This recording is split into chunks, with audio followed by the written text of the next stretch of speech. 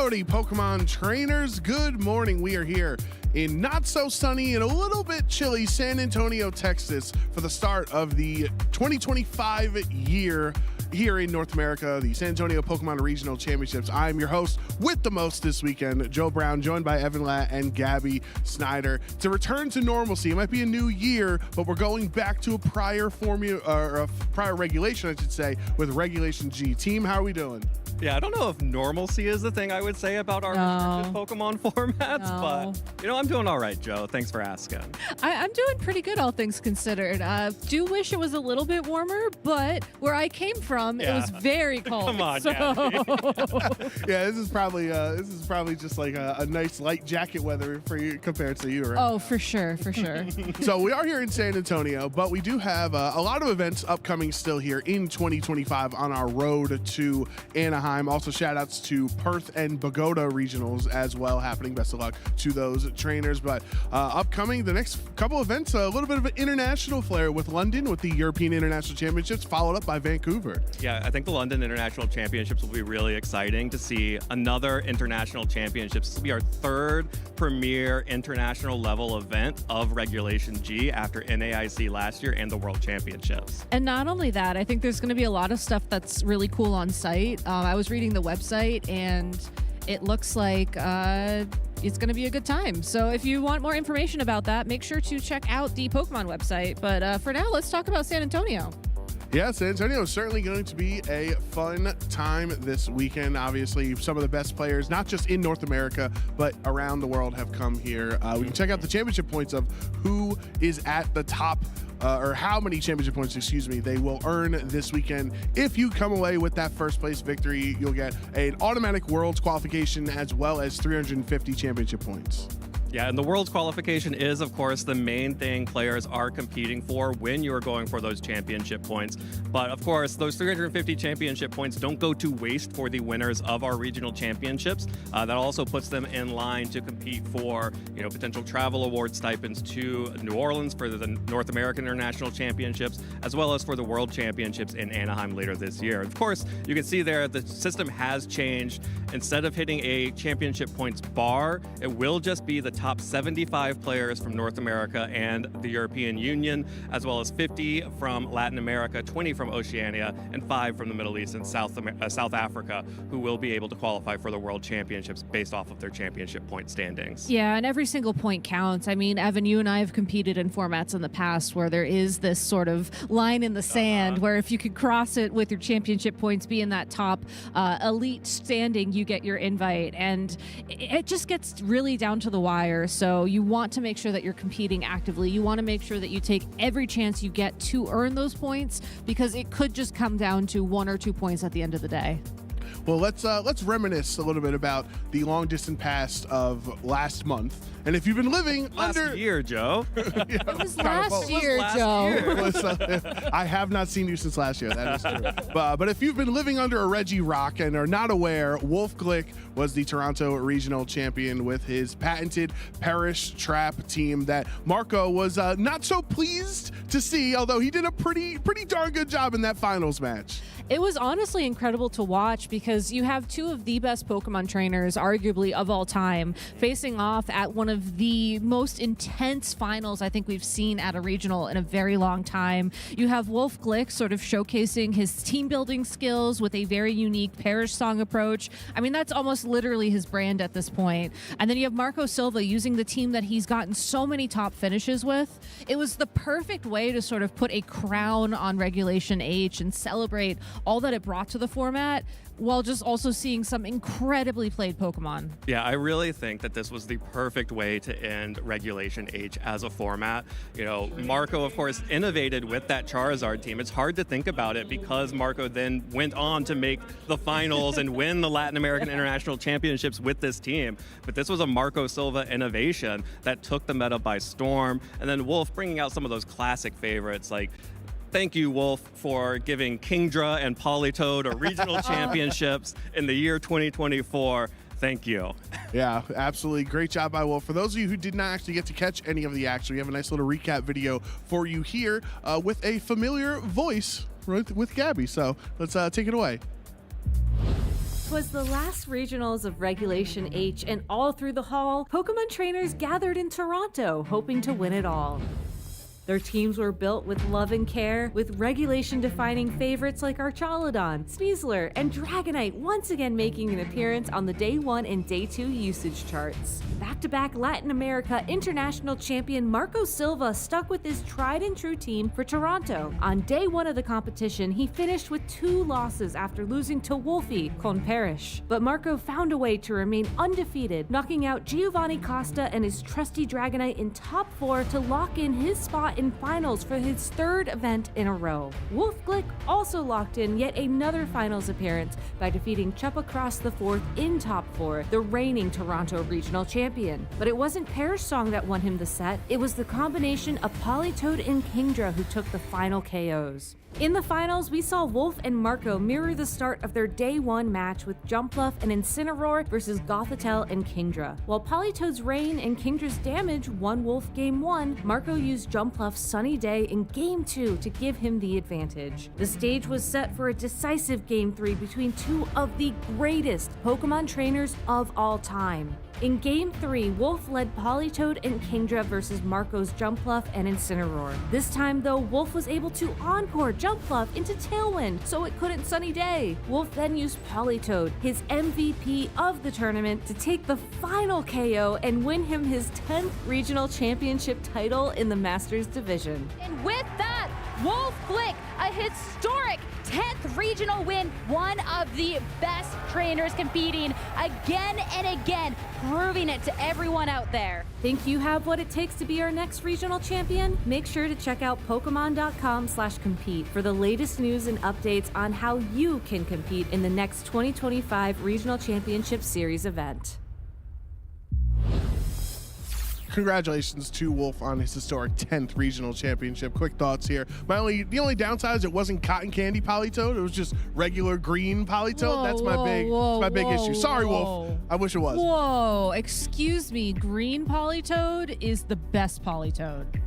Especially when it's Terra Grass. I will stand on this hill. That is thematic. If you're going to go Terra Grass, I guess, yeah, you would need to be Terra Fairy or something to use the cotton candy Politoed. But yeah, congratulations to Wolf. That is Regulation H. We're going to move back to Regulation G, where last weekend we had the Birmingham Regional Championships out in EU. Congratulations to William Basilino with their victory. This Miraidon core with, Iron Hands and Ogerpon Hearthflame, Whimsicott, because it's already a super fast Pokemon. You might as well have Prankster Tailwind on the Miraidon team to go even faster. Well, I mean, this is the team that won Worlds, and the fact that it was able to then subsequently, with a little bit of a hiatus in the middle, win a regional championship is huge. And I want to call out something that William posted on social media before he started competing. He was unsure what team to use. He was like, I'm just going to use this team. It won Worlds. Surely it'll be good enough. And I don't know. I think it was good enough, all things considered. Yeah, it's a pretty good team. The team works, and that's just how it is. But I think coming out of Birmingham,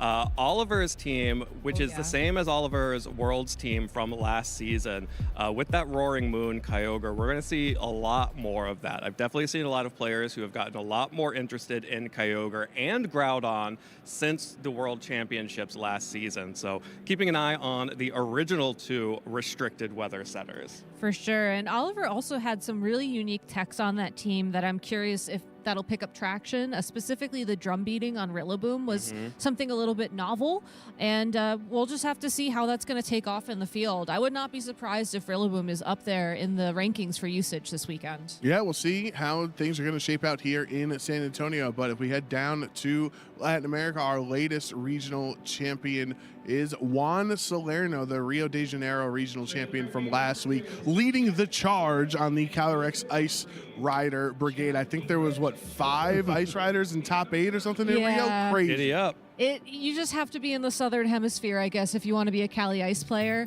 All things considered, though, it's a really cool team. You have the Assault Vest on that Raging Bolt, so it's a little bit bulkier, but instead of running something like Snarl, which we saw a lot at the World Championships, it had Electroweb, Volt Switch, and Thunderclap. So you were able to pivot around a little bit easier. You were able to use that Landorus and the Urshifu, 2 faster Pokemon, to deal some big damage, and then have Trick Room at the end to clean everything up. So I think it's a very unique take on Calyrex Ice Rider, and I wouldn't be surprised if we see more people try out this archetype this weekend.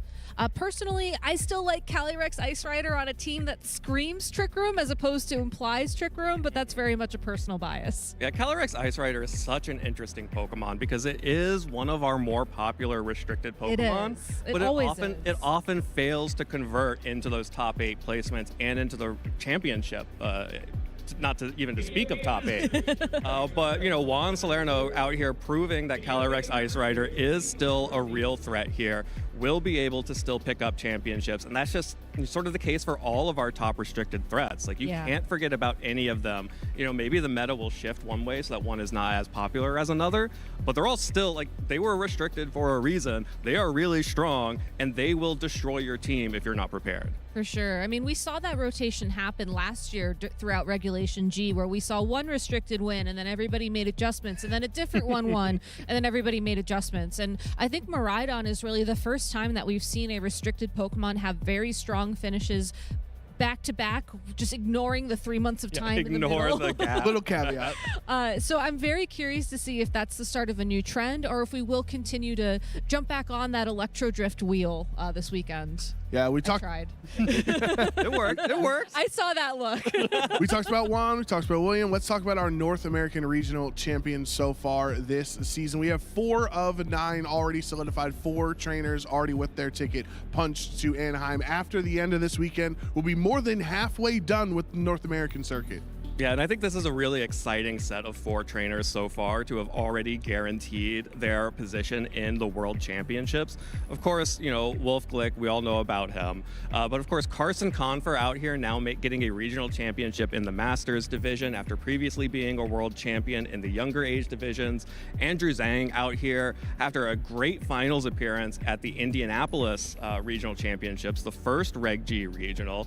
Finally won the championship in Louisville, and I'm really excited to see how Andrew as a player is able to develop, especially as he continues to compete in regional championships, internationals, and at Worlds. I think it's going to be such a fascinating player to watch over the course of this season. And of course, this all started with Nick Morales, with those Mousehold, with that Rain team using the Pop Bomb to pick up all 10 hits, pick up those big KOs. Nick showed that he was willing to take some of those more established archetypes. Rain was very much seen as the way to win in Regulation H at the start, but the version that Nick ran was not the same version that everyone else was talking about. So I'm going to be really excited to see what Nick is able to bring to the World Championships later on this season.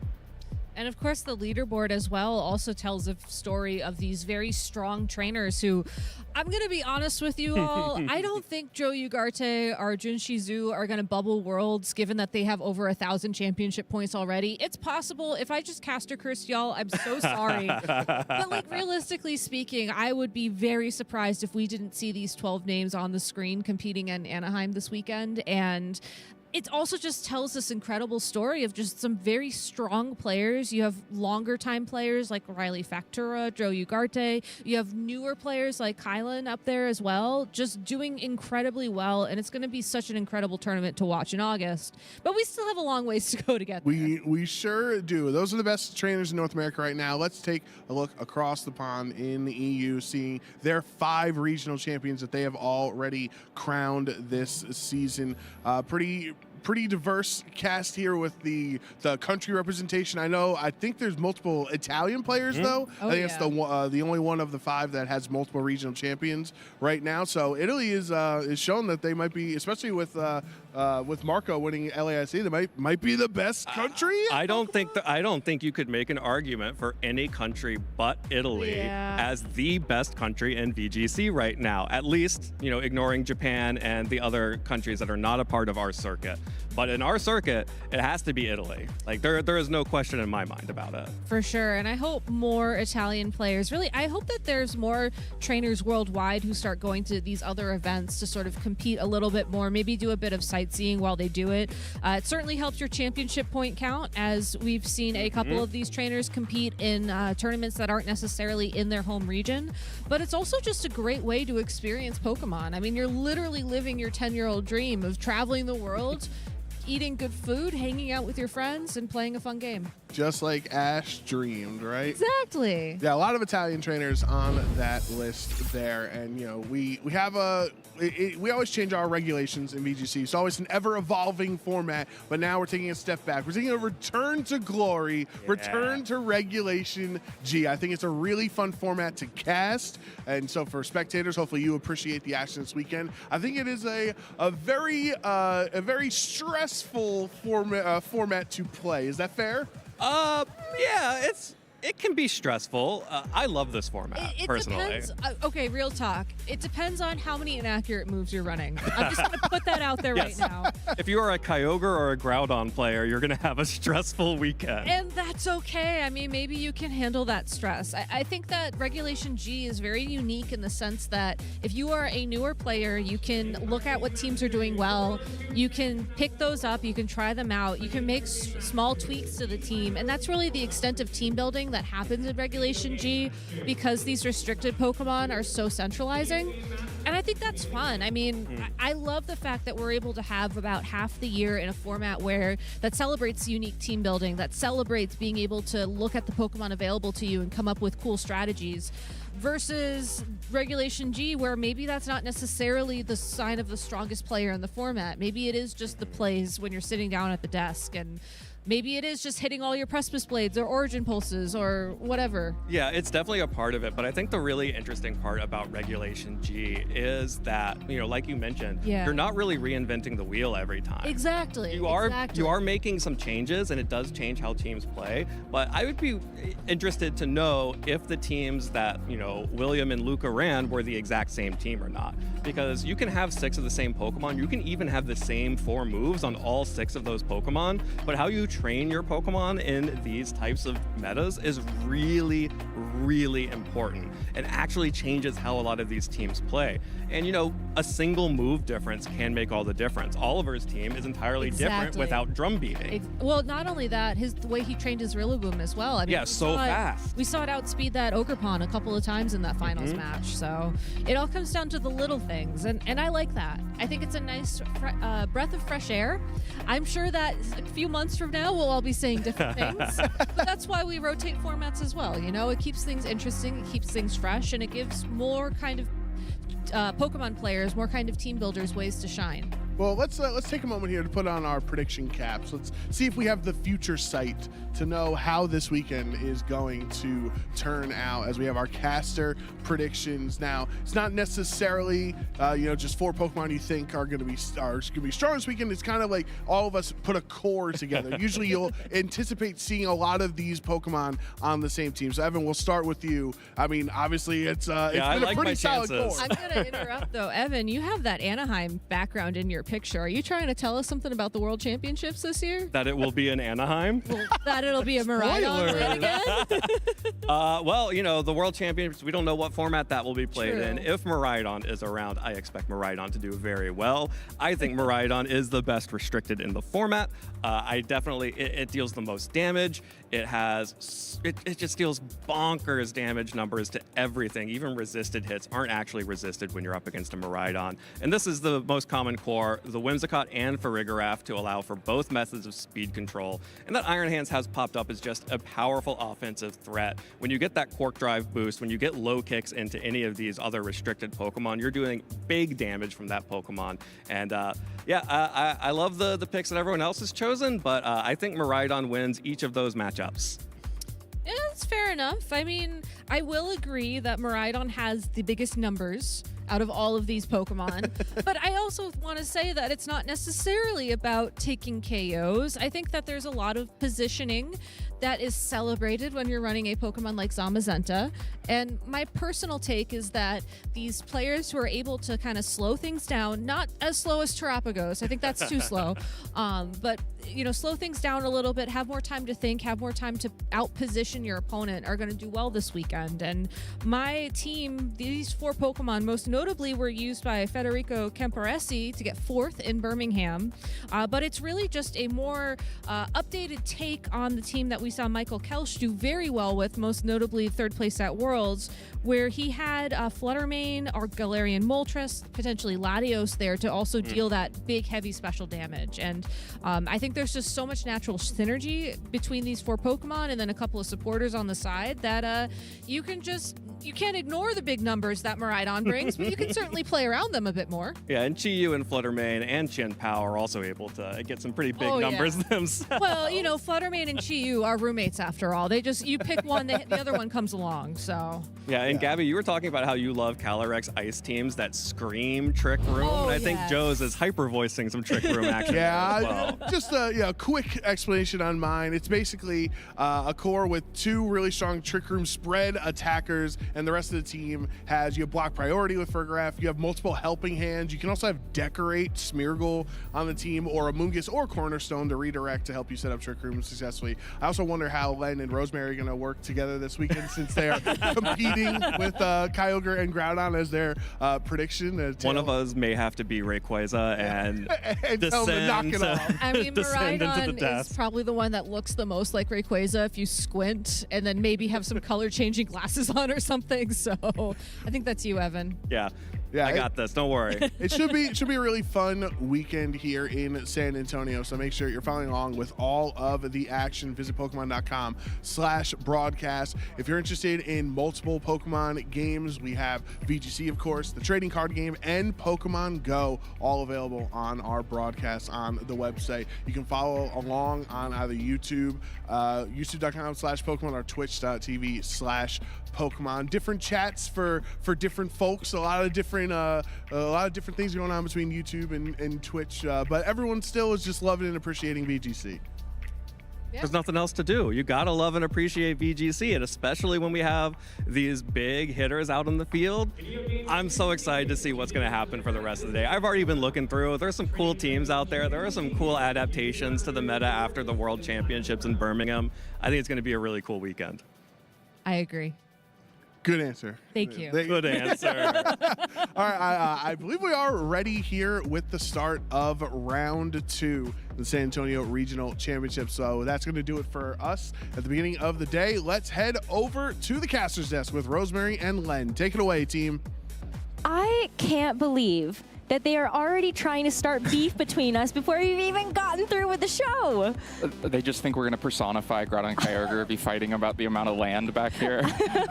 Or something like that. But anyway, we're so excited to be here. I'm Rosemary, this is Len, and we are here to be able to take you through our very first Swiss round we're broadcasting today. And I'm kind of excited to be back, actually. I feel like Regulation G still had a little bit of unexplored potential, and we're already seeing that here across the field of competition. Yeah, and every season, the post-Worlds format, you get a last bit of invention, people kind of reacting to what won Worlds. It's a little bit delayed this time. We had to go a few months of really cool Reg H teams, but now people have a chance to react to maybe, do they just want another run back for their Worlds team? Do they want to try one more change, try to beat the metagame?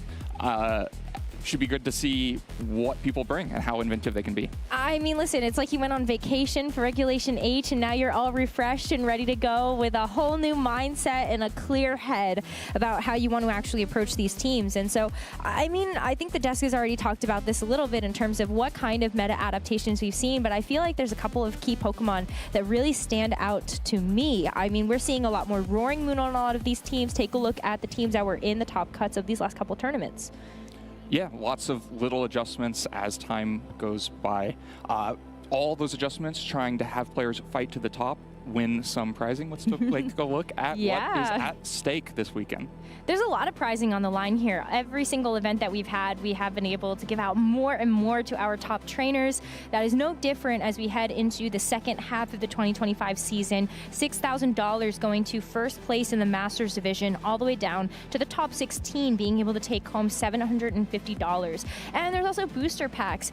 Who's been trying to get their hands on the new TCG sets, you know? Now you can just be a good Pokemon player and win them yourself. I feel like Pokemon Pocket has everybody wanting to open just a few more packs. You can come here and win them. That's a good way to get them. That's definitely a good way. Although, I don't know, something hits a little different about getting the physical card pack opening than the virtual one. Feels a little bit better. Maybe a little bit better when you actually see the shiny cardboard in your hand. But we are also going to have to take a look at our players to watch because, of course, while these prizes are exciting, these players are even more so. Rajan Ball, Montana Mott, and Justin Knox, all of them very deserving of being on this page. Yeah, all of them had great success in Regulation G previously. Rajan was kind of one of the players who pushed Miraidon to the forefront. Montana was the champion of the Calyrex Shadow, and then Justin kind of represents where Calyrex Shadow went after that. Yeah, the world's run from Justin Knox was amazing to be able to watch, and so all eyes on these three trainers as we see what potential restricteds they've locked into this weekend and also just how far they can take them. But let's take a look at our top 8 restricted Pokemon heading into day 1 of our competition at the San Antonio Regional Championships. I feel like there isn't really a whole lot of surprise on this graphic, seeing Miraidon in that first spot, but maybe a bit more surprising is that there's not too much variance in between these top 6 restricted Pokemon. Yeah, it feels like the field is narrowing down a little bit. Kyogre is starting to almost catch up with Calyrex Shadow. No big surprises in positioning here, but Terapagos also fairly low at just 8.5%. Definitely more Kyogre and Groudon than we've seen in previous Regulation G tournaments. I think Miraidon as well seems to be creeping up there a little bit, and so maybe everybody just so excited to try out the new Pokemon that are not necessarily in that top 4 of this graphic. Yeah, together, Miraidon and Groudon represent the exact same usage as Calyrex Shadow. About 11% of teams with Sun out there leaning on those photosynthesis Pokemon. It should be a common storyline throughout the day. But when we take a look at Kyogre and Terapagos, the kind of main strategy of both of these restricteds is to rely on something like a Calm Mind setup and make sure that the Kyogre and the Terapagos can stick around long enough to get that setup going and then also be able to hit really hard with those special attacks. Right, they're two slightly different flavors of Calm Mind setup, right? The Kyogre is maybe a little bit less reliant on it. It's easier to go out on the immediate offense with rain-boosted Origin pulses, but you can play it the same way with support around it, whereas the Terapagos often leans very heavily into the Calm Mind. You're not really trying to do damage until you get 1 or 2 of those boosts. It's a little hard to actually use the damage. You can feel the difference when you have a boost versus when you don't. Some of these Pokemon that don't need those boosts, though, I mean, this is why we see the power at the top of this restricted list. Miraidon has a lot of multipliers that it gets naturally from being able to have the terrain as well as a held item that it can hold. But then you also take a look at Ice Rider and Shadow Rider Calyrex, and their power comes from being able to have these 100% accurate spread moves. That is not always the case on these bottom 4 Pokemon. Right, that top row of Pokemon all have moves that really help them out, whether it's Electro Drift threatening to one-hit KO just about everything in the format, or that, like you mentioned, the 200% accurate spread moves, and even just Body Press on Zamazenta is one of the most stable sources of damage in this format. Hits, unless you're a Ghost type, hits everything fairly hard. It's very difficult to mitigate the incoming damage. Whereas Miraidon can have the terrain swapped out from underneath it, or could have light screen set up there. You're not intimidating Zamazenta, it's just going to keep putting out those body presses and doing solid damage. But you can also see that each of these restricted Pokemon, while they have their strengths, do have their weaknesses. So even when you take a look at the 8 that are represented in this graphic, there's kind of a bit of a rock, paper, scissors happening. I know it's much deeper than that and more complicated than just putting it into those simple terms, but you see Groudon has a great type matchup into a Pokemon like Miraidon, or you see the weather war that can happen between Groudon, Koraidon, and Kyogre. Right, these Pokemon all have clear weaknesses and clear weaknesses to other restricted Pokemon that are popular. And that's why the team building is so much about all the rest of those Pokemon, all the rest of the teammates, the allies that are there to try to support and kind of backstop the main decision you've made with what restricted Pokemon to use. And it's those supporting Pokemon that can really shift matchups. Some that might look really bad on paper, for instance, for Zamazenta into the Miraidon might look really bad on paper, but when you look at the supporting crew next to it, for instance, a Chien Pao often with Zamazenta can flip that relationship and turn matchups the other way. So let's take a look at what those non-restricted Pokemon are and what usage looks like there. Well, let's see how much the meta has really changed. I mean, we've already had a taste of what can happen in the 2025 Regulation G tournaments with Birmingham and, of course, the Rio de Janeiro Regional Championships. But Rapid Strike Urshifu still at the top, and Incineroar, Rillaboom, those are 2 Pokemon that we've kind of always expected to see here. Right. You can think back to Regulation F, kind of the Pokemon that were at the top when we just had these not the restricted Pokemon. It looks like pretty similar usage to that. That whole top row are just very stable, helpful Pokemon. Whereas the second row starts to show some of the ones that are more specific to certain team compositions and to supporting certain restricted Pokemon, like the Iron Hands that's almost always with Miraidon and benefiting from that Quark Drive. And then there's a whole array of Pokemon that can't make the top 12 because they're too specific to the restricted Pokemon they're used with. For instance, the Photosynthesis Pokemon that are only used with one of those Sunsetters.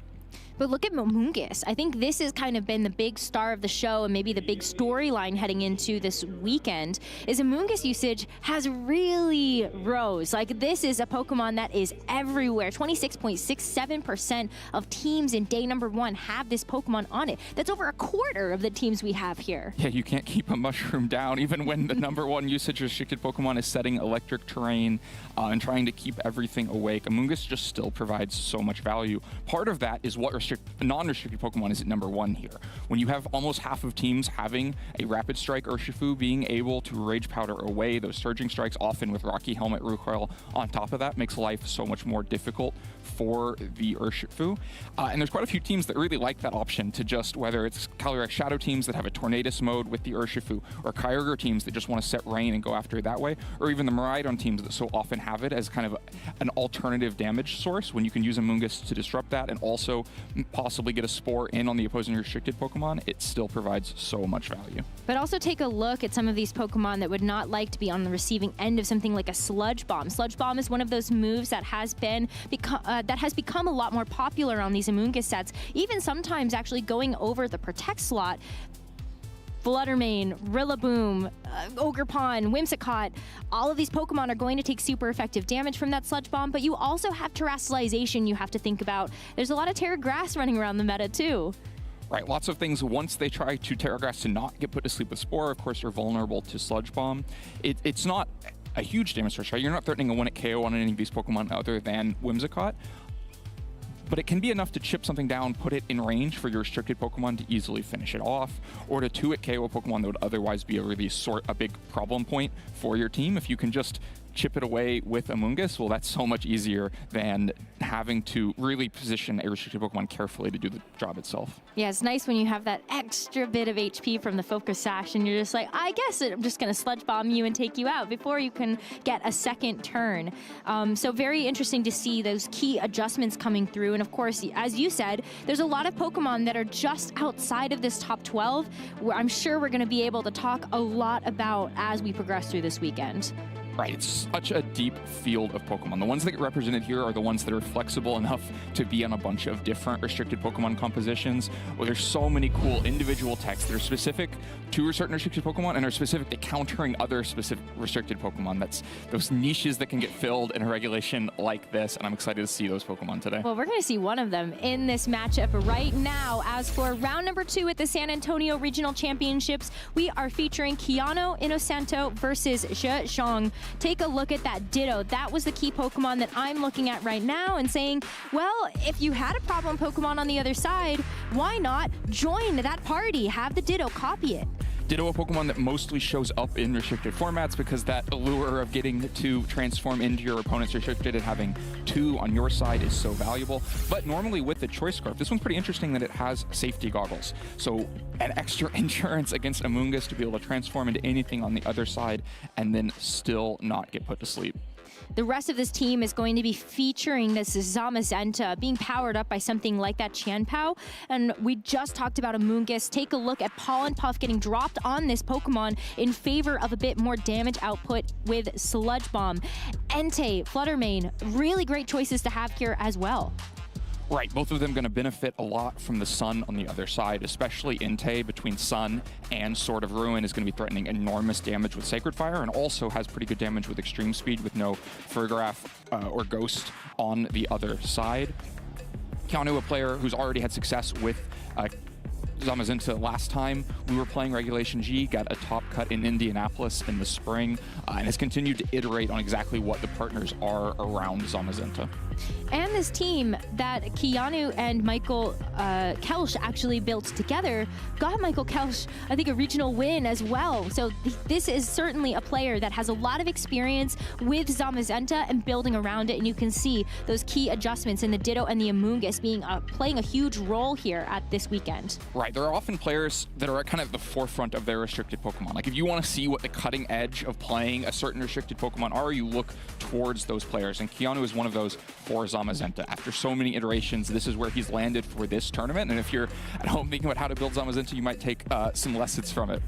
On the other side, though, we've got Shizhong, who is just an incredible player. Like, this is a guy that could take almost any team that you hand him, and he just wants to use what is considered one of the best teams in the meta. And this is one of the newer teams that we've seen start to crop up. We've seen it in online tournaments from another Chinese player that was able to bring together this Groudon team featuring 2 Photosynthesis Pokemon in Gouging Fire and Raging Bolt, but also with these key pieces in the Qianpao, Volcarona, and we'll talk about the Iron Valiant in a second, but this is kind of the core 5 that this Chinese Sun team is talking about. Right, it's an interesting innovation to have the Assault Vest Groudon trying to lean on the special bulk against so many of the special checked and restricted Pokemon, while saying the only real Intimidate threat in the format is Incineroar, and you don't really want it on the field against Groudon anyway, so you can get away with not having a Clear Amulet there, instead having it on Gouging Fire, which means those Howls are more likely to stick on Gouging Fire, and it can threaten a ton of damage with Flare Blitz. Of course, several of these attackers are big problems for Zamazenta, may force the Terastallization to be consistently on Zamazenta when you have ground weakness, fire weakness, and multiple sun-boosted attackers out there, but then Qianpao can also go after Zamazenta with Icicle Crash. That said, it is a lot of physical attackers. Raging Bolt probably has a place to play as well, just to get some mixed damage against Zamazenta that has the defense boost. And then Volcarona going to be a pretty important support Pokemon here. You can Rage Powder away the body presses. We can be threatening Burn and Rocky Helmet Chip, both very valuable against Zamazenta, so we're going to be expecting Volcarona to be a consistent factor in this match. And then I take a look at the Iron Valiant, and maybe not a Pokemon we expect to actually come to this matchup, but it's got some really key tech moves on it, like the Encore, the coaching, the Wide Guard, such a valuable move in this meta right now. Maybe as an adjustment, we get a chance to see this. Right, could be an adjustment to a specific thing. It feels like a Pokemon that's meant to counter certain restricteds. You can imagine getting a Spirit Break onto Miraidon, using its own Electric Train against it, or getting Wide Guard against things like Kyogre and Terapagos that lean so heavily on their spread attacks, or just the Encore that can be disruptive against those restricted Pokemon that require setup first, like the Terapagos. Maybe against the Zamazenta that's just going out with big single targeting body presses, a little bit less valuable, but still helpful against the support Pokemon. So when we take a look at how these two teams match up against each other, it's not just about how this Groudon and the Zamazenta are actually going to match up. It's all about the rest of these surrounding pieces, really keeping our eyes on the Sun setup from the Groudon and how it's going to affect both Zhe's and Keanu's team when it comes to how to utilize that Sun. Right, we have the Entei from the past, the Entei from the present, both going to benefit a lot from the Sun. No Flutter Mane, kind of unusual with a Sun team, no Flutter Mane from Zhe, but we have it on the other side. It could benefit a lot from getting Photosynthesis set up. Well, the Enteis are staring at each other right now.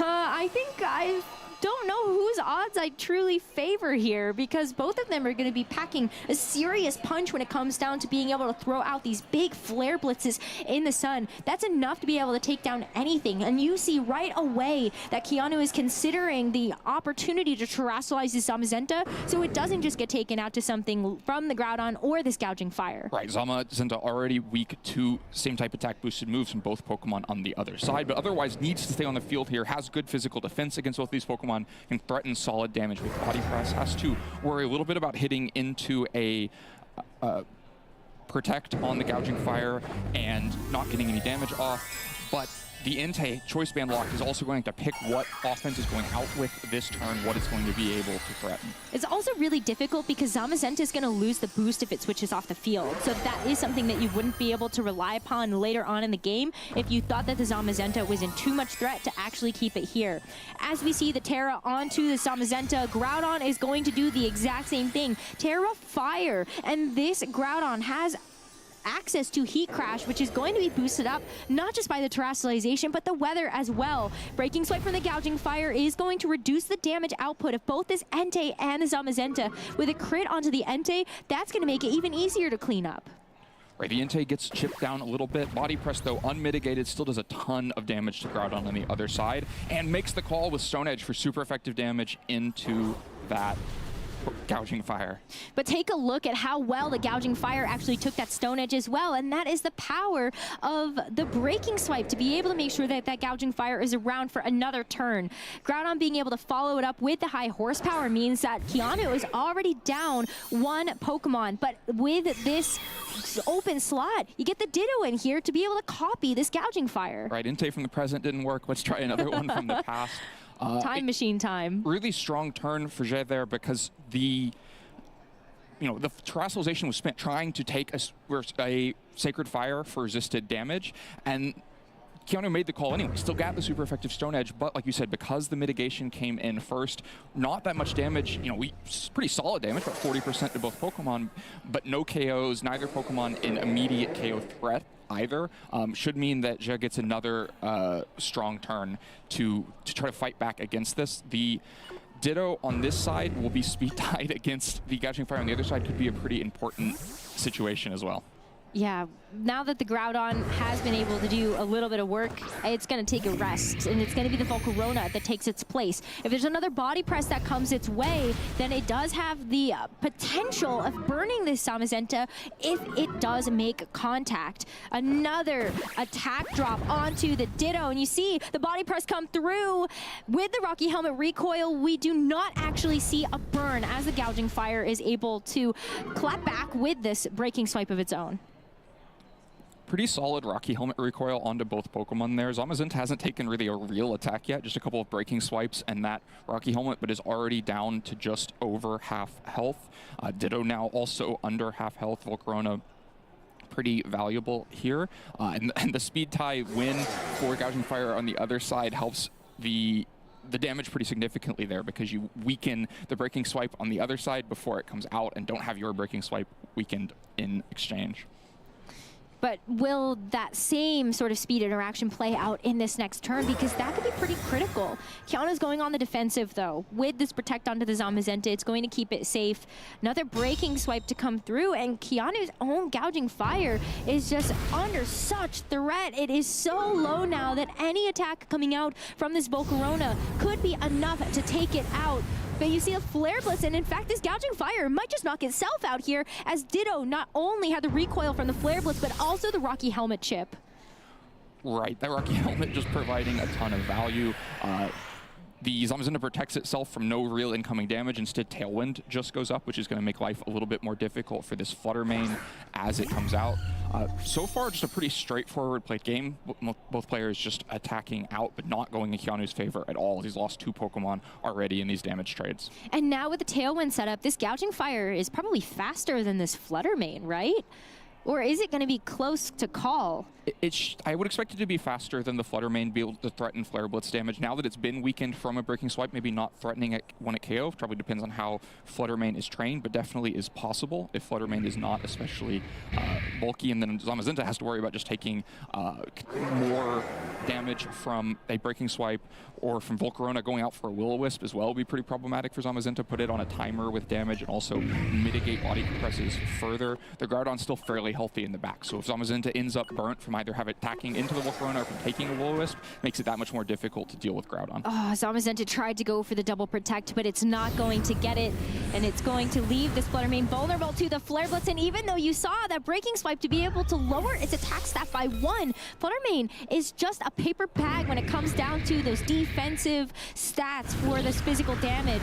And with the Heat Wave now coming through, this is another chance to get the burn, and Zamazenta does under that threat. Yeah, nothing going right for Keanu there. Clear Amulet for the Gouging Fire does make sure that Flare Blitz is still full power. Gets the one KO. Thank you, Len. There, and yeah, ultimately writing on the wall here, Zamazenta just didn't get enough done, ends up burnt and low health. It can still all 4 Pokemon on the other side. Zhe just had a great handle on this match, and just knowing when to sort of bring in the right Pokemon. Even though you actually got this Groudon off of the field, you knew that maybe there was going to be another turn of Tailwind for it to come in and actually be able to finish up the job. Keanu, though, where do you go from here? Because this was such a commanding lead by Zhe, as you see the damage start to snowball turn after turn. Right, I think it's definitely an uphill battle. The Volcarona is so valuable, can have such a huge impact on this match between Tailwind and Will-O-Wisp, the threat of Heat Wave into Zamazenta before it terastallizes, and just the bulk, right? You saw it take a couple of attacks here with the resisted body press. It's going to be such a problem. But also, Zhe's matchup is good enough that it doesn't have to immediately lean on it. The Volcarona coming out in kind of the midpoint of that game made it even more impactful than if it had been led and had to deal with a Stone Edge early. Because that's the power of Groudon. You try to do as much spread damage as possible, or try to get these Pokemon as low as possible, and then you have things in the back, like even potentially the Qianpao. Go for something like the Sucker Punch. You have these increased priority attacks from something like the Raging Bolt as well, with something like Thunderclap. It's if you get anything low enough, either of those moves can do the job, or I guess the Rocky Helmet damage from the Volcarona. It's significant damage, right? In a team that's meant to be so bulky with some of these Pokemon. I think Keanu's going to have to find a way to deal with the Gouging Fire more quickly, not letting it get off so many Breaking Swipes and then still a massive Flare Blitz, right? There's not an easy way to accomplish that. Flutter Mane can come out and be faster initially if the Tailwind isn't up, but it's a more speed-focused Flutter Mane with Icy Wind. It's not going to be able to just threaten a KO back on this Gouging Fire, so you can Icy Wind it down so that, you know, another Pokemon can come after it. But we saw the Stone Edge damage, even if you take away the basic Intimidate from the Breaking Swipe, probably still not getting a KO onto Gouging Fire. And so you're also then putting so many resources into it. So just trying to disrupt that early pressure of Gouging Fire without giving up too much feels like it's going to be a very difficult task, but probably what Keanu has to be thinking about right now. Yeah, I mean, I wonder even if you think about leading the Ditto, trying to get the Gouging Fire on the right side, but that's so risky because you never know which side of the field it is going to be on. And in fact, for Zhe, you don't even see the Gouging Fire in the lead. It's going to be this Iron Valiant next to this Groudon, and an adjustment from Keanu as well. The Amoonguss now making an appearance in this match for Game 2. I think Amoonguss is good to have here. The idea with Iron Valiant and Groudon, you have to imagine, would be to get a coaching boost on to the Groudon, try to get a defense up so you take less damage from those body presses. But Amoonguss is a great way to deal with that because you can use like something like a combination of both a Water Terastallization and a Wide Guard to really keep Amoonguss safe, to go for a Spore into the Assault Vest Groudon that cannot protect itself, can't do anything to stop a Spore coming into that slot. Of course, even if that happens, you have to deal with Groudon at some point. If you're spending your attacks just getting a Spore off, Groudon sleeps for a turn and then is still getting coaching boosts likely, so it's just a delay of the problem. But I think Amoonguss stymies this problem a little bit better than, say, the Entei would have in the same position. I agree with you. So an early terastallization commit onto the Groudon to kick things off. So Terra Fire, what an interesting decision to make here. Just because you have access to Heat Crash, it's actually still going to do a lot of damage, even if this Amoonguss does Terra.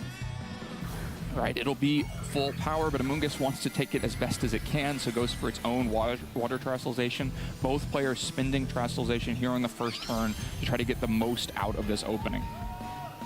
Okay, so coaching from the Iron Valiant is going to increase the attack and the defense of this Groudon.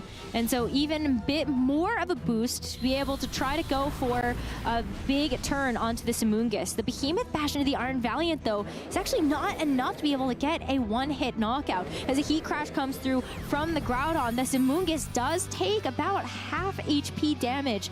You see a little bit of that Rocky Helmet recoil in return, but the biggest key piece of this turn is that Groudon got some damage out before it fell asleep. Got some damage out, but I think that, you know, both players probably breathing a little bit of a sigh of relief there. Keanu doesn't go for Wide Guard. Could have just been a massive Precipice Blades that might have KO'd both of those Pokemon. At least would have done a ton to Amoonguss and to Zamazenta. Meanwhile, the Iron Valiant on the other side you can see how minimal the damage when you're actually having to use Zamazenta's physical attack is. The Behemoth Bash doesn't even pick up that KO. It means there's a threat for another coaching on this turn. But the key thing, the main thing, Groudon is asleep, going to have to spend a turn or two napping while Keanu has time to react, time to copy that boost with Ditto coming in to get the imposter. So that's a really big turn here for Keanu, because you got what you wanted out of that first turn, and now maybe you're able to reap the benefits of that reward. Another coaching boost, and so this Groudon is just going to at least have the defensive capabilities to potentially survive, but what it lacks now is the resistance to something from a ground type attack coming through from Keanu's own Ditto on the next turn. Right, the Terastallization already being spent on the Groudon on the other side means that Precipice Blades is super effective for Keanu against that Groudon. Keanu also just eliminated Wide Guard from the other side, where Keanu still has his own Wide Guard available. So between the two Groudons could be quite a bit in Keanu's favor. Of course, the Ditto is going to have less health than the Groudon on the other side and is one boost behind, because it copied the first coaching as it switched in, but the second coaching happened after that, and so it only has one boost in each side. And then it continues to be the most important thing that happened on that turn one. The Groudon on the other side still asleep. Has gone through one turn, but could still sleep for two more.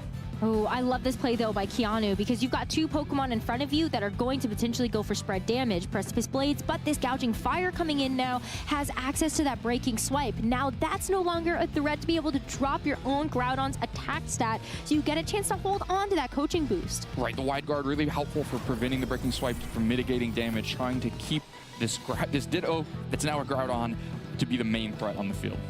So look at this, Breaking Swipe, not functional. Groudon has to try to wake up soon, or this Groudon on Keanu's side from the Ditto could just completely run them over. It's a turn one. Sleep, though, wakes up for the high horsepower, and take a look at how much damage it's able to do to the Ditto on the other side. But the Precipice Blades is huge, a one-hit knockout onto this Gouging Fire, and you bring this Groudon so low that the Zamazenta might be able to clean it up.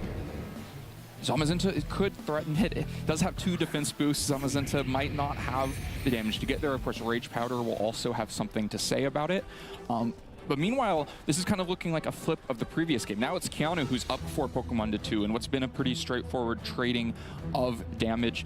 Keanu's gotten the better side of it, despite the one-turn sleep. That means Groudon got some damage off that previous turn. If Groudon had still slept through that turn, things would be looking pretty demonstrably in Keanu's favor. Now, though, if another Precipice Blades can come out from this Ditto, it will be a KO into Groudon, be enormous damage into Volcarona, could really blow this game open. The speed stats could be important here. If a Heat Wave can come in time, it would disrupt it. For now, Body Press doesn't get the KO. Okay, so you can see those two defensive Howl boosts playing a huge role here. Zamazenta is going to avoid the attack, but we know the Precipice damage from last turn is plenty to finally knock out this Ditto. And this Volcarona gets a chance to go for the Tailwind here. So now Groudon can actually outspeed this Zamazenta on Keanu's side. You get a chance to bring back in this Amoonguss, a little bit of recovery on it from Regenerator, but you still have to figure out how to deal with this Tailwind. Right, the Tailwind now means Groudon on the other side will be the fastest thing to move over Entei and Zamazenta. We learned a little bit about the speeds there. Volcarona slower than Groudon meant it couldn't have tried to outspeed the Groudon on Keanu's side and pick up that KO. Meanwhile, Keanu thought the damage was there. Like you mentioned, thought maybe Body Press was enough to get there and misses it. Could have still Wide Guarded on that turn, prevented Precipice Blades damage and enabled his own Precipice Blades. But between the Groudon on the other side moving first and Zamazenta not being able to pick up the KO, that hugely threatening Groudon on Keanu's side. The Ditto now turned Groudon is gone off the field, and things are starting to swing back. Within Tailwind, it may not matter how low the health of the Groudon is, it can still be threatening big damage. Of course, Wide Guard can force you to attack into Amoonguss. Amoonguss has the Rocky Helmet. You can just chip down the Groudon that way. There are a lot of mind games. The Volcarona also only has spread damage, so the Wide Guard prevents that. Of course, while you're Wide Guarding, you could just end up burnt. Maybe very hard to close this game if Zamazenta ends up burnt. And so, for now, Zamazenta just going to protect itself, see what Amoonguss can get done on its own. Yeah, no Wide Guard on this turn, but the Rage Powder means that you are going to, or had the opportunity to actually draw away an attack from the Zamazenta, but Amoonguss is still Amoonguss, right? So you're actually going to see the Spore go into the Volcarona, because I forgot now, it's not a Grass type anymore. and not a grass type, doesn't have safety goggles, is just going to fall asleep. And a pretty strong turn for Keanu. Kind of threads the needle there, doesn't wide guard. Jay tries to call out the wide guard and get a high horsepower into the Zamazenta slot, and Sid just hits into protect. And so Amoonguss goes through the turn totally unscathed, gets a spore onto Volcarona. Kind of all the mini options that were available that turn, Keanu finds the one that probably creates the most value with what Jay did. But of course, there's still Tailwind up, the Groudon can still move first, can still threaten big damage into both of these Pokemon. But now Wide Guard easier to go for when you don't have to worry about Will-O-Wisp on the other side. And now this Groudon has a choice to make, but it went for the Precipice Blades. So neither a Pokemon going to get attacked this turn, leaving the Amoonguss free to do whatever it wants. With this Volcarona asleep, you've bought yourself a very valuable time, as it is going to take its mandatory turn of sleep, but you see the Amoonguss follow up onto this Groudon with the Sludge Bomb. That critical hit did not matter. This Groudon was going to be out of here no matter what. Once again, Keanu threads the needle there. Could have tried to attack with Zamazenta and ended up taking a Precipice Blades. And meanwhile, Jay probably didn't really want to Thunder Punch the Amoonguss and just go down to Rocky Helmet, but ends up kind of accomplishing nothing with Groudon over those last two turns. Spins one attacking into Protect and another attacking into Wide Guard, and now just has a sleeping Volcarona. This game is all but over with Entei still in the back to fight against the Volcarona. These two Pokemon might have a little bit of difficulty with it. Entei never would, and Volcarona has to sleep until then. Yeah, even the body press going through. I mean, I think if you get burned at this point, it doesn't matter because you're just stalling out the inevitable. The burn does come through from the flame body, but take a look at how long it would take for this Rocky Helmet to actually start to stack up on either of these Pokemon. As with this body press and the Sludge Bomb, the Volcarona is already at below half HP. Right, and ultimately just can't not do damage to the Entei. This writing is on the wall. Jay knows it, wants to move us into Game 3. So two fairly different games. Both of them played in a pretty damage trading, straightforward way, right? A lot of these physical attackers sent out there just swinging back and forth into each other, and both times one player got the very clear advantage out of it. I think that game was actually a lot closer than it looked because Keanu managed to navigate those couple of turns perfectly. If things go a little bit differently and Groudon's getting a lot more damage out at +2 and in Tailwind, then Keanu might look pretty far behind. So it's maybe doesn't force Jaya to abandon the game plan from that game, but probably has to be weary of the Amoonguss and the threat of Spore into Groudon. Because you have to go back and remember that Groudon did get a one-turn sleep. That game could have gone much worse for Jaya at the beginning of it had Groudon slept for a couple more turns. Right, and even at the very beginning, she actually kind of had a missed opportunity. Hard to see in the moment, but imagine if you went for Precipice Blades on that turn 1 instead of going for single target damage into the Amoonguss. That looks very different as well, to be able to make sure that you've got great spread damage down onto both Pokemon with that coaching boost. Right, that's constant mind games of Wide Guard, right? Both players missing pretty good opportunities. Keanu also didn't block a Precipice Blades with Wide Guard at a turn he could. It's just going to happen back and forth. It adds a lot of variance to the game to have both of those Pokemon up against each other because inevitably one of the players is going to get it wrong in a really crucial way. But it's so interesting because in this second game, Keanu did something very different with the Zamazenta. Oftentimes when we take a look at the restricted, we look at it being sort of the powerhouse of the damage output, but Keanu was able to use it in such a smart way as the supportive options were the best thing to lean on in the moment, and he really showcased why. Right, the Wide Guard is so valuable against the Groudon because otherwise Precipice Blades is going to run you over so fast with a Tailwind and with attack boost. But Zamazenta also did kind of what it's good at damage-wise in this format, which is consistent damage trading while being bulky on the field, right? It still eliminated Iron Valiant over 2 turns, Gap Body Press into the Groudon to make sure that Amoonguss could finish it off with Sludge Bomb. Just kind of slow and steady damage while being tricky to get off the field. Game 3 is going to be the deciding game between Keanu and Jia to see who will maintain their undefeated record heading into the 3rd round of Swiss of the day.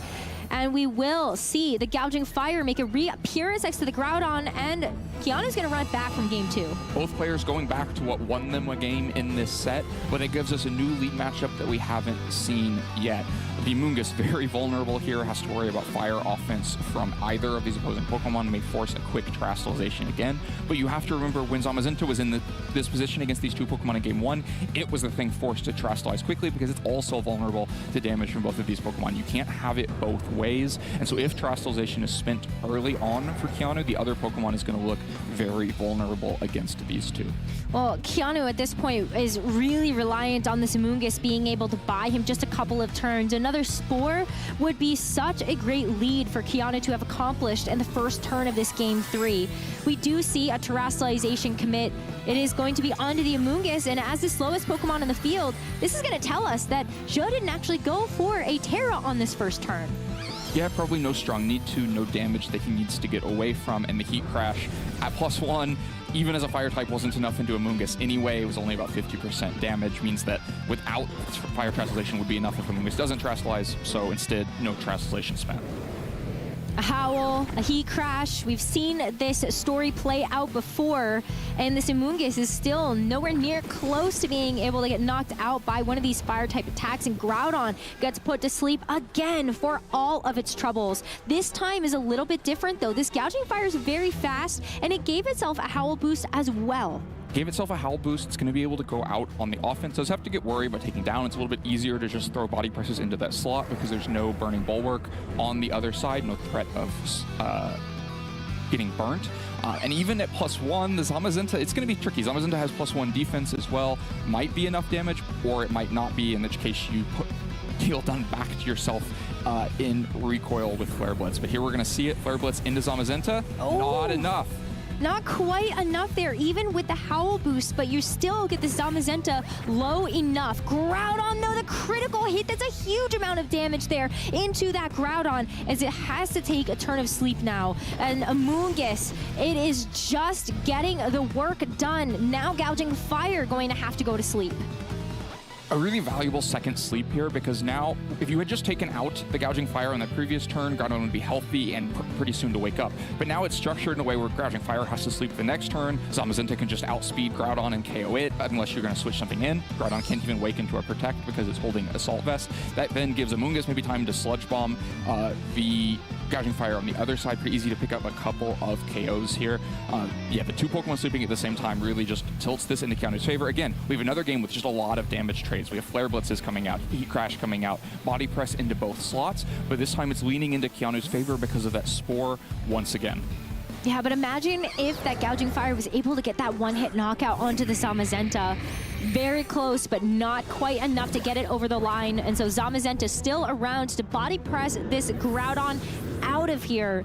A one knockout now for Keanu as we take a look at Amoonguss trying to get another one, but it's the Volcarona that has switched in for that Gouging Fire's place. But that Gouging Fire is asleep and at such low HP in the back now. Right, Gouging Fire maybe just kind of useless in this game now. His solo health has not even spent a turn of sleep yet, so the first turn it comes back in, it's going to have to skip. Jay may be hoping to catch the Zamazenta attacking into that slot and just get a KO with Rocky Helmet back onto Zamazenta, but no such luck. Means that really the only two potent Pokemon left in this game for him are the Qianpao and the Volcarona. It's going to be an uphill battle, but definitely doable. The Volcarona is so good into the Zamazenta, can just try to get a KO with Rocky Helmet at some point, can try to Heat Wave to get the damage, but Amoonguss still looking pretty good here. Water is the Terastallization you'd want against these two Pokemon as well. It just means that Water Terastallization is such high return on value for Keanu. Pretty easy to see another Spore coming out unless Jay spends a ton of resources like Crunch plus Heat Wave to make it not happen. Zamazenta, though, now going to leave the field, and so this Amoonguss may be going to be a bit more vulnerable, but as the Ditto takes this Zamazenta's place, it is going to copy this Volcarona. I kind of love this because now you have this option here for the Qianpao to potentially burn itself on the Volcarona, or you've got Will-O-Wisp for the next turn. Qianpao, though, now going to see this Terastallization, the Stellar Terra, boosting up the first move of a type here for this Qianpao. right? Has to get the most damage out while Volcarona just supports with Rage Powder. Keanu also grabbing his own Rage Powder user for the next couple turns could be really important. Sacred Sword goes into this Amoonguss, but this Sword of Ruin is not enough to be able to get this Amoonguss low enough. And so Amoonguss hangs on for another Sport into this Volcarona. Now, under such a big threat, this Qianpao, how's it going to weave past this Ditto and Amoonguss? I mean, it's almost impossible at this point, right? It doesn't have the damage to just KO the Volcarona on the other side, most likely, and will get redirected by the Amoonguss Rage Powder as well to try to enable Volcarona offense. Meanwhile, 2 sleeping Pokemon for Jed just makes this feel like an insurmountable lead for Keanu. Yeah, and you don't even have to go for Rage Powder here. Ditto has the option to go for that Heat Wave. It's going to be super effective onto this Qianpao because Stellar does not take away your defensive typings, but protect to see if you can stall out maybe some of the Sun, get a little bit of that damage mitigated from the weather going away. Poor Volcarona, though, has to take this Heat Wave. And the Sludge Bomb as well. Still able to hang on, but you're still asleep. Still asleep now without Sun to boost that damage up either, or to give Gouging Fire Photosynthesis when it comes back out onto the field. Continues to just look very, very difficult for Jia. For now, the Qianpao is not comfortable on the field, is going to switch out for the Gouging Fire. It's too bad because that Qianpao with the Rocky Helmet as well broke its Focus Sash, so there isn't really a great way for you to be able to keep this Qianpao from taking something like a Heat Wave unless you are hoping for a miss. It's going to be another turn of sleep here for Shia's Volcarona. Not a chance to move. Gets knocked out, and Gouging Fire very close to following in its footsteps. Qianpao tried to leave the field, did not like fighting against these 2 Pokemon, didn't get much of a reprieve though, right back onto the field, up against them once again. Heat Wave continuing to be threatened, and still really not too much angle for taking out the Volcarona that was a Ditto on the other side. Again, Gouging Fire cannot wake this turn, has not spent its 1 mandatory turn of sleep, so we'll need to sleep through this turn. Makes it pretty easy to put a Sludge Bomb into that slot as long as something like a Heat Wave, and just kind of force Jia to give up 1 of the 2 KOs on this turn. And now you have another Pokemon in the back as well for Keanu that we haven't even seen. So not only do you have to get through this full health Volcarona that Keanu has from this Ditto copy, but you will still have another full health Pokemon in the back. See the Rage Powder, so the Icicle Crash from this Qianpao is going to get redirected into the Amoonguss. It's done its job though. It's put so many Pokemon to sleep. It's given Keanu a much easier path to victory and a cleaner game plan for this game number 3. And Volcarona just has 2 threats in front of it that it has to take out, and this Gouging Fire stays asleep for now. Ditto setting up the Tailwind means that you're really well postured for the end game of this game 3. Looks like it's going to give Entei a chance to just come in and mop things up under Tailwind. Zamazenta, of course, would be the fastest thing on the field even without the Tailwind over either of these Pokemon. Like you say, it's really the Amoonguss that swung both game 2 and then this game even more so. You wouldn't necessarily think it Amoonguss with so many fire types on the other side, but Water Terastallization, just such a high impact Terra for Keanu. Jia just didn't have a good way to deal the damage into it. This game we saw Stellar boosted Sacred Sword into Amoonguss along with the +1 attack Heat Crash, and it just still wasn't enough damage. Those 2 massive attacks, all of those resources put into trying to take on Amoonguss, and it just hung on, put 2 things to sleep, and swung the game fully into Keanu's favor. Just a little bit of a delay at the end of this game as we are waiting for the final couple of turns. The Sucker Punch into the Ditto. Look at that, too. Just isn't quite enough to be able to get this Volcarona down before the Volcarona is able to fire back another attack. We see this Entei finally get a chance to also do something in these games, as with that Choice Band, it locks itself into the Flare Blitz. Heat Wave doesn't miss. Qianpao on the receiving end of that, and Keanu Inosanto going to win your round 2 at the San Antonio Regional Championships to be 2-0 in competition today. A great comeback from losing game 1 when it looked like an uphill battle. Found the way back with the Amoonguss that just had so much impact. Really good adjustment and game plan for that game 2 and 3. It's so interesting as well because I feel like Keanu had a different approach to every single game. Approach number 1 didn't quite work out so well, leaning a little bit more on Zamazenta's offensive output to try to get the job done. Game number 2, you actually take a look at that Zamazenta filling a bit more of a supportive role. And then game number 3, you said, you know what, I'm going to put all my eggs into the Amoonguss basket. I know you got this, and ditto. Now you're going to also be a star in the show. Fantastic stuff, because I feel like Keanu had the threat of the Zamazenta and knew that's something that Joe was going to want to target down instead of the rest of the threats around it. Right. I think the lead in game 1 from Keanu felt like worrying about the Volcarona quite a bit, because the Volcarona could be so disruptive for Zamazenta and a few of Keanu's other partners like Jing Pao. And so leading the Entei is a great way to, well, I'll throw a Stone Edge at it. Like, you see a Pokemon that's a problem on the other side, and you want to get a big attack out there. But game 1 went so poorly in part because the Volcarona wasn't led. Entei was gone by the time Volcarona came in, and then Volcarona had exactly the impact that Keanu was worried about it having in game 1. Whereas then game 2 and game 3, Amoonguss just much more stable, because with the water terrestrialization, it was always going to get 1 or 2 spores off, and that, you know, in a match that feels like it's so much about damage trading, where both players are just kind of doing 50% chunks back to each other, those are the games where Spore can have the highest impact, because you force your opponent to skip a couple of those turns while you're getting to just swing out the damage as you want, try to clean things up before they wake up, and the way that Keanu did against Groudon in game 3, and Amoonguss suddenly looks like the best Pokemon on the planet. That's true. Well, I mean, there is a reason why it's on over 25% of the teams that we have here, and that's a great showcase of how you can really utilize that Amoonguss to help your team carve out that victory. I think something, though, when you take a look back at this set, maybe you ask yourself a couple of questions. Well, why not try to make a prediction? Why not go for Thunder Punch? Why not go for those Precipice Blades on that first turn? And then you have to think about the worst case outcome of those big reads and what that could have had as an impact on the game.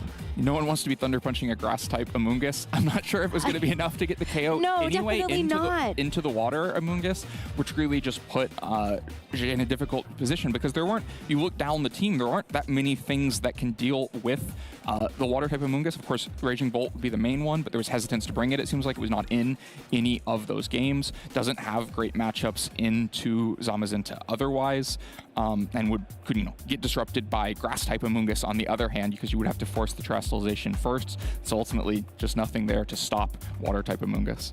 Yeah, it's so tough too because, yeah, no safety goggles, no Grass Terra. There's just not a lot. But a lot of the teams now, as you see the impact that Amoonguss has had in the meta, they need to have something. You even see that Keanu on a Ditto, where most often we see something like the Choice Scarf, decided the safety goggles is the better item to have on that Ditto. Yeah, as Amoonguss is on the upswing, I guess you need more preparation for it. A lot of players have their checklist of a Grass type of safety goggles. None of that here made it a lot easier for Amoonguss to have that impact. Well, Keanu has certainly been at the forefront of Zamazenta. Let's hear from him, though, how he's feeling after this second round. Thank you very much, Len and Rosemary. I'm here with Keanu, our round 2 winner. Congratulations on the win. That's a big win against Jay here in round 2. How are you feeling these first couple rounds? Pretty good. My prep was really well. I went really well. So hoping for the top cut at least, Definitely after the Worlds run from Reg G, I'm happy to come back to this regulation. I was really looking forward to it during Reg H, so yeah. Yeah, I mean, hey, it definitely helps to dream big here, right, this weekend. So it should be a fun weekend for sure. But let's talk about that matchup. You have some similar Pokemon. You have Entei. He's got the older version of Entei in Gouging Fire, right? You're both those fire types. When he sat down at the table, saw his team sheet, how did you know your team was going to interact, especially because you have the help of Ditto kind of being able to copy one of his Pokemon? Yeah, going into this match, it's really similar to a lot of the other Groudon players teams that have been going around lately. I was kind of scared of the Chien-Pao in the back, so it was kind of awkward if I wanted to bring Entei or Fluttermane at certain points. But the match, I kind of realized after game 1 nerves that he has nothing for Amoonguss, so I could just always Terra it, and it's always free to Terra it, so it was always a safe option. Yeah, well, you had a really big sleep advantage there because, as the casters noted, with the safety goggles Ditto compared to the more conventional Ditto Choice Scarf, if you can really say Ditto is conventional. But how did your training and team building process end up with you going for the safety goggles instead of Choice Scarf? Yeah, so a lot of Zamazenta teams are kind of awkward into Among Us in certain archetypes. I won't exactly say which ones, but but yeah, safety goggles Ditto has been coming up really handy, like in a lot of matchups during testing. So that was like my perfect 6-mon that I was looking for so long for. No, that's awesome. That's really cool. I think it helps solidify a lot of matchups, as you're saying, because Zamazenta is definitely one of those well-rounded Pokemon, right? I don't know if you feel the same way, but there's some other restricteds that they're fantastic because of their speed, or they're fantastic because of their bulk. But Zamazenta, it's just kind of really solid at everything, but not like the best at one specific area. So how do you handle matchups against certain restricted Pokemon that might be better in a particular area than Zamazenta? Yeah, so Zamazenta is just pretty neutral against a lot of restricted, so that's kind of what I look forward to into my teams. As long as I have a 50% chance, I'm in the match no matter what. So I really love Zamazenta. The fact that it just lets me play my game, just play the way I want to, 50-50s, I love taking those, so. I love to hear you taking the 50-50s. Now, I do wonder with this Groudon specifically that you face off against, because 6% of the players here in San Antonio are using Koraidon as their restricted, and 5.7, which is essentially 6%, are also using Groudon. So how does your team compare, and how do you prep for a Groudon team versus Koraidon? Is there a lot of overlap because of the photosynthesis Pokemon, or because of their typing and their attacks, it doesn't really feel like the same matchup? It's a tad bit different. I wouldn't say it's exactly the same. Obviously, with like the many different like Koraidon obviously could take out a Zamazenta immediately. So like in terms of one-on-one, it's a little more awkward with Koraidon, but the teams are pretty similar in a sense. So it's not like too different. It's a little bit, but yeah. Okay, and then last one for you before you head back out and recover, get ready for the start of round 3. Do you have any shout outs for any friends or family watching? Yeah, shout out Ian and Sean for getting my Pokemon. Shout out everyone in my Discord for helping me with prep. It means a lot to me, honestly. There's so many great friends I've made just playing Pokemon all this time, so.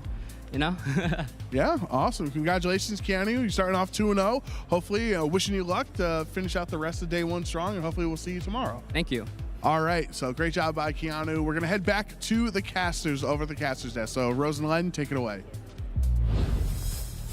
Thanks so much, Joe. Very exciting to hear from the mastermind himself about this Zamazenta team and how to have updated it for this second pass of Regulation G. Yeah, apparently Ditto, the 6th Pokemon he's been searching for. Definitely been in that position of you have a team, you like it, but you're like, I have one spot. What goes here?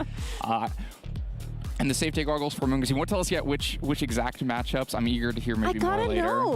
I gotta know. Maybe day 2, we get a chance to talk to Keanu again and he can spill the secrets a little bit more. But knowing what happened in the last set, maybe he's working with some people that are like excited to bring it to another event or something. But also, we get it. You don't want to share all of your secrets and all the cards up your sleeve right away because we still have so much more of the regional to play out here. This is just the second round of Swiss, meaning what, we got 6 more today? 6 more today. 6 more Lots today. more Pokemon to play. Yeah, and then we still have even more tomorrow. But after this, I get really excited about knowing what's going to be next. We got the Groudon versus the Zamazenta. We have way more Koraidon and Kyogre in this particular tournament.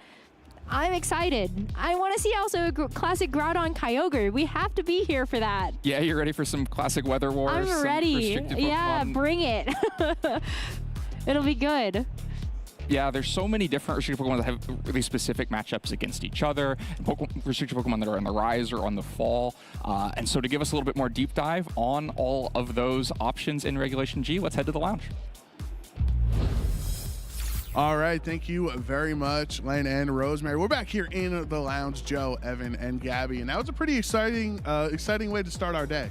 really cool. Yeah, I mean, I got to see Jay last week playing that team at the local we ran. So shout outs to Cheese League. I know y'all are out there. Shout outs to Cheese. It's also hope she's Cheese's doing birthday, so happy birthday, Cheese. Happy birthday, Cheese. Anyways, that's enough about that. Let's talk about that match because, Evan, when we were backstage, I think you made a very good point that the Amoongus really was the key to how Keanu ended up winning that match. Yeah, the Amoongus was so big there, and I love that team that Jay was using. The Assault Vest Groudon we've seen pop up over the court after the Birmingham Regional Championships. It's a really cool team. The one problem with it, 0 spore immunities. Yeah. And you could usually get around everything else, like any other regular Amoongus, but the Terra Water Amoongus specifically, that team has so few options into. There's Thunder Punch on Groudon, and then Raging Bolt, which was not brought to any of those games. And you just saw, like, without the Terra Water Amoongus, that's a perfectly fine, perfectly playable matchup like we saw in Game 1, where Jay just ran over the team. Yeah. But with that Terra Water, this is what we were talking about in the pre-show. Small changes, individual things in these restricted metagames change very dramatically how you play. It was just that Terra Water on the Amoongus that made that such a difficult matchup for Jay. It's unfortunate, too, because I think Amoongus is just one of those Pokemon that is omnipresent in VGC. Yep. It's always going to be there. It's always something you have to worry about. Of course, with Terastallization, you have these additional types that it can take on, which does make it a little bit more difficult to play around. But you really do have to have a solid answer to it. And it reminds me of the 2023 World Championship Finals, where it was really just Amoongus's game to win. Yeah. And I think not the first time that Amoongus has dominated a World Finals. That was the most recent one. I'm sure you and I could probably come up with a few other years if we were given time to go off on it. But still, it's one of those things that you really do have to respect, and I would assume that Jay does have maybe some play with the Encore Iron Valiant as well that you can sort of move around, but that's just how the Amoongus spore? Yeah. When the Amoongus spores, it spores hard. We got there. That was Gabby. That was good. All right. So yeah, I think this is the point that we're really gonna hammer home a lot this weekend about the return to Reg G, and that this is the second time around. And it's a couple things we like to do in San Antonio. We like to remember things. We like to remember the Alamo and remember Reg G. So this is our recap for what happened the last time this format was our standard format here in VGC. We have a lot of different events covering from May through August. Of course, that was the World Championships in Honolulu. There's some really interesting stats when you compile all the information together. So we'll start with the players that ended up looking the most consistent here, with Shiliang Tang, Justin Burns, and Antonio Sanchez all having 3 top cuts during that couple month stretch. So they didn't win Worlds, obviously, but they were some of the best trainers in that time frame. I think they also had some really unique metagame defining teams as well. I mean, Shiliang Tang was running that Kyogre team that we saw do very well at NAIC. With Wo-Chien, which is actually out in the field today. There's like 2 Wo-Chien players. There's a couple different Wo-Chien out there. So that's not just on Kyogre, too. Yeah. One of them's alongside Terapagos. Really? That's right, I didn't see that. Oh, that's interesting. Justin Burns, I believe, was on the Calyrex Ice Rider team, like me. And it's just so cool to see that they were able to find consistency in a format where I think people were arguing that may not be possible. Yeah, 3 top cuts in not even just one season, but in just that slice of May through August. You know, that included, events like the North American International Championships and the World Championships. That's incredible for these players to be able to have that level of consistency in this format. Yeah, and I think, if we talk about some of these most commonly occurring Pokemon in those top 8s, we saw the players with the most top cuts. The best Pokemon you can see over time. Of course, every tournament is different, and, maybe Incineroar's great in one tournament and he's not as great in the next one. But no, in fact, Incineroar is just generally pretty great to have on your team. 56 of them appeared in top 8s during this time frame. Yeah, I don't know that we could ever say that Incineroar was not that great in one of the tournaments. People tried. I think we want to say that. People want to. Very much. They want Incineroar not to be the best Pokemon in the game, at least right now, in terms of non-restricted, obviously. Although I would probably argue that Amoonguss is better, but it has honestly, some bad matchups. I would love to just have a debate, probably not now, but between Incineroar and like Miraidon or something. And, like, which is the better Pokemon? Well, let me tell you something about Choice Specs, Terra, Electric, Miraidon, Volt Switch into Incineroar. I think we can answer that question. Yeah, unless you're Terra Ground. I was gonna say, unless you Terra Ground, Incineroar is gonna have a rough time. But I think At least say Grass, which is a real Terra. No. one of the things with these 4 Pokemon in specifically is they're a part of, like, you know, we like to call, like, the good stuffs team, right? Like, you just throw good, strong Pokemon onto a squad together, and they inherently cover each other's types with Fire, Water, Grass, and then Electric on Raging Bolt. Yeah. But, like, you could really. I don't want to, you know, trivialize the team building of this format, but, like, for fun and exercise, you could do is choose a restricted of choice and throw those 4 Pokemon there, and then maybe, like, a redirector of some sort, and a Amoonguss or Clefairy or Electabuzz in the 6th slot, and then you got a Calyrex squad. Ice Rider. Yeah, you could then go to a regional if you put those 4 Pokemon. They're so consistent. I mean, you bring up a really good point as well, Joe. And I think that not only do these have like the type synergy with the Fire, Water, Grass, actually every single one of these 4 Pokemon has access to a switching move. So Parting Shot, U-Turn, Volt Switch, I believe, are the 3.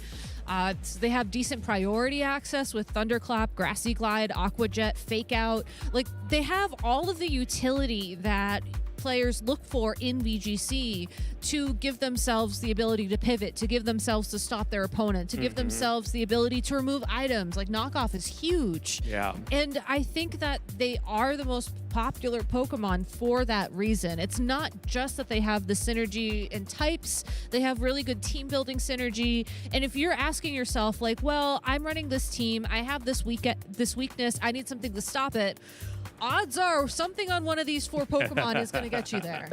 It's really hard to build a team that doesn't feature one of those 4 Pokemon. I would say 2, honestly. Yeah. Like, I think you can make a case for, like, 3. And I think a lot of the more popular teams, the more powerful teams, are going to be trending towards 3 in this metagame. But 2, definitely. 1, I honestly think 1 is not enough. I think you need 2. I think you need one of the more defensive picks, so either Incineroar or Rillaboom, and then Urshifu or Raging Bolt as that other one. I will note that our reigning world champion only had Urshifu of those 4. Yeah, but that's because Miraidon was also there. That's true. So I am invalidating that opinion. You kind of can't. Yeah, you kind of don't have Raging Bolt and Rillaboom inherently on the Miraidon team, right? Yeah. The electric terrain and your electric slot is already taken up by your restricted Pokemon. But I do think the thing that you've been really talking about a lot, Evan, with these 4 Pokemon is that, you know, if you chain them differently, if you have a safety goggles Incineroar versus, you know, a different an assault vest Incineroar, it's the same Pokemon, same stats, but you've completely opened up a whole different way to play certain matchups. That's such a good point, Joe. Each of these 4 Pokemon are incredibly versatile. Like, Urshifu is the least versatile of these 4, but it still can run Focus Sash, it can run Mystic Water, it can run Choice Scarf. You know, we've even seen some more damage boosting Urshifu, mostly not in this format, but in previous formats running either Choice Band or Life Orb, something like that. But Urshifu is probably the most standard here. You're usually going to see Surging Strikes, Aqua Jet, Close Combat, and Detect or U-Turn if it's the Choice Scarf variant. But these other 3 Pokemon here, and Rillaboom is also a little bit more standardized, usually wears the Assault Vest, but, you know, we saw Choice Band Rillaboom be a part of big teams early on in Regulation G, and Rillaboom with Miracle Seed, getting those powerful grassy glides can be really powerful and opens up options for Rillaboom to add in non-damaging moves like Taunt. And Taunt Rillaboom has been something that is extremely disruptive to a lot of these teams out here. I mean, Taunt on Incineroar as well, I think is probably one of the most disruptive Pokemon out there right now. I think that Incineroar, unfortunately, unlike Rillaboom and Urshifu, Urshifu has to run safety goggles. I think that... I don't. Really? Yeah. There's been some AVs out there. Incineroar can wear the vest, it can wear the goggles, it can wear the helmet. It's got a whole outfit going. It can have the full outfit. But I think that if you're looking at this team from the perspective of, I'm going to pick 2 or 3 of these Pokemon, it does tend to gravitate more towards goggles because of the presence of Amoonguss in the metagame. Because of the, I guess, Jumpluff as well would also be in that bucket at this point in time. But the nice thing about goggles, though, is that it does give you the ability to run Parting Shot, gives you the ability to run Taunt. I mean, those are tools that you lose access to if you do run Assault Vest. And I'm sorry, U-turn is great on Incineroar, but Parting Shot's just better. It's just not the same. Yeah, it doesn't. Being able to drop the stats on your way out is just so useful when you have these restricted Pokemon doing numbers back and forth, and you just want to stop that. Yeah, especially the ones trying to Nasty Pot or Calm Mind. Yeah. Stance, you're going to be able to mitigate some of that damage. Like, a lot of times, when you're facing off against, let's say, Calm Mind Terapagos, a lot of people's strategy is you just Parting Shot it, you come back in, you fake out, you Parting Shot it, and you just essentially punish them for trying to set the Terapagos up, and then hopefully have a physical attacker that can ignore the special defense boost to lock in the KO. One of the things I really appreciated with Reg G, especially in Honolulu, and how some of the teams were constructed, particularly with Wolf's team of 6, where he went undefeated in day one of the top trainers throughout the end of Swiss, and his mentality when he talks about it was, I'm just going to use the best Pokemon available to me. Yeah. And then he literally had the #1 usage restricted in Calyrex Shadow Rider, and the top 5 most used Pokemon in those 4 on your screen, and then Farigiraf was in 5th place. And so obviously there's a reason that he did so well, because he used, kind of, I don't want to say objectively, but, kind of the 6 best available Pokemon to him in the format. He did not use Miraidon, though. That was his down. I have a note. Don't lie. I mean, I want to talk about the restricted Pokemon because I think Calyrex Ice Rider is a bit of a different case, so let's come back to that. But only 13% of the field of day 2 placements last year was Miraidon. That's true. I think Miraidon is a little bit hampered here in the fact that no one took Miraidon seriously early on in the format. But Rajan won the first regional. Yeah, but that's one whole regional we don't have data for. And people had already invested so much into the horses that they couldn't, into both Calyrex Ice and Shadow Rider. They couldn't just switch over. But no, you're right. Miraidon is only at 13% in day 2 for restricted. And I do think it's, I think in Indianapolis, Rajan made Miraidon look easy to use because it was a metagame that was not prepared for Miraidon. No one was prepared for Terra Electric Choice Specs Volt Switch to KO their Incineroar, and then they lost their big pivot piece, and Miraidon got to switch out and take no damage. I will say I agree with you 100% about people not taking Miraidon seriously in that first event. I think that Rajan did an incredible job of making that team look easy because I tried that team and it was not easy afterwards. But there's been a lot of time since Worlds, and I think that people, if they wanted to learn Miraidon, would have had the opportunity to sit down and really get those reps in. I think it says something that Shadow Rider is still just a little bit more popular. I don't know if it's more that Shadow Rider is easier to pick up, because I will say my hot take is that Calyrex Ice Rider is #1 and has bad conversion because it looks like it's easy to use. It looks like Trick Room is just like an automatic answer to things, and at the end of the day, it's not. I wish. I've been trying to have Trick Room solve my life problems for so many years, y'all. But Calyrex Shadow Rider is just as fast, it's just as powerful after a couple of nasty plots, and while you do have to position it a little bit better, you throw Incineroar, Rillaboom on the team, and all of a sudden that positioning is a lot easier. Yeah, Incineroar, Rillaboom, Clefairy, all the different support options for the one Pokemon, Calyrex Shadow Rider, on the team. Yeah. And I do have to give, I will give Calyrex Ice Rider its flowers, of course. Is our North American International Champion. Thank you. And of course did win the Rio Regional last weekend. So Calyrex definitely still powerful, but I think of these 4 Pokemon, the Pokemon that is most exciting to me is Terapagos, is the turtle. Okay, that's a little bit spicier than I was expecting. Well, so here's the thing. Terapagos has the lowest of our top 4 Day 2 restricted conversion. That's the lowest of the top 4, so it was the 4th most common in Day 2.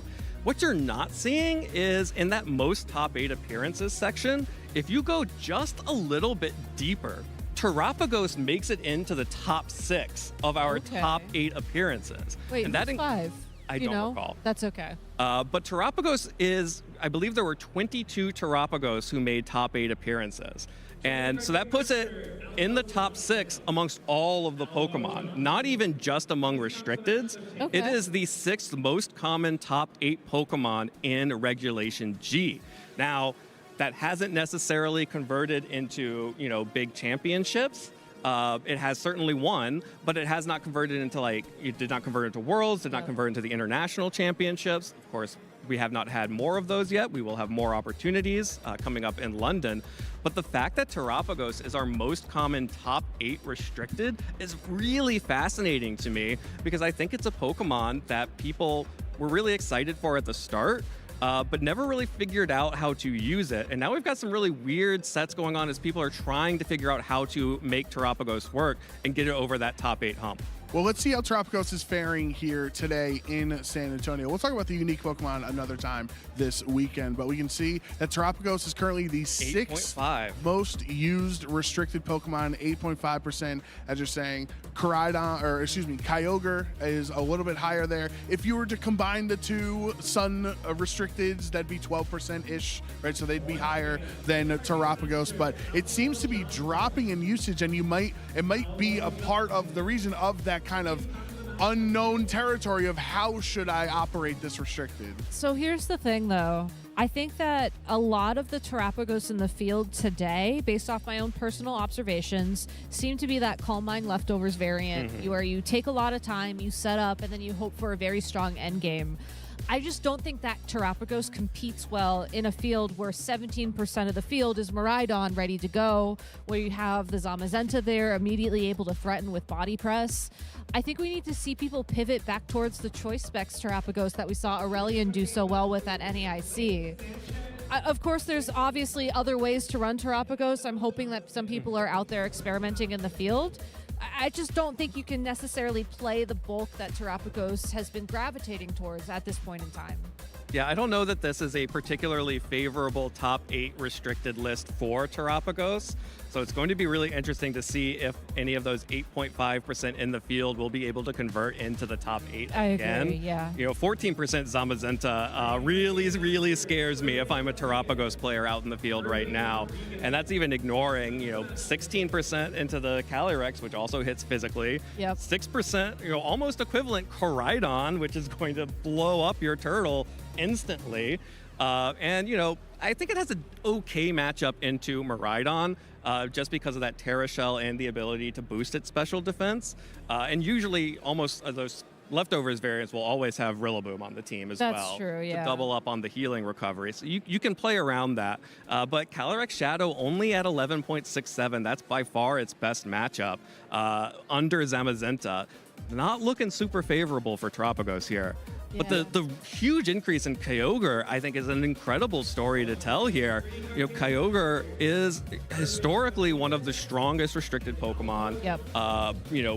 In 2010, the first year that I played VGC, it was all Kyogre. If you weren't running Kyogre, you were throwing. Yeah. And I was, because I ran Groudon.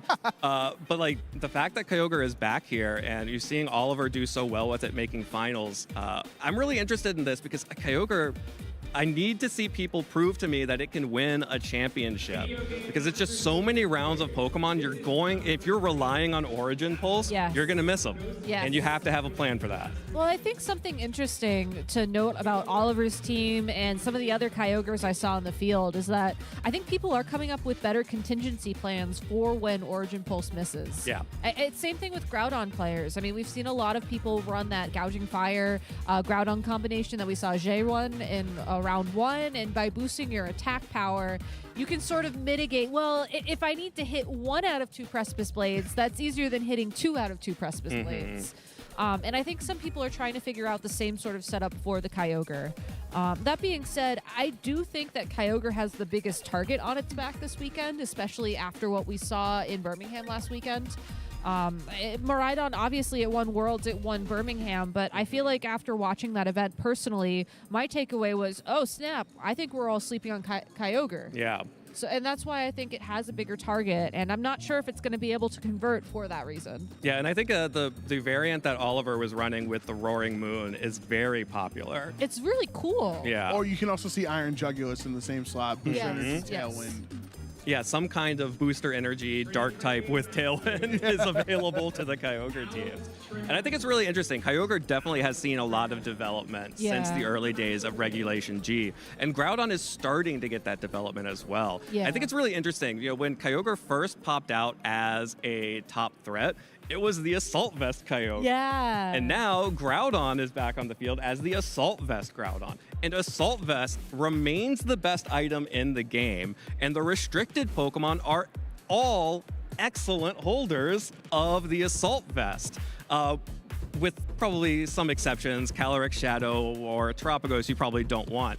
But and of course Zamazenta, but any of these other Pokemon on the screen here could run Assault Vest, and it would be really strong. Yeah, I think Assault Vest is also interesting to consider because, yes, it's strong, it gives you more bulk, but then you also can't use Protect, you can't use some of those status moves, and I think that's a really tough call to make during team building if you are comfortable taking that on.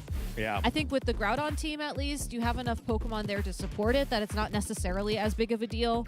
For some of these other Pokemon, I mean, we'll have to see. I'm not necessarily the best team builder, so I can't really say what creativity is out there in the field, but I know it's there. Well, one thing that I think is running through these restricteds here is the amount of spread attacks, right? Miraidon, Dazzling Gleam, Ice Rider has Glacial Lance, Shadow Rider has Astral Barrage, Kyogre with Origin Pulse, Terapagos is Stellar Starstorm, Groudon Precipice Blades, and I wonder if, because we know that's why Zamazenta is great as a restricted with Wide Guard, but are there any non-restricted Pokemon that are cracking the top usage here, that their main job is that Wide Guard attack or supported Pokemon? I know we've seen Pelipper, we've seen Gallade, and it looks like a lot of the trainers aren't really, I don't want to say not prepared for Wide Guard, because I don't think that's a fair thing, but they're maybe not as concerned about all of these massive spread attacks the restricteds are throwing out. Or perhaps they're just not as focused in on one Wide Guard user. Yeah. You know, obviously, you know, we can't talk about this without talking about Pelipper, which, you know, the hero of the North American International Championships. But Pelipper's matchups into some of those top restricteds aren't very good on its own. And I think the premier Wide Guard user right now might just be Smeargle, which I've been seeing pop up quite a bit. And, you know, Wide Guard Smeargle is real obnoxious because it also has Spore, it also has Follow Me. You can just cut that down to Smeargle is obnoxious. It's okay. This is a safe space. I'm glad you brought that up, though, because that is, I think, something interesting to talk about is that's just another sign of the team building innovation that's going on. If you have Smeargle, you can sort of tweak it to fit your team. And looking at these Pokemon, yeah, I'd argue the top 6, the first row is exactly what I would expect from this format. But going down into the second row, I mean, you see elements of the team that won Worlds with the Ogerpon Hearthflame, the Whimsicott, and the Iron Hands. But then you also have Chenpao and Chi-Yu, which are kind of a little bit of a renaissance. For Farigiraf, yeah, it's expected, but there's so many different ways you can run it. I mean, you can run it with Psychic Noise, you can run it with Hyper Voice and Throat Spray, you could run it with Uproar to stop Pokemon from falling to sleep. Like, there's so much opportunity for that innovation, and I'm really, really excited to see where we're going in Regulation G because of it. Yeah, absolutely. Yeah, I think it's been a really fun discussion. I enjoy just listening to you guys back and forth, the banter, the fun times, the good discussions. We're sure to have even more of it throughout the weekend here. But we are ready for the beginnings of our round 3 matchup here in the San Antonio Regional Championship. So let's toss back to Len and Rosemary in the caster booth. Team, take it away. Thank you so much, guys. Very excited to be back to cast through another round of the San Antonio Regional Championships. And thanks so much for the deep dive into Regulation G. I feel like we still have so much more unexplored territory that's just a taste of what's to come. Yeah, I mean, that's what we know so far. It could all change this weekend as people evolve and shift things. It feels like Kyogre and Groudon really on the upswing. That wheel continues to turn. Both way more popular last week than they had been at previous tournaments. Looking forward to see if that continues this weekend.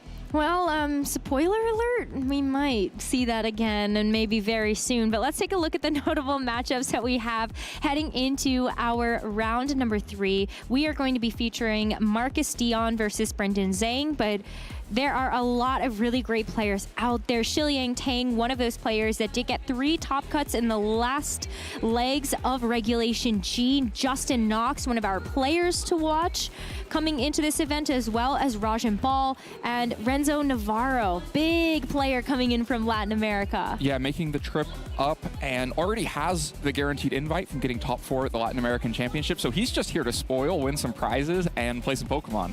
And again, some of the best that we've got here in North America. But let's hone in a little bit on Marcus Dion versus Brendan Zhang. These are 2 very accomplished VGC players. Brendan Zhang, the junior world champion, and being able to get a lot of top cuts even since then in the Masters division. Yeah, a player who has so much history with the game, having played it longer than anyone else, almost anyone else out there in the field, dating back to his days being a junior world champion. And Marcus just really on a run the last couple of tournaments, a couple of top cuts, and looking to keep that going as we change regulations this weekend. Top 4 at Sacramento, top 8 at Toronto, hoping to get an even better finish here at the San Antonio Regional Championships. But we alluded to it. Let's really see it. Len, we've got Groudon versus Kyogre. This is the pinnacle of VGC rivalries between Pokemon. Groudon and Kyogre up against each other, the land versus the rain. But which one's the villain? Groudon's the villain. Oh, wait. I set you up for that one. Both of them played in kind of ordinary ways, but this is, we've seen kind of 2 branches of Groudon, the Jump Puff branch and the Gouging Fire branch. In the last round, we saw Gouging Fire Groudon. This is going to be the Jump Puff Groudon.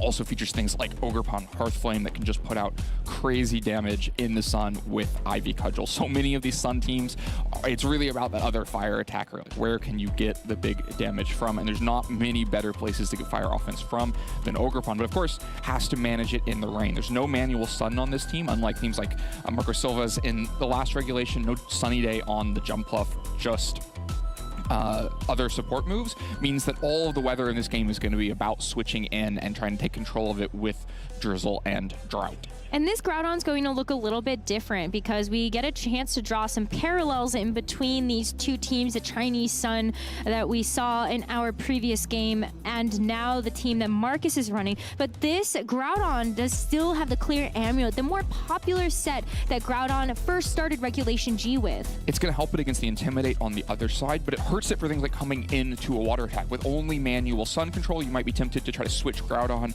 into a possible incoming water move, but without AV, that's a lot of damage coming in, even in the sun. And AV would be pretty valuable here. You've got both Iron Julius and Kyogre. That's the other adjustment for Brendan's Rain team compared to Oliver's that we saw get 2nd place in Birmingham last weekend, is that the kind of dark type booster energy tailwind Pokemon is Julius instead of Roaring Moon.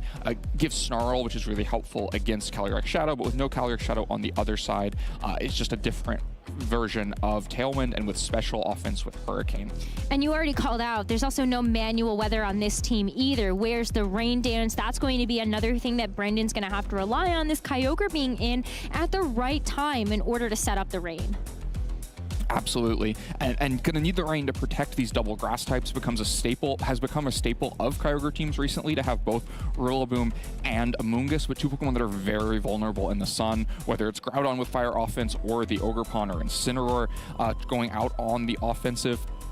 And so he's going to need to protect those and may get funneled into having a 3rd grass type as well, with Kyogre having the grass terrestrialization and being threatened by electric offense from the Raging Bolt on the other side that we expect to have a really important impact on this game. It's the thing holding the Assault Vest really standing up against Kyogre, and also Ogerpon Hearthflame with grass offense could funnel Kyogre into a grass terrestrialization. That means you really need to have the rain. As we enter into this game number 1, we are going to see some familiar faces across from each other. Double Incineroar. We see Marcus's get the Intimidate drop first, so maybe it's going to be a bit faster. Still have yet to see. But we also have the Raging Bolt and the Amoonguss as the partners for both these cats. No surprise to see the Raging Bolt out on the field. Feels like it might be Marcus's most impactful Pokemon in this match, but doesn't actually find a great matchup here. Is vulnerable to a Spore on the other side. Even if you fake out the Amoonguss this turn, you may just take a faking it back onto Raging Bolt and really accomplish very little on the turn, and then Raging Bolt is going to have to decide what to do. If Marcus has something like Jump Bluff in the back, you can just switch in. But otherwise, the Safety Goggles is out next to it, and with no Protect on Raging Bolt, that's a pretty juicy Spore target right there. Yeah, but I love that you can also bring in something like the Ogerpon, and if that's going to be a Pokemon that we expect to see a little bit later on this game, that does provide you with a safe switch into the Amoonguss. But you called it out. We're just going to see the Fake Out and the Draco Meteor connect onto the Amoonguss. So Raging Bolt is already here to try to get this damage down as fast and thick as possible. The Parting Shot from Brendan is going to drop the special attack stat of this Raging Bolt one stage further, so now it is -3, but Brendan gets a chance to pivot in something else that might match up a little bit better into this Raging Bolt and Incineroar. Not a trade of Fake Outs here. Brendan opts for the Parting Shot into Raging Bolt, maybe expecting that slot to switch out. Meanwhile, the Draco Meteor into Amoonguss without the Photosynthesis boost and with just Assault Vest and no item boost on the Raging Bolt, not that devastating offense that we expect. Amoonguss looks relatively healthy here, especially if it switches out and gets Regenerator, will look okay. Meanwhile, Urshifu comes in a dangerous spot. But of course, that's where the Draco Meteor plus Parting Shot gives you one of the rare opportunities to bring Urshifu out against Raging Bolt and put extra pressure on the Incineroar, because it also may be a multi-step process for stopping the Urshifu threat. If you both have to get Raging Bolt out and back in, but of course Sun can also mitigate any Surging Strike's damage. But I love what Marcus is going for here. Maybe a more recent adaptation for these Incineroars, having this Terra Water, defensive Terra type for this Incineroar, where in most cases we would see something like Ghost Terra to make sure that you could get around something like the Fake Out. Raging Bolt's going to get rid of these stat drops by going back and Ogerpon Hearthflame taking its place as Brendan makes another adjustment. Having this Urshifu out on the field is nice. I expect there to be a Kyogre in the back, but there's not going to be one making an appearance right now. Just a nice Intimidate drop onto both the Ogerpon and this Incineroar as we see the Terra now committed into this game. Terastallization used to protect against an incoming Surging Strikes. Raging Bolt had to flee the field, gave an easy avenue for an Intimidate into the Ogerpon, and both players hesitant to be the first one to show their weather and end up one step behind in the Weather War. U-turn, a great choice though, doesn't fall for Surging Strikes into the Water type, just picks up some chunk and continues to reposition. This reposition, you have the potential to bring back in the Amoonguss, which is what we're going to see. And with that Rocky Helmet, it's going to be nice to also take this Will-O-Wisp. So Urshifu, great dodge there to not be on the receiving end of that burn. Right, a Surging Strikes into Water-type Incineroar to just take Will-O-Wisp and into Burnt would have really eliminated a valuable Pokemon for Brendan. Amoonguss doesn't love being burnt either, will be some chip damage down, but one of the best targets to take it. And we kind of have a return to flexibility for Brendan. Has Fake Out available, has Spore available. Ogerpon already intimidated, is still threaten Amoonguss, especially if it were to commit the Terastallization itself, but of course you have to worry that Fake Out is coming in, or an Amoonguss could just be fleeing the field for Urshifu. You don't even have to risk the Kyogre to get a Water type out into that slot, so pretty dangerous to hunt down the Amoonguss. This is a really interesting turn, though, because while we've seen Brendan already use that Revolving Door, Marcus has the opportunity to do that as well. But Brendan says, hey, you know what? I don't want the Amoonguss out here. Urshifu comes back in with just that manual switch. As you see the Fake Out into Marcus's Incineroar, not going to be able to move this turn. Ivy Cudgel into the Urshifu. You've got to resist there. It's just not going to be doing that much damage on top of the fact it got the Intimidate drop. Urshifu manages to navigate back on the field, takes a pretty weak Ivy Cudgel, and Incineroar keeps the other Incineroar on the field via Fake Out. Now Urshifu is in a pretty decent position to either threaten damage, already knows where Terastallization has been committed, can go after Ogerpon, possibly even with bringing in Kyogre, trying to take advantage of a slower Incineroar for Brendan and get Rain up. on the other hand, it could just be another U-turn and another reposition. You can continue to kind of chip down these Pokemon. Amoonguss very healthy in the back now that it's had 2 opportunities to come in and out and get Regenerator boosts, or just close combat, don't need the weather, just get the KO into Ogerpon, finish it off. Urshifu is such a powerful Pokemon. You can see why it is one of the most used in the entire format. Now, close combat, plenty to knock out this Ogerpon and remove such a key piece of Marcus's offensive game plan from this game number 1. Parting Shot finally gets a chance to connect onto Brendan's Incineroar, so a pivot here for Marcus afforded to him, as it might be time to set the weather. Groudon, the 4th and final for Marcus, finally making an appearance in this first game. Oh, and the Will-O-Wisp on the receiving end of that. That's not what you want to see after the Parting Shot. Wow, just maybe a 50-50 there. Marcus doesn't know whether Incineroar is waiting to Parting Shot, where in which case it would just go into the Clear Amulet and stick Incineroar on the field, or it was going to be the Will-O-Wisp, which would have obviously been way better to absorb with Raging Bolt. Kind of expected to start this turn with Raging Bolt and Groudon both on the field, but you had to decide which one to bring in via Parting Shot and take that last attack of the turn. And just a devastating wrong choice for Marcus there. Gets Groudon burnt. Turns what could be a position, just a really threatening offensive position with Thunderclap available into the Urshifu and Precipice Blades to cover switches and deal a ton of damage into Incineroar. You can still go for that play. Still a great play, still probably going to get a lot of damage out, but now a switch out that is just a burnt Precipice Blades and a failed Thunderclap starts to not feel like you've actually made up any ground. Maybe starts to look like you have to be a little bit more desperate for something sooner than that. Yeah, and you just need so many more turns for that damage to start stacking up. And Brendan has done such a great job in this game of preserving his Pokemon as long as possible. Add a bit of insult to injury here. It's going to be the Incineroar that actually misses that Precipice Blades with the Thunderbolt into the Incineroar, still taking it to about half. So you're getting some good damage down now, but Marcus is in such a difficult position where you've got yet another Parting Shot onto your Raging Bolt, making it weaker and weaker. And you having to consider, when do I bring this Incineroar in? What am I actually, and when am I going to reset these stat drops? And by being forced to bring Groudon in sooner, Marcus only got that one turn of weather control before Brendan just reacts, turns off Photosynthesis, makes it even weaker, and is now threatening like a Origin Pulse plus Rage Powder combination that is just a huge threat of damage. Incineroar in the back is already become a water type, so is able to switch into this a little bit better, but has also been chipped some, is going to not be able to take too many Origin pulses. The Precipice Blade miss is impactful too. Even with the burn, Thunderbolt and Precipice Blades might have been enough damage to pick up the KO on Incineroar, but with the miss, Incineroar gets the Parting Shot out while still being relatively healthy, and now Raging Bolt doesn't like its position on the field. Incineroar just going to come in here. Well, Raging Bolt is going to be the last Hail Mary for Marcus here. Groudon in front of this Kyogre certainly doesn't have too long left to survive. The Precipice Blades connects onto both targets, but take a look at how this burn really comes into play. Kyogre isn't going to miss either with the Origin Pulse, and Groudon just gets knocked out after all of its troubles. A problematic part of this too, of saving Raging Bolt to be the Hail Mary but having to give up Groudon in the process, is that it will be the Raging Bolt without Photosynthesis. Yeah, and that's just such a big deal because the safety goggles, as we see, is also on the Incineroar. So as you had called out, with something like the Rage Powder, you're not able to Thunderclap into this Kyogre anymore. The Amoonguss is still a grass type. It's going to be resisting all this electric attacks as well. Right, and with the Parting Shot last turn, Brendan felt like Amoonguss was safe enough on the field, could just threaten a Spore back into Raging Bolt that could be a game deciding without worrying too much about what Raging Bolt did on the offense. Now I'm going to be a little bit more worried about it without that mitigation. You also have Fake Out to support the Raging Bolt, and so Amoonguss just flees the field, doesn't want to take a Draco Meteor. Ooh, but it's going to be Urshifu that actually takes its place. Regenerator is going to help this Amoonguss be a little bit more survivable later on, but Marcus makes a great call, choosing not to go after the Kyogre, which just protected, instead angling this Fake Out and Thunderbolt into the Urshifu. So now that is at least one Pokemon down here, and Marcus can start to even the score.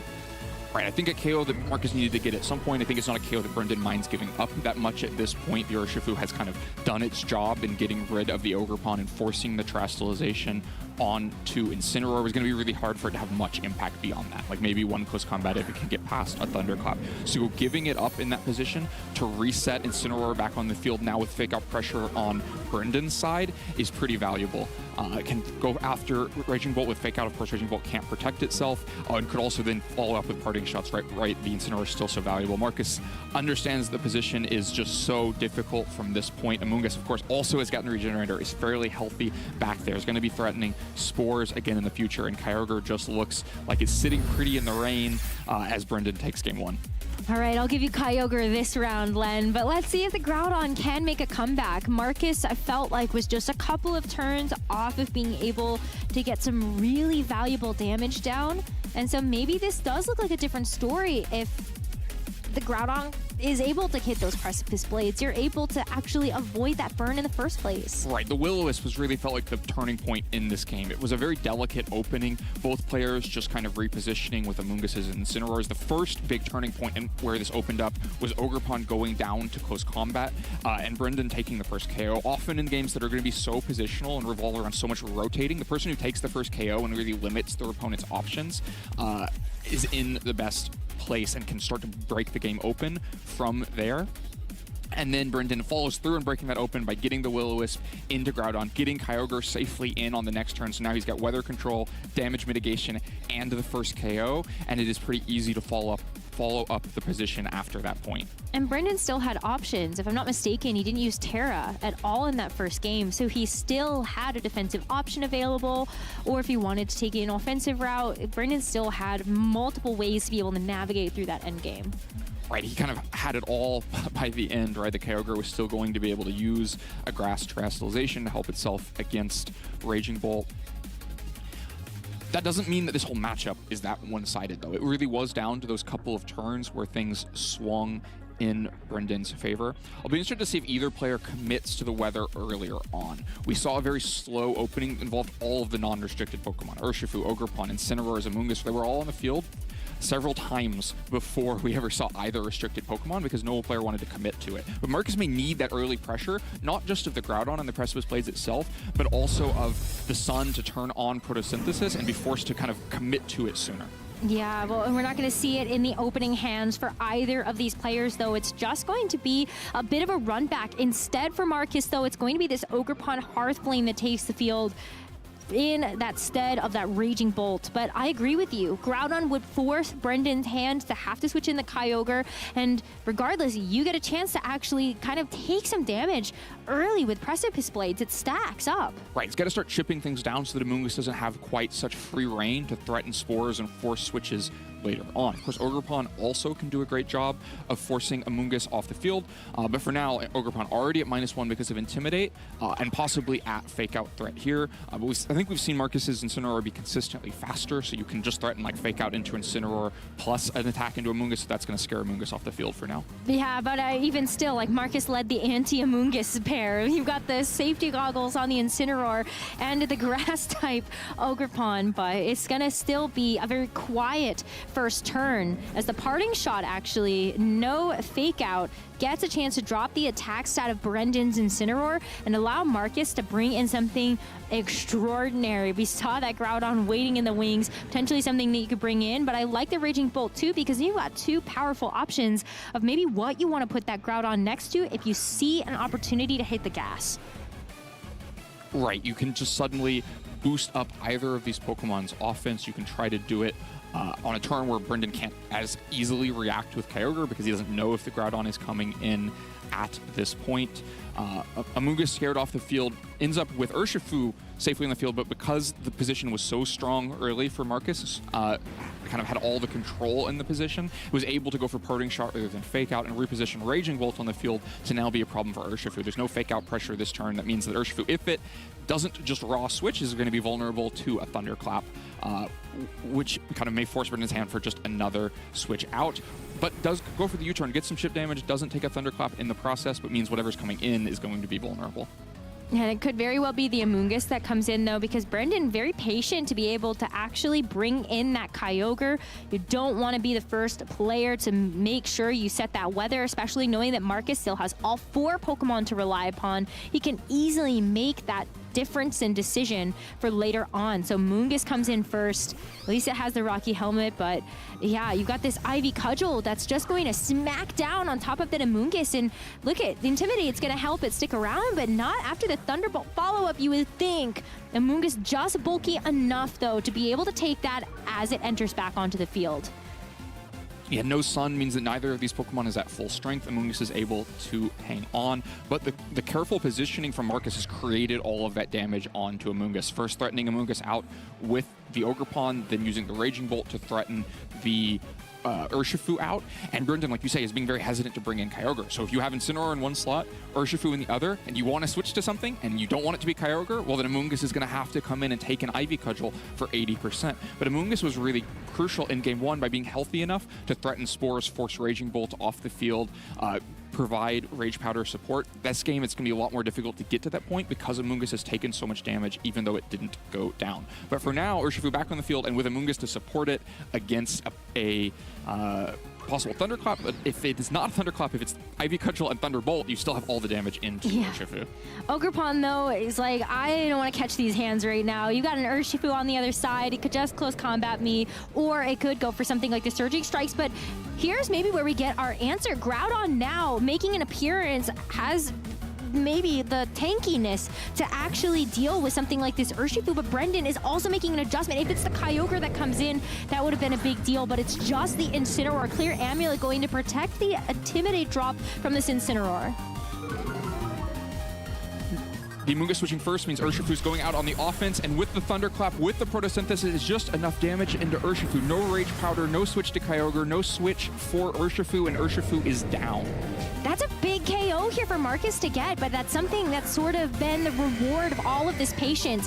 Kyogre does come in, though, to take its slot, so the weather is in Brendan's favor. Right, Brendan gets to react to that aggressive play from Marcus, right? Marcus takes the aggressive switch to get the Photosynthesis boost to have enough offense to take down Urshifu, and so now Brendan has weather control. But Marcus in this game is the one with 4 Pokemon up against the 3, meaning that the switching potential from here is very limited for Brendan, especially because that Amoonguss in the back only has about 45% health probably after switching out with Regenerator. The Groudon is in a reasonable position here, can try to go out on the offense against Kyogre, but I'd expect to see it switch out because you want to take control of the weather again. That's the advantage that your 4 Pokemon lead has, even though you have fire types at the back that aren't going to want to take water damage. But as you were saying, Marcus's team can operate just a little bit better in the rain than maybe Brendan's can in the sun.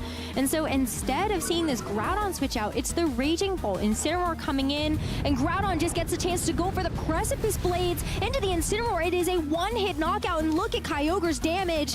That is a big hit there, bringing that Kyogre to about half HP. Well, this is an explosive turn. Damage trades all over the place. 2 one-hit KOs for Brendan. Marcus kind of committing that that was the turn he needed. That was the damage he needed to break this game open. We're now down to 2 Pokemon each. That was huge. I mean, that's the power of Kyogre there. Both Origin Pulses connecting. Same with this Groudon. Who knows that these moves are actually not 100% accurate when you take a look at this turn. Marcus, though, Raging Bolt. Ogerpon Hearthflame versus Brendan's Kyogre and Amoonguss. Ogerpon's still pretty healthy, but what do you think of these odds? Amoonguss coming back in at about half HP as well. You still have the chance for redirection. Right, it's a risky trade for Marcus, but it seems like a reasonable one, right? Raging Bolt is so powerful here. Has to worry about Amoonguss and getting put to sleep, but it's going to be very bulky into the Kyogre. Ogerpon, even in the rain, might be able to target down the Amoonguss, but Terastallization still hasn't been spent for Brendan, so Amoonguss can get out of its fire weakness. Fairy as the Terastallization option also would prevent a Draco Meteor from getting a KO there. So the Terastallization could be used to try to buy Amoonguss a turn to get Raging Bolt put to sleep. Maybe that opens things back up. But yeah, just an explosive trade that takes us right into the end game, and Ogerpon's going to start off that end game with a Spiky Shield. Oh, and it's so risky because we see the Spiky Shield from the Ogerpon. The Kyogre is going to go for the Protect, but what do we see else? There's no Terra. It's just going to be the Draco Meteor connecting onto the Amoonguss. A big knockout, leaving this Kyogre as the final Pokemon for Brendan in the second game. Looks like we are moments away from Marcus being able to tie up the score in the series to bring us to a Game 3. Right, the grass offense from Ogerpon is a threat into Kyogre, was also maybe threatening, like forcing a Terastallization that way. But with a really decisive turn from Marcus, this 2v2 in-game becomes a 2v1 in-game. And even with Raging Bolt at -2 special attack and an incoming grass Terastallization for the Kyogre, you still expect that Marcus has the tools in the tank to make it happen. Yeah, I mean, you just have to pay attention to this Ogerpon's capabilities when you look at something like a Terra, Fire, Ivy, Cudgel, but Marcus ended up actually going for a bit of a different play when you see the Raging Bolt, the one that's going to be taking the Water Terastallization. You want to get rid of your weakness to something like the Ice Beam from the Kyogre, but is this going to be another risk that actually pays off here? Ogerpon going for the Wood Hammer. It's not that much damage in the Kyogre because of that Grass Terra. And as we saw from what the Raging Bolt committed into, well, we're going to have to see if it gets a chance to actually attack, as this Origin Pulse only hits the Ogerpon. That's good news, but this Raging Bolt still has to get through this Grass Terra on this Kyogre, and it's the Thunderbolt to do it. Can it be enough? This Kyogre is going to take barely any damage, but against the Para, Kyogre might not be able to move in the next couple of turns. Paralysis is pretty impactful. Their leftovers really crucial here. The Raging Bolt is only going to get a couple of chances with Draco Meteor to try to finish this off. The Kyogre is not going to be doing much damage back, but probably more significant than what Raging Bolt is doing unless it's Draco Meteor to try to out-damage the leftovers. Maybe a missed opportunity there. If it had been Ivy Cudgel into the Kyogre on the turn that Kyogre went Grass Terastallization, then this simplifies a lot faster. But for now, we get the first Draco Meteor into Kyogre. Pretty significant damage, but not enough for the KO. Not enough quite yet, but Kyogre can't move because it's paralyzed. One more lucky turn here for Marcus with the para. Could be good. The rain is over as well, so Kyogre no longer gets a boost to the power of these Origin Pulses. But it comes down to the wire here in this second game. It's not as clear-cut as we thought. Kyogre can't move because it's para'd, but can Marcus actually connect this Draco Meteor, and can it be enough damage? It is barely not enough as the Kyogre hangs on.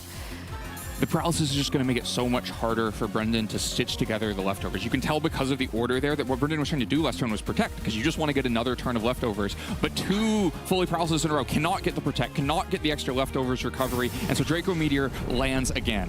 Wow, it did end up being just a little bit closer, but able to clutch it out. This Raging Bolt putting in the work. You can see Marcus is... you never want to win a game that way, but it happens sometimes.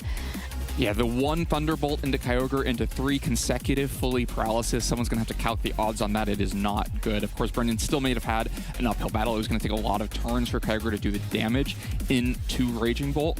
But the sequence of those fully paralysis mean that Kyogre didn't get that leftovers recovery. The Raging Bolt was able to get the damage in time to bully the Kyogre down and take that game 2 and move us into a game 3. You only have 8 power points as well on the Draco Meteor, so imagine that. More turns also means more chances for misses and just less of that damage actually connecting. But wow, this game was way faster when you look at just this middle couple of turns here.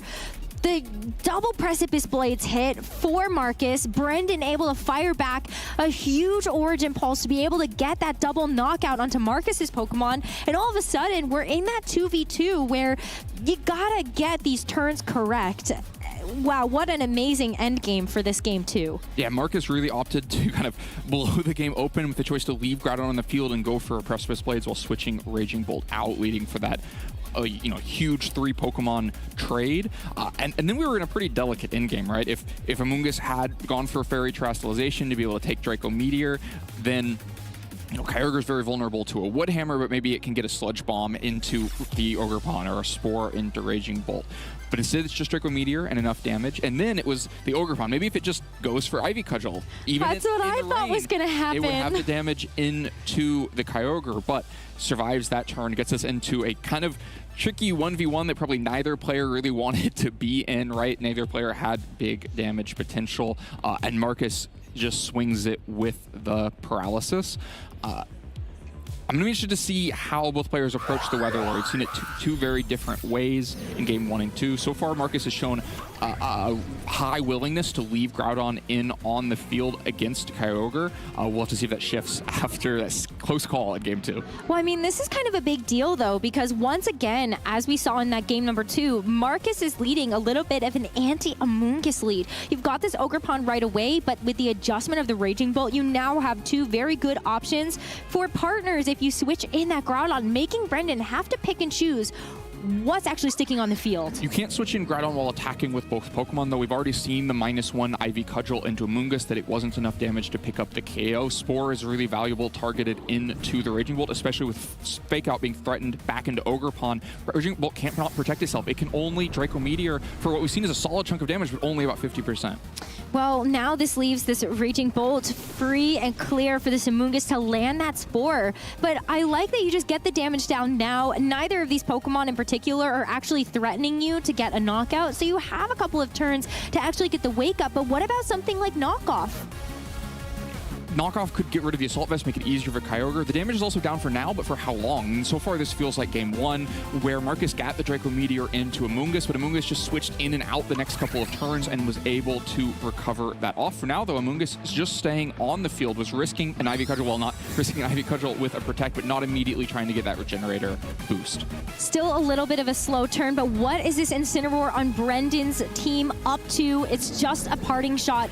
This Raging Bolt, it's going to have to switch out at some point because it is going to be at that -3 special attack. Anything else on top of that's going to be difficult. Right, it's going to need to switch out, but it's also going to probably still be asleep when it switches out. This sequencing from Brendan is also nice because it now gives Incineroar the chance to come in that Amoonguss slot instead of having to risk an Urshifu switch in there. It got caught with a Thunderbolt in a previous game.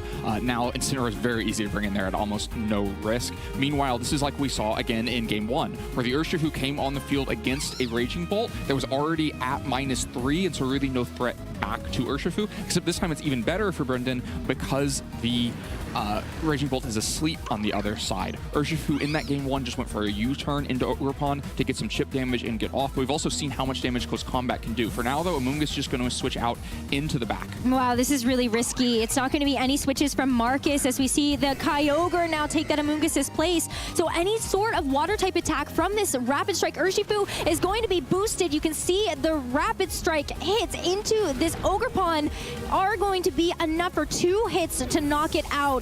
You saw Marcus keep it on the field, wanting to go for something like the Wood Hammer into that Urshifu, but it's not going to get the opportunity. Can Raging Bolt actually wake up, though? It's not meant to be on this turn, but you got the Raging Bolt in front of the Kyogre without something like the Amoonguss to be able to redirect away an attack. Right, but the Raging Bolt in front of Kyogre, but at -3, where it cannot afford to fight in this position. It's just going to take more damage than it deals back out, even with the Photosynthesis, helping to boost it up. But it's speed, not special attack, because it's at -3 special attack already. So just Raging Bolt really in a poor position here. This is, again, feeling like game 1, where the first KO taken was Urshifu into Ogerpon, but crucially in that game 1, that was without having to bring Kyogre on the field, which meant that Brendan got to quickly take over the control of the weather. This time, spent Kyogre coming in to get the KO on Ogerpon means that kind of for the first time in this entire set, Marcus is the one to bring the weather in second and force the Kyogre off the field if it wants to have rain back again. And like we talked about, it's more important for Brendan to have the rain than it is for Marcus to have the sun. The Kyogre's damage potential into Groudon is going to be so mitigated while the sun is up. Oh, but look at this. Brendan opts to keep the Kyogre in, and these Surging Strikes, they're really not going to be doing too much damage to this Groudon outright. But what can this Kyogre do to actually follow that up? It has access to something like the Ice Beam. You could also just go for an Origin Pulse here with a little bit less damage, but the Thunderbolt, oh, it's just not quite enough. Origin Pulse connects onto both of these Pokemon, but Groudon critically gets a chance to actually stick around. He crashed in response, was hoping for something like an Amoonguss switch in on the other side, so Kyogre takes that like a champ. Kyogre takes basically nothing from that. Marcus trying to be 1 turn ahead, and Brendan saying, I don't need to win the weather war at this moment. It was definitely a risk. If that had been Precipice Blades instead, picking up a KO onto Urshifu and doing really significant significant damage into Kyogre, then maybe things are looking better for Marcus. But even then, it would have been a reasonable damage trade, right? Groudon is very low now. And when instead that's not that Precipice Blades, and all that damage was dealt into Groudon for very little to redeem back out of it, Kyogre can just switch back out now and come back in with Weather Control later, and with so much of Groudon dealt with already. Amoonguss now taking that Kyogre's place, and it's going to be a terrestrialization here. Urshifu has the chance to go for Ghost. It's going to remove its electric type weakness to that Raging Bolt, meaning that this Thunderclap might not be enough to actually knock it out before this Urshifu gets a chance to finish off this Groudon. Thunderclap into the Urshifu. It does half of the damage it needs to get the knockout, and so in return, Urshifu gets a huge KO onto this Groudon, and now Marcus down to his final 2 Pokemon in this game. You can see him starting to struggle to figure out how to get through this end game. Those -3 special attack stages under Raging Bolt paying so many dividends. He's stuck. For Brendan being able to fight with the Urshifu against the Raging Bolt. And now, like you say, Raging Bolt just stuck without any special attack. It meant that even the Thunderbolt left Urshifu at high enough health to be able to make this play of the Ghost Terrestrialization to get the extra damage into Groudon. Now Brendan has control of the weather. Brendan has 4 Pokemon against 2. Brendan has the Amoonguss to redirect away the Raging Bolt or to put it back to sleep. And then Ogerpon, the Urshifu on the other side makes its first appearance. There's no Incineroar this time. Instead, gonna provide extra damage to fill out a hole that's left without Groudon on the field, but still an uphill battle with a single targeting Pokemon like Urshifu to complete a 4v2 comeback. While Marcus doesn't have the Incineroar, Brendan still does. And this Intimidate drop is going to be very nice for this Urshifu when it does have access to things like Close Combat and Sucker Punch that are going to have that decreased attack stat. But with this Dark Terra, you're going to be boosting up your Dark type attacks just a little bit more. So looking at something like the Wicked Blow, that's one way that you can get around this Intimidate drop. And the Thunderclap now going to actually finish up the job it wanted to that turn before. So that's a big deal here. Now, 1 Pokemon down here for Brendan, still has 3 more to rely upon, but you've got this Wicked Blow into this Incineroar. You just want to try to get as much damage down as possible. Imagine if it was something like a Close Combat, but that's such a tough call to make, knowing that there was a Amoonguss there just moments ago. Right, and the Amoonguss was also threatening Rage Powder that would have let Surging Strikes go off. So you don't know yet if you're actually stopping the Surging Strikes, and so committing to a Close Combat play that is like Thunderclap and Close Combat into Amoonguss could just be too devastating in that position. But it does give Incineroar the avenue to come in, Amoonguss the avenue to come back out and reset back to full health so that it is ready to redirect. It seems a long time ago that it took that Draco Meteor down to 50% health because it's back to full now, as Urshifu just protects itself, can't afford to take a Spore or a Fake Out. Yeah, but it also can't really afford to attack into this Amoonguss either. Wants to keep that Focus Sash intact and hope that Raging Bolt can finish it up. A critical hit is huge. And then Amoonguss goes down to about 10% of its HP. Raging Bolt puts to sleep, but what a big amount of damage for Marcus to have clutch up in this moment. It was really the kind of crucial opening Marcus needed. The Raging Bolt was providing almost no offensive threat so that Brendan felt comfortable just letting it attack, right? It's Fake Out into the Urshifu slot, let Raging Bolt do whatever it's going to do and go to sleep. But Marcus gets the one big payout for that, which is the Draco Meteor, but Amoonguss can still do its job in redirecting 1 attack away and crucially breaking Focus Sash with the Rocky Helmet as well, so that this Urshifu is lower health while Raging Bolt just has to sleep through. Wicked Blow, though, is still going to be plenty. This Amoonguss was such a big deal for Brendan to rely upon just as a big supportive partner for something like that Kyogre and this Urshifu. But now that it's out of the picture, it's going to be Brendan that's also down to his final 2 Pokemon. The Will-O-Wisp is going to miss the Urshifu. What a critical miss here. Marcus has had just a couple of these big lucks go his way. But that Will-O-Wisp is going to feel so bad for Brendan to have missed. That Will-O-Wisp was so important for mitigating the Wicked Blow damage into Kyogre. Now, Kyogre can get a KO into Urshifu with Origin Pulse, but is going to have to take a Wicked Blow to make it happen. There's no more redirection. And that Terra Dark Wicked Blow is going to do so much damage unmitigated by Will-O-Wisp. I don't think it's a KO, but it might leave the Kyogre at low enough health to be threatened by the Raging Bolt. Yeah, I mean, the Raging Bolt is going to survive that Origin Pulse like it's no big deal. Urshifu getting that final Wicked Blow off is just so important because I think it might be in Thunderclap. Well, it's going to be a tough ask, but it could be in Thunderclap range. It might be in Thunderclap range. You have to get there first. Thunderclap's going to get weakened by Parting Shot. You now also you're have minus to get 6. Raging Bolt awake. You also eventually do have to beat the Incineroar, not just the Kyogre, which is getting healthier with leftovers, can protect itself as well. So if you're too worried about the Kyogre where you're having to throw Thunderclaps there, that's just more time for Incineroar to go after knockoff. Kyogre will continue to get healthier. I'm not sure that Kyogre is in Thunderclap range now. It should be pretty decisively in Brendan's favor, but you never know. There's always the opportunity for critical hits to ramp up the speed for Marcus, but for now, Raging Bolt's still asleep. Well, we saw what happened at the end of that game number 2, so anything can still happen, but knocking off this Raging Bolt Assault Vest almost all but locks up this game for Brendan as long as he can connect these big attacks. There's no terrestrialization for this Raging Bolt, so you can go safely for something like that Ice Beam and make sure that you can attack this Raging Bolt. Thunderclap, it goes through, but it's going to fail into the wrong target maybe, but it's because Kyogre goes for the Calm Mind. That's not an attack, so Thunderclap's going to fail and provide another turn for this Incineroar to help out Kyogre. Another knockoff. Raging Bolt gets so low, and Kyogre can finish up the job in a little bit, if not even for the Incineroar to get another knockoff. Right, Raging Bolt now looks like it's a knockoff KO range. Of course, definitely an Ice Beam KO range. Raging Bolt can't deal with two things at once. A smart little play at the end to get the Calm Mind, knowing that it would prevent the Thunderclap. Brendan manages to escape that game that had so many things not go his way, but just had the better positioning in the early games of both Game 1 and Game 3, really getting a lot of impact out of Amoonguss and getting that crucial first KO in a game where it felt like every reposition of the restricted was going to cost you a Pokemon. Being down a Pokemon already is a terrible place to start that from. Wow, I was on the edge of my seat the entirety of that match. I had no idea how that game was going to end. Just after all of the back and forth that we've seen for luck going in either trainer's way, that was exciting. And I guess Kyogre comes out on top this time around, Len. Kyogre, with Brendan's help, manages to overcome Groudon, and with this Urshifu's help as well, dealing so much damage over the course of this Game 3. Of course, getting the KO into Ogerpon, but then also 2 valuable Surging Strikes into Groudon that let Brendan pick up that KO and move us into the end game.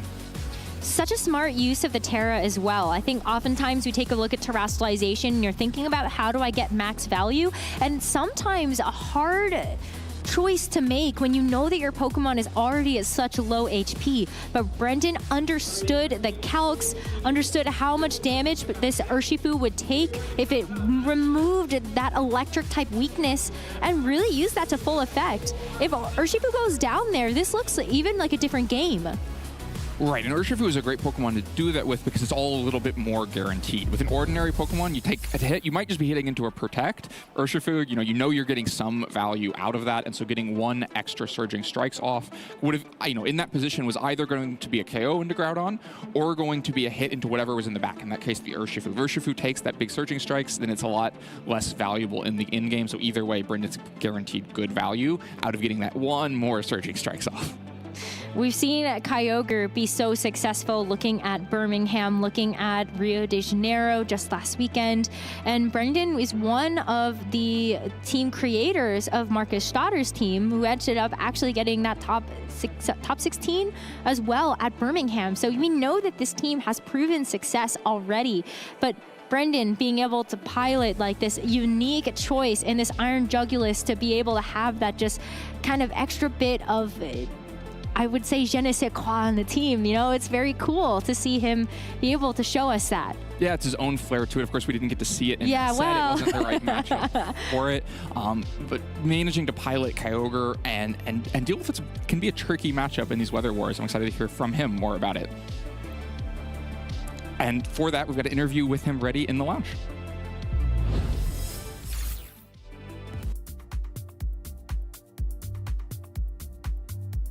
On the victory over Marcus. You've put 1 tally in the Kyogre box for Kyogre versus Groudon, so how's it feel?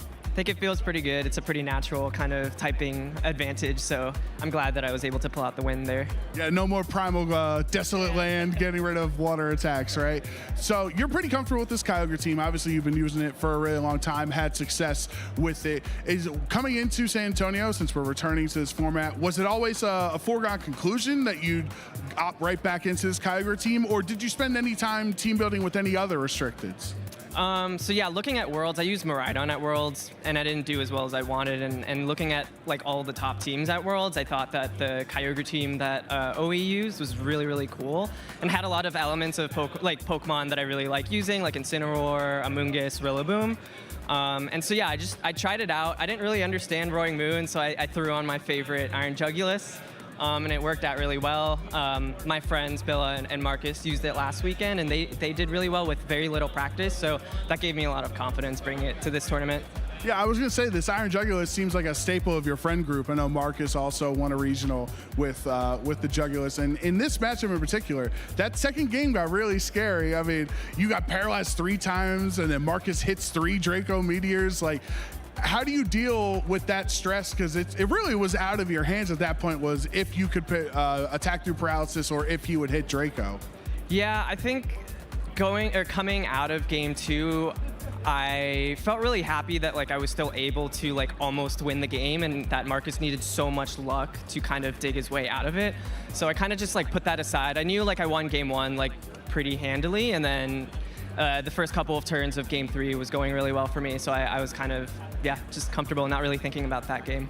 And then with Kyogre, obviously it's been picking up throughout, if we forget the 6 months that we weren't playing Reg G, if we just continue on from the last time around, it was really picking up in popularity. Now it's about 10% of the field, where before it was way lower at the start of the format. Do you think that it's going to continue to rise, or are those restrictions at the top, maybe those top 4, are they just not passable? Like they're just going to be too high of usage for Kyogre to continue to rise?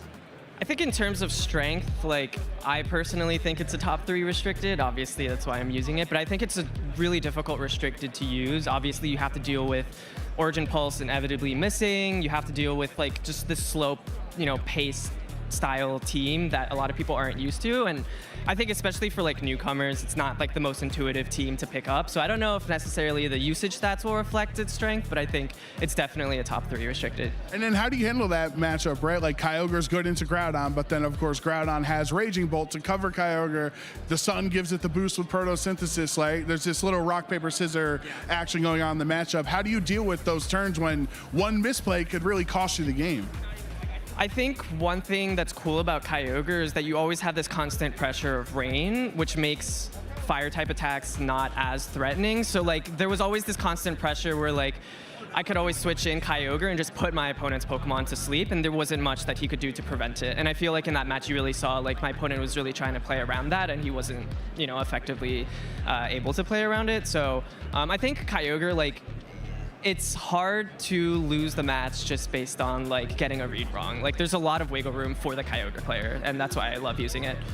Yeah, I'm a big Kyogre fan too, so it's nice to see you winning with it and everyone picking up with its success. Do you have any shout outs or friends or family watching at home? Yeah, shout outs to my family, shout outs to my crew who helped me practice. Yeah, I don't want to name individual names right now because I'm just, a little. I got you. Understandable. All right.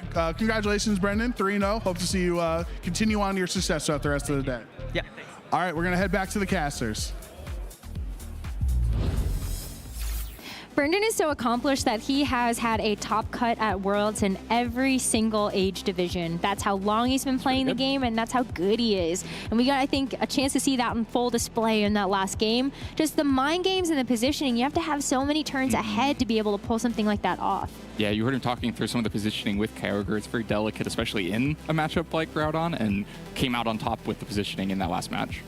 Amazing stuff to see from Brendan. Of course, Marcus not out of it yet, just 1 loss under his belt and can still make it forward to day 2 of the competition, sticking to an X2 record or better by the end of the day. But let's take a look at some of the other restricted Pokemon that we haven't had a chance to see yet. Because we've seen a lot of Groudon and Kyogre, and Zamazenta, of course, from our first round of the day.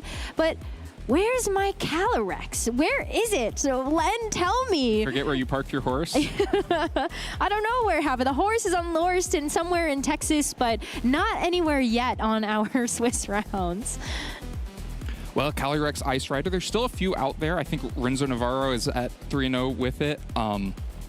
And a Pokemon that's been kind of omnipresent throughout the format is still number 2 in usage. I think despite falling out of favor with some players and seeing less top cut in day 2 appearances in the last couple of regionals since we picked Regulation G back up.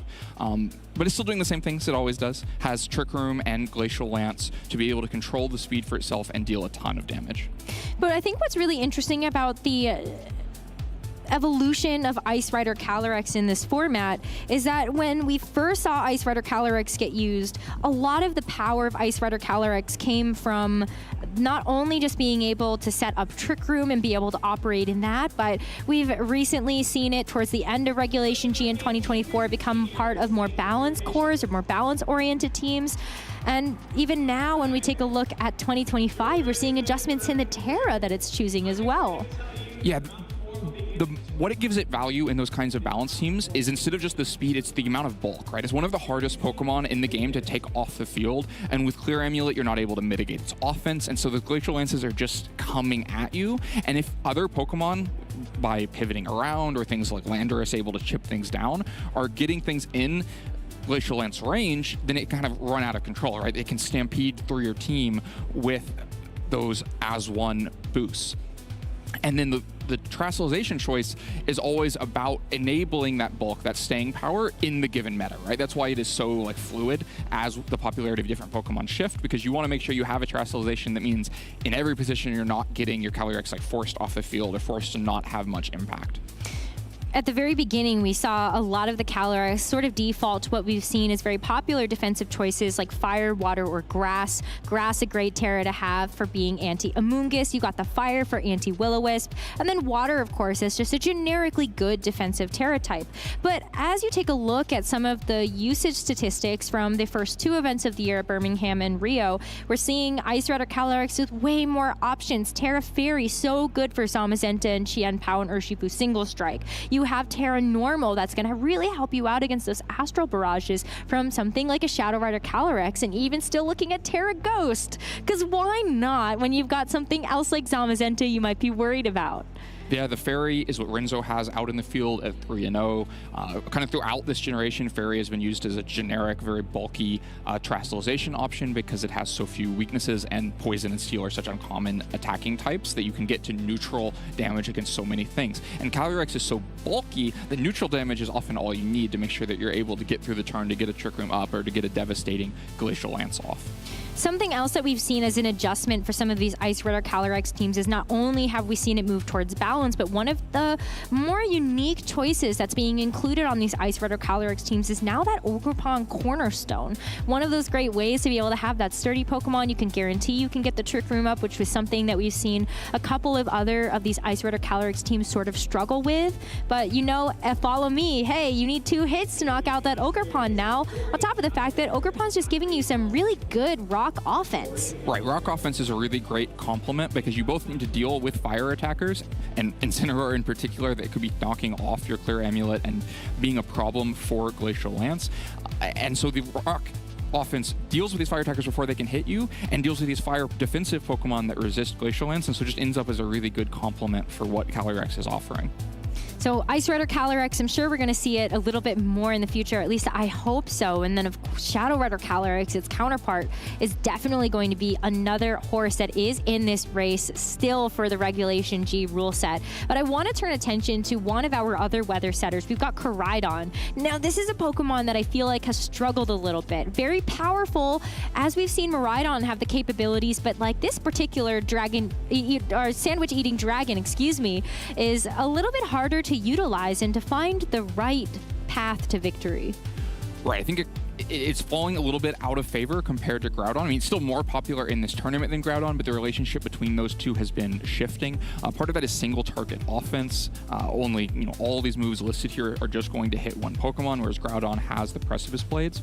And when you compare it to Miraidon, the other kind of representative legend for this generation, Koraidon is being forced to hold the Clear Amulet. It doesn't have the flexibility to go for a damage boosting item because it must have Clear Amulet to not get intimidated by Incineroar, which is everywhere.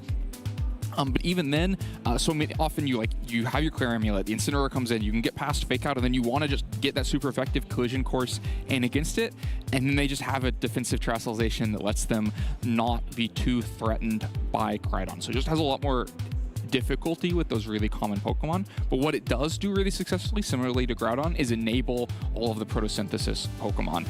Both photosynthesis Pokemon and just fire attackers that love that boost on their offense from the sun that it sets. And then it just plays a different complementary role with those photosynthesis Pokemon. It occupies a different part of the team. I think what's also really tough, though, is when you take a look at those photosynthesis Pokemon, and again, where some of these Koraidon teams struggle, is look at the typing that Koraidon has. You're almost always forced to tear it. Otherwise, it's also going to be sitting on the field next to another Dragon-type Pokemon, and then you're just weak to everything, or you've got double weaknesses. It's tough. And particularly the weakness to ice is a problem, combined with how fast Koraidon teams usually are.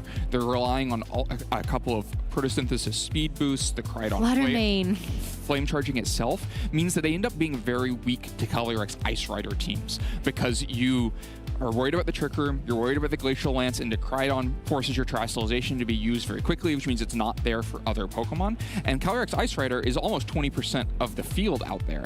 And so it's pretty difficult to come into a tournament knowing that you're going to see a difficult matchup that often, and that's really worked to suppress Koraidon in this regulation.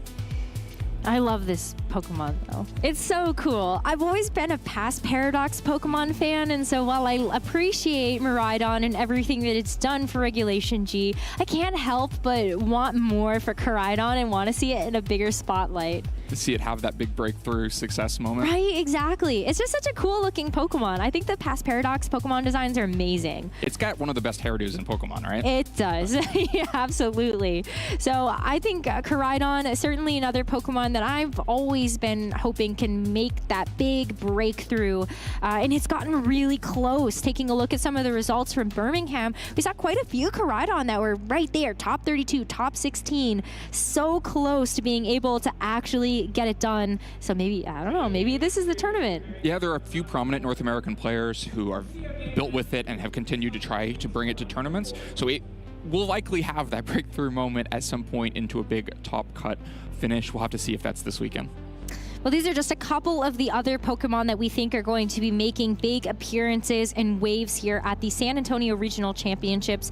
And if you've been inspired to play some Pokemon, or maybe you want to check these out for yourself, or you just want to show us that maybe some of the other restricted Pokemon deserve some love, find a Pokemon League near you, scan the QR code on your screen to go to our event locator on the Play Pokemon website, and you can get a chance to see what organized play events are in your area. There's got some great league challenges every single week. We've got the challenges and cups that offer you championship points so you can get a kickstart on your own competitive Pokemon journey. Yeah, locals are always so much fun because you just get to have fun playing Pokemon. It's a little bit less stressful, a little bit less worried about the competition, and just enjoying it with the people that you're playing with and getting, to try to win some of the championship points, a little bit of prizes, and enjoy a night of Pokemon.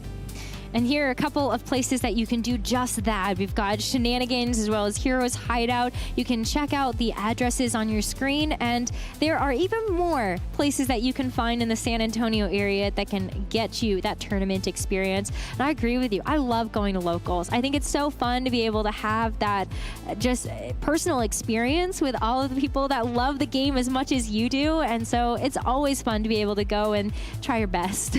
Yeah, try to come out on top. And you can develop little rivalries, right? I mean, locals, you get to play the same people a lot more often, to know them, how they think, how they play. Shishong is one of my locals. I get such good practice against some of the best players. Have you figured out how, worked out his mindset yet? Or are you just trying to get in there so you can get an advantage? I still have a little bit of that. You gotta wiggle into the brain. I don't know what I was going with there, but yeah, you got to get into the grind set and make sure you can figure out some players that way. But it's very fun. I feel like you get some great practice. I know you live in a very powerful area too when it comes down to your local scene. Lots of top players in Los Angeles. Those locals always feel like they're they're a little bit more difficult than they need to be. Yeah, I agree. Well, we're going to take a short break, and when we come back, we are going to have our next round of Swiss at the San Antonio Regional Championships. How's it going? Hi, Marcus. Yeah. Nice to meet you finally. Nice to meet you too.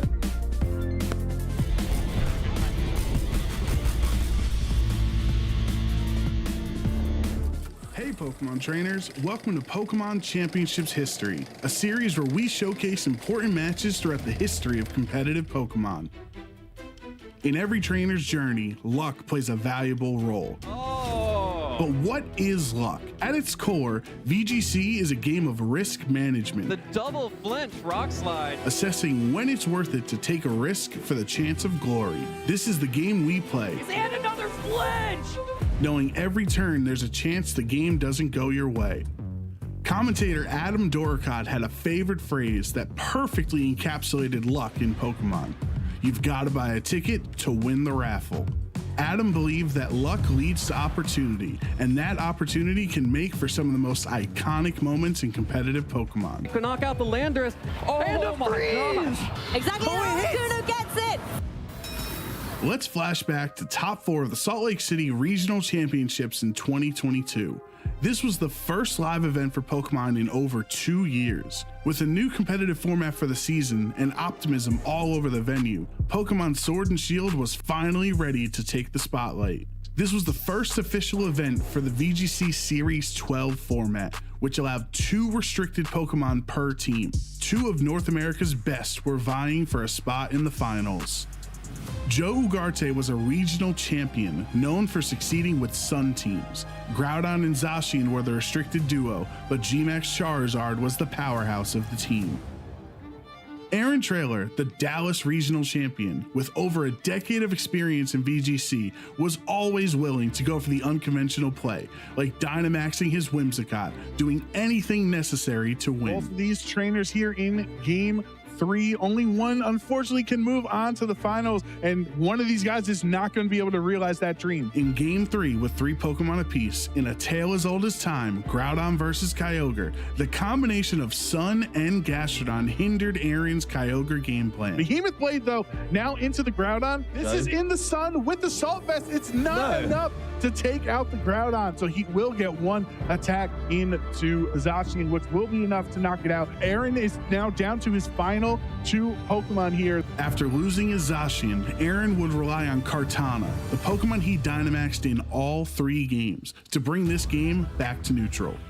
Kartana, with the Max Airstream, takes out Groudon, so now Joe has lost his Dynamax Pokemon. It is 2-2 right now. With Groudon knocked out, Aaron would need to KO Gastrodon if Kyogre had any chance of coming back in this game. Aaron has to deal with the Gastrodon this turn. Gastrodon is finally taken care of. He is down to his final Pokemon, the Pokemon that this team is really built around. Single target Water Spout, but it is in the Sun, so it does not do a lot of damage. It's up to the Sacred Sword. It's Kartana, does take it out, and there it is. And it's down with this Kyogre, unfortunately, against Zacian. Aaron's chances of winning were incredibly low, but not 0.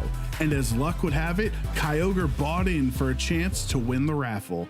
The Kyogre has to go for double protect. He gets it. He gets the double protect. Aaron with a 30% chance protects his Kyogre, and the Sun is gone. And if you want to keep using Play Rough, there's a 10% chance you won't even hit. And the single target Orange Impulse does connect. Finally, something going right for the Kyogre. Does bring Zacian down to under half. You know another one will knock it out. Oh my goodness! The 10% chance comes true. Kyogre nimbly dodging the Play Rough from the Zacian. Aaron played to his outs, no matter how unlikely.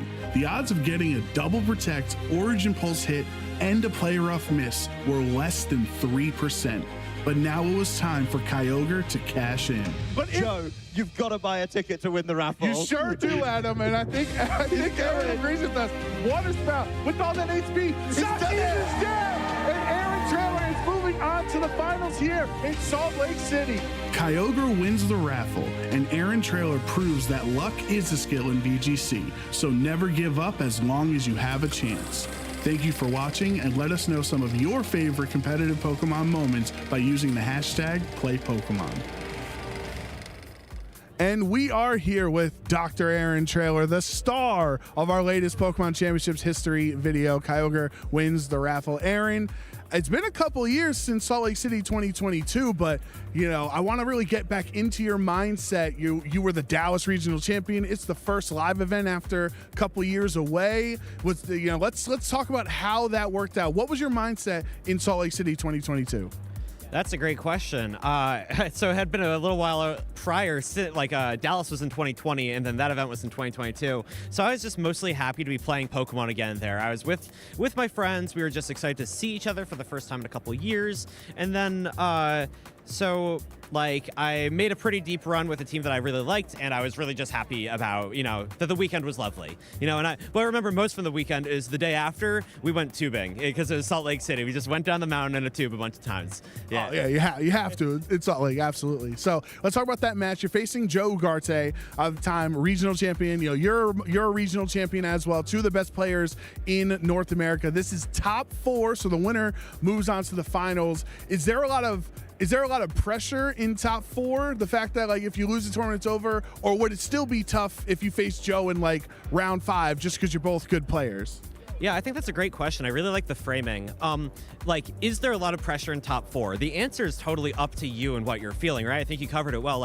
If I come into the weekend expecting nothing, I'm in top 4, I'm going to feel the pressure of the crowd, the stream, the casters, the moment, but also, I'm just happy to be there, and I think, that's what I felt in that moment, because, it was the first tournament back in a while, and I had made an awesome run, and, yeah.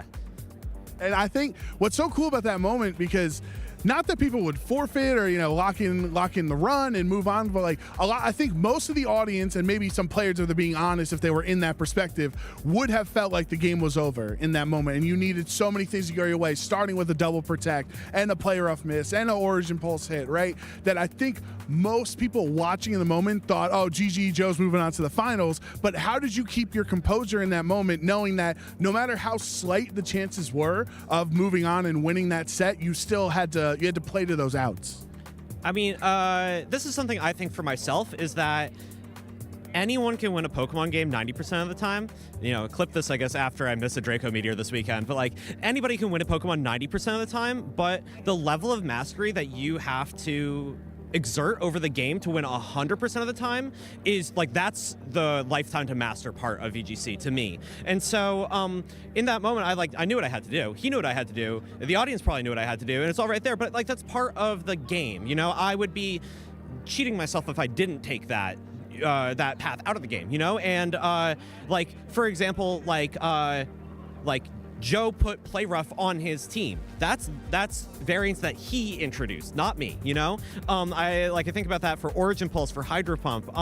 And so ultimately, double protect is a 33%, of the time. So if that happened 1 out of 3 of my games, I'd expect to see 1. Dodging a Play Rough is 1 out of 10, so 1 in 10 games. And then doing both is 2 or 3 games out of 100.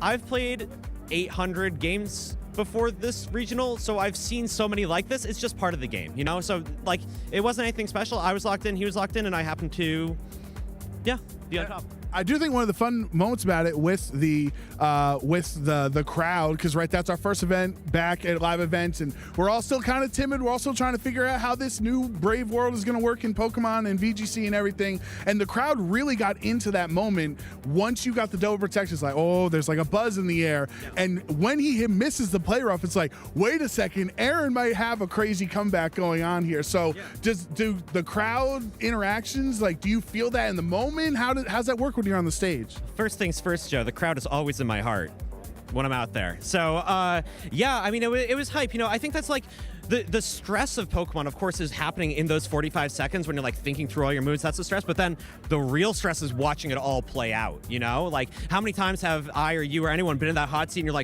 okay, I just need this Draco Meteor to hit. I just need it to hit. And then, the animation happens or it doesn't, and your heart breaks or it doesn't, So it's just it was a wild ride. Yeah, absolutely. Very, very happy to have this time with you. I know from the last couple of years, I always bring that moment up with my friends. We have it's one of the most fun, crazy, low percent chance to win the game, but you never give up, right? Absolutely, that's right. That's your ticket in as a Pokemon player, I'd say. All right. Thank you very much, Dr. Aaron Traylor. We'll be right back with more Pokemon action.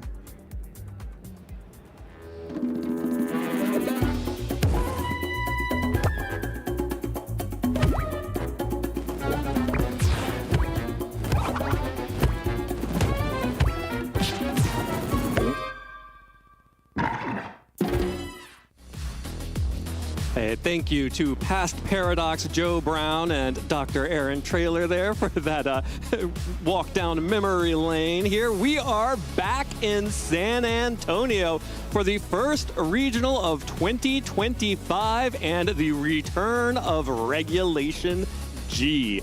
My name is Evan Latt, and I am joined here to take you through round 4 by my good friend, Gabby Snyder.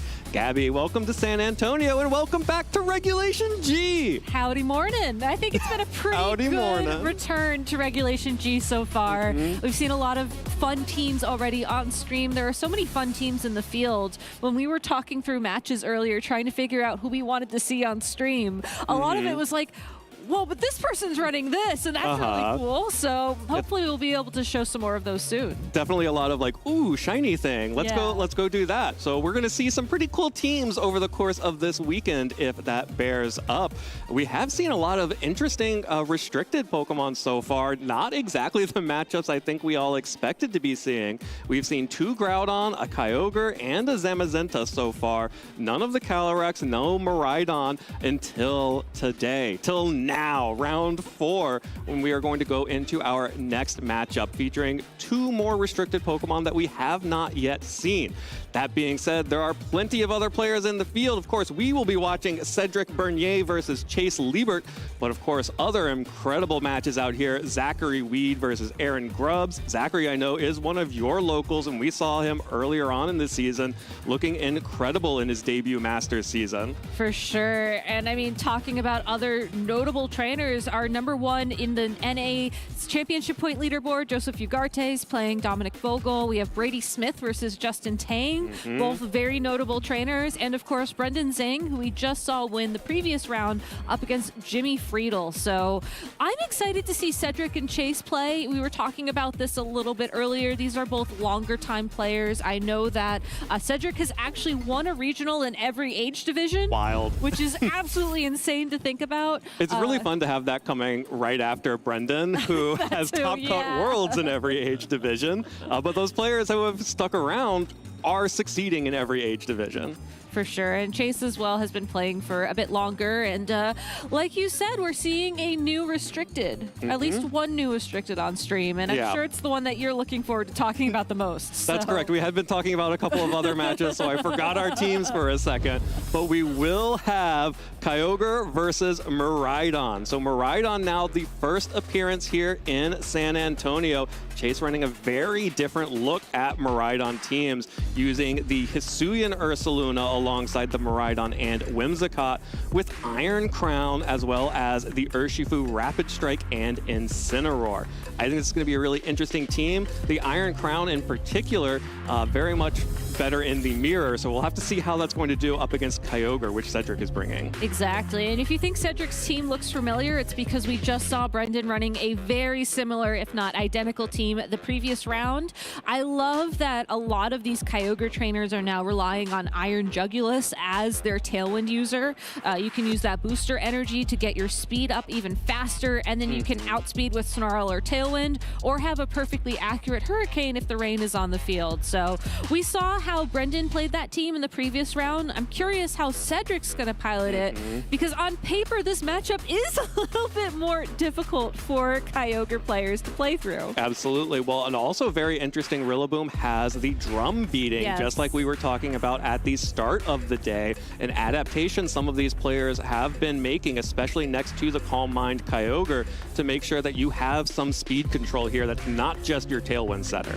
Exactly. And again, it's such a cool team. We saw Oliver Eskelin run it to get second in Birmingham last weekend. There were also a couple of top placements from other notable players, with the Iron Jugulus in particular with Kyogre. And I think the other variant, which we touched on in the beginning of the show, was that Roaring Moon. So really, Tailwind, Kyogre, fast Rillaboom for speed control. You also have the Choice Scarf on the Urshifu to bring some more speed into the equation. It's a very fun team. There's a lot of different ways you can play it. And when you're facing off against Miraidon, you're really going to have to dig deep and figure out those lines, as this Miraidon does have the support of Whimsicott, like we saw on the World Championship winning team. But then you also have Incineroar, Urshifu Rapid Strike, and again, that Iron Crown and Ursaluna really change how this team is played. Yeah, this is going to be a really interesting matchup, and I think the Terra choices on Chase's side are very fascinating. So Miraidon here does not have the Farigiraf for support, so has no ability to go for one of those offensive Terras like the Terra Fairy if you were running Dazzling Gleam, which Chase is not, or Electric for all of these different electric type attacks. Instead will be Terra Ghost to avoid fake outs. Additionally, there is a Terra Grass on the Urshifu Rapid Strike, as well as Terra Normal on the Ursaluna. Probably going to be very difficult for that Ursaluna to get a good space here, although with that Tailwind and no Trick Room on this team, you have to expect that Chase has opted to train his Pokemon much faster than you might normally expect. For sure. And one Pokemon I really want to tap into as we talk about team preview is that Iron Crown. We saw it in previous regulations alongside of the Indeedee. It went for more of that Psy-Spam variant where you boost your attacks with the Psychic Terrain. This one's going to be looking to take advantage of Quark Drive to boost a stat. I would assume the physical attack, but could also be speed. And then also get a damage boost from Life Orb. And then you can Terrasilize into the ground type so you don't take discharge damage. This is a new way to run Miraidon, and I'm very curious how it's going to work out, because if Iron Crown is able to outspeed the field after a booster speed boost, and then the Miraidon's able to follow that up with another fast attack, I mean, Evan, those are some numbers. Those are some big numbers. Those are some big numbers. I think this is going to come down to Terras here. As you saw, the Kyogre does have Grass, and the Incineroar has Dragon. So both of those are going to be pretty important Terras to see in our game one. Will be the restricted lead coming out from Cedric. That's Kyogre alongside that Choice Scarfed Urshifu up against the Incineroar and Chase's own Urshifu, but that is of course going to be the Mystic Water, not the Choice Scarf Urshifu on Chase's side. Yeah, Chase playing this turn one very safe, giving himself access to Fake Out and giving himself access to a Pokemon that would resist powerful attacks from Kyogre. Neither of his Pokemon necessarily threaten a KO in this situation, but that's okay, as given how offensive the rest of his team is on paper, I think you do need to take a bit of a slower start to this matchup, feel out how your opponent's going to approach it, and then respond. Absolutely. Well, as I mentioned, Terrasalization is a big deal in this matchup, and Incineroar has the Dragon Terra type that will immediately resist any water type attacks coming out from either the Urshifu or the Kyogre, and with that Assault Vest, we'll be able to handily tank any Origin Pulses. Will be the Choice Scarfed Urshifu going for the Surging Strikes into Chase's own, dealing just about exactly 50% there on all three hits. Now, the follow-up will be the opposing Urshifu, instead targeting down the Kyogre, getting as much damage as possible off onto that Pokemon, also dealing just over 50% damage with those 3 critical hits. Urshifu's back and doing what it does best. So is Kyogre! Kyogre also doing what it does best and missing that Origin Pulse. Missing that Origin Pulse would have dealt good damage to the Urshifu. Maybe, most likely not enough to pick up the KO there. But of course, with that Dragon typing, Incineroar took no damage, got a U-turn off, and is now able to pivot out into something big. And being able to move last for that pivot is huge, because now Chase knows what Cedric led, knows that the Urshifu is locked into Surging Strikes on the opposing side of the field, and can send in a Pokemon to help him respond to that. And in this case, it's going to be the Whimsicott. Like the Whimsicott on the team that won Worlds, it has Focus Sash, it has Tailwind. Interestingly enough, it also has Encore. So if Chase wants to, this is the perfect opportunity to lock that Kyogre into Origin Pulse, potentially even try and get some speed control up if you're anticipating a switch. It has a lot of board pressure, even though it's not going to be the most important attacker on that team. Yeah, absolutely. This Whimsicott will exert a lot of pressure. Of course, with Tailwind could make that Urshifu faster than the Choice Scarf Urshifu out on the field, so able to then pick up the KO onto Kyogre through a potential Protect even, or also even just go for damage with a Moonblast. Also, interesting, it has Protect, not something we normally see on Whimsicott, but the Amoonguss will come in for the Urshifu as Whimsicott will go for a Tailwind. So if Cedric called that out, that will be an Amoonguss switching into a Surging Strikes, but no, Chase will just be targeting down the Kyogre, and that restricted Pokemon is off the field after dealing 10% damage, 15% damage to Incineroar, and missing the crucial Origin Pulse onto Chase's Urshifu. That was a very safe play by Chase, though, because you knew that your Urshifu had the damage it needed to take out the Kyogre. You knew that Kyogre couldn't protect thanks to Urshifu's ability. You had the speed control support if you were worried about the Scarf Urshifu knocking out your own Urshifu first. And if Cedric did switch in a Pokemon, you know, yes, you would have been taking Rocky Helmet damage from that Amoonguss, or potentially not dealing, you know, as much damage as you would have liked to otherwise. But still, the risk to remove the restricted is so huge. And now that that Pokemon is gone, Cedric is really going to struggle, I think, to find those heavy-hitting attacks that he's missing otherwise. Yeah, and Urshifu coming in here for Cedric to replace the Kyogre. You can see hovering over a switch out because Urshifu is in a bad place right now. This can only be a bait to try to get a good switch in from Cedric's side. And we'll have to see if Chase falls for it, as Urshifu will immediately switch out to Rillaboom. So when we're always looking at this in the Rillaboom versus Miraidon matchup, who comes out first, who sets terrain first? Rillaboom is first out on the field with terrain, which means that at any point, Chase can remove it by switching in Miraidon. There will be the Moonblast into the Rillaboom, dealing a good amount of damage, and a close combat, not quite enough. Rillaboom hangs on with 9 hit points. But that means that this Amoonguss was not targeted and gets a Sludge Bomb off onto Whimsicott, knocking it down to its Focus Sash. And that's a bit of a newer adaptation for Amoonguss coming into the return of Regulation G. We've seen a lot of them running Sludge Bomb over Pollen Puff so that you can go on the offensive against Pokemon like Whimsicott. It's always going to take 2 hits to knock it out thanks to that Focus Sash, and if you're able to bring it down to the Sash, now you threaten a KO with a priority attack from Rillaboom, whether that's the Grassy Glide or the Fake Out in this position. Still struggle a little bit against the Urshifu, but I think you can comfortably redirect its attacks this turn, start using that Rocky Helmet to bring it down into closer KO range, possibly even 2 turns of Rocky Helmet damage KO, depending on what attack Chase chooses. So Cedric is still in this game, but I think it really comes down to the terrain and the positioning of that Urshifu in the back of his party. And with confirmation that Miraidon is on the field and now has the terrain control, that just became so much harder. Yeah, the Amoonguss now has lost access to its ability to use Spore into Chase's team. We'll have to just rely on the Rage Powder and the Sludge Bomb as a fake out into Whimsicott. Like I called out, that's a Protect Whimsicott. We have not been seeing a lot of that lately, as another Sludge Bomb just barely does a little bit of damage onto Miraidon. It's a little bit, but it counts, I think. It counts. Unfortunately for Cedric, this Miraidon is still in a fantastic position to just go on the offense. We still have Tailwind up on the field. Whimsicott's there as well, just sort of force Cedric to pick one Pokemon to focus in on rather than just being able to easily lock in the KO there. If Cedric does decide to go for a attack here on that Amoonguss, you can target the Whimsicott, get that KO, but you can't really switch Rillaboom out because you don't want the Urshifu to come in on the field. Yeah. Miraidon could even lock into something like Discharge right now, and yes, you would take out your own Whimsicott, but you would be in a great position to clear out the game. Yeah, and I think it's going to be really difficult for Cedric to find any kind of damage, with the only attackers remaining being the Rillaboom that just got intimidated and at 21 hit points, and there's honestly the Amoonguss that is dealing some damage with Sludge Bomb, and the Choice Scarfed Urshifu is about to lose its reign as Rillaboom just gets knocked out straight away by that Volt Switch, and Chase gets to pivot.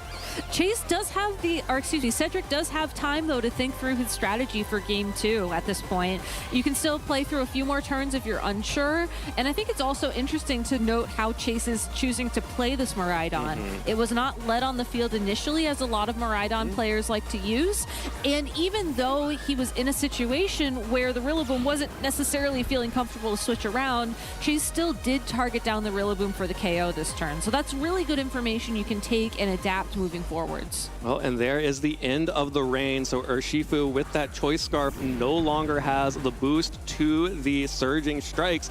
But honestly, with Incineroar as a Dragon type, Whimsicott and Miraidon still out on the field, and the opposing Urshifu, nothing takes damage from that anyway. I mean, and this is kind of nice if you're not necessarily an Urshifu fan, maybe seeing one in this position at this point in time. I really want to see what information Cedric is going to try to fish for. I mean, I just mentioned that earlier. I'll mention it again. We really are in a position where Game 2 is imminent, and I'm curious to see if there are any damage calcs that Cedric is going to try and fish out here, maybe how much close combat can do to the terastallized Incineroar, but we're not even going to get that with a fake out. Nope, that's just a fake out into the Urshifu as Whimsicott sets Tailwind once again, which means that the Choice Scarf no longer giving the Urshifu any kind of help here. As the Sludge Bomb, Amoonguss finally picks up a KO for Cedric. Rillaboom, Kyogre, Urshifu, what are you guys doing? Amoonguss has all the work going on. Good for Amoonguss. You know, maybe we were wrong when we said it was a support Pokemon in all those previous formats. No, we weren't. I'm just trying to fill time here. Well, with Miraidon and Incineroar out on the field, that is going to be just about it for Amoonguss and Urshifu. Amoonguss does have the option to Rage Powder away any single target attacks, and Miraidon could now just start going for discharges. With the Incineroar as a Dragon type, you could wrap this up pretty cleanly with just a few turns with discharge, or maybe even just a little bit safer-ish. By going for some of those single target attacks, Miraidon does have access to Dragon Pulse, not even the Draco Meteor, so no chance of missing if Chase decides to just lock into Dragon Pulse here for damage into Amoonguss. For sure, and I think that is the move that you want to lock into at this point in time. Urshifu's not known for its defenses, and you really want to make sure you have a win condition against the Amoonguss in particular, but you can also just use Discharge, ensure that you KO a Pokemon this turn, and we can even see how comfortably Incineroar took that. So that's really good information. The paralysis isn't great, but that's not necessarily going to decide the game at this point unless things go really crazy. Yeah, and because Chase still has 3 Pokemon remaining, Miraidon is able to switch out now. Just that one discharge into Incineroar will be the self-target damage, but Amoonguss, Sludge Bomb, has not gotten any poisons here. Maybe some poisons earlier on in the game. Definitely would have been able to get that tick onto Whimsicott to prevent the second Tailwind from going up. Could have been big. The poison potentially onto Miraidon would have had some additional chip, but would need to find some more damage elsewhere as well. There's another Sludge Bomb into Urshifu. Finally gets the poison here, as the Incineroar was paralyzed, again, thanks to the discharge. Urshifu will hang on for one more turn here, but the poison will get the Urshifu if the Rocky Helmet doesn't do it first. We are in a position, though, where this Amoonguss has found a way to prolong this match a little bit longer. Admittedly, it can't necessarily go for spores, even though the terrain is down, because there are statuses on both Pokemon at this point in time. But Cedric could close this out to a 1v1 situation, with Poison knocking out the Urshifu if Rocky Helmet didn't get to it first, and then some decent damage from Sludge Bomb onto this opposing Incineroar with some more fully paralyses. I'm not saying that there's necessarily a way at this point, as I do believe Dragon Pulse, especially with the Hadron engine boost that Miraidon gets to its special attack, will be enough to close this game out eventually, but Amoonguss is really doing its best right now, and I want to celebrate that. Amoonguss, honestly, you're doing great out there, Amoonguss. You are doing so much. It's the rest of the team that let you down today. Actually, though, hold on a second. This Amoonguss is Terra Fairy. And with 2 Pokemon remaining, if this Miraidon does lock into Dragon Pulse, there is a world. Yeah. So in this world, you can't lock into Dragon Pulse because of that. You have to lock into Electro Drift. Yes. Which will deal not quite enough to KO this Among Us and take the Rocky Helmet damage and a Sludge Bomb with a Poison Tick. And Incineroar continues to be paralyzed. Like I'm saying, it's not a probable world, but there is a world. And if multiverse theory has taught me anything, it's that you're probably better off trying to also stall out the electric terrain to remove your attack boost and all that good stuff. Yep, there's the Electro Drift into the Protect, and this Among Us has found a way to get Cedric much further into this game than it seemed from earlier on. However, the advantage that Chase has built up has just been too much, and Cedric now considering to go for the forfeit here as very unlikely. You would probably still need a critical hit plus Rocky Helmet, plus Poison Tick, but it could be possible. I probably wouldn't run here. I would want to see. I mean, that's when you have to worry about the opportunity cost, though, as you are taking more time in this round, and if you are looking to get to a Game 3 situation so you can win the round, you may be hurting yourself at that point in time, as you do have a few more tools on your team if you're Cedric to potentially play the timer if it came to it. We didn't necessarily see that play out in this match, and certainly that could have been a win condition for that Among Us had things gone a little bit differently. But overall, I think that Cedric did a very good job of at least feeling out that potential win condition and then recognizing, yes, this could happen, but at this point, I am more likely hurting my chances of taking the win eventually. Yeah, absolutely. And we are going to be heading into a Game 2 with all of that information at both of these players' disposal. And I think what's going to be very important here is for Cedric to get something out of that Kyogre. Got literally well, not literally nothing, because Kyogre did deal a pittance. It tried. It tried very hard. It dealt a little bit of damage to the Incineroar. Did force the Terastallization on the Incineroar to make it a Dragon type instead of the Fire typing. But then, you know, after that, just got knocked out by incredible focus targeting from Chase. And that's something that works very well in a single restricted format, is just hyper focusing on that restricted Pokemon. I think especially if you have a team like Cedric where the Kyogre is sort of the mainstay of the team, you can play that strategy. You can take out that Pokemon early on and then just increase your odds of continuing that momentum throughout the game. I think if I were in Cedric's shoes, the ways that I would try to make that Kyogre more effective is maybe trying to anticipate the Terra Dragon on that Incineroar turn 1 if we see a replay of leads. You could also just switch that Kyogre out a little bit earlier, and yes, you may be exposing your Rillaboom, you may be sort of putting yourself a foot behind in the terrain war. At least you have that damage potential out there, but we're actually seeing a complete switch up of leads from Chase here. Oh yeah, but that is a great counter lead coming out from Cedric. Chase going for the classic Whimsicott and Miraidon lead, but will be immediately countered by the slower Rillaboom, getting the grassy terrain up instead of the electric, and the Kyogre alongside. And this is not a good position for a Miraidon player, especially because that Kyogre does have access to Grass Terra, and without the additional boost from electric terrain, Kyogre can tank some hits. It can take some hits, and Cedric wasn't really reliant on his Terastallization in game number 1. We don't see him use it game number 2, but that's mostly like because he can just flinch the Miraidon this turn. Yep, without a Terastallization into the Ghost type, Miraidon just has to take this fake out, and instead here comes the Origin Pulse, dealing a little bit of damage back to Miraidon, but also covering potentially for a Ghost Terra typing there. So now Cedric is in a position, though, where if he wants the Kyogre to remain on the field, you are going to have to Terrastallize. But that's okay. At the end of the day, it was that Fairy or Grass-type mind game on the Among Us that sort of led to nothing. Yeah, you don't want to be there again. You don't want to be there again. So using your Terrastallization now does mean you can use it, does mean Kyogre can go for more of these Origin Pulses, and I think critically put Miraidon in a position where a Grassy Glide, assuming you keep the terrain up, can easily knock it out in the future. Well, it will be the Among Us switching in for the Rillaboom so that Cedric can reset the terrain at his leisure, as Kyogre will go ahead and Terrastallize into the Grass typing, and now this Miraidon is very sad. Grass Kyogre in grassy terrain means that this Volt Switch is not going to deal the damage that you really want out of this Miraidon, but will be able to pivot out and be able to counter potentially this Amoonguss and the Kyogre. Of course, that does mean that whatever switches in is going to have to take a hit from this Kyogre, and it will be Urshifu. So Urshifu, with its water typing, doesn't have to worry as much about the Origin Pulses. Of course, though, those Origin Pulses have to hit, which this time they do. So, yeah. And that's actually decent damage. I mean, having a 2-hit knockout from any move is really critical in a format where these Pokemon tend to be, you know, a little bit weaker, not necessarily as bulky as the team that Cedric brought.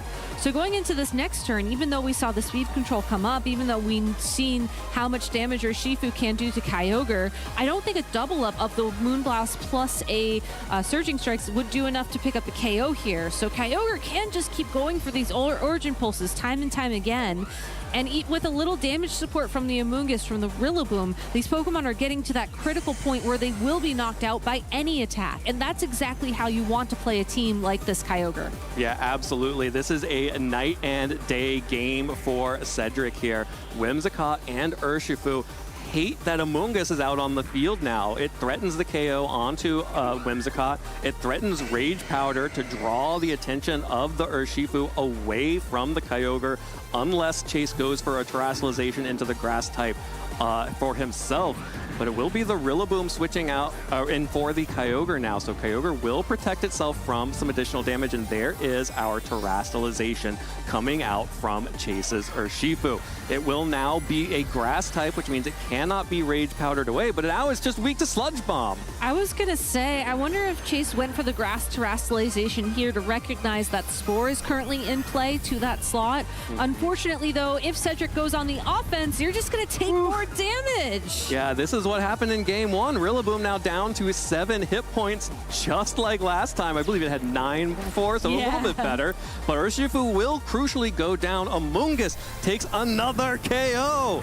I think Amoonguss has done the most damage for Cedric so far. Literally all of Cedric's KOs are because of the Amoonguss.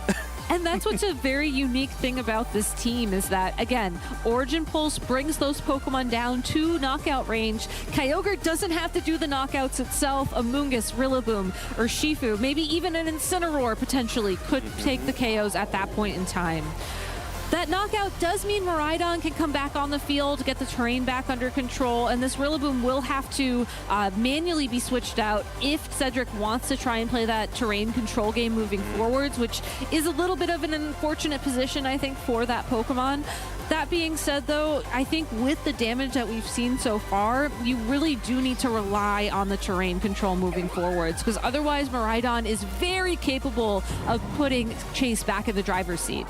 Yeah, Miraidon does have some options here, but crucially, the Terastallization was used up by Urshifu last turn, which means that Miraidon is vulnerable now to Rillaboom's Fake Out. So Rillaboom can stay out on the field here, get some damage onto Miraidon, potentially with a Sludge Bomb from partner Amoonguss, but instead, just going for the U-turn will instead be Volt Switched out of the game once again, just like in game one. So Miraidon will be retreating in favor of one of Chase's other Pokemon and leaving this Whimsicott vulnerable to a Sludge Bomb.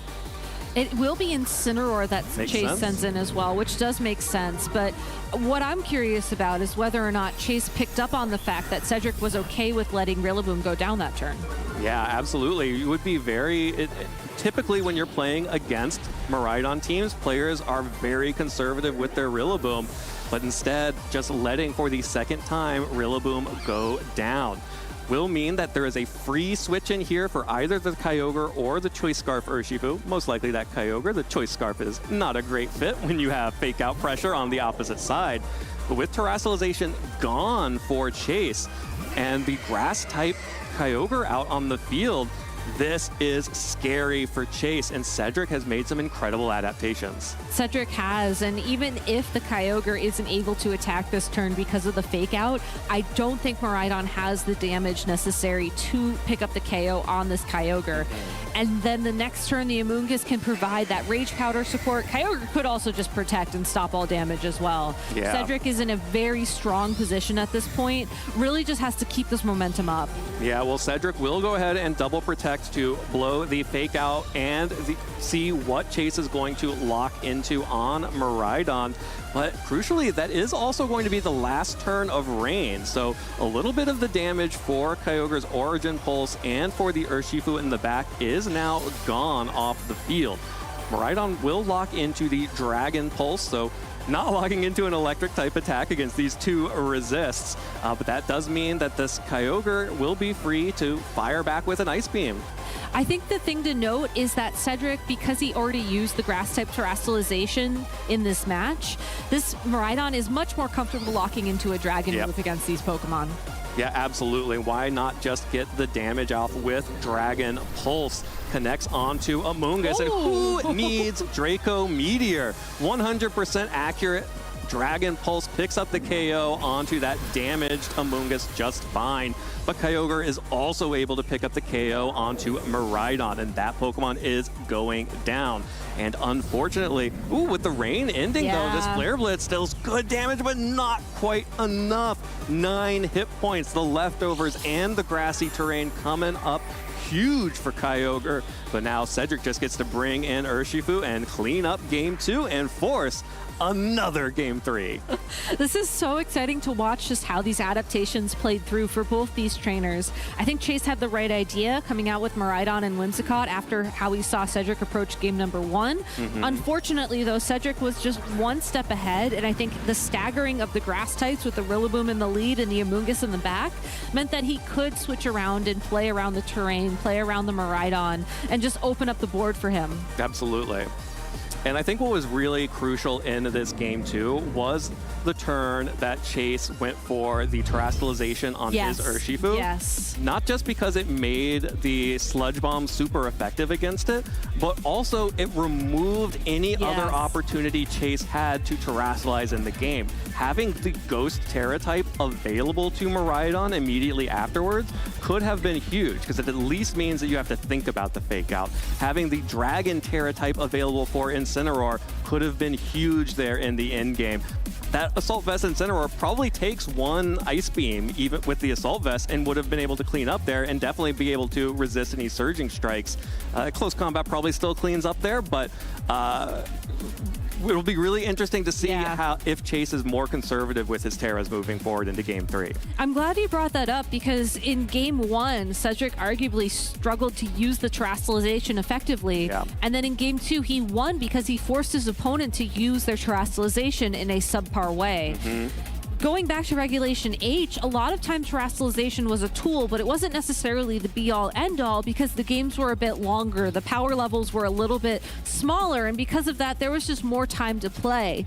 In Regulation G, though, especially when you're playing against a team like Miraidon, you probably have one turn for that Terastallization, and you need to make it count. And that's something that's going to be so important to keep an eye out for as we go into Game 3 here. Game 3 here, Cedric Bernier versus Chase Liebert, will be the Iron Crown making an appearance alongside the Whimsicott.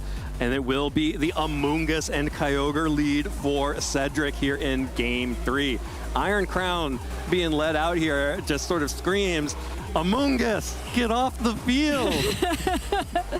For sure. Iron Crown is a Steel Psychic type. Notably, I think the fastest Steel Psychic type out there. And this one does have Psyshock. So Life Orb, Psyshock, even without a Quark Drive activation, will definitely threaten a ton of damage on this Amoonguss, if not the knockout outright. So honestly, threatens big damage onto either Pokemon because Psyshock hits for your physical defense, not your special. Exactly. But against this, in this moment, looking at how this game has played out, I do think that Amoonguss is the scarier Pokemon for Chase, but you can only afford to ignore Kyogre for so long. So I like the double protect play here, trying to feel out how Cedric is going to approach this game, and we see that Origin Pulse come once again. So just trying to spread the damage around, spread the love. Spread the love, and the love in this case is an Origin Pulse.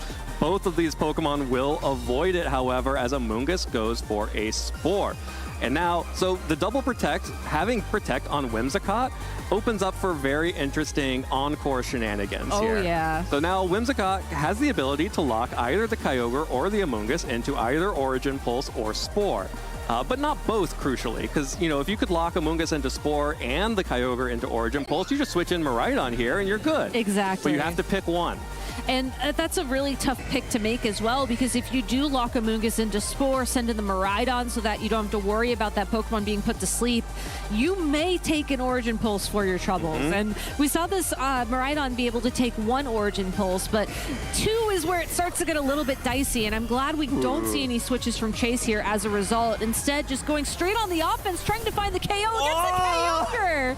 One hit point remaining after the critical hit. Kyogre hangs on just barely and hits both Pokemon with the Origin Pulse. Not enough to pick up the KO onto the Iron Crown, but Whimsicott now will go down to another Sludge Bomb. The Amoonguss is continuing to pick up KOs here in Game 3, and the Kyogre just barely hanging on there. So the Kyogre might not get a chance to attack again, just throwing that out there right now. But I think the key thing here for Cedric is that the Kyogre will be on the turn while Chase sends in his next Pokemon. We see that's going to be the Urshifu, which does bring some interesting mind games up in terms of, well, is it going to Terrastalize again? How is Amoonguss going to handle this situation? But I think Cedric's biggest benefit right now is that the Kyogre is on the field, threatens damage, and requires Chase to answer it this turn. Absolutely, and the Amoonguss being out on the field, the Urshifu coming in, the Iron Crown still has the ability to hit that Amoonguss for super effective damage with Psyshock.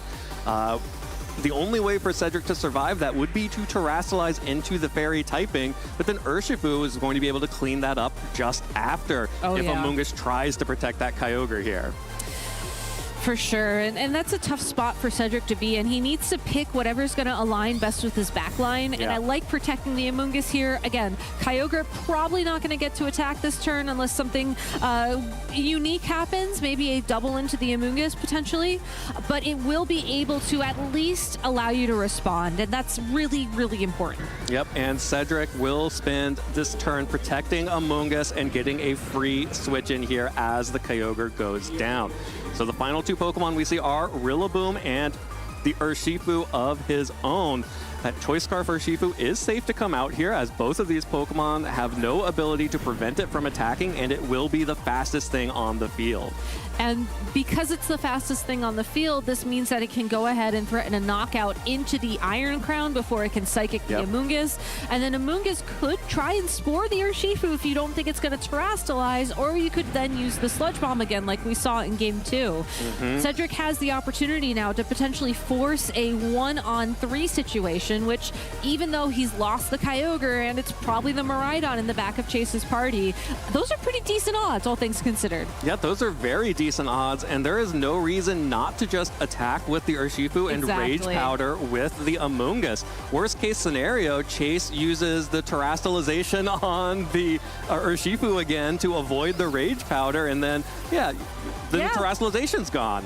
So there's the Rage Powder here, and the close combat covers for a Miraidon switch in to pick up the KO onto Iron Crown.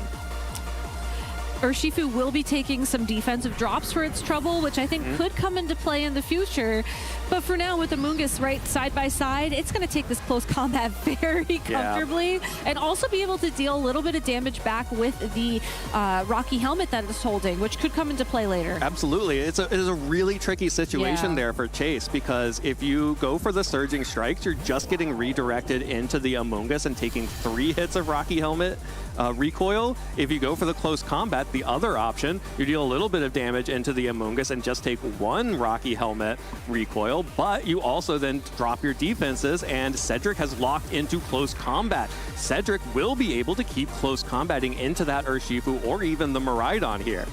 For sure, but I don't think that's necessarily something you want to go for at this point in time, as Chase is down to his final 2 Pokemon, and we know that Cedric has the Rillaboom in the back of his party, and if you can remove about 30% of your opponent's attacking power, I mean, don't get me wrong, Evan, I will admit, we're still going to see some Miraidon numbers coming up this turn, but it's so critical that you make this switch here, get rid of the electric terrain, and just give yourself the opportunity to take those attacks a little bit better, and also threaten some sleep with the Amoonguss's as well.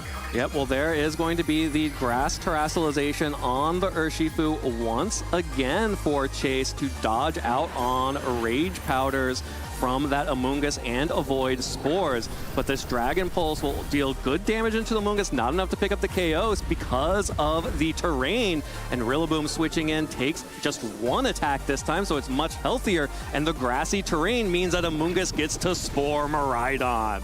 And this is a very safe spore for Cedric because you know that you're going to be able to remove the electric terrain, and you know that the Miraidon cannot terrestrialize into something that is resisting the spore. So even though this Amoonguss could have tried to reach deep into its heart, make the prediction of the terrestrialization and Sludge Bomb for the KO on the 1-on-3, I think you're much safer going for the spore on the Miraidon this turn. While Chase is going to be able to knock out the Amoonguss if he chooses before you're able to retaliate with a Sludge Bomb, you just only have one Pokemon to worry about. You have a couple of turns to deal with this Miraidon before it wakes up, and that just makes it more comfortable for you to go into this endgame. Absolutely. Urshifu will protect itself this turn from the opposing Rillaboom's Fake Out as Amoonguss switches out for Cedric's own Urshifu. Now, this is not a great position. Chase is down on Pokemon, only has these last two remaining Pokemon, which means we will never see electric terrain again. However, Miraidon's Dragon and electric typing is actually really good here. Has the ability to resist hits from Rillaboom, has the ability to resist surging strikes from Urshifu, and of course Urshifu will have to lock into an attack here, and doesn't take super effective damage from the Amoonguss, but gonna have to wake up first and also find some way of dealing some more damage here, not just tank hits. Assuming Miraidon wakes up on the early side, so maybe this turn, maybe next turn, I think that Chase still has a path to victory here because he's able to lock into Dragon Pulse and just do consistent damage to all of Cedric's Pokemon. If Cedric wants to take out the Miraidon, he's gonna have to rely on close combat on his Urshifu, which it's great that the U-turn got the KO on the opposition. We'll have to switch around a bit to get it back in, but yeah, that Urshifu really is the key Pokemon for Cedric right now. Yep, so that means that Urshifu will switch out for the Amoonguss that just recovered its health with the Regenerator ability. And yeah, I think Chase really needs a one-turn sleep here from Miraidon. There it is. He got it. Miraidon wakes up, fires off a Dragon Pulse into the Amoonguss on the switch, and Amoonguss will go down. This Rillaboom we already saw went for the U-turn, so we'll be able to switch out and bring the Urshifu back in.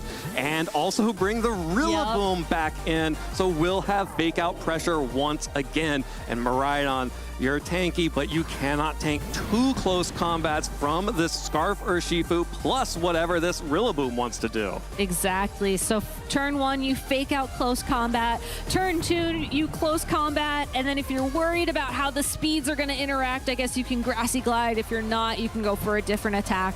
This Miraidon is very powerful, but unfortunately, like you just said, not known for its defenses when it cannot terrestrialize into a ghost type and just ignore fighting type attacks. Yeah, and this all comes back to that one pin that Cedric had on the Urshifu with Amoonguss on the switch in.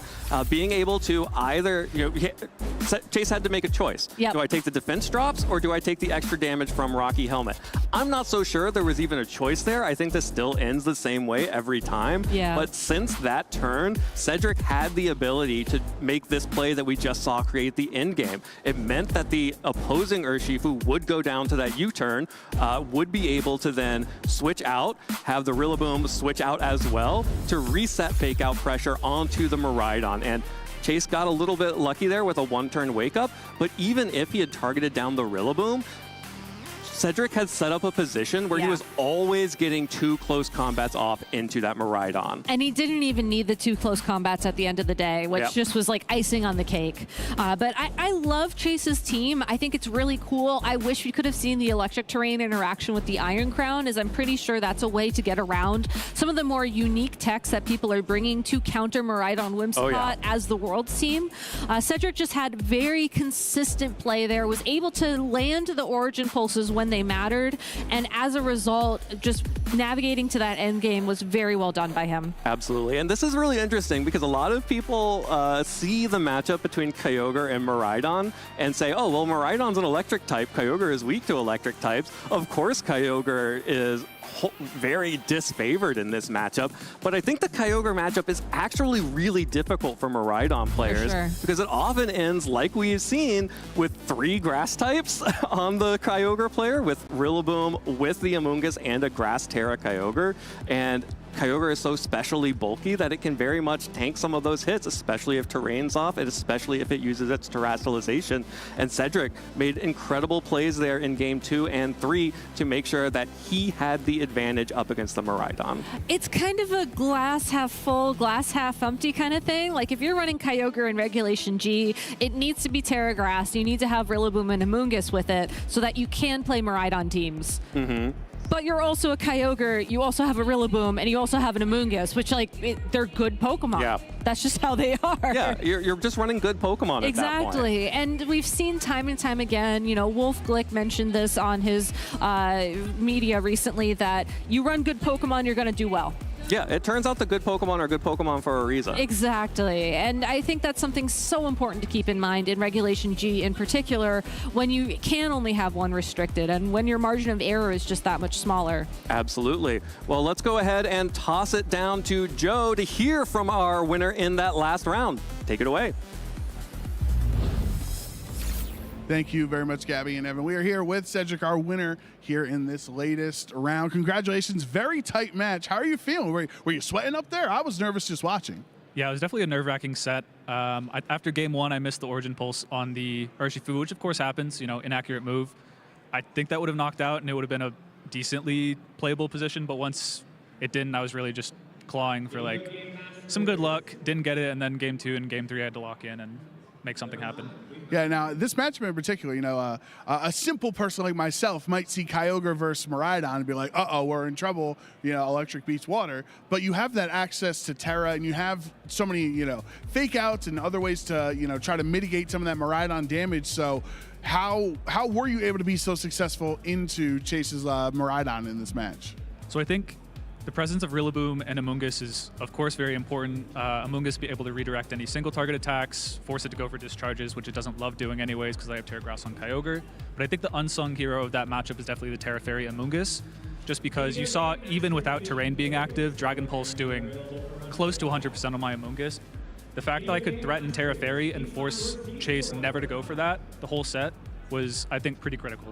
I also think there was that really awesome play in game 3 where you would swap the grassy terrain in and then spored Miraidon, so that obviously electric terrain's no longer on the field. Now Miraidon is able to be put to sleep. How often do those moments happen in these Miraidon, Rillaboom matches? Because it seems like so much is pivoting between I need electric terrain up, I need grassy terrain up. Like, how often can you actually put a Miraidon to sleep? I think it's reasonably consistent in most Miraidon matchups. Chase has a slow Assault Vest U-turn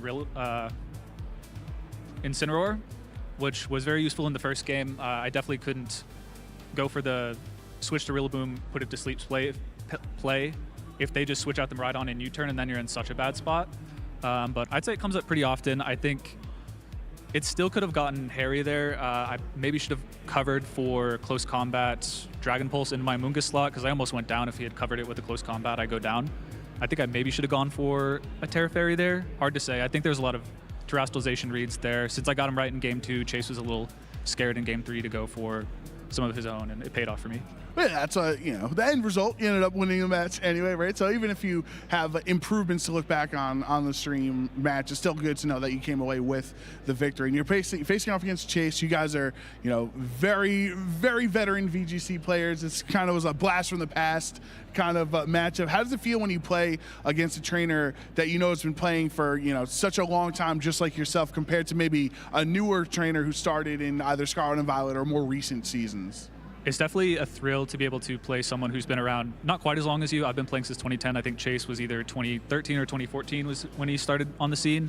But getting the opportunity to play them is always fun, just because there's years and years of personal history, just talking to each other at events. But also, I've played Chase at events before. I think I played him at the Dallas 2018 regional, which I ended up winning. So, just having both the in-game history and the out-of-game history, it definitely makes it the victory and the losses a lot more intense than someone you don't know. And, you know, Cedric, you're also a Texas player with a former Texas regional championship a few years ago. Is there more pressure trying to win here in San Antonio than, you know, say Toronto or Baltimore or another location?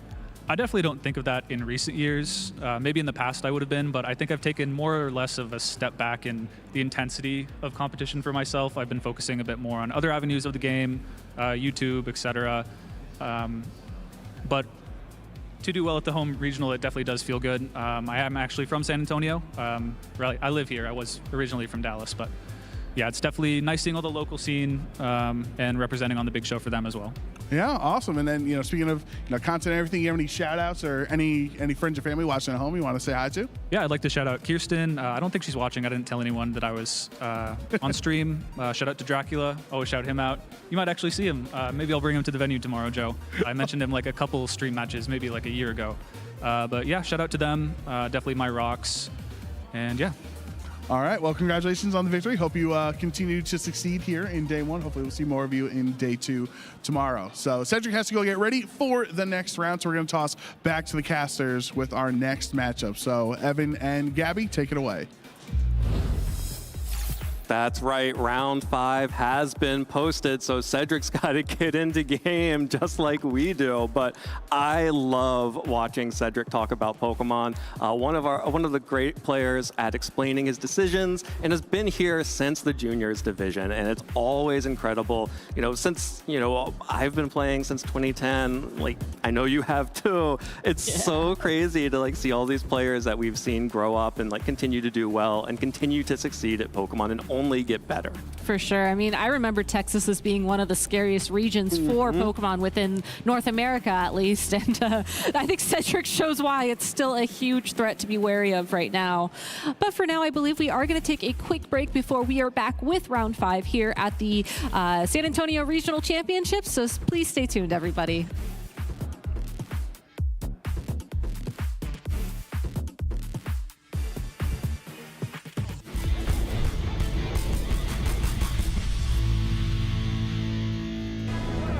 There it is. That's going to do it. And Dragonite proudly watching from the sideline as Giovanni Costa wins his first regional championship at the San Antonio Regional Championship.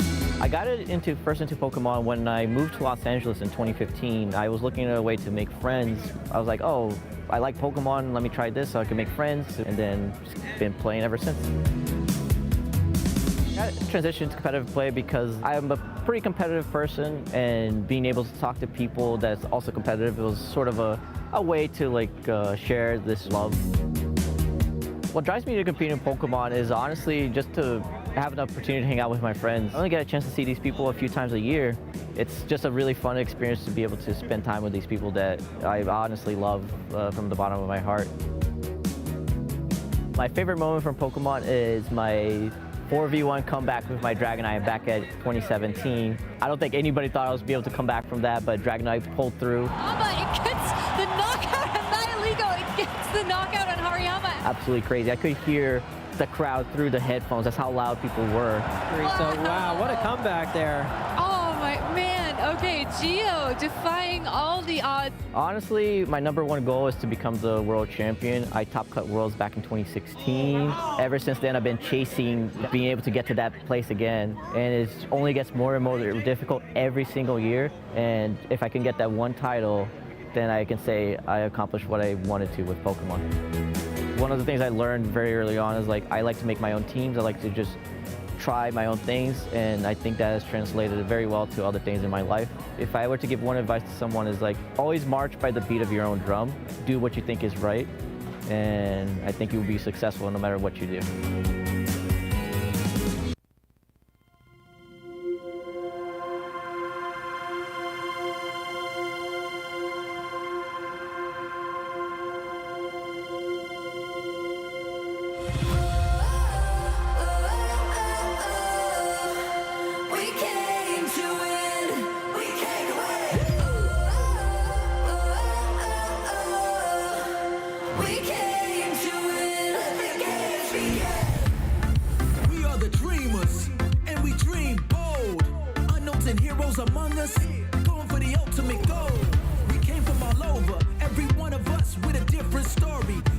Determination unites us. Now it's time to claim your glory. We share the same vision. We have the same mission. So let the games begin. Tribals from far to play. Gonna give all it takes. 'Cause we came to win. Let's go. Come on. We came to win. We came. And Abby Weedle is gonna 3-0 sweep. Fusion shows up. Fusion takes the race. Fusion wins. Tord Ratcliffe, the greatest player of the modern era. Nils Dunlop is your European International Champion.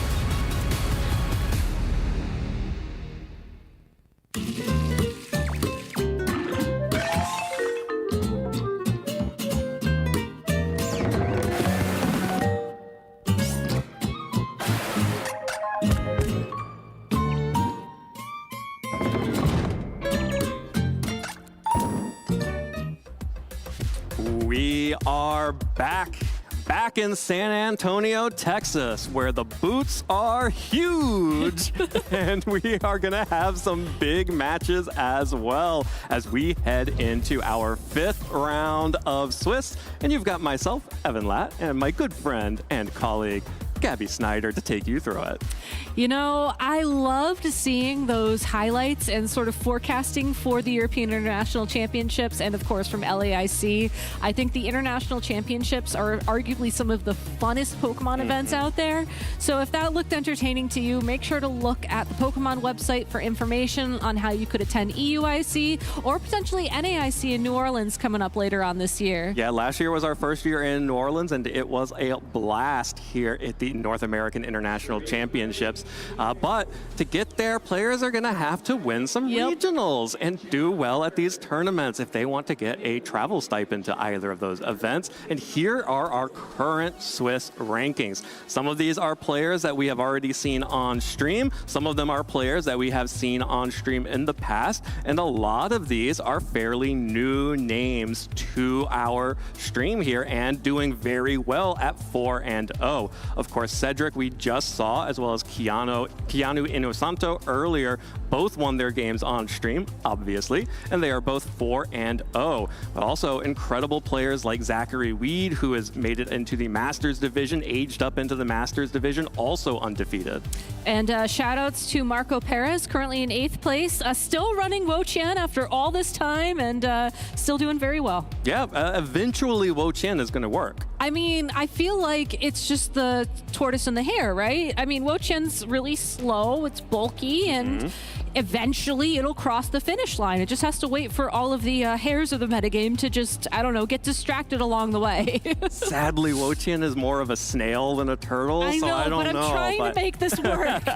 But of course, we have a bunch of other incredible players here at 4-0. Our current #1 seed, Diego Aguirre, is also here. We have Andrew Figueras and Enrique Grimaldo, as well as Cody Sharp rounding out our top 8. And of course, on the right-hand side of your screen, that's our 9 through 16, Alexander Page, Alex Hurtado, Aroth Alejandro Vera Alvarez, Christopher Sech, and Giovanni Sisk. I apologize if I mangled your name there, as well as Jacob O'Connor, Jackson Ferris, and Alfredo Tamayo. We also have some notable matchups from this round. So we'll be featuring Xiliang Tang versus Grant Lyard on stream later, but check out the other matches that are playing out here. I think the highlight one to me, as someone who is a little bit biased towards my locals, is Zachary Weed there playing against Keanu Inosanto, but also Joe Ugarte playing against Stefan Mott. That's going to be a very fun match for sure. Aaron Brock versus Cody Sharp, and Brady Smith versus Christopher Sheck. Absolutely. Will be incredibly exciting to see the results of all of these matches. But of course, we will be watching Xiliang versus Grant. These are going to be an exciting matchup here. Xiliang Tang has made a big name for himself over the last couple of years, having incredible international placements, making it into day 2, making it into top cuts. Incredible player up against Grant, who, previously hasn't had a whole lot of big finishes, but has made it to day 2 of the regional championships multiple times, notably last season here in San Antonio. So really hoping for a repeat and absolutely starting off strong here with a 4-0 record. For sure, and that's another thing that I really love about this regional so far is I feel like we've seen a lot of hometown heroes from the Texas region, which I know Texas is a state, but it's very large. It might as well be a region. Doing incredibly well here so far. So best of luck to all of these trainers in this round of the competition. And we're also, let's bring it back to the matchup we're about to see. We get to see 2 more new restricteds on stream, which is very exciting. Absolutely. We are going to show as many of the restricteds as possible, it seems, here with a Terapagos versus a Calyrex Ice Rider matchup. And I think this is going to be an exciting game here. These are both kind of a little bit different than we've been seeing, and I think this Terapagos in particular is a set that I'm very interested in, and I'm excited to see that Grant is already at 4-0 with it, because it is neither the choice specs nor the leftovers Calm Mind. It is in fact Power Herb Meteor Beam Terapagos. I mean, we've seen Power Herb and Meteor Beam do very well on Nihiligo way back in the day on some more relevant Pokemon that are escaping me at this moment. Right, like Glamora. Thank you. Yeah, we saw it on Lunala too. I was like, why is Nihiligo the only one I can think of right now? But no, it's a very cool strategy because the Power Herb allows you to negate the turn that moves like Meteor Beam require to charge up, get that attack boost, and then attack. So while you are sacrificing your held item so that you can get the special attack boost, you do have the benefit of that attack boost alongside of the ability to protect, which is something you cannot do if you are running choice specs. Absolutely not. And actually, this Terapagos is both a Meteor Beam Terapagos and a Calm Mind Terapagos. So if you ever wanted to combine choice specs and Calm Mind Terapagos, Grant may have uncovered the secret. I want to see how he plays it, because this could be the solution to my, Calm Mind Terapagos is too slow dilemma that we were talking about earlier on in the show, but we will just have to see, as Xiliang, as the Calyrex Ice Rider user in this matchup. Probably won't allow for much slow play, I would say, just looking at the Pokemon. I want to wait until we get confirmation that players are ready before we really kind of dive into it. But, Calyrex Ice Rider, not known to let Pokemon sit on the field for more than, I'd say, 3 turns on a good day. Yeah, typically you don't sit in front of the Calyrex Ice Rider for very long, unless you're maybe Bronzong. Can we not? I'm sorry. Oh no, what did I unlock? I don't want to, Nihiligo, Bronzong, they were very popular back in the day, but we're here in Regulation G. Let's You're right. not bring one of the most annoying Pokemon for Calyrex Ice Rider back into the forefront, please. Well, it definitely looks like Bronzong has not made an appearance here at the San Antonio Regional Championships. So I think you are safe, Gabby. So you can breathe easy. We're all good here. No Bronzong. No one's ringing any bells. It's okay. Okay, well, thank you. I was a little bit worried there for a second. Yeah, but these players are going to be a really interesting matchup here, and I'm really excited to see how Grant is going to be able to play here, especially going up against someone of the stature of Shi Liang. Shi Liang Tang has been one of the top trainers of the Scarlet and Violet era, and is definitely a player that I expect to make day 2, and I expect to contend for a top cut slot, if not win the whole thing. So this is a very difficult matchup for Grant in terms of player to be matched up against, but it's just what happens when you go undefeated. When you are 4-0, you get paired up against other 4-0 players, and that tends to include the people who have a real shot at winning the tournament. You do still have a little bit of a margin of error. You know, if you want to compete tomorrow, you do have to have that 2-loss record or better. So these players are undefeated, which means you can take a loss kind of comfortably at this point in time. But it's not necessarily as forgiving as it was last year. You know, talking about sort of legacy players in Scarlet and Violet, now that we are in this like asymmetrical cut era of VGC, those losses hurt a lot more. So you don't necessarily, I mean, you never want to take a loss, let's be real, but you don't really also want to take a loss against a good player in round 4, just knowing that if you do continue to go undefeated, you're going to just keep hitting those very strong players in round 7, in round 8, absolutely, and beyond. Yeah, and of course, because of the new format, there are fewer rounds of Swiss round overall, which, like you mentioned, does make every loss count way more than it may have in the past. But that also means that now that you are here in round 5 at undefeated, a win over a player like Shi Liang Tang will set Grant up for success moving forward into the future, and absolutely has demonstrated that he is a great player here to be at 4-0 and has an opportunity to really make a splash here, really make an impact by taking down, well, like maybe slowing one of the great players in the field today. Can Terapagos make a splash if it's not Kyogre running Origin Pulse? These are the philosophical questions I ask myself. It's still a turtle. It's still a turtle, exactly. No, I can do ground and water things. I think it would also be exciting, and I'm just going to speak in general terms at this point in time, to see a Pokemon like Terapagos have a standout performance here in San Antonio, because it was one of the more underappreciated restricted Pokemon, let's say, coming into this weekend. You know, again, we hit on this in the pre-show, and I want to bring it up again.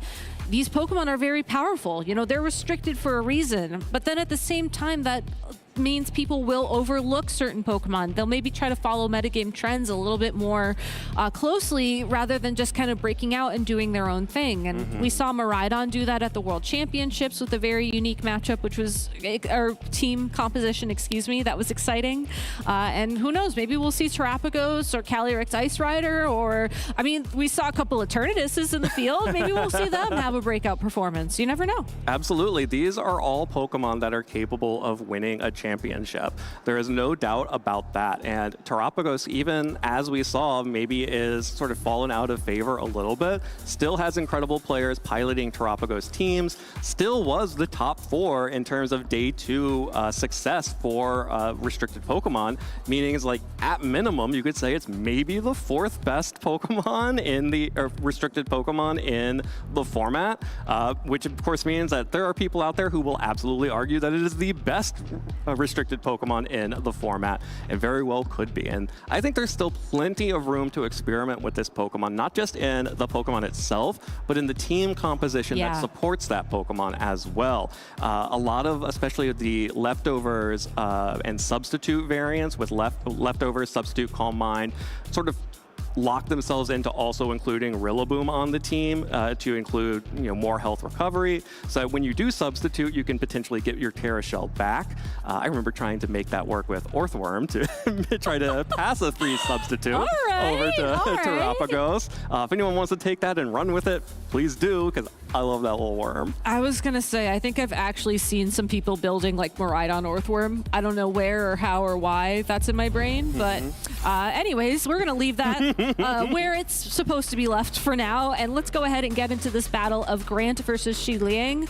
Grant is our Terapagos user of the round alongside of the Ogerpon Hearthflame, the Clefairy, Iron Hands, Fluttermane, and the Urshifu Rapid Strike versus Xi Liang's team of the Ogerpon Hearthflame, Calyrex Ice Rider, Urshifu Rapid Strike, Landorus Incarnate, Amoonguss, and Roaring Moon. And what's so exciting to me about Grant's team is that, yes, you have the Power Herb on that Terapagos. You have the ability to boost up your attack additionally with Calm Mind. But Clefairy is the support Pokemon in this setup, and that's such a unique adaptation. Absolutely, and Clefairy gives you so many additional things. You know, the Friend Guard, of course, cutting the damage that gets dealt to Clefairy's partner Pokemon is extremely powerful, but you also have Life Dew as an option for additional recovery. So there is no Rillaboom on this team.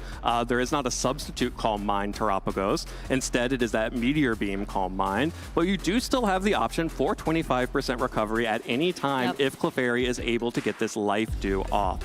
Also, I think some really cool things here. The Urshifu Rapid Strike is Life Orb, so additional damage there. And going for the Poison Terastallization, it's kind of a throwback Urshifu to like Reg F, of where, you know, Urshifu just needed to survive Dazzling Gleams and Moonblasts from Fluttermane to run over teams. Now, here it is again with Life Orb and the Poison Terra type, which means it still has access to Protect as well as its complement of Water and Fighting type attacks. I think the thing I love about this team as well is that you have so many different ways you can play it. It doesn't necessarily feel like Terapagos is the star. Whereas if you look at Xi Liang's team, yes, you have some incredible, powerful Pokemon like the Landorus and the Urshifu and the Ogerpon to sort of drive your strategy around, but it does also feel like a key mode of this team is going to be the Calyrex Ice Rider and the Amoonguss. Now, the Fairy Terastallization on the Calyrex Ice Rider is a bit of a new adaptation. It's specifically so that you can handle Pokemon like Iron Hands a little bit more comfortably. You can also get a little bit more playability against the Zamazenta, depending on how they're trained and whether or not they go for those steel moves or not against you. But with the Amoonguss and the Calyrex as sort of key Pokemon to keep an eye on, if Xi Liang wants and feels like the matchup would be favorable, can just go for that Trick Room. And you have to look at how Grant is able to handle that. You do have Clefairy with the Grass Terra typing, which means you can redirect any Spore attempts, so you do have that ability to sort of make things last a little bit longer. But overall, you know, these Pokemon are going to be naturally faster on Grant's team. Yeah, well, that is if Xi Liang does not get a Tailwind off with that Roaring Moon. That's very true. Xi Liang has gone for the mixed speed here, has the Trick Room on the Ice Rider for Calyrex, as well as Tailwind on the Roaring Moon, running a similar set to what we have been seeing on those Kyogre teams. I also really want to call out before we get into game that the Urshifu on Xi Liang's side is running Taunt instead of Aqua Jet. That is going to be so important at shutting down the Clefairy and the Terapagos to prevent it from getting any boosts. But looks like Xi Liang will be leading with the Roaring Moon and the Calyrex, while Grant will lead the Fluttermane and Terapagos. So both players have led their restricted and are leading Booster Energy Pokemon here. Booster Energy Pokemon meant to facilitate speed control. We do see Photosynthesis activate first on Roaring Moon to get the speed boost, and I'm pretty sure this Fluttermane's going to follow up with a speed boost as well, given that it is a Icy Wind Thunder Wave variant. And this kind of Fluttermane is really meant to sort of be that speed control for your team, but also threaten big damage with Moonblast. In this board state, Xi Liang is guaranteed to get a Tailwind if he decides that's the approach he wants, but really does have to be careful with that Roaring Moon and the Fluttermane juxtaposition. I don't think the Calyrex is necessarily in a bad spot at this point in time, but losing your Roaring Moon too early and then letting your opponent get too many speed control options up could be huge. Well, there will not be an immediate tailwind as Roaring Moon went for a knockoff into the Terapagos. One way of negating the threat of that Meteor Beam is to remove the Power Herb instead. But Grant will respond with a Thunder Wave onto Roaring Moon, meaning that it will be slower moving forward, while Glacial Lance continues to deal big damage onto that Flutter Mane, but just not enough to pick up the KO. Grant has obviously trained that Flutter Mane to survive that hit. And a good indication from Xi Liang that he is very concerned about the damage potential of this Meteor Beam against his Calyrex Ice Rider. Probably doesn't want to opt for the terrestrialization so that it doesn't take, super effective damage from that rock type attack in this position on the board. So I wouldn't be surprised if we see Xi Liang either protect the Calyrex this turn or switch just to try and find his way around the Power Herb activation. Yeah, well, there is going to be an immediate terrestrialization from the Terapagos on Grant's side of the field. That is just going to give a big boost to the health of this Terapagos and crucially also boost the power of that Meteor Beam in addition to getting the +1 from the attack itself. Calyrex will stay out on the field, has to terrestrialize into the fairy typing to avoid that super effective rock type damage from Terapagos. It is not retreating, will stay on the field, means there is an option to potentially go for a Trick Room here as a one-hit KO from Flutter Mane, doing what it does best. Fairy type attacks into the Dark Dragon type Roaring Moon. Here comes the Meteor Beam. Terapagos overflows with space power even more with the curious energy of the Terrastall phenomenon, and it becomes fully charged thanks to its Power Herb, and now firing off a really cool looking Meteor Beam into the Calyrex. When you said that it was filled with that terrestrial energy, I just realized Terapagos is kind of in orbit above its own planet there on the field. I digress, though. I think that going for the knockout there onto the Flutter Mane is great because you do get your own boost to sort of match the boost that we saw from the Terapagos. But I wish we saw the Trick Room from Xi Liang because getting that speed control up on the field right now is so important. Knowing that Urshifu was in the back for him, I guess it's not as critical, but hypothetically, if you had the Amoonguss and you set Trick Room, that would have been such a great board position. Yeah, not going for the Trick Room there probably tells Grant a lot about the final Pokemon that Xi Liang has. 100%. It's most likely not going to be that Amoonguss, and as we see the Urshifu go for a detect here as well, this could be Grant Xi Liang trying to let that Calyrex get KO'd, so whatever's in the back can come in. Absolutely, trying to just get a free switch in here because that Calyrex is just sitting in front of a +1 Terra Starstorm from the Terapagos. Grant making sure to use Follow Me on the Ogerpon to ensure that this Urshifu would not be able to pick up damage with the close combat, instead would be forced to target into the Ogerpon. And that's just a free KO onto the Calyrex, and now Landorus, the final Pokemon for Xi Liang. Landorus wasn't a Pokemon that we saw paired with Calyrex Ice Rider really until last weekend in Rio de Janeiro, where we saw it win. But there's some really nice synergy here. It does have the ability to boost its attack power with sheer force in certain moves in addition to holding Life Orb. But I don't know if it's going to be enough damage. And critically, it's also slower than the Terapagos. That is huge information. This Terapagos is faster than both the Landorus and the Urshifu, and a Sludge Bomb doesn't pick up the KO onto the Ogerpon, which means that both attacks are going to hit the Ogerpon, picks up the KO, but Grant has the fastest Pokemon on the field with that Terapagos, and we'll just be able to keep clicking Terra Starstorm with no repercussions, and also has his own Urshifu in the back. Typically, we don't see Terapagos hit these speeds as a lot of people invest in the bulk so that you have the synergy of the Calm Mind, the leftovers, the substitute. But this Terapagos critically doesn't need that support, and as a result, knowing that it's able to outspeed the Landorus and the Urshifu, I think tells Xi Liang that you have to try and Trick Room for game 2. There's just no speed control you have available otherwise. Yes, maybe you can Tailwind, but even so, we saw that Flutter Mane play around that threat so well. Yeah, and Tailwind only lasts for 3 turns, and there is plenty of opportunity here for Grant to be able to survive those 3 turns pretty handily with these tools at his disposal. And yeah, that's speedy Terapagos, or perhaps more accurately, possibly very slow Landorus and Urshifu that are making the Terapagos look a little bit more like a low pony than a tortoise. But that was big information in game one that I don't think either player necessarily really expected. I mean, I certainly didn't expect it as well, but we saw Oliver Eskelin prove just how having a unexpectedly speedy Pokemon can be really impactful in the metagame. So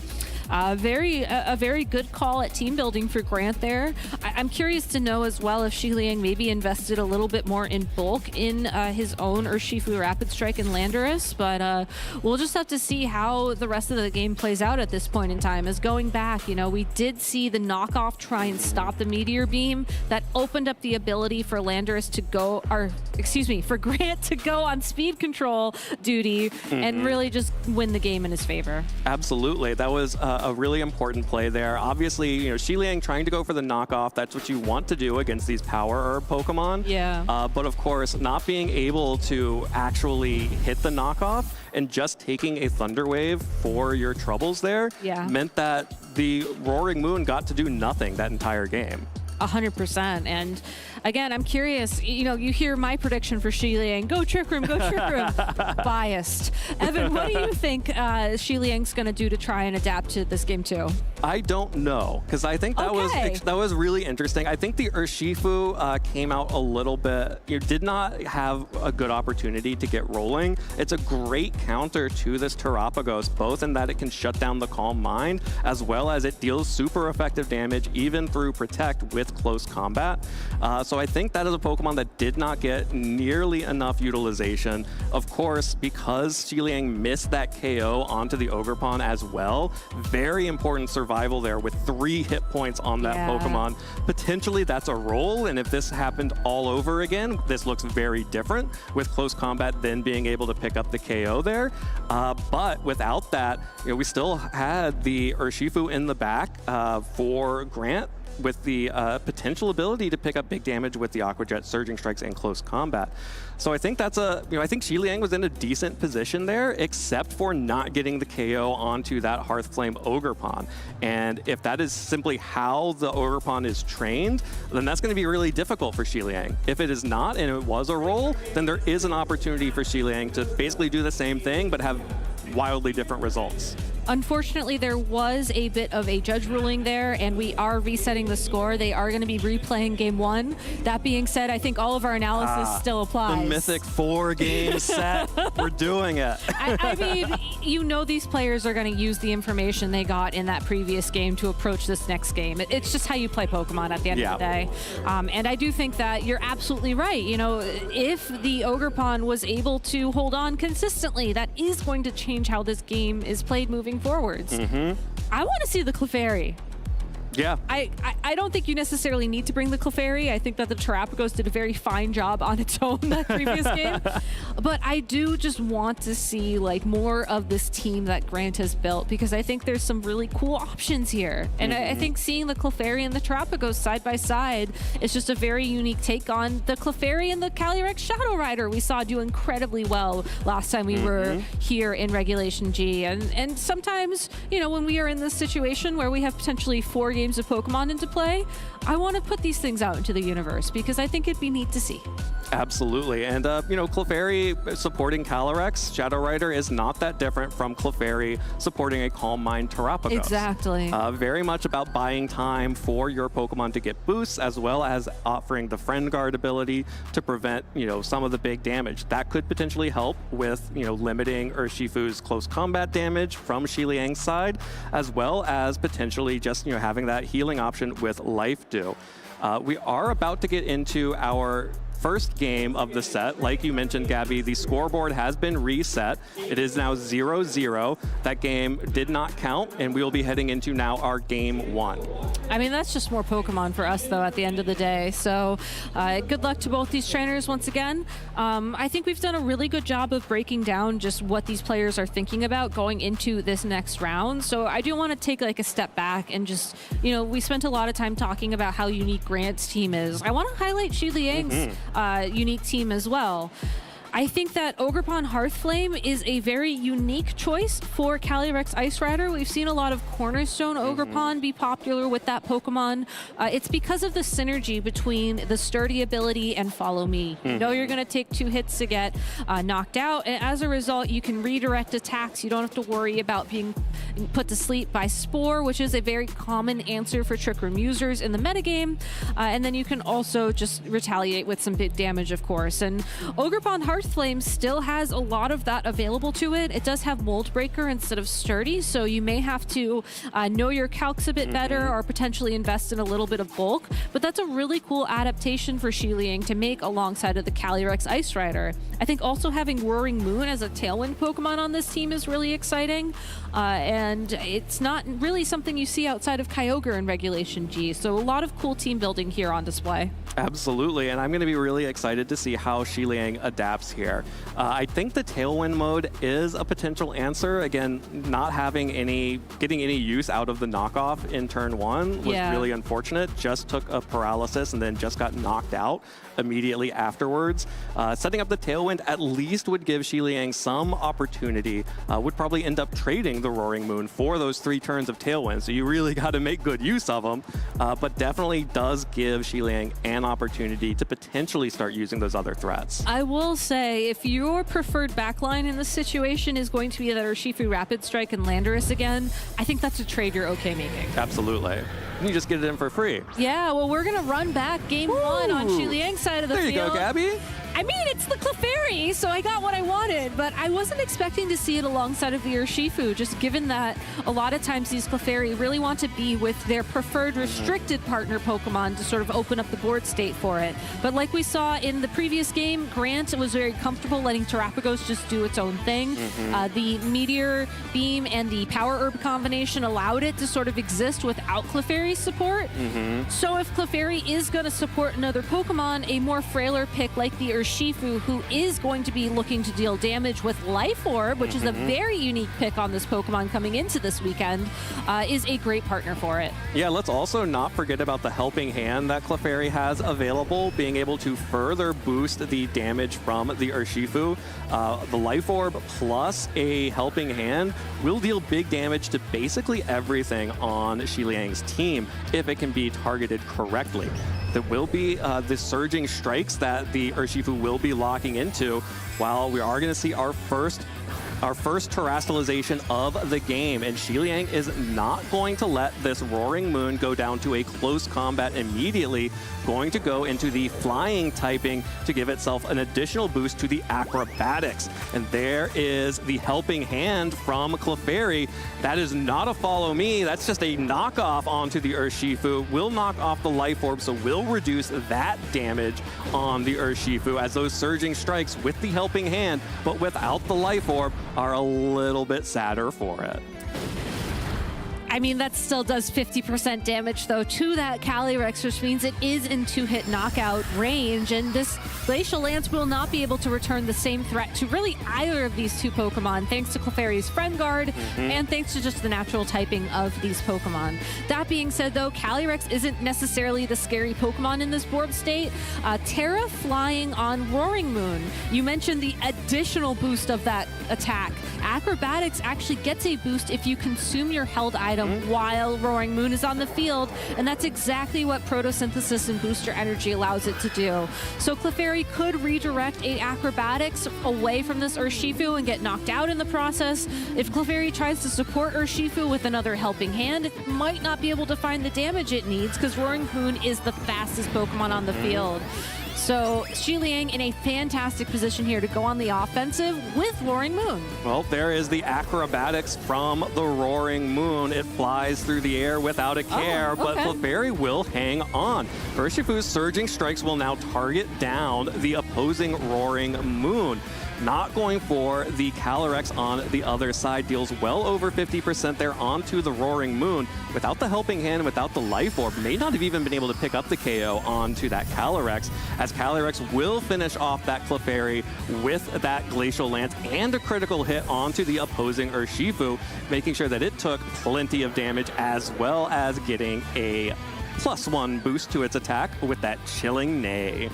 I'm not sure if it's going to have the opportunity to use that boost, though, as looking at Grant's final 2 Pokemon that he could potentially send in here, unfortunately do pose a bit of a threat to the Calyrex Ice Rider. I like the use of Terapagos here, as we did see already just the lengths that Xi Liang went to remove the threat of Meteor Beam in Game 1, or in the previous game, but in this game now, Terapagos isn't in a position where it needs to go for that boost. Both the opposing Pokemon are below half their health. It's possible that a Terra Starstorm after the Terastallization from Grant will be enough damage on its own. Absolutely, and that's going to be the immediate Terastallization coming out for Grant. That is going to be the Terapagos, so just going to unlock the Terra Stellar, Terra Starstorm that spread damage onto both the Calyrex and onto the Roaring Moon. Of course, that does remove the Terra Shell, but this Aqua Jet will just deal a little bit of chip damage into the Calyrex as Roaring Moon goes for the Tailwind. So has stalled out a number of turns here while the Calyrex is able to finish off that Urshifu thanks to that critical hit and deal big damage to the Terapagos thanks to the +1 boost from Chilling Neigh before taking damage from this Terra Starstorm, which should be able to clean up both of these Pokemon. But now, Xi Liang has both of their final Pokemon in the back out for free and in Tailwind, and actually the Calyrex still survives. Calyrex is a very bulky Pokemon, and unlike game number 1, this Calyrex has not Terastallized, which And means no that boost. Terra Starstorm will not be doing super effective damage, and also no boost. This is such a incredible adjustment for Xi Liang, as now this Urshifu is out on the field, does have the Tailwind boosting its speed. It will be able to outspeed the opposing Terapagos or Ogerpon as a result. You still have to play a little bit of the follow me mind games here. It's possible this Ogerpon could just try to redirect any single target attacks at this point in time, but we saw the Calyrex outspeed already. We know that 2 attacks into the Ogerpon probably will pick up the KO, and Terapagos will definitely go down after another Glacial Lance. Yeah, absolutely. The Calyrex has the ability to knock out that Terapagos even around Follow Me, and that is why there will be the forfeit from Grant Laird, and Xi Liang Tang will take this additional win as the first win of our round 5. So Xi Liang Tang is now up 1-0 versus Grant. And we do have a little bit of additional context to provide for the judge decision for game 1. The sheet that they had on stage had Trick Room on Terapagos, which is obviously not a possible move for Terapagos. Obviously, the sheets that we have on our software as well as here in the booth are correct. It is Protect, Terra Starstorm, Meteor Beam, and Calm Mind. Still trying to figure out any additional information, but that is why game 1 was replayed instead of a loss being given or moving on forward. So now Xi Liang Tang up 1-0. Now that we're in game 2 proper, let's go ahead and talk about adjustments, because I think that Xi Liang showed his hand in that game 1, where we saw the Tailwind interaction, we saw just how the speeds interact. Really, the Calyrex Ice Rider, the Landorus presumably, and the Urshifu definitely are going to be faster than the Terapagos after that Tailwind hits the field. And by dedicating your Terastallization to that Roaring Moon, Xi Liang really guaranteed that it would be able to use Tailwind before it was taken off the field. Yeah. Took a couple of turns there to just kind of relax, get some damage down, and then set the Tailwind up at the perfect timing. But still, that's how Xi Liang is most likely going to look to approach this other game, because he's very comfortable with it. And it just felt like that was sort of the board state he wanted in the previous game, but was unable to get to because of the Flutter Mane. So then if you're in Grant's shoes, what's stopping you from just not leaving that Flutter Mane again? It worked well in the first game. It was able to put the threat on that Roaring Moon, and I'm not necessarily convinced that the Flying Terastallization is going to be enough to save Roaring Moon when Flutter Mane's on the field, because that Thunder Wave was really all it needed to get the upper hand. Yeah, and Thunder Wave is just so powerful into some of these Tailwind teams. And I think what Xi Liang did really well in that first game, that counted here, is that Xi Liang was able to effectively delay the Tailwind turns until such time as at least one Pokemon would come in for free, potentially both of them. And will be a mix-up here, as Xi Liang will lead the Roaring Moon and the Urshifu, but that is up against the Flutter Mane and Terapagos lead, the same lead from game 0 here. But the fact that Terapagos is on the field once again next to Fluttermane does make this Roaring Moon, I think twice a little bit about going for that terrestrialization. That being said, you could just go straight for the Tailwind like we saw in the first game of the set. We didn't see that, but you could make that adjustment. You could then have the speed control on your side. This Urshifu can then go ahead and play around things a little bit. You can make sure that your Calyrex Ice Rider can come in and have that advantage as well. You can play this a little bit differently, and I think having the Urshifu next to this Roaring Moon does mean that you're threatening a lot more damage than we saw in the first time around, which is exactly why we see this Fluttermane switch out. Well, Fluttermane is switching out to Ogerpon to give Follow Me support to the Terapagos, but this could be a little bit scary as Xiliang Tang will go ahead and terrestrialize here in turn 1. That will be a Mystic Water, Terra Water boosted Urshifu, also a defensive terrestrialization into the Fluttermane, which means that there's going to be potentially big damage coming out from this Pokemon. There's the Tailwind coming out from the Roaring Moon, making this Urshifu extremely fast as the Surging Strikes will connect on what once was a Fluttermane and is now an Ogerpon. Still not enough to pick up the KO here on the first round of Surging Strikes, but that means that this Ogerpon will be able to only tank one hit from one of Xiliang's Pokemon, as Grant will go ahead and start Calm Mind boosting.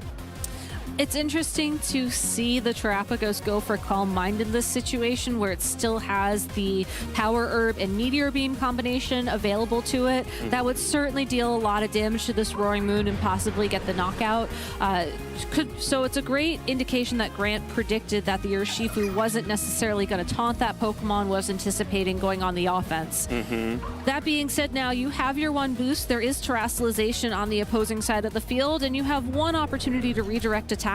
I wouldn't be surprised if we see the Terapagos just start going on the offense now. It has that one boost. That's all it needs, and now it's time to deal some damage. Yep, there's the Follow Me from Ogerpon, and because that Terapagos has not taken any damage yet, it will still have its Terra Shell intact for when this Urshifu fires off a Surging Strikes into that Pokemon. So of course this will make all of these hits actually not very effective. Instead of neutral onto the Terapagos, still deals a decent amount of damage here. Will be well over half health taken away from this Pokemon. Actually just about exactly half health taken away from the Terapagos. Surging Strikes rolls get weird. But this will mean that the Terapagos, with that +1 boost from the Calm Mind, is able to easily fire back with a Terra Starstorm and pick up a one-hit KO of its own. And that's exactly why Terapagos is one of the restricted Pokemon that you cannot overlook in this metagame. I think you're okay with making that trade if you're Xiliang, as while you did lose the Urshifu, you presumably still have that Calyrex Ice Rider lurking around in the back. And if history serves correct, most likely that Landorus Incarnate as well, who can also threaten some decent damage onto the Fluttermane with Sludge Bomb, or maybe just target down the Terapagos. It will be the Calyrex Ice Rider, though, taking the field for Xiliang against the opposing Urshifu, so still a fantastic spot for him. You still have the acrobatics on that Roaring Moon. We know that the Calyrex Ice Rider is faster. This is certainly Grant's situation to respond to. Absolutely, but the one thing that Grant has going for him right now is that both the Urshifu and Terapagos have the ability to protect, which means that he does have the ability to start stalling out these final turns of Tailwind. Urshifu will go for the Detect here. Terapagos will follow it right up with a Protect of its own. So Xiliang gets a free turn to do whatever he wants with both of these Pokemon. That will be the Acrobatics into Urshifu, and then most likely this Calyrex going on the offensive as well. A Glacial Lance into both Protects here. One more turn of Tailwind, which means that Xiliang Tang has one more turn of this Calyrex being faster than at least that Urshifu, but could just wait it out, and then you have the opportunity to switch it over into Trick Room here. You could try and wait it out here, but we see Grant reaching for that strategy we saw Xiliang so afraid of at the beginning of this round, and I think that if you do want to try and set up Trick Room, you have to be very, very careful about how you approach this board state at this point in time. I think that we're making a lot of assumptions here about whether or not Xi Liang's last Pokemon is going to be that Landorus. If it's something like a Moongus, then you 100% go for Trick Room in this situation. So I think that Xi Liang's play here will really tell us how he's approaching this, but I'm honestly a little bit nervous to see if he's even going to have the opportunity to go for it, because this +1 Terrastalized Terapagos plus the Urshifu, that's so much damage that he's going to have to withstand. Well, Xi Liang does still have this final turn of Tailwind, which will be starting with damage onto the Terapagos and a follow-up Glacial Lance. The combination of Glacial Lance and Knockoff is enough to pick up the KO onto the Terapagos, which means that this Urshifu is now able to fire off an attack. And again, it does have its Life Orb this time instead of in the previous set where his Life Orb was knocked off. This close combat easily picks up the KO onto that Roaring Moon because of no Terastallization here, which means that there will not be a second Tailwind in this game. So Grant is down to the final 2 Pokemon, Fluttermane and Urshifu. Of course, that Fluttermane has used its booster energy, but given the Pokemon that Xi Liang Tang has here, which is the Calyrex and the Landorus, it's still the fastest thing on the field. It still is going to be the fastest thing on the field, but unlike some of the other Landorus we've been seeing, Xi Liang's Landorus, it has access to Protect. And I think that's something that we haven't really been seeing from a lot of the other Landorus that are doing well on this archetype at this point in time. So Xi Liang could opt to protect the Landorus this turn, use Trick Room on that Calyrex Ice Rider, and then regain the speed control. Yeah, you can see Grant's kind of in a bind here. Will not be able to pick up a KO on that Calyrex with both the Fluttermane and the Urshifu. Instead, will target down the Landorus with Urshifu. So dealing the damage to that Pokemon gets a KO and paralyzing the Calyrex, hoping to get 1 or 2 free turns out of that status effect, while this Calyrex, which has gotten Chilling Neigh boost, is able to start attacking, and that's just going to be a high horsepower into the Urshifu, the Pokemon most able to deal big damage to that Calyrex. And we are just sort of in a waiting game here. Can Grant get a number of full paralyses to actually start dealing damage with this booster speed Moonblast from Fluttermane? That is the question. And unfortunately, in the world of Pokemon, you do have to play to these outs. And I love the fact that the Thunder Wave was there. I think that's really your best way to try and stop your opponent's Trick Room, to try and buy time. We saw the Urshifu target the Landorus as well. That would have gone through any Protect had that been Xi Liang's play.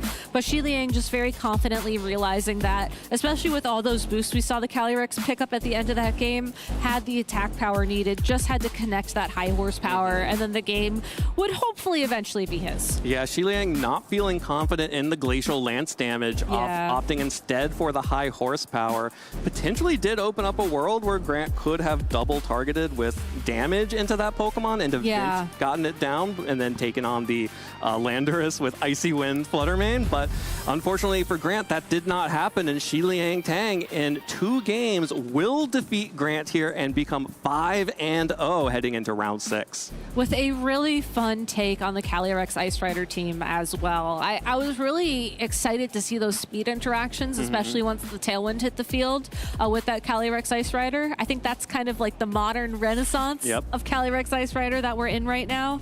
But just fantastic board positioning as well. I think recognizing how to utilize the Roaring Moon, like do I Tailwind, do I Knockoff, do I Acrobatics? I think the way that he played that, you could tell he wasn't thinking about the next turn. He was always thinking the turn ahead of that. And just making sure that Grant didn't have the board pieces he needed to come back and ultimately get the momentum on his side. Absolutely. And with that, Xi Liang Tang will be 5-0 heading into round 6, which means only 3 more games to go today. And I believe only 4 more wins before being able to qualify for that asymmetrical top cut. So it is extremely close now here for Xi Liang. It's incredible that that's just kind of the world we're in terms of these tournaments. 4 more rounds and then asymmetrical top cut is just, that's not a lot of Pokemon at the end of the day compared to where we were. Absolutely. and really well played there from both players. And I think this is so interesting, the switch up that Xiliang made in that second game to lead the Urshifu alongside the Roaring Moon, which gave more immediate tailwind offensive pressure. I think the problem from that game 0 that Xiliang may have identified was that, even with a tailwind immediately, the Calyrex maybe would not have actually been fast enough to do enough damage to the Pokemon that Grant had in the back.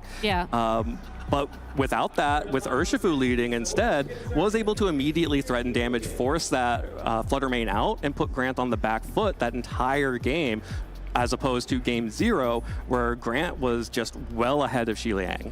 And that's the thing about Calyrex, I think either form really, is that you want to be able to have those boosts on your side so that you can threaten the big damage. But before you get those boosts, if there's not like a super effective damage modifier, or I guess maybe a helping hand if you're a Clefairy helping out your partner, that damage just isn't there. And I think that's the perfect adaptation, because regardless of when the Calyrex hits the field, if it's in the back, you know that the opposing Pokemon will have taken some damage, and some damage is usually enough to turn Glacial Lance or Astral Barrage into knockouts, convert to boosts, and then go on your merry way. Yeah, too many times people playing against Calyrex teams end up with all of their Pokemon at about 75% health and feeling like, I'm in a great position, and then they just get swept. It happens. It happens. We've all been there. But a place that I personally haven't been is 5-0 at the San Antonio Regional Championships. You know who has? No. Xiliang Tang. Whoa. He's done it. And he is in the lounge with Joe right now to talk about how that feels and about those matches. That's right, Evan. Xiliang Tang is 5-0 here at the San Antonio Regional Championships. Congratulations on your victory there. That was pretty stressful. You want to try to walk us through what was going on? And you got the set victory, but it was a little stressful there. Yeah, the set went a little bit messy. So there was a team sheet error where actually it says the Terapagos doesn't have Protect, but it actually had Protect. So I thought, okay, this guy doesn't have Protect, he just knock off and he cannot Meteor Beam, and that messed up. So that was what happened game 1. And but game 1 we still played out, and I got a lot of info. The most important thing, like my Roaring Moon being faster than his Flutter Mane, his Terapagos is super fast, something like those. I think that helps me prepare for the rest of the games. So I took advantage of the stuff there, and I think the later set I played quite well and defeated.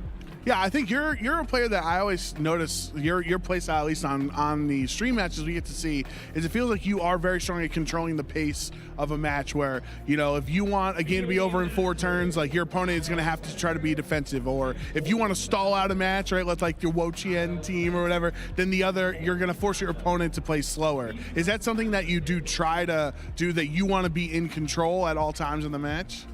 I'm not sure it's about the match or about the team building. Like the Wo-Chien team I put before, it was a very, very defensive. It has a lot of tools to nerf down opponent attack and recovery. This one goes much more offensive, I would say. Like the stream match, people just say it's mostly just tailwind attack, which it's a different style. But I think I'm able to master different styles.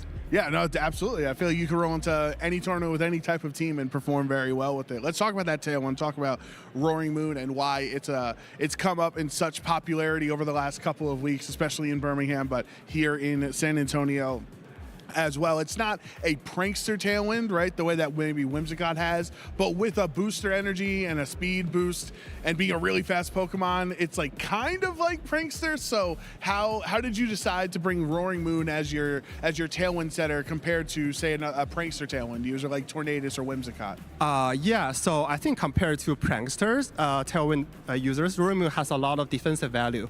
So one thing is it's being a dark type, so it's very good into Calyrex Shadow Rider. I can easily switch in Roaring Moon in front of Astral Barrage. Another reason is that Roaring Moon is also a dragon type. So you see that my team has no other dragon types. So before the slot was like a Grimmsnarl, if I remember correctly. And I got pinned by, say, Ogre Palm Fire plus Urshifu lead very heavily because they are Fire Water Grass attack. I just have nothing to stop it. And Roaring Moon gives me a very good a very good fire, water, grass resistance. So, and also being a speed control. So I think I really love the Ruin Moon in the team. It really kind of balances the team out, right? Where you have some offensive threats off of your typing, but defensive, helping of resisting Ghost and as a dark type and resisting Fire, Water, Grass as a dragon. So it's that glue for the team. And you have Calyrex Ice Rider. That's a very popular restricted Pokemon, but it's not necessarily like a very slow version. You have this Tailwind, you have Urshifu, another fast Pokemon. So how do you run a fast team here with a relatively slow restricted Pokemon? I think fast and slow are always relative. If I get my speed control, I get Tailwind, I'm the faster one. So Ice Rider looks slow, but it's not really slow. Like I'm still faster than my opponent's Terapagos and their Tailwind. And also I'm slow, I'm bulky, I have Trick Room. So I think it gives me a lot of flexibility of I can go fast and I can go slow. I have more tools to control the pace of the match. Is there something about a Terapagos in this particular type of matchup where compared to say another restricted, because it's only got the one weakness and it can really dish out a lot of damage with the stellar terrestrialization, that like it's not the same as like facing another special attacking, spread attacking restricted Pokemon? Or do you plan for Terapagos the same as you plan for Astral Barrage or Water Spout, like just any type of spread special attack? I think things are very different. Terapagos mostly pins Terra, and for this guy, he has Meteor Beam. So my Calyrex feels really weird because if I Terra, I get hit by Terra Stellar Storm. If I don't, I get hit by Meteor Beam. So I need to be careful on the speed and also try to knock off that knock off the Power Herb to avoid Meteor Beam. All right, and then we'll get you back out into the field, celebrate with your friends. But do you have any shout outs for anybody watching at home? Yes, I want to shout out my team building group: Justin, William, Nick, Chongjun, and also I have a lot of other friends helping me practice. And most importantly, I want to shout out to my wife and family for continuing to support me playing Pokemon. All right, awesome. Well, congratulations, Shi Liang. 5-0 right now. We wish you best of luck. Hopefully, we'll see more of you tomorrow in day 2 of Swiss. I hope to. All right, we are going to take a break here, or actually, excuse me, our casters are ready. They have something to add on to the conversation, so excuse me for that, but casters, take it away. Fast Pokemon, slow Pokemon, that is just the selfish perception of people. Truly skilled trainers know that all speed is relative. I was hoping you'd say true trainers know that Groudon is not a speed It's Pokemon. not a speed Pokemon. And also something in there about, did we have something to contribute to the conversation? But you did, and I really appreciate you for that, Evan. That was beautiful. Yeah, Joe, we always have something to contribute, buddy. Don't worry about it. The congratulations there for Shi Liang. Of course, I always found it really interesting to hear all of our players talk about their teams and the matchups in particular, and highlighting especially because we saw in game 0 leading the Calyrex, it did feel weird. It to be did, threatened yeah. on both sides from the Meteor Beam and a Terra Starstorm. So really well played there from Shi Liang to identify that sort of rogue option that Grant was running and identifying and seeing how to immediately switch over and prepare for the next 2 games. And it really was a rogue option on Terapagos, at least based off what we've seen historically in the official, Pokemon broadcasts of these tournaments, as a lot of times in the past, Terapagos, obviously it has multiple forms. We're going to focus on the Terrestrial form, which is the one that we see for the most time in battle, assuming it doesn't terrestrialize. It was known for carrying leftovers or maybe choice specs if you're Aurelian at the NAIC finals. And because it has leftovers, a lot of times it would run Protect and Calm Mind and just try to maximize the amount of time on the field. Terra Starstorm does fantastic damage after you get a special attack boost, as we saw on Grant's team. Earth Power is a great coverage move. I also want to shout out Substitute as well as just a way to get more time on the field. But Grant really did have a very unique approach to Terapagos. Absolutely. Having the Meteor Beam and the Power Herb option to immediately get that +1 boost so that you are sort of combining both the Calm Mind and the Choice Specs variants into one Pokemon was really interesting, and I would love to see that be iterated upon and to see how Grant does over the course of the rest of the day. Other things to say about this Terapagos, one of the things that we've been seeing is we have Terra Starstorm and Earth Power listed here as moves for Terapagos. A lot of players have been shifting away from a double attack Terapagos and into just Terra Starstorm as an attack and the substitute. And like I was mentioning at the start of that round, typically that's so that you can't always pair, almost always paired with Rillaboom. So that after a substitute and a protect, you're back up to full health, which means that you've reactivated your Terra Shell, which means that your substitute now has Terra Shell, which means you can probably sneak in a couple Calm Minds if you're playing really well. I think you can very comfortably sneak in some Calm Minds if you get Substitute up, if you get Grassy Terrain up, and if you get Leftovers up. And I know that sounds like a lot, but one thing I want to call out is that you really just have to lead Terapagos and Rillaboom, and then you already have like 90% of the board state you need for that, because Rillaboom can fake out the biggest threat to that Terapagos, it can set up Substitute, and then next turn you can protect for free as a little treat. So absolutely. It's, again, you cannot overlook this Pokemon. I think a lot of people may have underestimated it a little bit coming into this tournament. I think Grant did a fantastic job of just showcasing, nope, it's still here to play. And honestly, if you want to try out Terapagos yourself, why don't you go check out your local Pokemon League? There are so many incredible TOs out there running weekly Pokemon Leagues, running those League Cups and League Challenges that you can use to get championship points in your own backyard. Maybe not literally, but relatively closer than some of these bigger tournaments.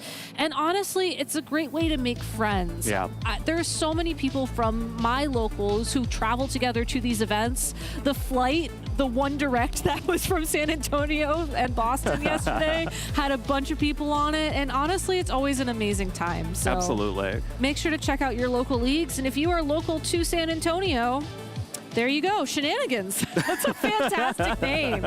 Yep, and of course the Heroes Hideout as well. So all of these are places that you could play in the Pokemon League here in San Antonio. And I just have to echo what you said, Gabby. It is so much fun to go to your local events. They are much smaller than regionals, which means you actually get to talk to basically everyone who is competing, and you can build those relationships. There are a couple of my locals that are here competing in San Antonio. I'm excited to see how they're doing. And it's really just a really great way to continue to play Pokemon in between the major premier events like regionals and like the international championships. Get those reps in, build up some strength, get some practice, and meet some cool people while you do it. Yeah, I mean, if you're somebody who's out there watching, thinking to yourself, like, I want to play VGC, but maybe I don't like the Battle Stadium ladder because it's hard for me to figure out what works, or I want to go to these bigger events, but I don't necessarily have a community there to support me. Go to your locals, honestly. Like, I find that the Pokemon community is so welcoming and so kind that even though there is competition at the center of this game at the end of the day, everybody's willing to help. Everybody's willing to help lift you up. And absolutely, it might not be in the heat of the moment, obviously, but I've had so many opponents and I've seen so many people talk about the matchups after their local games. You know, oh, well, I thought you were going to do this. Why don't you do that next time? And just sort of learn how to play the game together, which is so exciting. Absolutely. That's the best part of the game. But the other best part of the game is the game. And we have round 6 getting ready. So we are now going to take a quick break. And when we come back, it'll be the 6th round of Swiss here in San Antonio, Texas. Stay tuned.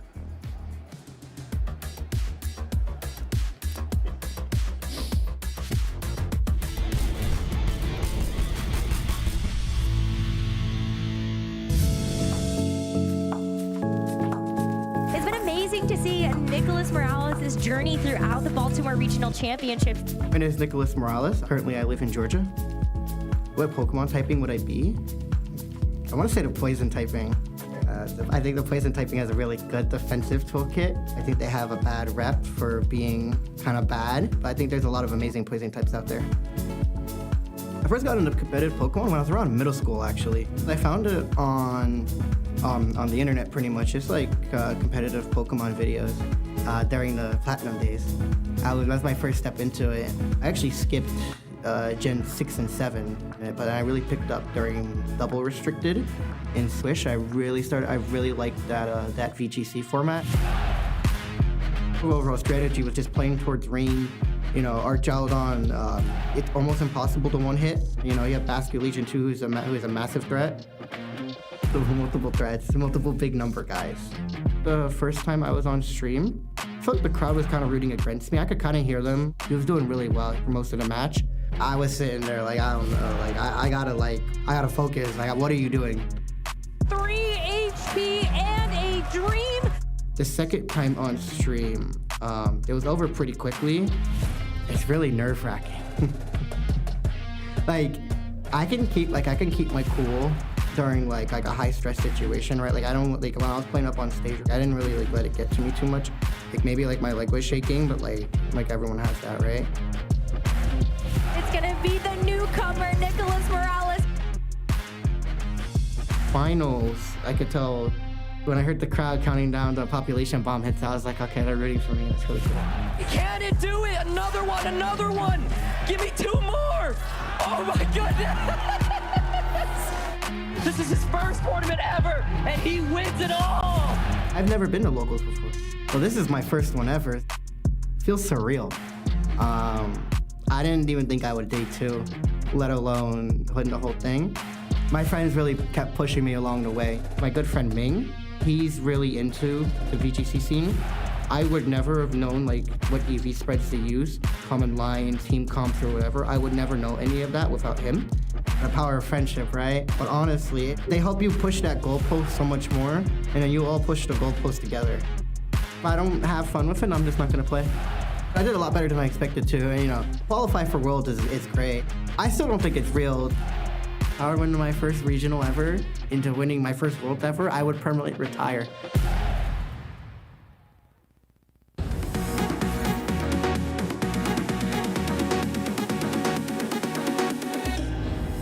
So I think if I had one tip for new players, as this is also my first regional, make friends with everyone who's here. Everyone's super friendly, ask lots of questions. Everyone's just so happy to be here, and they just really want to help everyone who wants to play Pokemon.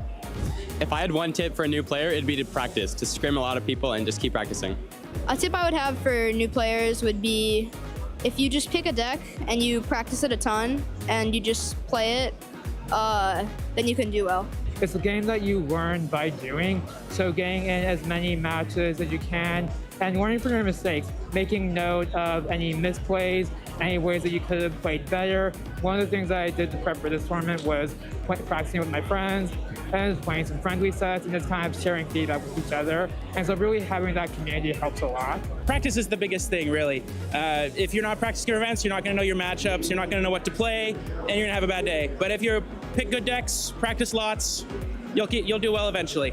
Watch streamers and play popular teams. A tip I'd have for a new player is to play whatever deck you're comfortable with and what deck you like the most, because you'll have the most fun that way.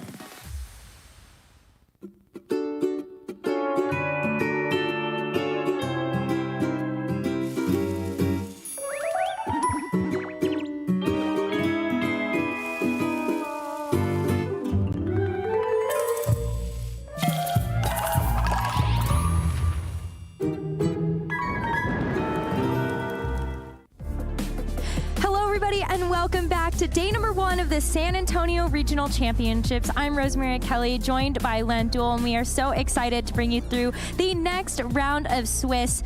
Len, I can't believe we're already at round 6 for today. Yeah, we're already to players who are 5-0 on the day, having incredible runs with just a few rounds left. We have 3 more, and it's kind of amazing that we're already at this point, but so exciting for our trainers that are ready to take the stage as well as the rest of the competition hall, because if you get a record of just 6 wins, you get to make it forward to that day 2 phase of competition tomorrow. And here on your screen are 16 players that are ready to do just that with 1 win in this round. Yep, any one of these players can get a win and lock in getting to play tomorrow. Of course, the goal is just not just to play tomorrow, but to get enough wins to move into that single elimination portion of the tournament, or even get a bye through the first round of the single elimination portion. So lots to play for even after picking up that win, but it's going to feel good for all those players who are 6-0 and know they're at least coming back in the morning. Whew, just a breath of and a sigh of relief as you take a look at getting through your last couple rounds of the day on top of it. But when you look at how some of these players are actually matching up up against each other. And even just across this list here, I see some very formidable names. So Giovanni Siske is one of those players that we've seen really at the top tables in the North America scene. Brady Smith has been a player that's been around for so long, being able to consistently get wins and top cuts, especially in those earlier regional days. Zachary Weed is a newer player that's been coming in from the seniors division, who has had just a stellar season, especially towards the back half of 2024. And of course, we just saw Shiliang Tang on screen. Right, so many players with big histories behind them, but also players that are less familiar with being in this position, who are maybe having one of their strongest tournaments and trying to keep that run going. Maybe we get a chance to feature just a couple more of those players. I think one in particular we're very excited to feature is going to be Diego Aguirre versus Michael Zhang. This is going to be a really great match to watch because Diego, I think, falls under that category of players you were just mentioning. Maybe not had too big of a history in terms of VGC, but ended the year off so strong. Yeah, Diego got top 16 at Worlds just a few months ago. Of course, playing Regulation G there as well. That's their best tournament up till that point. It's going to be hard to do much better than top 16 at Worlds. It's going to need a deep run today. And both Michael and Diego were playing Zamazenta with Tyranitar and Latios, pretty similar teams at that World Championships. I know Diego has stuck with his Zamazenta without some of those other pieces. Michael has moved away from it, but will be very familiar with the team composition. I mean, we've been able to talk a little bit about the theory behind how to run a Koraidon team. And so we get a chance to show firsthand what maybe some of that cooking can really look like. But for Michael Zhang, this is a player that you look at and you think of as a pioneer team builder. You see all of those teams and you go, well, that's just a Michael Zhang special. Yeah, such an inventive team builder. Of course, won a regional championship with Tyranitar and Komao a couple years back. And every team they bring to a tournament, every team he brings, it feels like he's on the cutting edge, like it's going to push other players in another direction. And no change with that today. Pretty interesting team we're going to be seeing. Yeah, that Zamazenta team that Michael Zhang ended up using already, it made the rounds. Like if Diego was running a very similar team, people took inspiration from what Michael was running and said, well, I love this. It's fun, it's creative, it's so unique, and I have to try this out for myself. Yeah, it really felt like so much of the Zamazenta usage in Regulation G followed how Michael was using it and the people that Michael was building with were using it. But this is a little bit of a change in direction. Diego has still Qian Pao, a familiar teammate for the Zamazenta, but also Chi-Yu out there to be a formidable special attacker. Yeah, Chi-Yu and Fluttermane are maybe two of the Pokemon that we've seen as a pair alongside these Zamazenta teams a little bit more recently in terms of Zamazenta team composure. And so you have this very strong duo of special attackers that you can rely on, and what a force to have when you look across the way and Michael Zhang has this stellar Koraidon team that has so many Pokemon that would love to play in the sun. Right, has the double photosynthesis with, or triple photosynthesis with Brute Bonnet, Walking Way, Gouging Fire, Fluttermane, photosynthesis everywhere. Brute Bonnet, of course, stands out, not a Pokemon that's at very high usage, just a few of them in the field today. Of course, we think of it just as another version of Amoonguss, still has the Spore and the Rage Powder, but can be much faster and can be much more bulky on a specific side, especially if you are trained to get a photosynthesis boost in either defense or special defense. And then, of course, a very unique pick alongside this NDD female, just in kind of a supportive role here. Adds a second bit of redirection available next to Koraidon, and can be disruptive against Miraidon. Of course, not going to be helpful in this match to disrupt the terrain, but the support with Follow Me could still be really useful. Yeah, the terrain, I can see where it plays a role in other matchups that we see in the teams that are left in the field. A lot of priority, which is great for that Psychic terrain to shut down. And indeed, he does have that Psychic Seed to help make sure that its defenses are going to be just a little bit better. But I am all eyes on these photosynthesis Pokemon, but also on this Koraidon's Orichalcum Pulse being able to set the sun for not even just like the photosynthesis Pokemon on his team, but look at how well he sets up for some of Diego's Pokemon. Yeah, Raging Bolt, Chi-Yu, Fluttermane on the other side will all love being in the sun. We mentioned earlier that Crydon often feels like it's there to support all those other photosynthesis Pokemon, no change here, but really offensive ones from Michael. It's got the choice band to Gouging Fire instead of a more supportive role, has Walking Wake with Life Orb, so it'll be a ton of damage coming out onto this team, and Zamazenta wants to play at a little bit slower pace and be able to withstand a hit or two, but you're going to get challenged on that when it's choice band, Flare Blitz, and choice or Life Orb Hydro Steam into Zamazenta. And so it's going to be fighting fire, with Chiyu also getting up there in speed with Choice Scarf. And then, of course, great speed control from Flutter Mains on both sides. They're both going to be speed booster. It looks like Icy Wind on one and Thunder Wave on the other are going to play possibly critical roles in making sure that the right attacks go off first, because there's so much high-powered offense in this game. I look at how much difficulty Zamazenta is going to have in this match as well. You've got the Dragon Terra, which typically we would look at as a very good defensive Terra to have, but then you see that makes you vulnerable to something like the Draco Meteor from the Walking Wake. Yes, it gives you a bit of a resistance to these fire-type attacks, but how much does that matter when the sun is up? Mitigates a lot of that resistance. Right, and mentioning the terrestrialization, Crydon is one of the best Pokemon in the regulation actually forcing that terrestrialization on Zamazenta. Even with a physical attack, can actually threaten a 1-hit KO and force that terrestrialization, which does then, like you say, make it vulnerable to Draco Meteor, vulnerable to Flutter Mane Moonblast, in a way that also costs your terrestrialization. But would expect to see both players bring the restricted Pokemon, and so if that's where the terrestrialization has to go, it just means that things are a little bit more difficult for Diego. You have to find the right time to actually utilize that Terra and maybe try to get a threat out of the way beforehand. But as we've seen from a lot of these Zamazenta teams, once the Zamazenta is on the field, it's pretty unlikely to want to make a pivot out. And Diego's team doesn't really have a whole lot of pieces that you can make defensive switches with. So right off the bat, as we enter into the first game of this best of 3, it's all-out offense here. Diego has that Chianpao next to the Flutter Mane, and for Michael, it is the Koraidon next to his own Flutter Mane. So both Flutter Manes hit the field. We get photosynthesis activating first, but wouldn't be surprised to see both trained to be absolute maximum speed, meaning that they are tied with each other. Koraidon, if trained for maximum speed, it could also be tied with the Chianpao, but one of them may be trained more offensively. But yeah, this is as fast as Pokemon can move, just about. We have 4 Pokemon at nearly maximum speed, getting more speed boosts from the photosynthesis, and then speed control from each Flutter Mane makes this a very volatile position. The Koraidon has to watch out for ice moves from the Chianpao on the other side, but of course has fire terrestrialization to mitigate. That would also mitigate damage from Moonblast on the other side, and so wouldn't be surprised to see the terrestrialization spent early to keep that Koraidon a little bit safer. There you go. You called it, Len. It's going to be that fire terrestrialization onto the Koraidon. But I'm also looking at how these Focus Sashes can play a role, not only on the Flutter Mane on Michael's side, but also the Chianpao on Diego's. It's going to be the Icy Wind first from Michael's Flutter Mane that's going to be able to break the Focus Sash, but more critically, drop the speed stat of both this Chianpao and this Flutter Mane. We've seen how this can function, but we know now that the Flutter Mane is still going to be faster. With the Thunder Wave into the Koraidon, it's going to make it much slower than this Chianpao. We have some really interesting speed interactions here, but on top of the paralysis, you had the option for a flinch not coming through from the Icicle Crash, so Koraidon goes for the Flame Charge, and here's another way that you can counteract some of these speed interactions. This Flame Charge gets the KO onto Diego's Flutter Mane, but also re-increases your speed.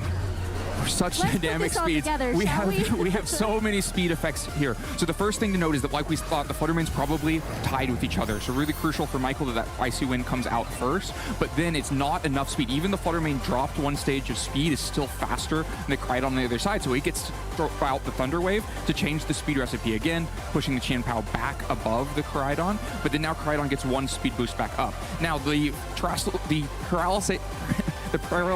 paralysis on the Koraidon is going to do more than cancel out the Flame Charge, so it's still slower than it started at. Thank you so much for summing that up for everybody, because it's a lot of things to keep track of. But one thing's for sure, this Flutter Mane on Michael's side is still the fastest thing on the field. Getting a chance to go for yet another Icy Wind. You drop the speed on this Zamazenta, and look at Flame Charge. It's just a one-hit knockout onto that thing. You've got, the collision course as well. I think I just completely saw that wrong. Either way, you're doing a ton of damage to this Zamazenta, and it's out of here. Another really crucial turn of speeds. The Fluttermane, of course, is still moving first, and so gets the Icy Wind onto Zamazenta. Diego may have expected that with the paralysis on Crydon on the other side, Zamazenta would move before, but no. Even with the paralysis, the Flame Charge and the Icy Wind meant that Crydon moved before the Zamazenta and just picked up that one-hit KO that we mentioned before the game, that very few physical attackers can threaten a one-hit KO into Zamazenta with the defense boost, but Crydon with Collision Course and the extra damage on super effective hits is able to do that. And so just picks up the KO and takes a pretty demonstrative lead in this game. Now Fluttermane still untouched, still has Focus Sash intact as well, can throw out Moonblast against either of these targets. Really good Pokemon to have on the field right now, and there's still no way that you can get around that unless you go for something like the Thunderclap or the Sucker Punch from the Qianpao. Any of those priority attacks would be one way that you can actually deal with that Fluttermane. Yeah, it would probably take both to be able to take down the Fluttermane, which would open up a free turn for Crydon. For now, Crydon just going to switch itself out, get NDD out to block any priority, make sure that Fluttermane gets a safe chance to go out on the offensive this turn. And this is huge because this Fluttermane has so much offensive power behind it, not just the Icy Wind, but you look at Moonblast and Shadow Ball as the other options for attacking. There is Terastallization still available for Diego, though, so this is going to be a Terastallization onto the Raging Bolt for water. Recognizing that maybe this Raging Bolt is going to be that key to success. You get a chance to deal with some of these fire-type attacks a little bit better, but you're also not going to be able to get just taken down by a single Moonblast. But look at this. The Psychic Terrain, the perfect call for Michael to have to keep this Fluttermane on the field. That Focus Sash was broken from the Icy Wind a turn before, and so this Qianpao is down for the count. Michael is running away with this game. Yeah, just such a smart, safe way for Michael to build on his lead. Had seen that Qianpao protected on the previous turn and so was vulnerable, so you want to get a Moonblast into that slot. The only thing that could possibly stop a Moonblast into that slot is the Sucker Punch and Thunderclap double up to pick up a KO, and so NDD switching into block priority is the thing that makes that happen. The last possible wall there would have been Diego using the Ghost Terastallization on Qianpao to be able to take a Moonblast, but that's not where Terastallization is spent. Means that Moonblast lands in a Qianpao, gets that KO, and leaves Michael up 4 Pokemon to 1, and at that point, Diego knows it's over, time to move on to game 2. But such an explosive start to the game. I mean, even in that first turn, there were so many different interactions happening in terms of these moves that are going to be increasing and decreasing speed. And it was just so dynamic when it came to how is this Koraidon actually going to weave in attacks. The Thunder Wave made that even more complicated, but the Koraidon fought through that pressure, was able to deliver those big flame charges, big collision courses, and just took over the game.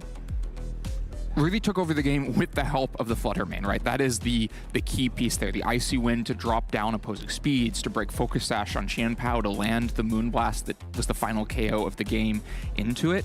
That Pokemon needs to get slowed down for Diego to have a strong position here. The Zamazenta can fight okay against it, can try to heavy slam in it, but the Focus Sash is really valuable in Fluttermane. You know, most teams can't afford to put a Focus Sash onto their Fluttermanes because they need the booster energy themselves, like we see on Diego's side. But what's one of the key advantages of having your own son is the ability to run Focus Sash on Fluttermane and make it a 2-step process to take it off the field. When you combine that with Diego not having Icy Wind on his Fluttermane, meaning there's no way to do speed control and break the Fluttermane Focus Sash at the same time, the Fluttermane versus Fluttermane fight just feels like it's very far in Michael's favor. And so when we had game 1 lead with kind of 2 attackers each next to a Fluttermane, Michael's Fluttermane has the advantages there to break Focus Sash, to have a Focus Sash of its own, and didn't end up working out for Diego. So we see an adjustment. Michael's fine to have Fluttermane next to big attacker, but Diego's going to bring out Amoonguss and try to slow the game down a little bit, get something put to sleep. This Amoonguss has that Water Terra, and as we've seen in so many of our other matches today, that Water Terastallization can throw a big wrench into the works. That's a great way to be able to deal with this Koraidon. If you get it put to sleep, of course, Koraidon can still do a ton of damage with Collision Course. Maybe a double up of Collision Course and Moonblast would be enough damage to pick up a KO. You have to be a little bit wary of that. Of course, you'd only lock those moves in if you were fully predicting a Terastallization. Otherwise, they're both resisted into Poison type Amoonguss. Meanwhile, the Fluttermane on the other side can still do something very valuable like Thunder Wave Koraidon, but that would keep you from being able to put it to sleep in the future. Both of these Pokemon kind of want to use status as one of their main goals here, but they can't status the same Pokemon. And then Flame Charge is a great option just to get sped back up. We saw that it is a KO into Flutter Mane from that previous game. May take the Fire Terastallization to get that extra damage, but the Fire Terastallization is so valuable, it's really not going to be a surprise to see it again because it reduces the Moonblast damage and damage from Qianpao that may be in the back. But this still feels like kind of a passive turn here for Diego. You're putting a lot of emphasis on this Amoonguss being able to help put something to sleep with Spore, and also that your Flutter Mane might be able to actually help you out in the process. That first game, there was a difference between Diego being able to have a bit of a better position, whether or not the paralysis lands and actually gets you the full para that you would have wanted out of something like that.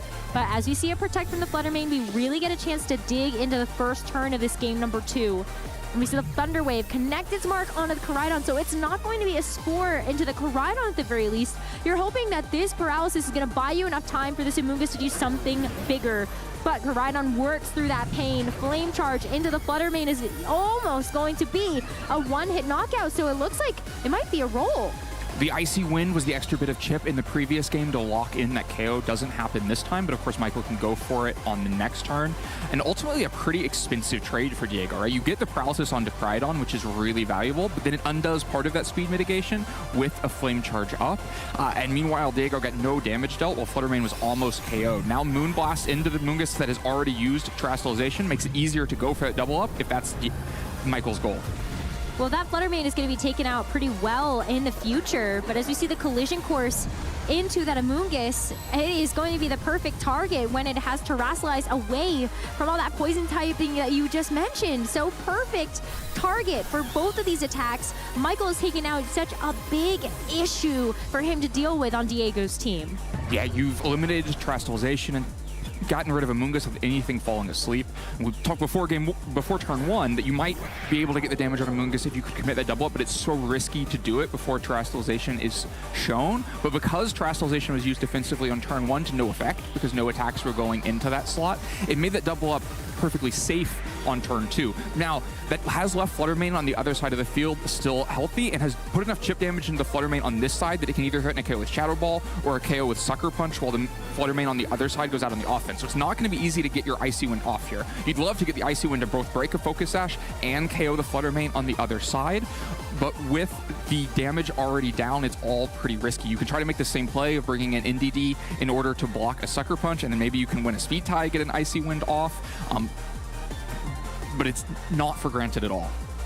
Well, it's just going to be a protect too, so maybe reading into it a little bit that those priority attacks could come that Flutter Mane's way, and so instead you're going to take the Moonblast into that Flutter Mane, make sure that it's going to be protected, and with this Qianpao going for the Throat Chop, it's still doing a lot of damage, but not before it's going to be able to take some damage. As I say that, the full para comes through onto the Koraidon, and Diego has bought himself some valuable time.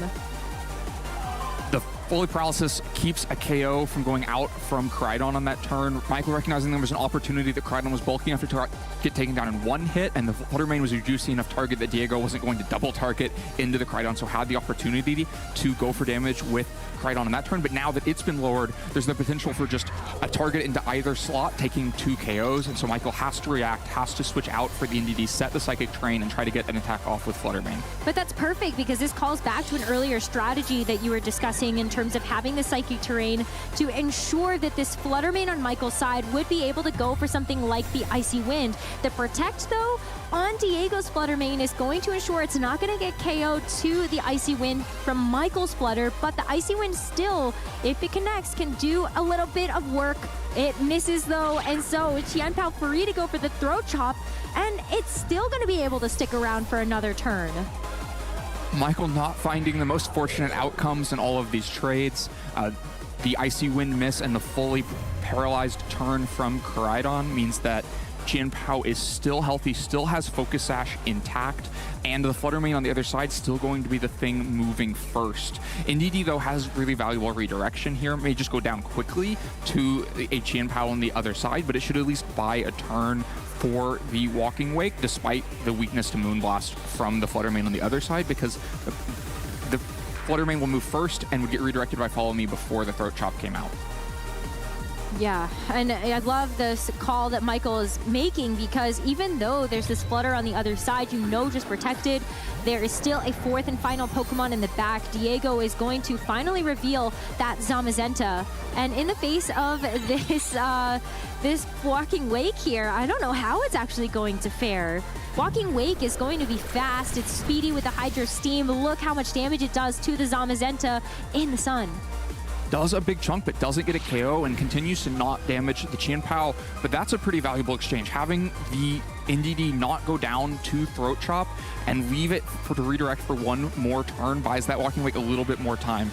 Michael needs a lot out of it because the Koraidon in the back is paralyzed and is fairly low health. It's pretty unlikely that it actually can accomplish anything in this game because all three of the Pokemon on the other side will be faster and will have the damage potential to just KO it. And so all of the burden is on Walking Wake's shoulders to get the damage out. And what's going to make that so difficult is that Flutter Mane is lurking in the back. I think it's great preservation from Diego to, even though it cost most of Zamazenta's health bar to come into the Hydro Steam there, as long as you keep Flutter Mane as like an insurance policy against this Walking Wake, it's going to be really difficult for Michael to come back in this game. Oh, just a couple of unfortunate events. A series that's going to lead to a snowball as the Follow Me here from the Ndidi still doesn't sell the rest of the story. Icicle Crash does not miss, so Ndidi gets knocked out to that final attack, leaving this Walking Wake a bit vulnerable as because the Photosynthesis boost wore off, it is going to be slower than the Zamazenta, and it's just a one-hit knockout. Yeah, Zama has the damage to just KO Walking Wake. That ends the game right there. Koraidon slower than Zama now, while paralyzed, is in body press range. And so like you said, a couple of unlucky pieces just meant that the damage didn't land for Michael in time, and the snowball was there for Diego. This is a game being played at such a high speed. We saw it in game one with so many different speed control options, both players really vying to be faster and using extremely fast Pokemon to try to make that happen. And as soon as you kind of lose grasp of that speed control in the way that Michael did in game two, it all gets away from you so quickly. It's tough because if you're in Michael's shoes, how do you actually deal with the Thunder Wave that can come through from the Flutter Mane on the opposing side? Game number one, you noticed Icy Wind wasn't enough to be able to give your Koraidon the speed advantage, and so you were still under threat of actually getting hit with that Thunder Wave and those full paras. So how do you weave around that? I think ultimately the paralysis in game one ended up being fine, right? Because even though it wasn't enough, the Icy One wasn't enough to stop the paralysis, it was still faster after the Flame Charge to be over Zamazenta, and that's like maybe the main goal here, right? You're not to boil Regulation G down to one restricted versus another, but having the Koraidon end up being faster than Zamazenta swung the game one. The change in game two was not being able to get the damage down onto Flutter Mane to get the one-hit KO, and not to get the damage down into Chien-Pao to be able to threaten KOs there, which then forced the Koraidon off the field without getting any damage onto Zamazenta. I think the Amoonguss in that sense served as a really valuable decoy. It never landed a spore and it cost the Terastallization, but it drew a full focus from Michael on a really pivotal turn two that when you combine that with the Icy Wind miss and the fully paralyzed turn from Koraidon was like Michael's really great opportunity in that game to get a lot done, and that turn was spent leaving Flutter Mane on the field to be a problem throughout the rest of the game. And so Amoonguss, I think, had its right impact, even though it couldn't get a spore. If it can amplify that impact and get a spore as well, no surprise to see it led again, then it will really swing this game. And so now Michael has the kind of offense that lets you make sure you get a KO against Flutter Mane, really threaten a KO onto Amoonguss, and that's that Choice Band Gouging Fire being led in the sun with Photosynthesis ready to pump out damage. Yeah, it's going to be attack that's going to be heightened as well. Oftentimes when we see Gouging Fire in this position, it's going to be a Photosynthesis boost to its speed. So now those attacks are going to be hitting even harder with that Choice Band. Right, this Gouging Fire is just a nuclear weapon now ready to detonate on the other side. Of course, doesn't have any speed advantage, but maybe Michael recognizing it was really hard to gain full speed advantage in this set anyway because of the disruption on the Flutter Mane on the other side. So why not just have a couple of things that are bulky enough and threaten enough damage that you don't mind whether you move first or second, you're going to win those trades. It's still a tough call to make, though, because do you expect there to be a Terastallization from the Amoonguss? And there's not. It's just going to be the Koraidon that goes to that Terra Fire, and a double protect coming through from Diego. Smart, because you get a chance to use this double protect to fish for what this Gouging Fire has locked into for that choice band, and how Michael wants to try to cover for this first turn. Collision Course and Heat Crash going to be the moves of choice right into that Amoonguss. I think it's a really smart combination of moves. Nothing on Diego's team can take that move, and that concludes Amoonguss as a grass type and Amoonguss as a water type. Either way, Amoonguss would go down to that, which means that slot is super vulnerable on the next turn. And Fluttermane, while it can gain speed advantage for the team, can't do anything to mitigate that offense coming in unless it's another turn sprint being fully paralyzed, and can't threaten a KO against either of these Pokemon now that Koraidon has become a fire type. So Michael can just put that double target right back in the Amoonguss slot again if he'd like to, and know that he can get a KO out of it. But it forces the terastallization at the very least, because Diego has to kind of hedge his bets. What are you going to, maybe do you expect that double to come back through? Are you hoping that maybe Michael changes his mind and actually goes for some other attacks? And maybe I'm underestimating the bulk of the Amoonguss and is able to take the double up. We'll see. Oh, well, the Thunder Wave is going to be the first thing that happens in this next turn. Could be a full para here, but not before we see this Gouging Fire go for the Heat Crash, and look at that! Not very effective into a water type that's going to have that resistance, and you're still doing like 60% to this Pokemon. But Koraidon doesn't choose to go for the double up. This time around, it is enough to get the one-hit knockout onto the Fluttermane.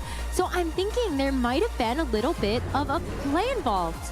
Oh, that was Flare Blitz. So yeah, Michael opting for Flare Blitz this time, recognizing that Flame Charge wasn't enough damage, but maybe expected the Amoonguss to switch out, or the Amoonguss to not dedicate Terastallization, knowing that the threat of just the combination of 2 fire attacks, or a fire attack and a fighting attack into Amoonguss would have been enough. And so I think Diego makes out with that, manages to use the Terastallization to take 1 fire attack from Gouging Fire and get it put to sleep. Now Koraidon is paralyzed and slower than anything on the other side, and didn't get a Flame Charge to try to mitigate that, so now just needs to switch out.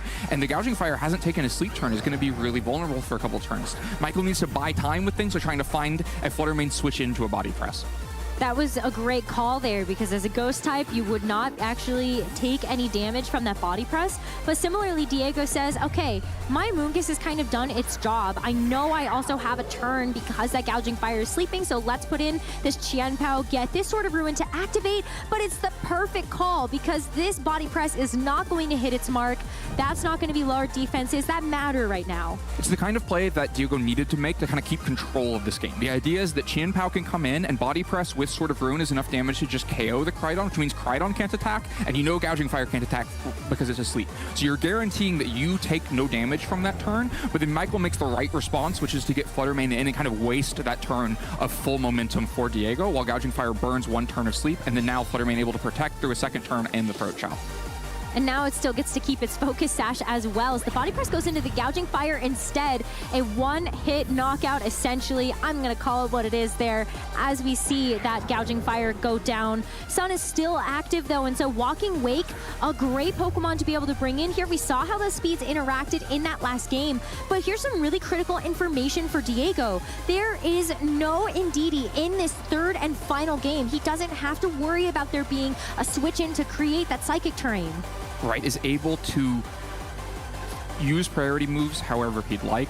The speed is back fully in Michael's advantage. Qianpao recognizes that, has to get off the field and get Amoonguss back to try to stymie the offense of Fluttermane and Walking Wake.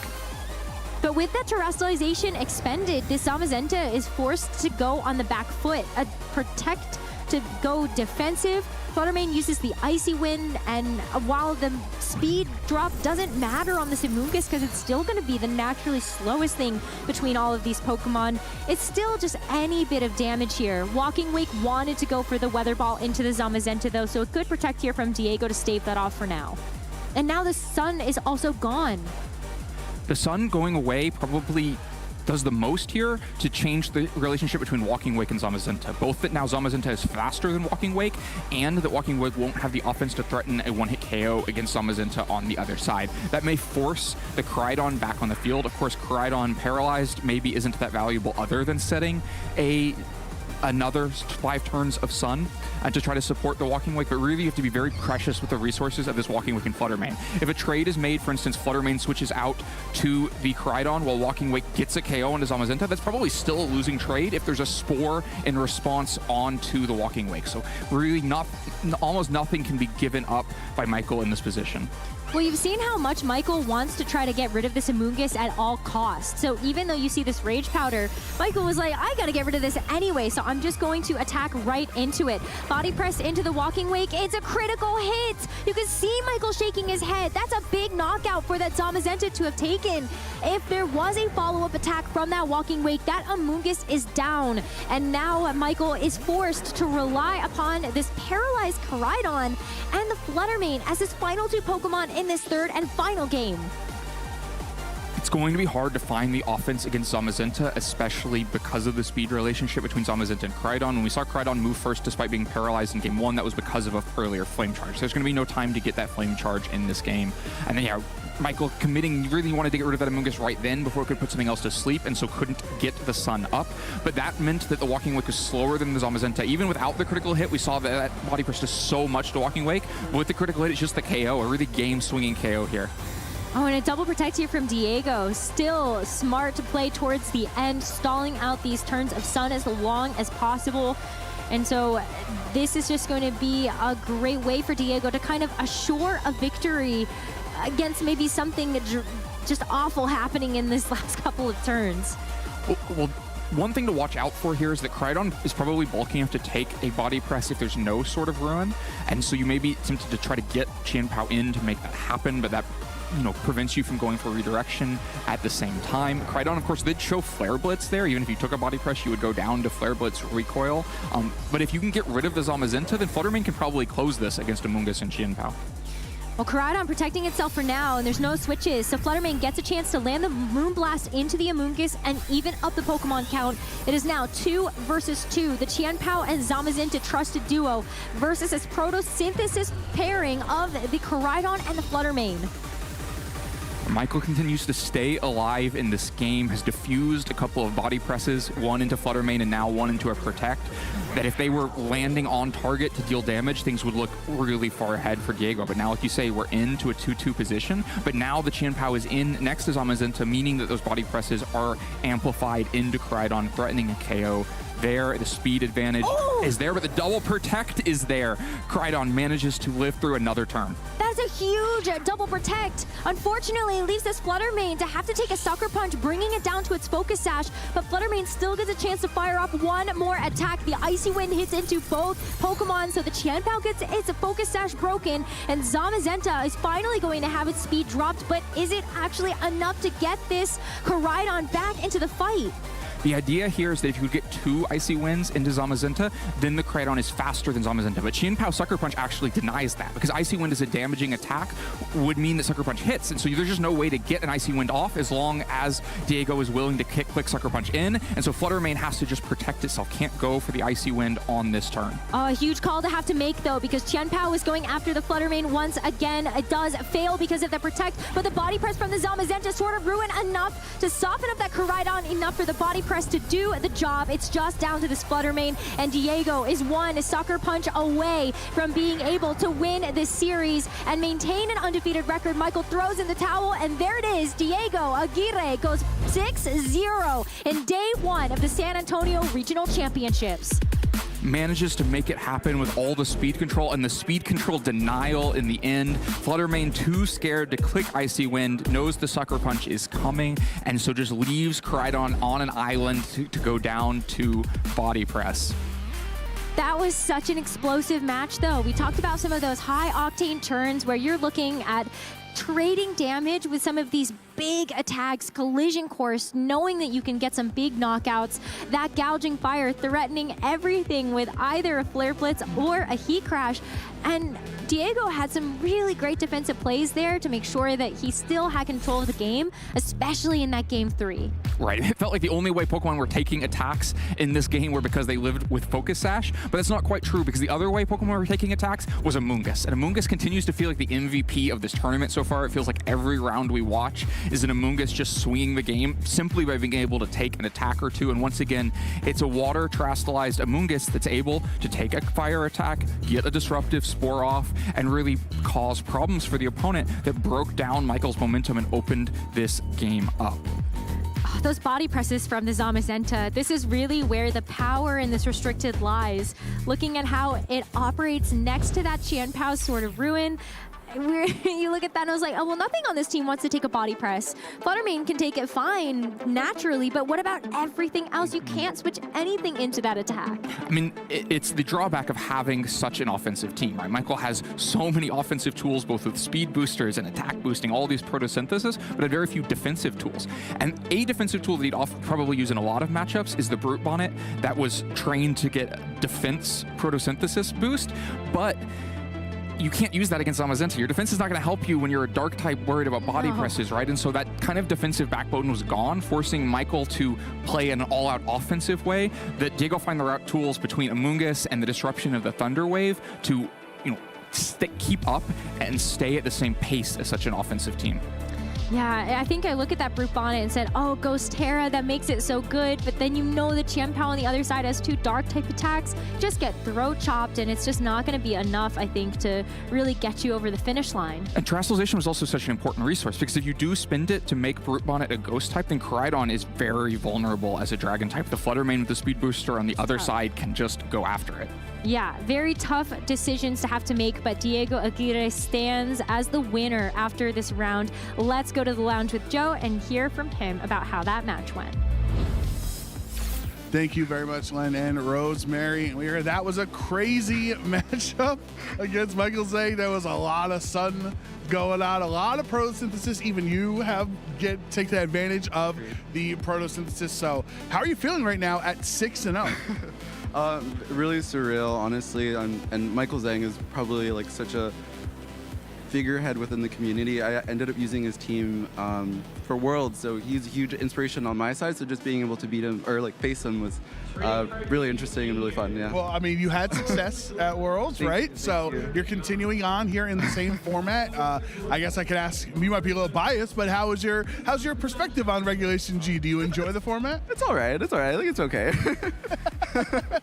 So it's over this match. The first thing I noticed on Michael's team was like it seemed like Raging Bolt's invitation got left in the mail because he had Walking Wake, Gouging Fire, Brute Bonnet, Fluttermane, but you had a Raging Bolt on your side as well as a Fluttermane. So going in, understanding that he had Koraidon, was there a situation where you felt like I'm gonna use his Sun against him with your Pokemon or no? So I was thinking about bringing Raging Bolt into that matchup, but I think the 4 that I brought into it was, I think, better into the match because I needed Amoonguss to put something to sleep or like to have that threat.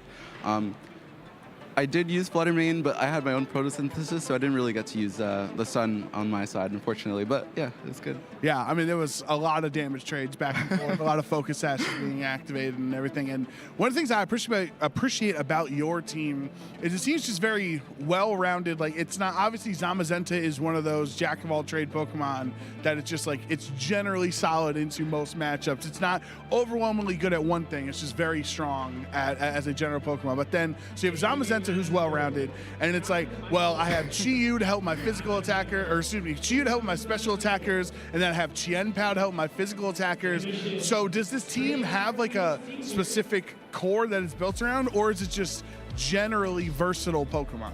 I think it's very versatile, but there is a main leads that I tend to sort of focus around. So I would either lead, Fluttermane with Zamazenta to put in, speed control first couple of games with Thunder Wave, or, dish out damage with Qianpao. So with that body press and sort of ruin, body press tends to do a lot of damage, so you can sort of deal more damage than your opposing team, and if, they don't get to move with Thunder Wave, then it just sort of puts it in my favor. So I would say Zama, Chien-Pao, Flutter, and then one of the remaining, 3 other Pokemon. And now, be honest. How many walking wakes have you faced in preparation before? You know what's funny? So I have a friend group who were, sort of building around Koraidon on Walking Wake.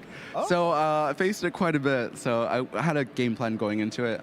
Yeah. Okay, Yeah. so you accidentally had a lot more preparation Yes, I did. than Michael was anticipating. Most people not to have a lot against that. And how are you feeling right now at 6-0? Obviously the job's not done, right? You want to finish 8-0. You want to do even better, moving on to Top Cut tomorrow and winning a regional. So it's got to be a positive feeling. Like, yes, I've accomplished that first goal, but you know that the job is not finished. Of course. A bit surreal. Just beating one of my inspirations. So I'm still thinking about it. I think gotta go just go. Let it soak in. Let it soak in. It's awesome. Gotta go in match by match, I think. So, basically, we'll see. I'm hoping to, make it. All right.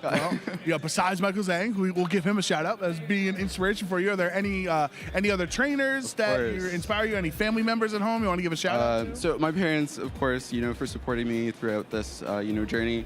My team building group. So Olivia, Braden, Rafe, and Jacob were huge core members within. We called them the Zama Warriors. Yeah. So we had sort of game plans going around. So especially Olivia. Olivia came up with the Raging Bolt set, which was really good. And then a lot of my friends, we're in a Discord group called Ditto's Den. So they're all watching, they're all supporting. So thank you so much to them. Yeah. Shout outs to the Zama Warriors, the Ditto's Den. You in any group chats that aren't named after Pokemon? All right. Anyway, best of luck to Diego. You're 6-0. Hopefully, finish the day strong in these last 2 rounds. We hope to see you tomorrow. All right. Thanks for having me, Joe. Thanks so much. Yeah, absolutely. All right, we're gonna head back over to the caster so Diego can get some rest. Thank you. Diego's got to get some well-deserved rest because that is going to be a player we get a chance to see tomorrow in our Day 2 action. And I hope Diego's proud. I mean, what a great performance at the end of 2024 to lead into this season and already kicking things off in such a big way. Yeah, continuing on from that top 16 at Worlds, looking for another strong finish this weekend and well on track for it. Still has a couple more chances to get wins today that'll help move him into the top cut tomorrow. Lots of good things ahead. And sounds like just so much good practice and prep going into this event as well. Loved being able to hear Joe pick his brain a little bit about how the team came together and how he actually prepared for a tournament like this. Yeah, I've talked to a few top players about how this format feels like it really rewards mastery because Regulation H felt like there was a completely new team and a completely new metagame and direction every few weeks. Whereas this, while there's been small adjustments and new things that have popularized, feels like a lot of the same team compositions from really early on in Regulation G, which means that if you've been playing the same core Pokemon with different supporting pieces around it that entire time, you can get those matchups really down. You can dial in the exact right 6th Pokemon, that right move set for Raging Bolt to solve all of your problems. And I think a lot of the players having success out there this weekend, it's because they've really developed that mastery with their restricted Pokemon. I mean, you look at even just Birmingham last weekend and how many players actually kept with their Worlds team and just recycled it or kind of evaluated what are the right pieces that worked and said, oh, well, it's great. These 5 Pokemon, but maybe I changed this one. And we're all set to go for one of the biggest tournaments of the year. And it paid off for a lot of our players. I think Oliver Escalin is that one player I look at in particular where he's like one of the Kyogre masters, right? And he ended up getting that 2nd place at Birmingham with that team. Right, because if you put all the time into preparing it for Worlds, nothing really substantial changed after that, right? Sometimes we have Worlds where a team kind of takes the tournament by storm, but I think a lot of players went into that tournament expecting Miraidon built pretty similarly to be the strongest thing and came out not feeling like things had changed substantially and they just needed the right small adjustments or the chance to play against the right matchups, and so no urgent need to shift anything up. Well, something else I got from Diego's conversation with Joe is that community is very important because you can't play Pokemon without your friends to support you. And so maybe you can find some new ones. Find a Pokemon League near you, scan that QR code to find the event's locator for Play Pokemon, and you might be surprised at how many locals and leagues are in your area where you can meet a bunch of other like-minded Pokemon players. You can find your group to work out those Zombas into flowcharts. There's all of those game plans. You have to come up with a good name. What would you use? What? Alakazam spoons. Ooh, you have to have a lot of spoons, you know, to actually multitask. All right, to well, get give me a little time to workshop it. I'll come up with something better. Perfect. I love it. Here are some of the Pokemon leagues in the San Antonio area, but still make sure you check out the event locator so you can find all of the different places that you can play Pokemon. There are so many prizes on the line for our players as well. We talked about them a little bit at the top of the day, but if you are sitting at that 6-0 record and you can manage to find yourself as 6-2 or better at the end of day number 1, you keep yourself in the running for our prizes, monetary and TCG packs, both on the line for all of our divisions. Lots at stake tomorrow, but of course players also playing for the spot in the top cut and trying to get that guaranteed win, for that guaranteed invitation to World Championships for winning the tournament to go along top of that $6,000 and 108 booster packs. It's a lot of packs to open. It's a lot of packs. It's a lot of packs. How do you take that home? Well, do you open them all immediately, or do you like dole them out like one a day for the next 3 months? It depends on my mood. Because if I'm having a bad day, then it's like, oh, maybe I'll treat myself to a couple of packs. Okay. But you know, if things are going well, I'm like, maybe I'll stockpile them for later and I save them for a rainy day. Yeah. Or share them with friends. That's also fun. To open them as a group. Yeah, like, and then you like do, I don't know, sometimes I do challenges with my friends. If like you open up 20 packs each, then you can like play games where if you pull a full art, it's like 3 points, and you can, I don't know, come up with fun ways for those points to count. to gamify opening your Yeah, packs. exactly. But then it's so heartbreaking. Someone's like opens your pack and they're all excited about the card they pulled, and you're like, but that's my card. that's my pack. That's my card. I'm gonna Well, you need. can pay for it. Yeah, no, well, you know, it depends on what kind of friends you have, I guess.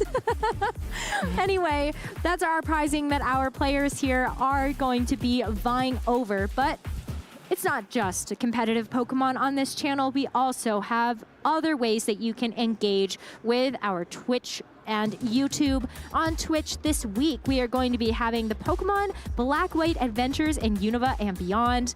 On Wednesday, we're going to be doing a rerun of the 2024 Pokemon Europe International Championships for the video game. And on Thursday, more Pokemon Black and White. The anime is good. I don't know if I've ever watched Black White though. I think I missed that gen. That's one of my favorite theme songs. Now, I don't know if it shifted up during different eras of Black and White, but the original Black and White theme song, one of my favorites. Oh, there's some really good ones though, because I'm even thinking. I think the one for Johto might be my favorite. That's a pretty good one. It's a classic, right? Yeah. So yeah, go make sure you check out what else is going on the Twitch channel this week. Take a look at our caster predictions though. Len, I think you and I did a pretty great job. If I do say so myself, we saw Groudon appear. It counts. Participation award. But Kyogre's really shown up in a big way. Yeah, we've seen a few Kyogre win on stream. We've seen Groudon win on stream. Of course, Zamazenta just won on stream. He's had a pretty solid day as well. It has had a good day. And Gabby also showcasing some of the more popular Pokemon to include on those Zamazenta teams now that Chi-Yu and that Fluttermane didn't necessarily make an appearance together, but just the threat of both of those Pokemon, or knowing that you have an additional way to get damage through, is such a big deal. Even if it's not the Chi-Yu next to the Fluttermane, which is sort of our classic combination, you've got Chi-Yu next to Raging Bolt. Really can help amplify damage. Of course, Chi-Yu really pivotal on those teams as well to keep down the Calyrex Shadow on the other side. The Choice Scarf Chi-Yu is pretty common in order to stay faster than Calyrex Shadow and quickly force a Terastallization. And of course, once Calyrex Shadow Terastallizes, then it's just ready for the body pressing. But you've got to tip that over first, and so it plays a pretty important role. Diego, of course, had all 4 of these Pokemon on his 6 Pokemon team that he just won with. And then the Zamazenta we saw earlier on in the day that Keanu won with had 3 of the 4, just no Chi-Yu to go with it. Yeah, some really good adjustments there. And then for Joe, we have the Ice Rider Calyrex, still the champion of the Ice Horse. How come none of us picked Shadow Rider? No one wants to pick Shadow Rider. Yeah, you're right. I don't even want to play Shadow Rider. I did for a while, and then I was like, oh, but I could be edgy and different and play Groudon, and now everybody's playing Groudon. Everyone's always looking for, that next turn of the wheel, trying to be a little bit ahead of the curve. Yeah. Feel like they're reinventing everything. And at the moment, it does feel like that's Groudon and Kyogre for a lot of people. Yeah, and Koraidon.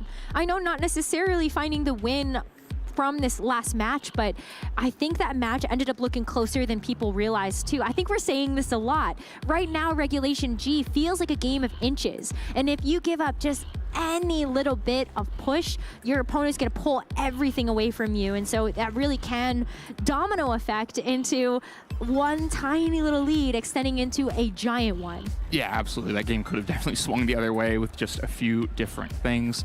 And you know, Michael's now 5-1, was 5-0 going to the last round. Luca Paz also out in the field at 5-0 with Koraidon, so a couple of them having very strong days.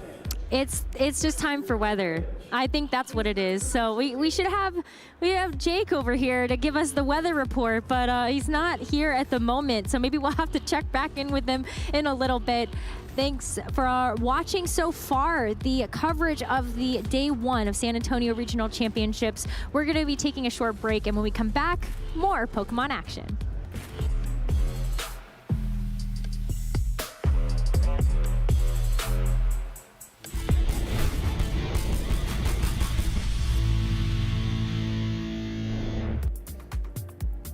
Welcome in, trainers. I'm here in San Antonio, Texas for a Texas-style hot chili cook-off, and I have 3 of the spiciest trainers in the venue here today. Hedonis Actual, Out of Pocket, and Septile Ice. Each one of these trainers brought their own personalized chili. They're going to give us a taste and their hot take on the meta. Hedonis, you're first. All right, so my hot take on the meta right now. Okay, first of all, actually, let me not get ahead of myself. My chili is called the Catastrophically Cooked Clodsire Chili because, in my opinion, Clodsire is terrible in this meta right now. We have Diggersby, we have Annihilate, even Azumarill still taking super effective damage from the Sludge Bomb. You're taking super effective damage right back from Bubbles and Ice Beam. I just don't think it's good right now. If you want to choose a ground type, choose Diggersby. But don't hold it against me if I run Clodsire in the tournament tomorrow. So, yeah, let's try a bite of this chili here, shall we? Yeah? All right, let's do it. All right, let's see. All right, grab a chip, pocket, and Septile if you can. My Clodsire, yeah, you go for mine, actually. All right, get a good scoop. It's not that spicy, don't worry. Okay, yeah. I'll not shy away. Here we go. All right, now we need some live reactions here. Septile, how are you feeling about this? Catastrophic Clodsire, really? It's true. Clodsire's terrible. All right. Pocket? Oh, boy. What things I could say about Clodsire and how bad it is. I completely agree with Hedonis here. Oh, boy. It's just like we got 2 ground types that compete with it, that both wallop it. Then there's Azumarill, as he mentioned. Feraligatr is still very prevalent. Drapion up energy gives a lot of trouble. And even stuff like Annihilate that now has Ice Punch as a better option can really terrorize it. So if you're running Clodsire tomorrow, or actually today, best of luck to you, because you may need it. Well, I think we can agree that Clodsire itself is a good Pokemon. It's got good stats, it's got good moves, but in the current meta, not the best time for it. Not the best. All right, Pocket, you're up. What'd you bring for us today? All right, this is called the Pocket's Pelly Pepper Hot Chili. And I'd say that my take here is that Shadow Annihilate is way better. Not way better. I'd say marginally better or slightly better than the normal, because we got boosted shadow counters, Rage Fist add up way faster. And one very specific matchup that I wanted to talk about is the Diggersby matchup. With Diggersby against a normal Annihilate, Ice Punch plus 13 counters do not sometimes knock out, depending on the debuff from the Scorching Sands, which lets Diggersby get 2 moves against Annihilate for free if it has Ice Punch, or forces a close combat if they have close combat. But if they're Shadow and they have Ice Punch, you just negate it. It completely wipes it out. All right. And the Shadow counters wallop. All right, let's give this chili a try, and then we'll kind of ponder about this point about Shadow Annihilate. I think Shadow Annihilate actually won in Birmingham. It did. Recently. Icelandic Lapras, right? Yes. Yeah. Oh, so sorry. I'm curious. Shadow Annihilate, again, it's already a Pokemon that's maybe on the flimsier side in terms of stat product. So going Shadow, you might actually gain a lot of matchups. What do you think, Septile? I don't like Annihilate. Whoa. Worst Pokemon ever. Wow. Okay. I've never used Shadow Annihilate. I would never use Shadow Annihilate, so I can't really put a take in here. All right. Hedonis? Well, I'm kind of questioning what's hotter here, the chili or these supposedly hot takes, because it seems like we're all in, well, except for Septile Ice here, but I at least am in agreement. I think Shadow Ape is better. We saw Icelandic Lapras use it very effectively in Birmingham, and if I had one, quite honestly, I would probably be using it as well for that Diggersby matchup, because it could get pretty uncomfortable. The normal type should be losing to the fighting type, but... Awesome. All right, Septile, you're last. I think you've got a spicy one for us. So I have the Seviper Spitfire Hot Chili, and my hot take is if you are running Corsola, Diggersby and Annihilate, you are bad at team building. Whoa. This is the new Noctowl Trevenant Lantern. It is terrible. If you are running this core, go home. Oh my gosh. Wow. All right. Wow. All right, guys, try All that. right, That, well, that I chili don't- has to be kicking. I don't think I can even try the chili. I have to go home. He leaked my team. Oh, your whole He leaked team, my line right? of 3. No, I'm just kidding. All right, let's guys. see. Okay, that's interesting. I never thought of that trio as being as alignment dependent, I should say, as Noctowl, Trevenant, in Lantern, because that was a tough matchup to be in if you were on the receiving pocket. I interrupted my train of thought. I see the chili's getting to you. No, the take just, oh boy. No, he's from Maryland, so. Like, Okay. there's 3 words as like a phrase I could say in response to that is Zooey Mama. Because unlike the knocked out Trevenant Lantern core, there are so many core breakers. There's so many awkward matchups. And sure, all 3 Pokemon, very strong neutral matchups, right? You got the still very strong counter, Rage Fist from Annihilate, Diggersby, just bulky.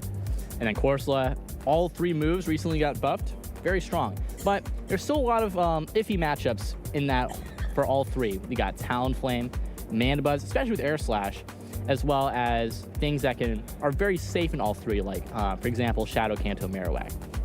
All right, fair enough. Adonis, any final thoughts? Give me 1 sentence. What do you think? He said it best. He as in out of pocket, not Sceptile. Oh, okay. I mean, I'm a little offended because I'm running 2 of those Pokemon tomorrow, so.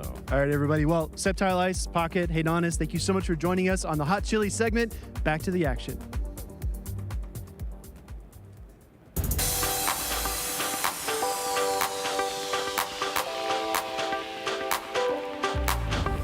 No matter the situation, it's high competition. Everyone's trying to have a good time as well. So if you can be nice to your opponent and just, be courteous of their state of mind and, things in the game, that's going to lead to a lot of maybe friendships and success in the games. So an unwritten rule with Pokemon Go is that you always have to say good luck, have fun to your opponent before your battles. An unwritten rule in Pokemon for me is if someone's having trouble setting up for a round, just help them out in any way you can. Don't be rude. If you've ever played card games, video games, anything, you know what it's like to play against somebody who is not very gracious when playing the game. It definitely makes the match worse. A good unwritten rule is like saying good luck to a player and giving them a good fist pump. I think the biggest unwritten rule in Pokemon is if your opponent is on low health, you have to throw the nuke charge move and not the small charge move. So if you return a Carbink as a Sableye, that's goated.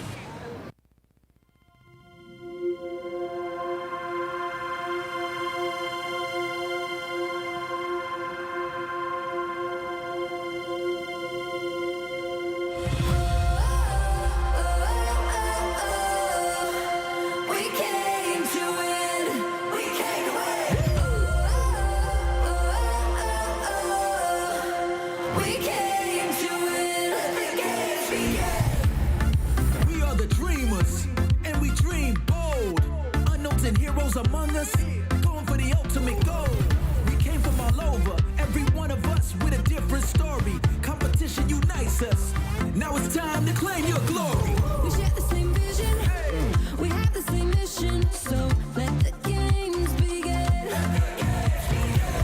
Try with some far to play, gonna give all it takes, 'cause we came to win. Let's go!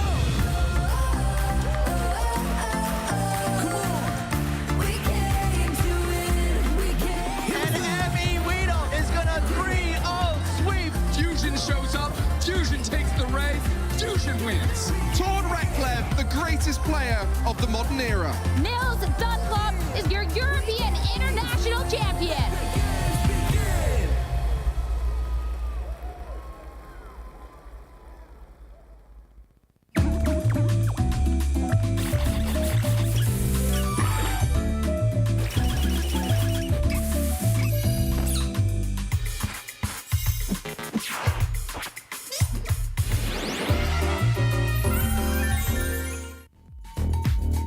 Welcome back, everyone, to beautiful San Antonio, Texas.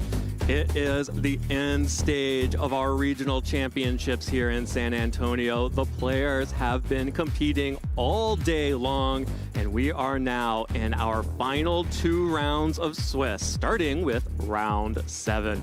My name is Evan Latt, and I am joined once more by Gabby Snyder to take you home for this incredible regional championship. It's been so exciting so far, seeing just how many different teams there are out on the field, how people are running these restricted Pokemon that we've seen do well in Regulation G before, but not quite like this. And going into this next round, excuse me, I've had a little bit of a preview of one of the teams that we're going to be seeing face off, but before we get to that, let's go ahead and check in on our Swiss rankings. Is anybody you see here with that 6-0 win record is just 1 win away from making it into day 2 tomorrow? That's correct. All of these players here at 6-0 are in great position for the rest of the tournament here. Of course, Diego Aguirre, who we just saw, did win that match and is now 6-0. Joining him is Aroth Almaraz, representing Mexico, alongside Brady Smith, Shilang Tang, Jackson Ferris, Zachary Weed, William Brown, Luca Paz, Stefan Ma, and Arcel Puri. Those top 10 players, all undefeated. Of course, if you've only taken 1 loss so far, you are still in the running. So Cedric Bernier, Mackenzie Frosch, Alexander Page, Eric Bartlett, Victor Manoath, and Justin Tang are all still in a comfortable position to make it into day 2 of the competition tomorrow and potentially make it into that asymmetrical top cut. Of course, the pressure starts to get a little bit more pressing when you are in that position, and we're unable to show our X and 2s on the field right now, but there are still a ton of incredibly strong trainers who are in contention at this point. So even though we have a bunch of newer names here in the top of the standings, I think it's very impressive to see them do so well in a field that has so many accomplished trainers. Absolutely. And as we are sort of tracking the performances of our restricted Pokemon, I do think it is pretty notable to note who is not undefeated. So we have our undefeated players, but there are a few big, well, specifically 2 really big restricted Pokemon that have taken losses. There is no one who is undefeated representing either of these, and that is Miraidon and Calyrex Shadow Rider, both of which have been relegated to 5-1 at best. I mean, you say that. I mean, it is devastating. I'm sorry. You are absolutely right. It's just a game, Gabby. It's okay. It is interesting, though. You know, I think we've seen Miraidon do a lot of amazing things, but I do think that it having a bit of a more target on its back coming into this weekend is understandable.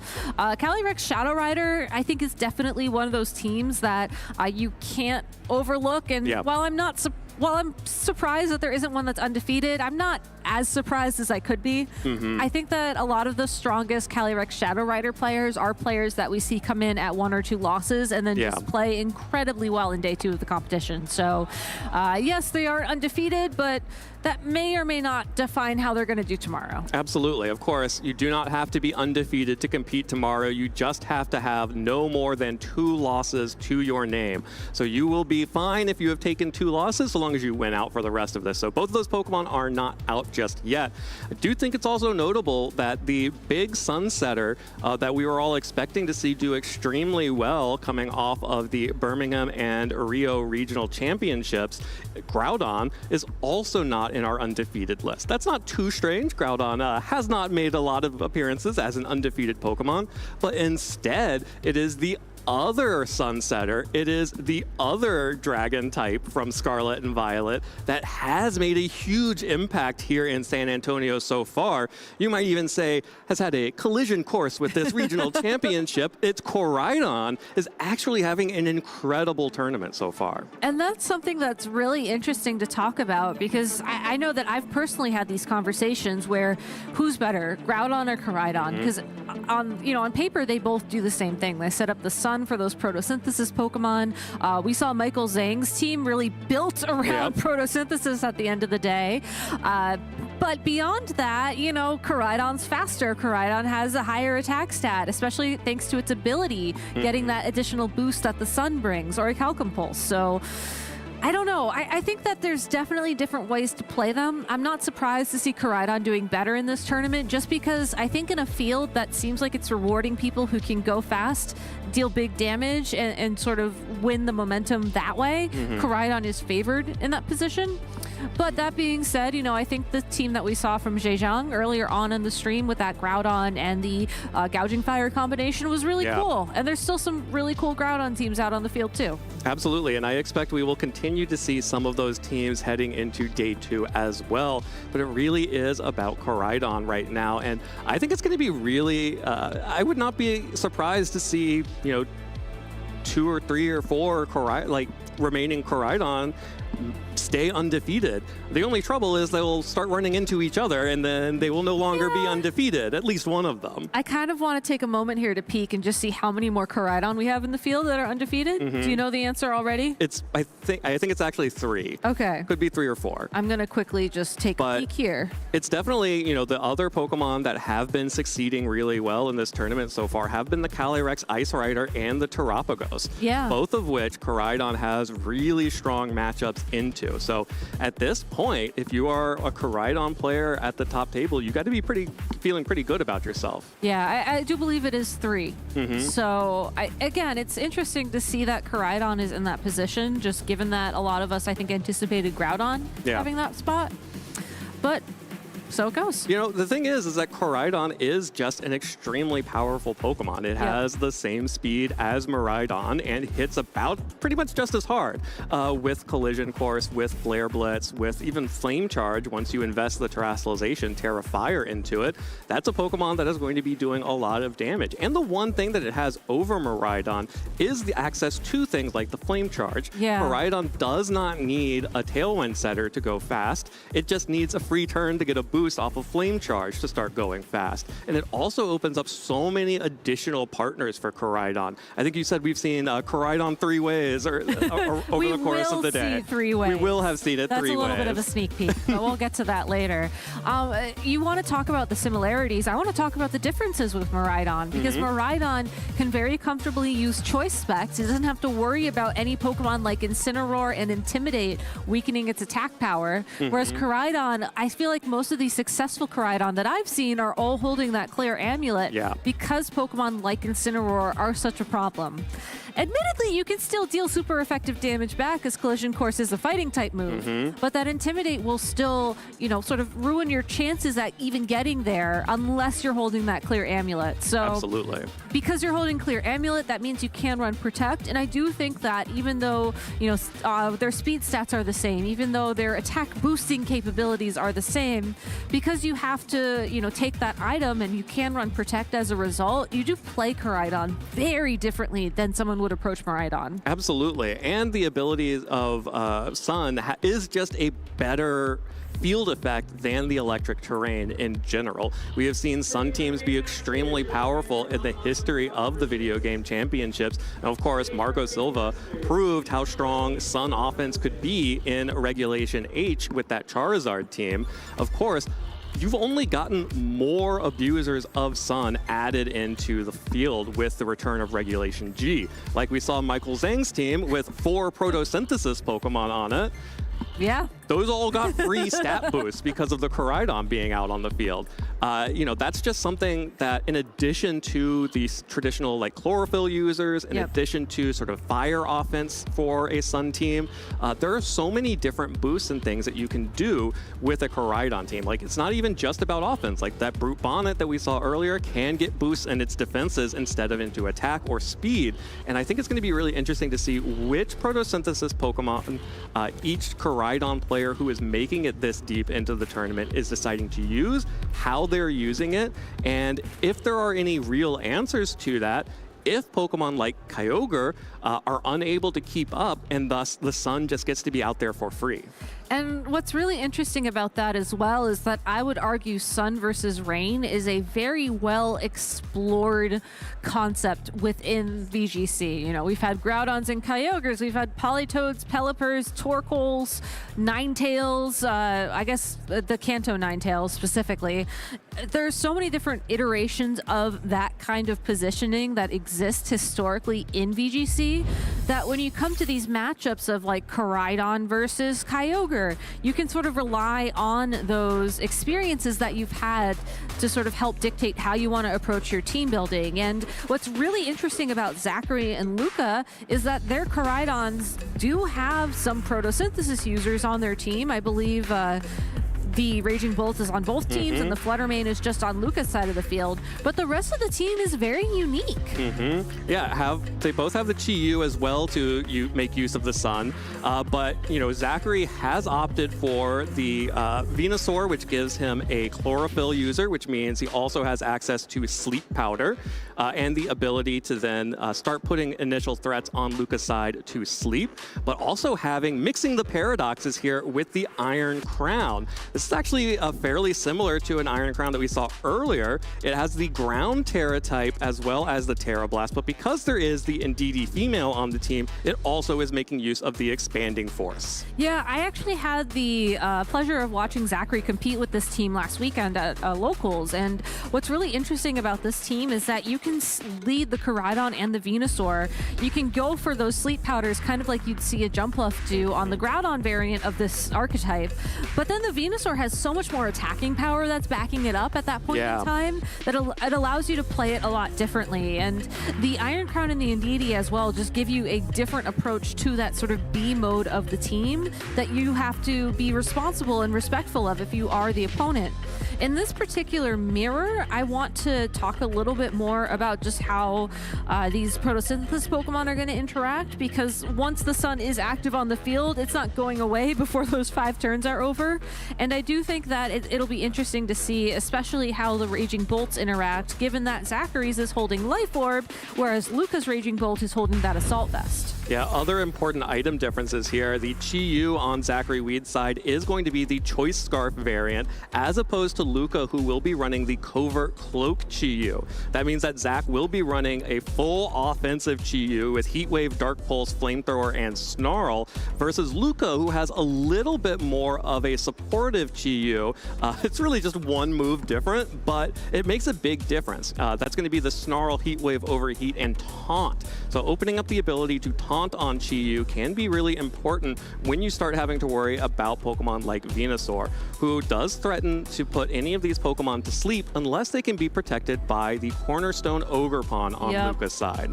And that's the real nice thing about having the Ogerpon as your redirection user, is that Follow Me is a normal type attack. It means that grass Pokemon have to obey it as opposed to ignore it, like you may see from a Rage Powder on the Amoonguss. So when you are playing the mirror or you're playing a Groudon Jumpluff team, you can just redirect that Sleep Powder away pretty comfortably. I do think that based off of how I saw Zachary approach his team, if he does decide to lead that Venusaur and that Koraidon, I don't think he's necessarily going to feel like you have to Sleep Powder, and I think that's another key difference between these two Pokemon working together opposed to the Groudon and the Jumpluff. Yeah, you obviously immediately threaten to knock out that Ogerpon if Ogerpon tries to protect against that with Follow Me. And actually, I think this Chlorophyll Venusaur would actually be really fun to watch in a Kyogre matchup. But unfortunately, we just have double bikes. We've got the Koraidon versus Koraidon, and we have the Fluttermane versus the Venusaur. So Fluttermane now will get a photosynthesis boost because of the sun, but that also means that the Venusaur is going to get a chlorophyll boost, making it even faster than the opposing Fluttermane. So we've seen a lot of Fluttermane take advantage of photosynthesis throughout this tournament so far. What's unique about this Fluttermane is that in addition to Moonblast and Icy Wind, which are essentially required on this Pokemon, its third move is going to be Sunny Day. So there is no access to Thunder Wave, which means that if Fluttermane wants to be handling the speeds of the Pokemon on the opposing side of the field, that Icy Wind is going to be its best option. And with Icy Wind, that will eventually leave these Pokemon vulnerable to the Venusaur in this position. So I think that Zachary's in a great spot to choose how he wants to approach this game. He could go full-on offense right now, probably will Terrastalize to help handle a potential Moonblast a little bit better, but overall just free to feel out the start of this game. Yeah, the one big advantage that Luca has right now is that his Koraidon is not necessarily forced to Terrastalize in front of the Venusaur, versus Zachary will have to immediately in fear of a Moonblast. Fluttermane, though, will protect, and the first Sleep Powder connects. Koraidon is now asleep on Lucapaz's side. So that means that this Flame Charge will be free, but it will be into a Protect, which means that it will not actually get that speed boost. But there's the first turn of Sleep being taken by Luca's Koraidon. We could probably call it Koraidon Classic since it has not terastallized yet. Again, Koraidon 3 different ways. You have your Classic, you have your Terrafire, and then you have, others out in the field for sure. Second Sleep Powder from that Venusaur, though, will connect with Fluttermane, and this is exactly how Zachary likes to play this team. You just put the Pokemon to sleep, they can't deal damage, you're able to deal damage, and you just take the win that way. Yep, and going on the offensive with the Collision course, not going to give Luca any opportunities to get, too many opportunities to wake up, and it will be a one-turn sleep for that Koraidon, which means that it will be able to fire off a Flame Charge, not into a Protect, so Luca now has the speed advantage in the Koraidon matchup. And that's how you begin to find your way back in this matchup if you are Luca. You want to have that speed advantage so you can threaten bigger damage onto these Pokemon. Unfortunately, after seeing just how much damage that Collision course did, that will be a 2-hit knockout on the opposing Koraidon.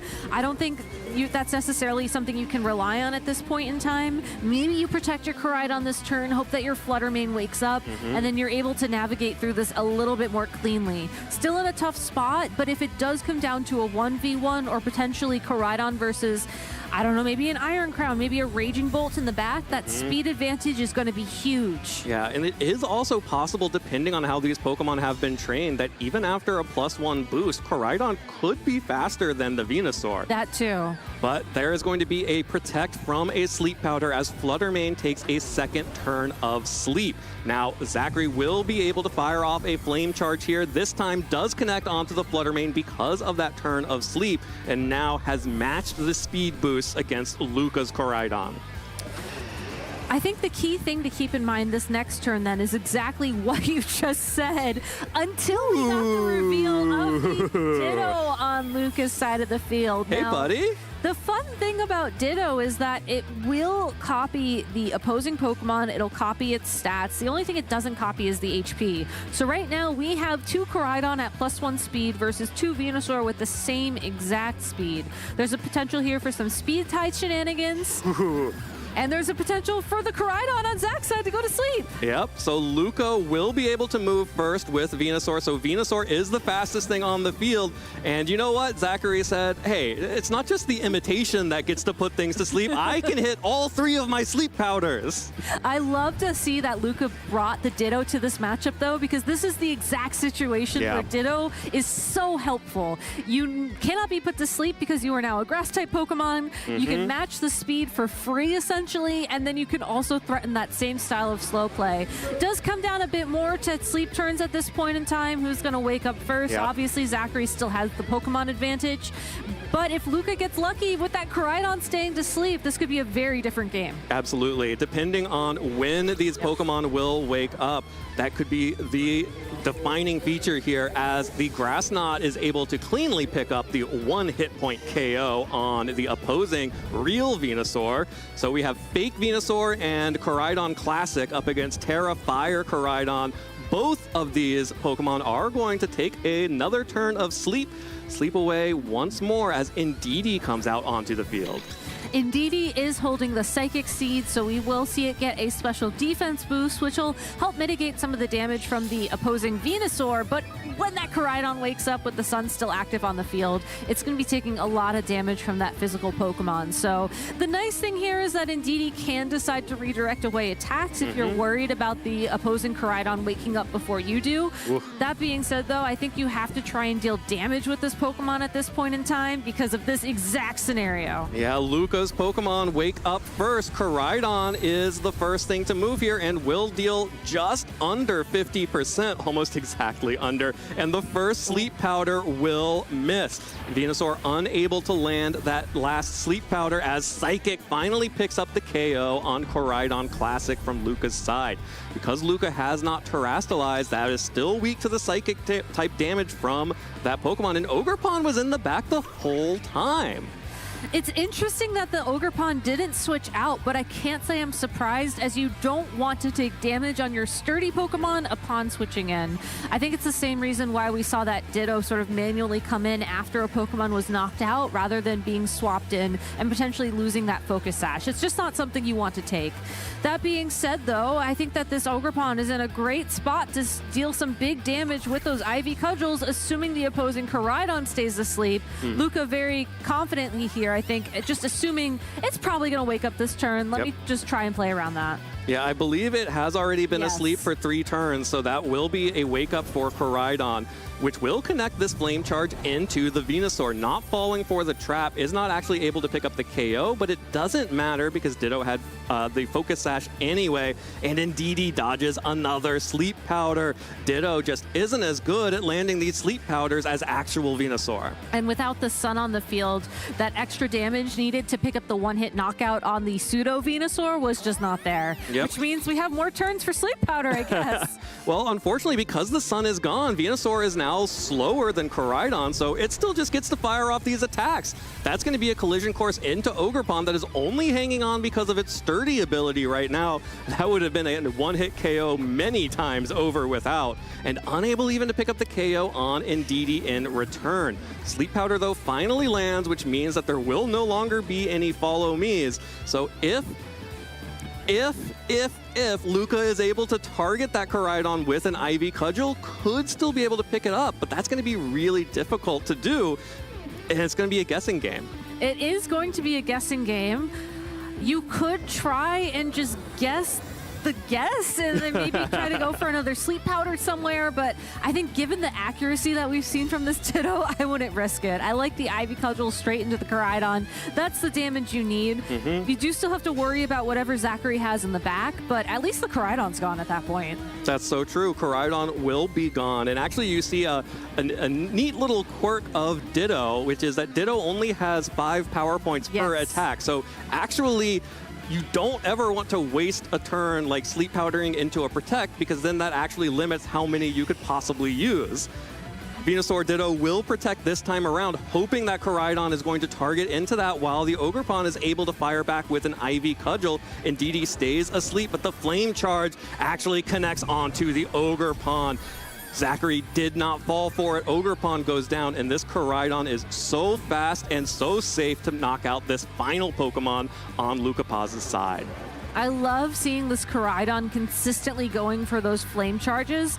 Not that it necessarily matters from like a speed control perspective, but just showcasing that you don't need the collision courses. You just need that little bit of damage to pick up the knockout on the pseudo Venusaur and a little bit of damage on that Ogerpon as well. And Zachary managed to get through that game one without even showing his final Pokemon.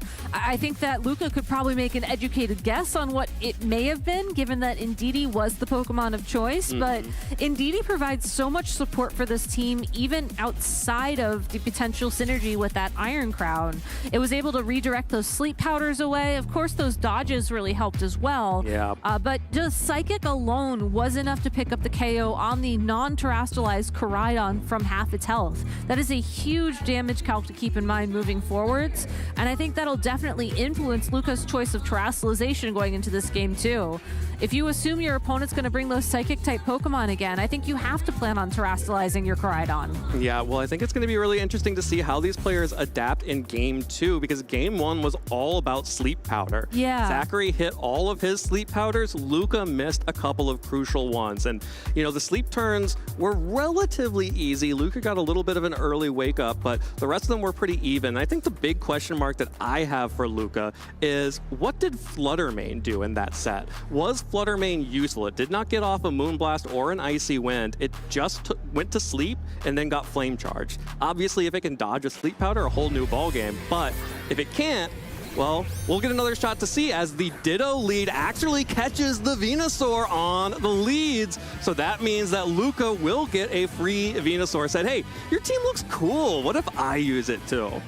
So the neat thing about Ditto's imposter ability is that it can copy the Pokemon directly across from it. A lot of times with Ditto, you see trainers have it in the back so they can switch in and choose the spot that that Pokemon appears in. What we saw Luca do for that lead was anticipate Zachary Zachary's going to lead the Venusaur in the same spot, and I'm going to copy it. Get that sleep powder pressure immediately, but not even go for it. He opts for Sludge Bomb. Yep, there's a Sludge Bomb into a Sludge Bomb. Both of these Venusaur doing the exact same thing, dealing a little bit of damage to each other. And now, crucially, Luca is able to get an Icy Wind off. That will drop the speed of Zachary's Venusaur, which means that Dittosaur is now the fastest thing on the field. Zachary has to play very carefully here because the opposing Ditto Venusaur has the Sleep Powder threat against his Koraidon, but also could potentially knock out that Venusaur now with a Sludge Bomb. If Luca thinks that the speed control is more important, or just getting the KO on the Venusaur is more important, you can go on the offense here. Otherwise, you can continue to Icy Wind with this Flutter Mane and just open up opportunities to deal damage to the opposing Koraidon. And I think that the fact that Zachary switched out the Venusaur here is just a recognition that, okay, yeah, this isn't the best spot for this Pokemon at this point in time, but given the fact that Koraidon already used his Protect last turn, I'm not sure if Indeedee going to provide much support here. Yeah, at least not on this turn. Indeedee will switch in for the Venusaur and get that special defense boost, and that means that it is time to Terrastalize. There is a Flutter Mane on the side of Luca's field, which means that this Koraidon cannot risk just getting cleanly one-hit KO'd by a Moonblast. So goes into the fire typing, but is still under threat by a Sleep Powder, which will connect. Dittosaur connects a Sleep Powder onto the Terrafire Koraidon, which is going to take a little bit of a nap, while Flutter Mane's Moonblast will also deal a little bit of chip damage just in case Zachary got a little bit greedy there, but did not, just took a little bit of damage from the Moonblast, and now the Indeedee is on the field. And now it's Zachary's turn to play the how many turns will my Pokemon stay asleep game. With Flutter Mane switching off the field, at least you don't have to worry about any big Moonblasts connecting with that Indeedee this turn, but you still have to worry about the fact that your Koraidon is currently asleep and really cannot help you navigate this board position. Well, Dittosaur lands a second Sleep Powder onto Indeedee. Indeedee is now asleep, but Koraidon only takes one turn of sleep and will fire back with a Flame Charge. That's going to connect onto the Ditto and knock it out and give a speed boost to the Koraidon that Luca can't do anything about because it is holding the Clear Amulet. And now, Luca brought in his own Koraidon, but it is now slower than Zachary's, which means that the Terrafire Koraidon will be the fastest thing on the field. And both of these players have redirection Pokemon out on the field, but you have to imagine that maybe Zachary just getting a little bit ahead could be the decider here. Fortunately for Luca, Indeedee's asleep. Indeedee is asleep for now, but that's not necessarily something you can count on, given that you just saw your opponent's Pokemon wake up after a single turn. I love the Fire-type Terrastalization from Luca here. I think it's a very safe play, and I think that it also will support him in terms of the potential damage here. You know that you have to go for a Flame Charge to match the opposing speed at this point in time. Yep, well, there's the Ivy Cudgel into the Protect. Zachary is protecting that Pokemon, while the Flame Charge from Luca's side gets the boost from the Terrastalization as well as the Sun and deals good damage into the Indeedee while raising its speed.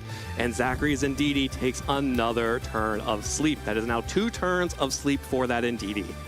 So it could wake up this turn. Odds are it will stay asleep at this point in time. I think the thing that I want to keep an eye on here is just how Zachary is going to play this Koraidon moving forwards.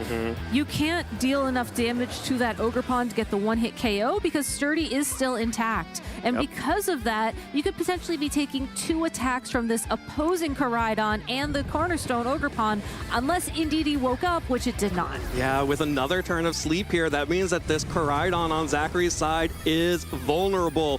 Not able to get to the Sturdy on Ogerpon, but it really doesn't matter. Luca will respond with a Flame Charge of his own to continue to keep parity with Zachary's Koraidon. Picks up the KO on Indeedee, which means that redirect option is now gone. And because there was another turn of sleep, Ogerpon gets to fire off an Ivy Cudgel. Super effective damage into this. Koraidon picks up the KO. Doesn't even need the critical hit. And just like that, Zachary's down to his final 2 Pokemon. One of the Pokemon is going to be the Venusaur, which, yeah, could still be faster than these Pokemon. However, with the Sunlight expired and with Luca in charge of the Sun on the field at this point in time, that's not something that you can afford to give your opponent. And even seeing that the final Pokemon is going to be that Iron Crown, we will get to see Quark Drive activate. I believe this should be a special attack boost. That's not going to be enough because it's still going to be slower than all of the flame charge speed boosts that the opposing Koraidon has at this point in time. And those fire type attacks are going to be doing so much damage to the steel and psychic type Iron Crown. Yeah, I don't know that it necessarily mattered even if the Iron Crown got a speed boost from the booster energy, but without that, that's just a one-hit KO from the Koraidon. Picks it up with the Flare Blitz, and now just Venusaur left for Zach means that, you know, not a lot of options here. Without the sun on the field, the Ivy Cudgel is able to cleanly pick that up, and we are forcing another game. Luca making some great adjustments there, using that fire-type terastallization to help out his own Koraidon. Being able to call the lead with that Ditto against the Venusaur was so huge for him as well, as that allowed him to play Zachary's game of Pokemon, of the Sleep Powders, of the Venusaurs. And going into game number 3, the nice thing about that adjustment for Zachary, at least, is that the easy thing to do is either you just put Venusaur in the other spot, or you play that mind game of, well, where's Ditto gonna go? I don't know that it really matters, though, because if Zach switched up the two Pokemon and led Koraidon and Venusaur in 2 different areas, then Luca has 2 Koraidon. Yeah. And I don't know, like, that's very true. Venusaur can only Sleep Powder 1 Pokemon at a time, which means that one of the Koraidon gets to do damage. And I think that's really interesting about the Ditto lead. Luca saw that Zach was going to be leading Koraidon and Venusaur and maybe wanted to just continue to lead that over and over again. And Luca said, well, if I get the Venusaur, then I get to also hit Sleep Powders, and I get to at least stall out the sleep turns that happened to him in game 1. True. And if I don't catch the Venusaur and I catch the Koraidon, great, I got 2 Koraidon on the field. I love it. I think that's the confidence of a Ditto player right there. I know that you ran Ditto the first time Regulation G came around. Personally, I think that I would much rather have the confidence of being able to switch in my Ditto to a transformation, but you're absolutely right. Against Zachary Weed, who has shown time and time again he likes to favor the same leads, you either get a Venusaur or a Koraidon, and that's absolutely something you can play out either way. Yeah. Whether or not that'll happen a third game, though, I see Ditto on the field next to Koraidon, but what Pokemon will it copy? It's not going to copy the Indeedee. It copies the Iron Crown. Another snipe from the Ditto, correctly identifying, getting the copy onto the Iron Crown, so will be an offensive threat here. The Psychic Surge will set the Psychic Terrain and will activate the booster energy on Iron Crown and activate the ability to start firing off Expanding Forces. But since that is a special attack boost, the speed is still even amongst those two Iron Crowns. The confidence of a Ditto player, indeed. Another fantastic lead from Luca, correctly identifying the slot where the more physical threat would appear. I do think that you have to lead Indeedee and Iron Crown, just given the fact that your Tachyon Cutters aren't going to be doing a ton of damage to the Koraidon, and you really want to be hitting those Expanding Forces for the spread damage and for the potential boosts that could get from the Indeedee and the Psychic Terrain. But in this particular situation, assuming that Zach has that Koraidon and something else in the back, that's not really something you can switch in. Now your opponent has that Psychic typing against you. I think, unfortunately for Zach, he has to make a very tough call here on how do I navigate out of this spot. Yeah, and I think it's going to start, as usual, with Koraidon, but this time on Luca's side with a Terastallization. The Psychic-type damage coming out from Iron Crown would be too devastating for the dragon-fighting Pokemon, while Indeedee will have to just go ahead and follow me to protect the Iron Crown. That's going to be a Flame Charge coming out from Koraidon, connecting onto the Indeedee. That'll deal some good damage, 120 damage there from the Flame Charge, and get the boost. Tachyon Cutter comes through, and with a critical hit in one hit, picks up the KO on to that Indeedee. So Iron Crown on Zachary's side is no longer protected by redirection, and will just be able to fire off an Expanding Force into a resisted Iron Crown Ditto, and a lot of damage into the Koraidon with a critical hit that just got a speed boost. And now we also get to see which Pokemon that Zach has in the back, which it does spell a bit of an interesting adjustment for how this game is going to proceed moving forwards. We do see Venusaur as the Pokemon of choice, which makes sense. Sun's on the field, it has that chlorophyll boost. That's not necessarily speed that can be matched by Luca at this point in time, assuming that one Flame Charge wasn't enough. So you could choose to put some Pokemon to sleep, or you could choose to just go on the offense with a Sludge Bomb into the opposing Koraidon. That's certainly a knockout at this range. Yeah, absolutely. Plenty of options for Zachary with these two Pokemon out on the field. You kind of saw that he was trying to maneuver this situation a lot in the previous games, but now has finally gotten both Venusaur and Iron Crown with terrain up. Venusaur lands the Sleep Powder once again onto the Ditto Crown, and the Koraidon will protect itself to save one turn from this expanding force coming out from the real Iron Crown. So after a second expanding force here, that Ditto is going to be left with just about a third of its health. This might actually be... Okay, no, that's not going to be a 3-hit KO. Never mind. But still, that's some really good damage onto that Pokemon. And I think that now that the Ditto is asleep as well, you can sort of ignore it for the next turn. Yeah. Yes, it did take its mandatory turn of sleep, but Venusaur still has its Focus Sash intact. You know that it's going to be faster. And again, you still threaten good damage from Sludge Bomb onto that Koraidon. So regardless of which Pokemon Luca decides to target with the Koraidon this turn, as long as you can connect an attack with it, you are going to take out that Pokemon. Tries to go for the double protect in respect of that, but it just fails. Yeah, Koraidon needed to go for that double protect there to save a turn from this damage coming out from Venusaur. And with a single target remaining on the field, that 4-hit KO may have just turned into a 3-hit KO as a third expanding force connects onto the Ditto. Still not enough, even with the boost from having only a single target. And another turn of sleep is spent by Luca's Ditto. I am very curious to see how Luca is going to navigate the rest of this game. We've seen the Koraidon, we've seen the Ditto, and now we have the Fluttermane, which does have that booster speed and will be able to threaten a KO onto this Venusaur eventually with a couple of Icy Winds.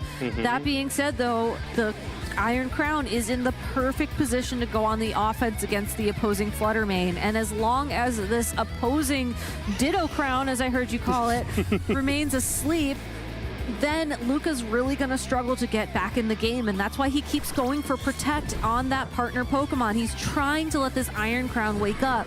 Unfortunately, though, Grass Knot will just take it out. Yeah, Zachary saw the success that Marco Silva had with Charizard and said, no, my first partner Pokemon, Venusaur, can actually pick up the KOs too. And he is proving it here. A Grass Knot picks up the KO onto Iron Crown and leaves Fluttermane stranded. Ogerpon now will come out to support that Pokemon, which means that there will be no more opportunity for Sleep Powders, but one of the best counters to Cornerstone Ogerpon is Iron Crown. Yes. Tachyon Cutter can hit twice so that you are able to get the KO regardless of Sturdy.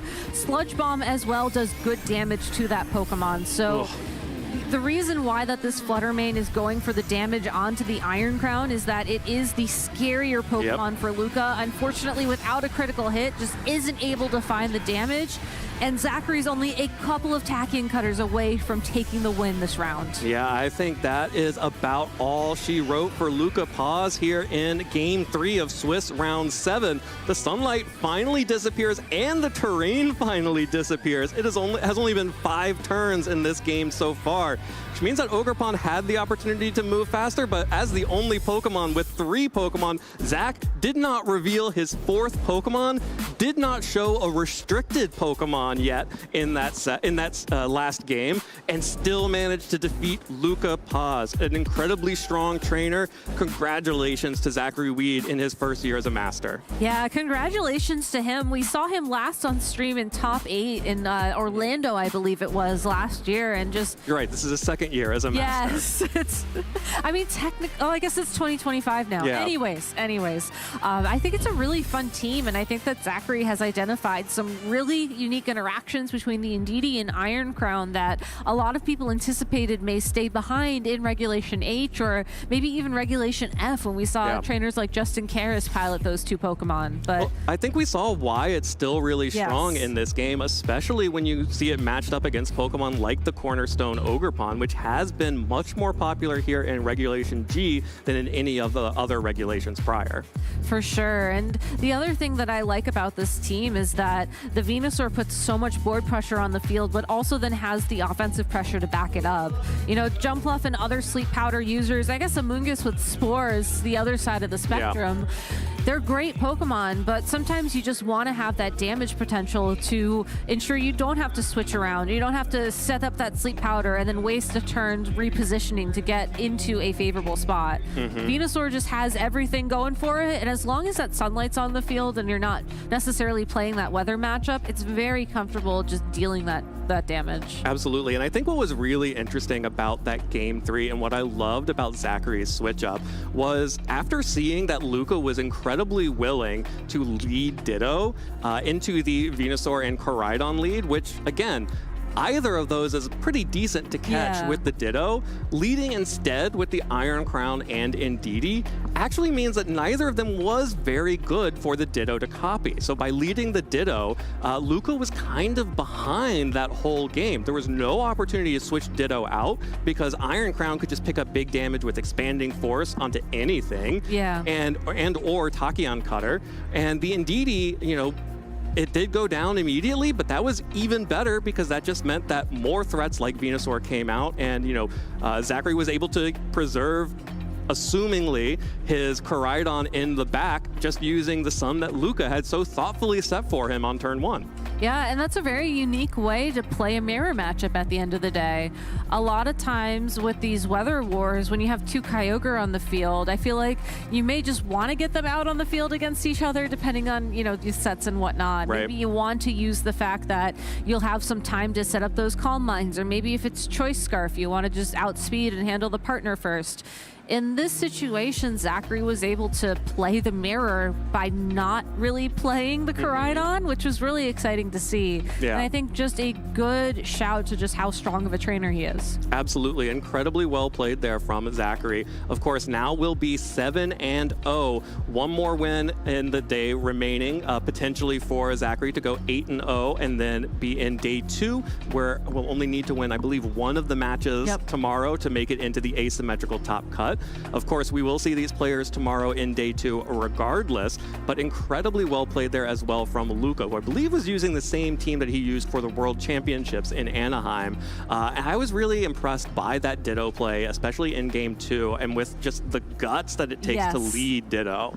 For sure, and I would love to talk to you more about that at some point, Evan, but for now, we actually have Zachary and Joe ready in the lounge for an interview, so please take it away.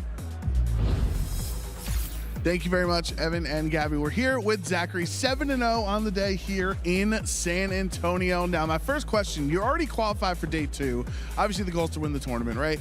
But is a round 7 like this where you're undefeated, or maybe round 8, is it less stressful because you know at least you have a chance tomorrow, or is it more stressful because you want to press your advantage and you want to stay undefeated?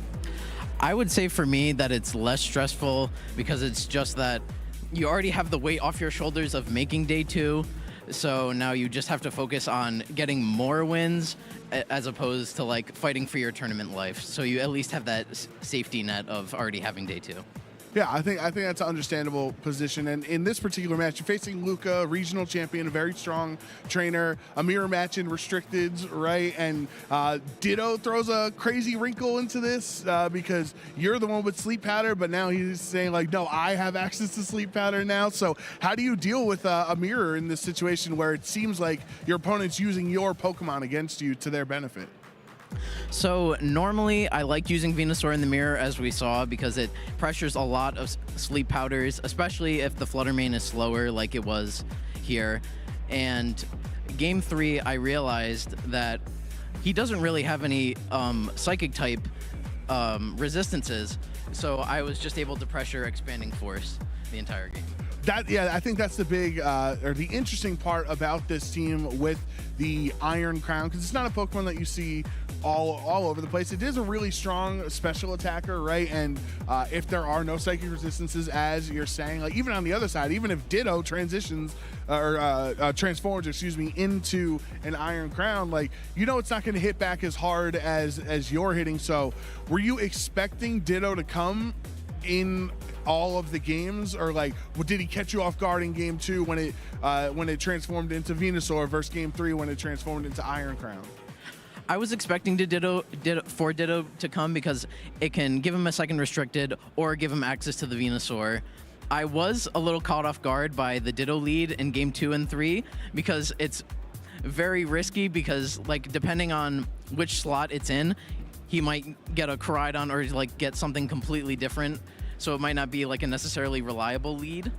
Like we saw in game 3 that Iron Crown wasn't really doing much after Ditto copied it. Right, yeah, it's definitely very important what Ditto copies in this particular matchup. And, you're using Koraidon to great success, undefeated so far. We've actually seen it a couple rounds in a row be pretty strong. And, my thoughts are it's the same legal Pokemon from 6 months ago. It's nothing really changed. Obviously, we have new perspectives and everything, but why is Koraidon performing so well, particularly with you this weekend, but over the course of the tournament as a whole we've seen so far? So for me, Koraidon is a really strong meta call because of how common Zamazenta is. Zamazenta is the most popular restricted. New teams have come out, and it's just really popular in general. And Koraidon eats Zamazenta for breakfast most of the time, and Venusaur helps a lot too. And of course, the rise of Kyogre. Koraidon can help and bring the sun in, and all the partners are really good into Kyogre. And in addition, Ice Rider being less common than it was before, it's probably Koraidon's weakest matchup, but now that it's less common than it was before, it's easier to bring Koraidon to a tournament without expecting to face 4 or 5 Ice Riders. In fact, I haven't faced a single Ice Rider today. Oh wow, okay, that's interesting because it still is pretty high usage. So you'll probably run into 1 or 2 tomorrow. Most likely. Yeah. The Terra Fire on Koraidon is always interesting to me because you always want to do more damage. So Fire type in the sun, right? That's you're compounding your damage there. But it also feels like we use the classic phase a Terra Hog, right? Koraidon is usually hogging the terrestrialization on the team. Do you ever find yourself in positions that you wish you could terrestrialize another Pokemon on the team, or is it always no, I got to protect Koraidon, the best strategy is to turn him into a fire type? I do find that at times Koraidon can be a Terra Hog just because it otherwise without Terra Fire, Flare Blitz and Flame Charge are just not doing enough damage. In that match, I was thinking about Terra Ground, Iron Crown, just to live a Flare Blitz or a Flame Charge or something, but I couldn't because I needed the Terra Fire on Koraidon in order to live the Flutter Mane Moonblast, because Dragon Fighting is a really bad defensive typing. Yeah. Yeah, I mean, I think it's a pretty rough typing to have, especially with Flutter Mane now being back up in the usage again. So you want to go from 4 times weak to Fairy to resisting Fairy. Definitely understandable. You have one last match here today, but do you have any shout outs for anybody watching at home? You want to give shout outs, appreciation for? First of all, my parents, my mom and dad, for taking me to all these events and always supporting me. I'm eternally grateful for them. Second of all, I want to give a big shout out to Justin Knox. This was his team. He built it. He worked with it for months and months and let me help with it. And it's a very strong team. And I'd like to shout out my best friend in Pokemon, Josh Robinson, always there to support me for all these events. And of course, the New England community. I love you guys all. Yeah, shout outs to the New England community. A couple of our casters see you up there at the local events, and they were singing your praises backstage during that match there. So congratulations, going 7-0. Thank you. Best of luck round 8, and of course we wish you luck going into tomorrow as well. Thank you. All right, thank you very much, Zach. We're gonna head back over to the casters. Casters, take it away. Shout outs to the New England community. I feel warm and fuzzy inside, I'm not gonna lie. But seriously, it does take a community to, get to the level of skill that Zachary Weed has accomplished. And, I'm so glad that he shouted out his parents and his friends for supporting him, as it does take those support pillars to really get you to this point. And I mean, I always see Zachary and his mom coming to the Cheese League, and it's just so sweet. It warms my heart, Absolutely. It turns out to have good success at Pokemon, you should eat more lobster and clam chowder. Yeah. New England? Oh, yeah. I mean, I was going to maybe say drink iced coffee regardless of the temperature outside. True, but, true. I guess you can have clam chowder with that. Yeah, why not? Coffee and clam chowder sounds great. Okay. Well, congratulations to Zachary for being 7-0 heading into his final round of Swiss for today. Of course, again, he will be competing in day 2 tomorrow alongside all of our other players with 6 wins or more. So congratulations to him for making it undefeated at a 7-0 record. 2 more wins away from making it into our asymmetrical top cut tomorrow. So congratulations to him. And congratulations to Montana Mott, who is our only player to watch, currently still in contention for day 2 tomorrow, is running a team that seems very reminiscent of the team that he used to win the LA Regionals last year.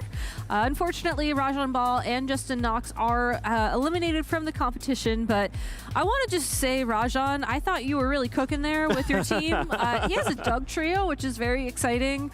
Unfortunately, just probably ran into too many Kyogres. I'm guessing just didn't hit the mirror as often as he hoped to. And also Justin Knox, spiritually still here in contention, as we just heard from Zachary Weed, who gave Justin shout-outs and credit for the team that he was just piloting. So spiritually still in it, Justin. And congratulations to the team for making it to day 2. For sure. And that's another thing that you have to keep in mind about Pokemon is that, it really does also come down to the battles that you play, who's sitting across from you, what restricted they're running. A lot of times we'll see trainers, groups of trainers all run the same team and just have completely different outcomes at a tournament because of that. So even though Justin Knox maybe didn't have the best day today, I think Zachary Weed has shown us that this is a very strong team. Unfortunately, with Pokemon, there is always that little bit of luck that can just make or break tournament runs. Yeah, absolutely. What really matters is each individual game you play. It's not about the team necessarily, although you definitely want to have the team that gives you the best options, the best chances, but also is in your matchups. It's who you play. It's how you're feeling on the day. It really can just sort of fluctuate wildly depending on how well you're feeling in any given moment. For those of you who are watching along with us here on Twitch, make sure that you are continuing to follow the channel, because it is not just our video game championships that are happening here. You can also watch even more. We're going to have the Black and White Adventures in Unova and beyond on Tuesday from 2 p.m. to 5 p.m. in Pacific time. And then, of course, we will be also rerunning the 2024 European International Championships on Wednesday as well. That was a very exciting tournament. And if you have been enjoying this, I would recommend, and you missed it last season, check out that probably day 2, I'm assuming, or top cut for the European International Championships on Wednesday.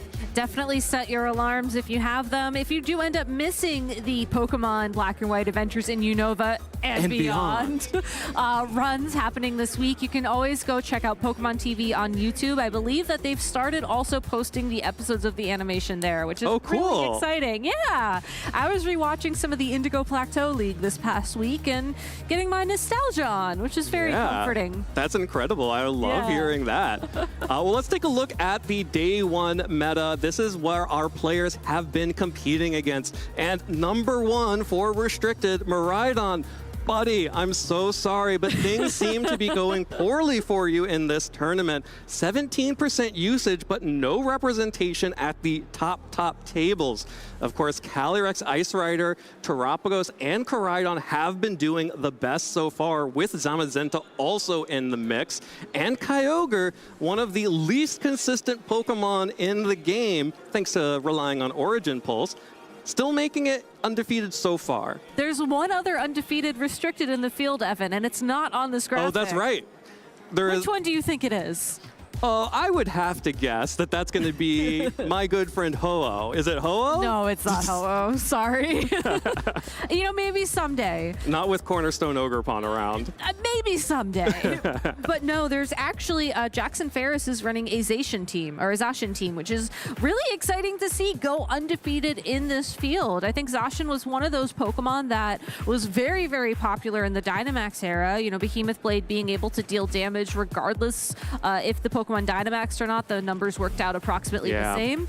But ever since Dynamax was gone, I feel like Zamazenta has really been like, no, I am the top dog. Yeah, well, the Zacian is out here trying to prove that it can still hold a candle up against the Shield dog. And we already saw Zacian have some good success last season. The last time Regulation G was around, Grant Weldon, of course, did very well with it at the World Championships. Yep. So definitely an underdog Pokemon to keep an eye out for.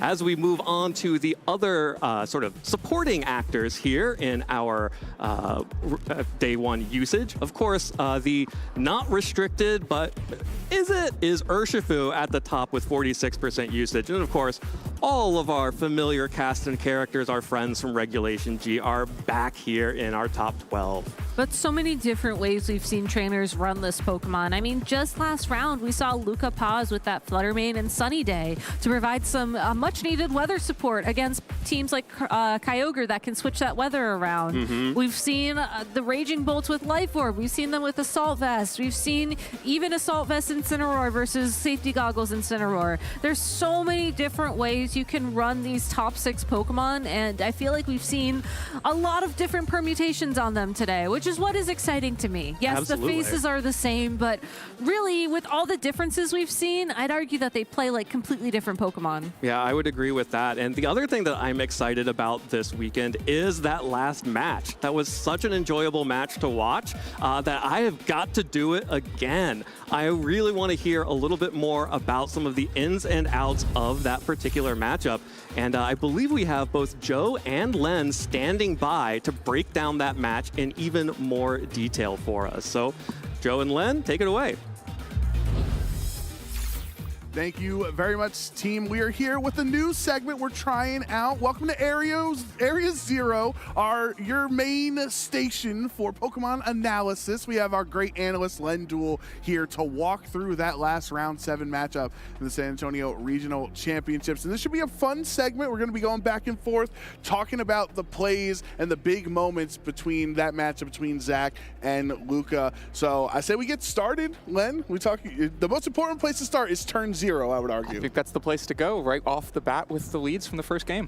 All right, so we're gonna hit play here in our spot, and you'll see here, if you ever want me to pause, just let me know, Len. We're gonna start with Koraidon v. Koraidon. I'll pause real quick after the terrestrialization to know that this one terrestrialized, but Luca did not terrestrialize his Koraidon on his side. It's the impact of the Fluttermane on the other side, right? Threatening the Moonblast and forcing the terrestrialization out means that Zachary has to use that terrestrialization right away, which is a little bit of incremental advantage for Luca from the beginning. But then really what felt like the story of this match starts right away, which is that Luca protects one of his Pokemon and the other gets put to sleep. This would recur a few times over the match. It felt like Zachary's targeting was on point throughout the match, and it puts him up quickly in this game with a sleeping Koraidon on the other side. Yeah, and then that Flame Charge goes in there. But immediately, if we want to pause real quick, we got the sleep right onto Fluttermane. You knew Koraidon was already asleep, so it was free for Venusaur to target that Fluttermane slot. Right, and crucial for the way this match was going to play out, the Venusaur was faster than Fluttermane, the Chlorophyll doing more than the Speed Booster to get Venusaur up over, and now both Pokemon asleep on the other side.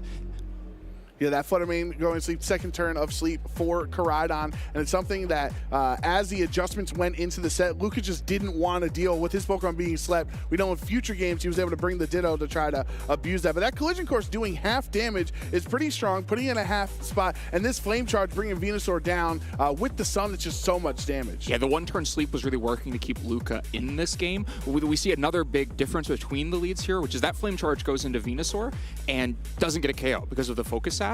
Whereas when Zachary's Flame Charge goes into Fluttermane, on the next turn, it just picks up the KO because there's not a focus sash there. And that difference in having a focus sash or not really made a difference in how these two Koraidons ended up against each other. Right. So remember, Luca keeps alternating protects every turn, but then Zachary's just able to keep his momentum and targeting the other slots. Fluttermane stays asleep here, so it's essentially a sitting duck for this flame charge. Right, sitting duck to get one hit KO'd by Flame Charge and now match the speed that the Koraidon got from the Flame Charge in the previous turn. So both of them have gotten a speed boost, but now only one player has gotten a KO out of the situation. And so it's a lead pairing that, while it forced a Trastalization for Luca, it ended up kind of giving up a KO. Now here's, I think, a key inflection point from this match, because we hit a reset where Luca gets to pick what Pokemon to bring up onto the field and matches the Venusaur on the other side by using Ditto, and now has the advantage of the Focus Sash because his Focus Sash is on his Ditto and has kind of matched speeds everywhere. We are in like a speed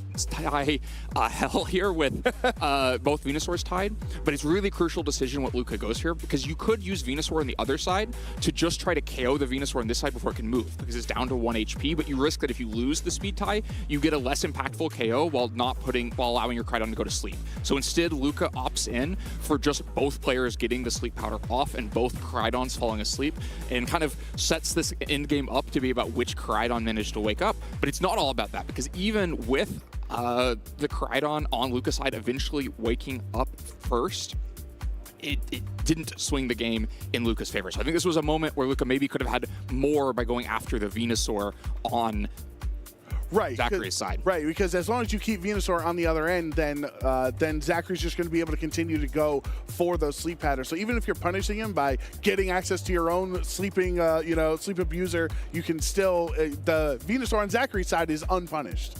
Right, and gets to stay around and put things to sleep. Now we can skip through ahead the next few turns because not much happens, unfortunately, for Luca because of a couple of sleep powder misses. That was the other story of this game one, that Zachary was hitting every sleep powder. Luca missed a couple into this NDD that let it continue to threaten follow me, lands a Psychic into the Koraidon to pick up a KO onto Koraidon here. Well, one thing I want to talk about on this turn here is that we see, these last slots not revealed yet, right? So excuse my poor drawing skills.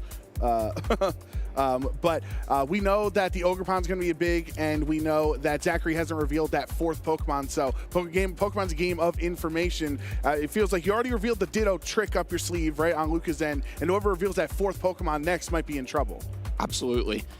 And Luca is the one forced to reveal that fourth Pokemon first because the Sleep Powder miss leads to a Psychic KO and a restricted Pokemon advantage for Zachary.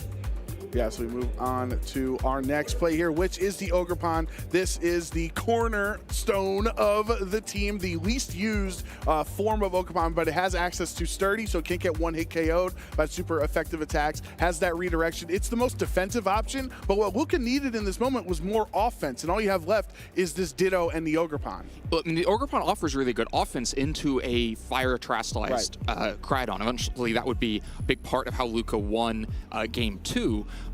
But Sleep Powder missed again here, and then the targeting continued to be on point for Zachary. If we go a couple turns ahead, I think on the second to last turn, there's another like kind of 50-50 in targeting, where there's both a Venusaur and a Ogerpon on the other side.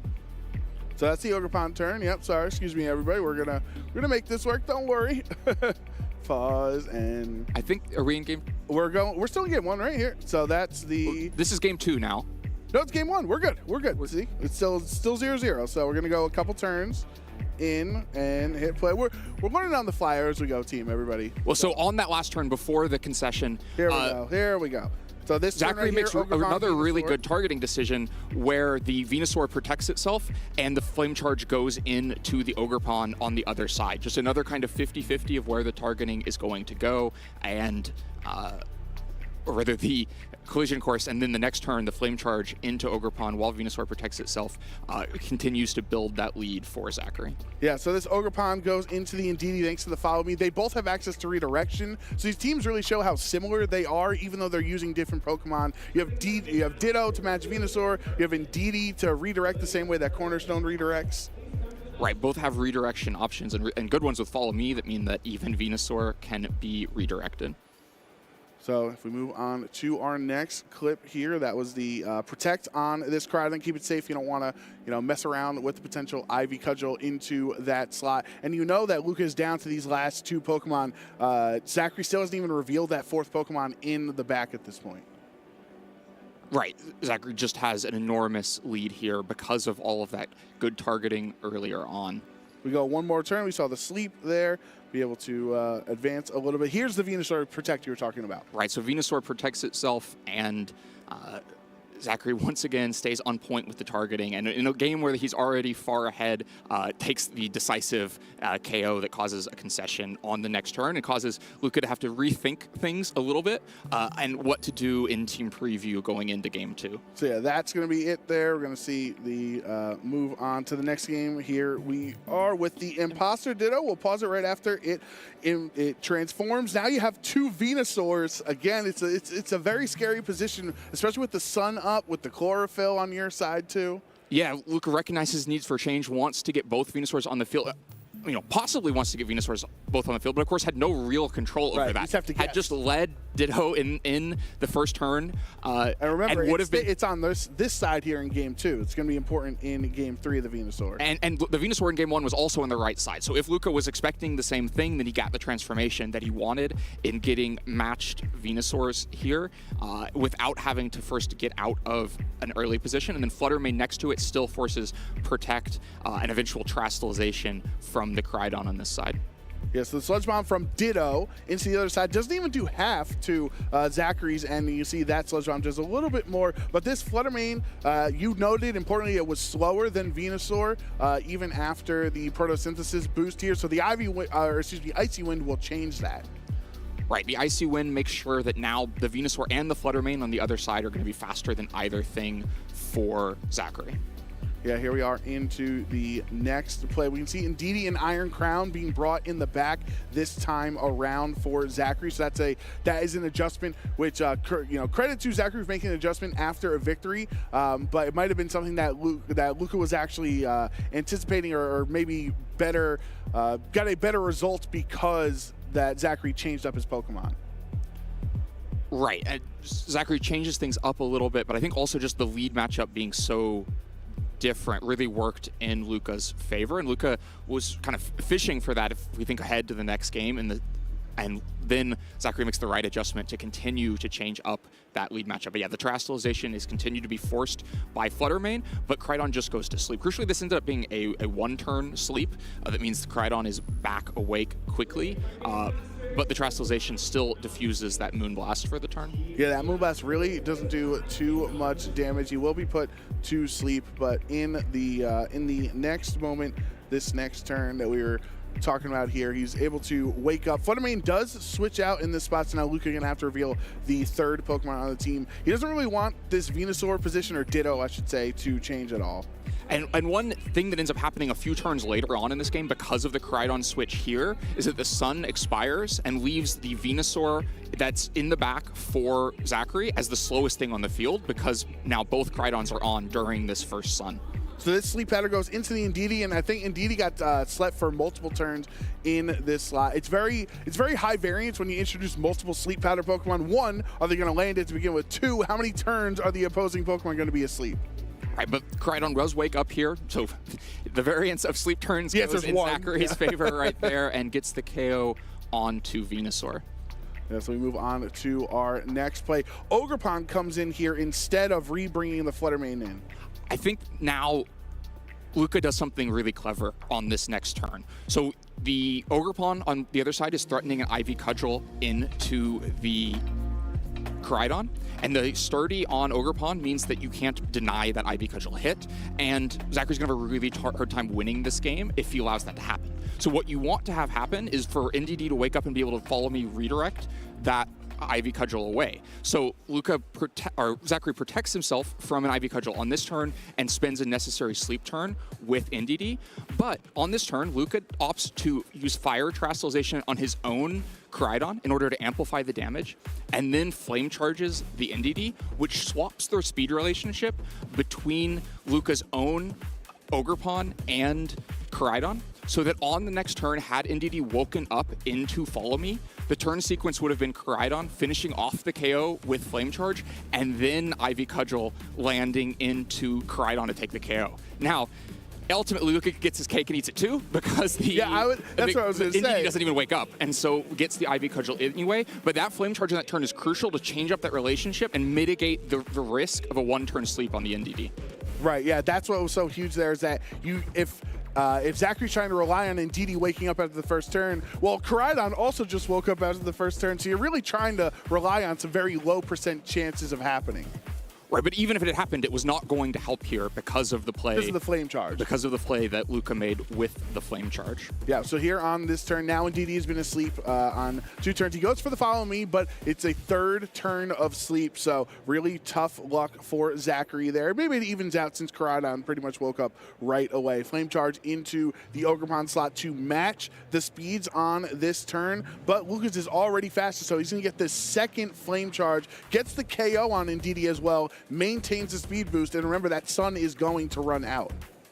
Right, and the Sun expiring is really crucial because that next Pokemon in the back for Zachary, now forced out because of the 2 KOs taken this turn with that Ivy Cudgel, is the Venusaur, and without Sun, it becomes the slowest Pokemon on the field, and it already chipped down from the Icy Wind and the Sludge Bomb on turn 1.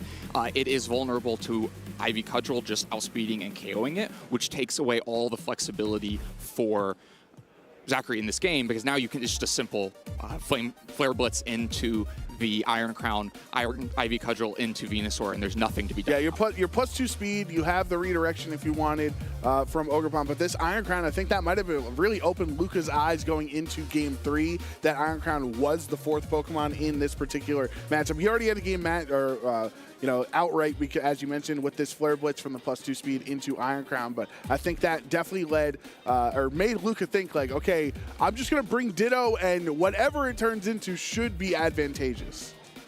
Or at least taking the lottery again, that maybe if Zachary sticks with the same lead, that you're content to transform into either of those Pokemon. But ultimately, Zachary does not stick with it, right? If we go into the team preview, or into the turn 1 of this next game, it's a shift up to the full-on Psychic mode here, and a much worse imposter targets. Yeah. The NDD would have probably been worse than the Iron Crown, but neither one is a good target. So in some sense, this is a really good adjustment for Ditto just being led, because the Iron Crown is going to have a really hard time having an impact against these 2 Pokemon. Expanding Force would be resisted, right? And if you're attacking into the NDD, you're really letting the Iron Crown on the other side have free reign.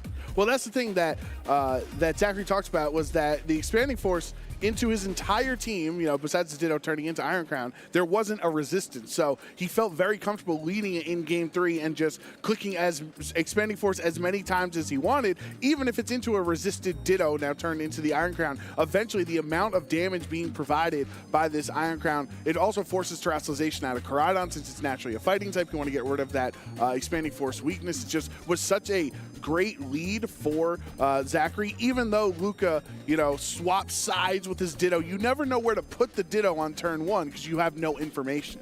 Right, I think it's a great call out that the Ditto did swap to the other spot. Luca may be trying to think that Zach would be 1 turn ahead. That he might bring Venusaur to the other slot. Yeah, but ultimately, putting 2 things out that you don't mind getting transformed into is a good way to not have to play that guessing game. Yeah, so we have this was now the 2nd turn of the game here, or actually, hold on, wait, let me fast forward a little bit here. So again, growing pains with everything. We have our Terastallization right here out of Luca's Koraidon. Usually, first 2 games we saw Zachary Terastallize right away on turn 1. Now it was Luca's turn. Right, the offensive pressure into fighting-type Koraidon is coming from Zachary's side now. The Follow Me means that you cannot just take the Iron Crown off the field, and so you have to respect the Expanding Force on the other side, so instead it's just Flame Charge into NDD. Now that Ndidi goes under half HP. The speed boost was able to help Luca in this matchup, but Ndidi getting knocked out here on this turn does allow Zachary the free switch in. Right, puts Venusaur on the field with Ditto already on the field, so you know you're going to be the only one in this game with Sleep Powder available. And I believe on this next turn also continues the storyline of Game 1 with some really good Sleep Powder targeting. Yeah, so we move on to next turn. Here is the Venusaur, and you know, in this spot where, you know, obviously we know the result, but would you target the Sleep Powder into here because he's Ditto has a higher health, and you anticipated potentially switching out to try to match your Venusaur later? Or do you go into the low health Koraidon with Sleep Powder, which also seems like, well, why would I put something to sleep if I can just get the knockout instead? Or you're right, it's either Sleep Powder or Sludge Bomb, but good targeting on where to go because either one is threatening quite a bit of damage. If you let the Expanding Force go off, it's going to take Venusaur down to Focus Sash. If you let the Koraidon get a Flame Charge off, it'll both take Venusaur down to Focus Sash and then be faster than Venusaur. So this is a really important turn to get right because if you just attack into a Protect with Venusaur, the momentum could quickly swing back in Luca's favor. And you see the back and forth decision making that Zachary was going through. We have the benefit of his POV, right, being player one in this match. He was going, you know, do I Terastallize? Do I not? Where do I Protect? And here is the Protect from Koraidon, but Sleep Powder, like it has the whole set. Zachary making the right call, going into the non-protecting target. Right, but winning the 50-50 of where to target and then also landing the 75% accurate move and just stymieing any option for Luca on this turn, right? Of course, nothing will happen from Luca's side of the field. It's just a Protect and a Pokemon snoozing through the turn while another Expanding Force comes out. And you mentioned that the Iron Crown is the only Psychic resistance, but if it's going to keep getting chipped down by that, it won't stand up for much longer. And now Koraidon already protected itself, is still slower, and is just a very vulnerable Sludge Bomb target. So just kind of swings the whole game right there with that correct target. And I also like how this Zachary's Iron Crown, it just has free real estate to click Expanding Force every turn, even into the Ditto. You had the Sludge Bomb into this low health Koraidon, so Luke is in trouble. But even if it takes 4 turns to Expanding Force, Ditto is essentially pinned because you don't want something in the back taking that damage for free. Right, you need to find a kind of a different way through it because you can't afford to switch there, maybe hoping that the Sleep Powder would be the choice and it would miss, but instead Sludge Bomb makes an easy game out of it.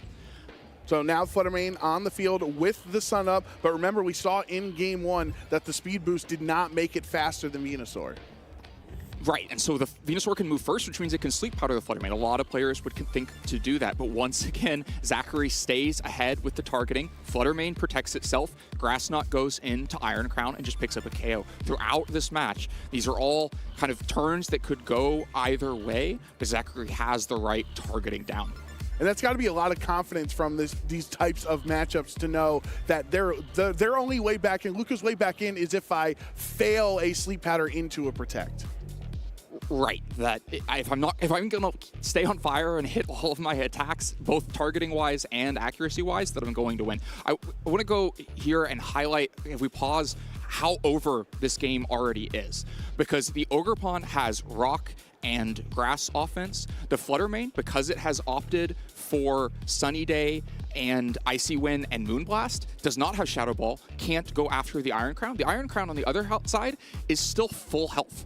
So it's going to take multiple attacks from these Pokemon. Meanwhile, even the Sturdy is not a help for Ogerpon because Tachyon Cutter would just KO through it. One Tachyon Cutter into either of those slots is going to pick up a KO, and Luca just needs turn after turn to whack into the Iron Crown to make it happen. It's 2 Tachyon Cutters into both as it's a 2-hitting. And that's all on top of the rest of the lead, which is the Venusaur still being there and healthy and one unrevealed Pokemon left in the back. But that's where that targeting led to, is just an incredibly strong position for Iron Crown. So is there somewhat of an aspect of this game with Luca of an over-reliance, not over-reliance, but like an over-hope of Ditto catching the Venusaur off guard, like maybe leading Ogerpon instead so you have an immediate Sleep Powder resistance, and you know, it's maybe not graded to Expanding Force, but at least you know that you can then swap Ditto in later, confirming where the Venusaur would have been. Right, I think that could make a lot of sense, or just not opting in the Sleep Powder. The other thing that Ogerpon does is let you follow me away the Sleep Powders. I definitely think the way it was approached with trying to find Zachary making a mistake, it's also something that can snowball a little bit. The further behind you get, the more you have to fish for mistakes from your opponent for like a double target of maybe Sleep Powder and Tachyon Cutter into Fluttermane on the turn that it was protecting there, buying a completely free turn for the Iron Crown on the other side. But Zachary just kept not making those mistakes, kept having every targeting down, and so Luca just fell further and further behind. Yeah, and then the real, we had the conversation with Zachary, you and Rose talked about it as well with Koraidon being on the rise since then. I think this is just a great showcase as to why, because it's not just Koraidon. Like, yes, absolutely, the game 1 and 2 when he terrored Koraidon on turn 1 and did big damage with Flare Blitz, big damage with Flame Charge and getting the speed boost. It's great at doing that, but I think that the Terra is more about dropping its bad defensive typing. And sure, you want to do more damage with Flare Blitz in the sun, obviously, but it's really about like just not getting absolutely destroyed by Moonblast, staying on the field, getting a couple speed boosts, and slowly but surely, especially if Sleep Pad are helping you out there, slowly winning the game. It is really crucial damage amplification as well. We both saw that for both players, with Luca getting a 2-hit KO into NDD with Flame Charge only because of the 50% extra damage, and Zachary getting a 1-hit KO onto the Flutter main on the other side because of the amplification from the Fire Terrestrialization. So it's one of their restricted Pokemon that some of them we see different terrestrializations, it feels like, in every team and every tournament, but Koraidon has been consistently fire the entire time because of both the defensive and offensive value it provides. Right, and also it's cool of Zachary to have Iron Crowns on the Koraidon team. It's almost like he got lost. He got on the wrong bus or something. He's supposed to be with all his electric, he's all his Quark Drive friends, but he's out with the Photosynthesis team. Yeah, he got lost in the future instead of the past. All right, well, thank you very much, Len. Congratulations to Zachary on that round 7 win. But we're ready to start our round 8 coverage, our final round of Swiss here on day 1 of the San Antonio Regional Championship. So we're going to throw it right back to the casters. Who among us hasn't been trying to find your future Paradox friends and instead find yourself surrounded by photosynthesis boosted Pokemon? Whomst. Not me? Ah, well, yikes. Just me and Iron Crown then, I guess. Yeah, I haven't really figured out the whole time travel aspect of that, though. So I got to call a professor. Anyway, we are headed into our final round of Swiss here in San Antonio. Thank you so much to Joe and Len for breaking down that last matchup for us. And as you can see, we are down to only 5 remaining undefeated players. We have Aroth Alejandro Vera Alvarez, Shiliang Tang, Jackson Ferris, Zachary Weed, and Stefan Mott, who are all undefeated right now. That means we will have at least 2, maybe 3 undefeated players heading into day 2 tomorrow. That being said, though, all of these X&1 players are confirmed to be competing tomorrow, as this is our final round of Swiss for the day. Even if they do lose this matchup, they will still be able to continue competing tomorrow at that X&2 ranking. So we've seen a lot of these trainers on stream already so far. Diego, Cedric, and some of the others, Michael Zhang as well. But a lot of newer names kind of popping up here, which is really exciting to see. We've talked a lot about the restricted Pokemon that are doing well in this format. A lot of mix-ups that I think we weren't necessarily anticipating coming into the day, which just means that tomorrow is going to be such a fun day of Pokemon to watch. So if you're not planning on watching it, why are you watching this stream but not going to watch tomorrow? Like, clear your calendar. I gave you permission. You can do it. Yeah, you can't watch day 1 and then not watch day 2. No. That's just wrong. No. Yeah, and I'm also really excited about seeing some of these players who are rising to the top here. Of course, Aroth and Jackson are 2 players we have not seen a lot at the top tables and certainly not on stream. But these are both 2 players who have done very well for themselves. They both qualified for the World Championships last year, and both have had day 2s before. They will be adding another day 2 to their record by their performance here so far. And both being undefeated, looks like they're in a pretty good spot to have a breakout performance. For sure. If this isn't arguably already a breakout performance, I'd say in this newer era of Pokemon, the Scarlet and Violet era, going undefeated at any point in Swiss is a huge accomplishment. So congratulations to them. We also have some notable matchups coming up this round that, while we can't feature them on stream, it is always exciting to see the New England local making it to yet another regional with Stefan Mott playing against Zachary Weed. We have Shiliang Tang versus Tanner Mask, Behzad Muntayer, apologies for that, versus Brady Smith, Justin Tang, Michael Zhang, Connors Swickhart versus Nicholas Morales. All trainers that have really earned their spot on this graphic. I think earned their spot to compete tomorrow, and so much incredible Pokemon happening. Yeah, absolutely. Everyone except for those 5 undefeated players who are your first 2 matches and Qiliang Tang, all at 6-1 here. So additional players like Justin Tang, like Behzad and Connor, who are in day 2 with a 6-1 record, will be trying to be 7-1 because, again, the records carry over, and you need to have a record of 9-2 or better to make it into the asymmetrical top cut tomorrow. Which, again, if you are watching now, I expect to see you here tomorrow for that asymmetrical top cut.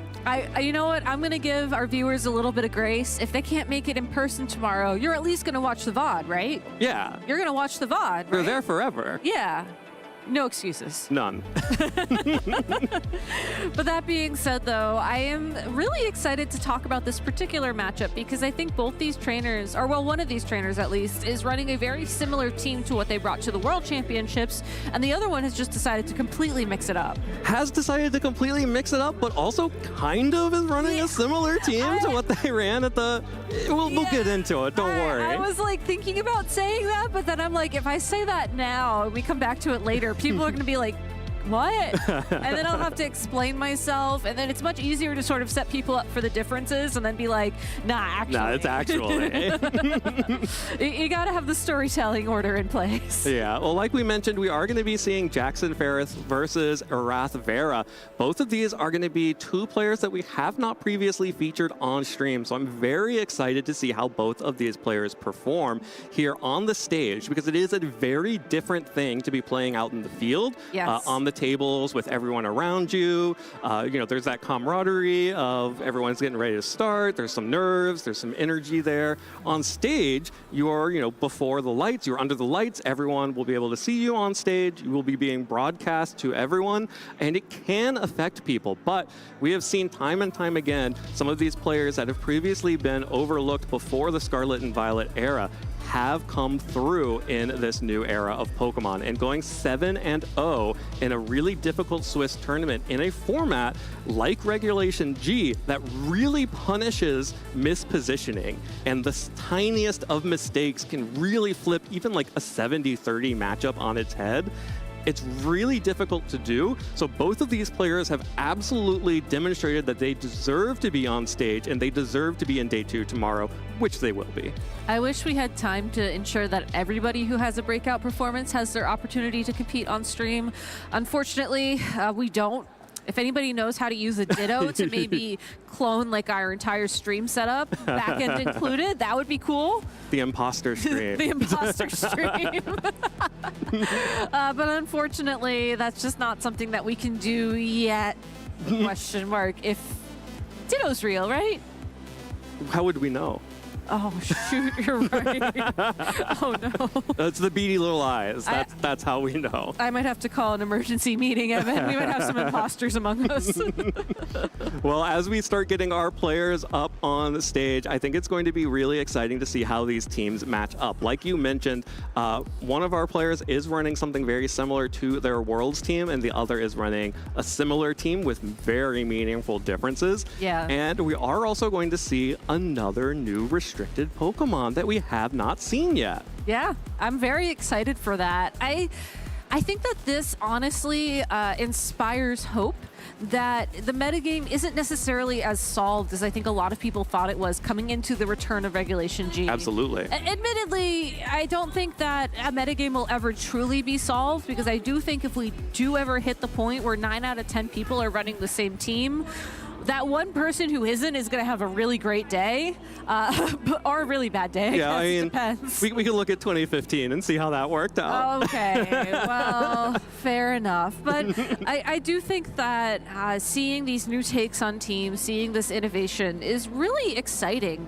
especially since we're getting to it immediately, in the second week of Regulation G at these more major competitions. And I know going into the European International Championships in just under a month, I believe Absolutely. it is, there's going to be even more innovation there. And I'm so excited to see what ideas stick from these regionals and what ideas maybe get left on the drawing board. Yeah, and it's been really fascinating to see what ideas have stuck from the World Championships. Yeah, that too. Not even just, the meta development that's happened over the course of Birmingham and Rio to now, and then from now till the European International Championships.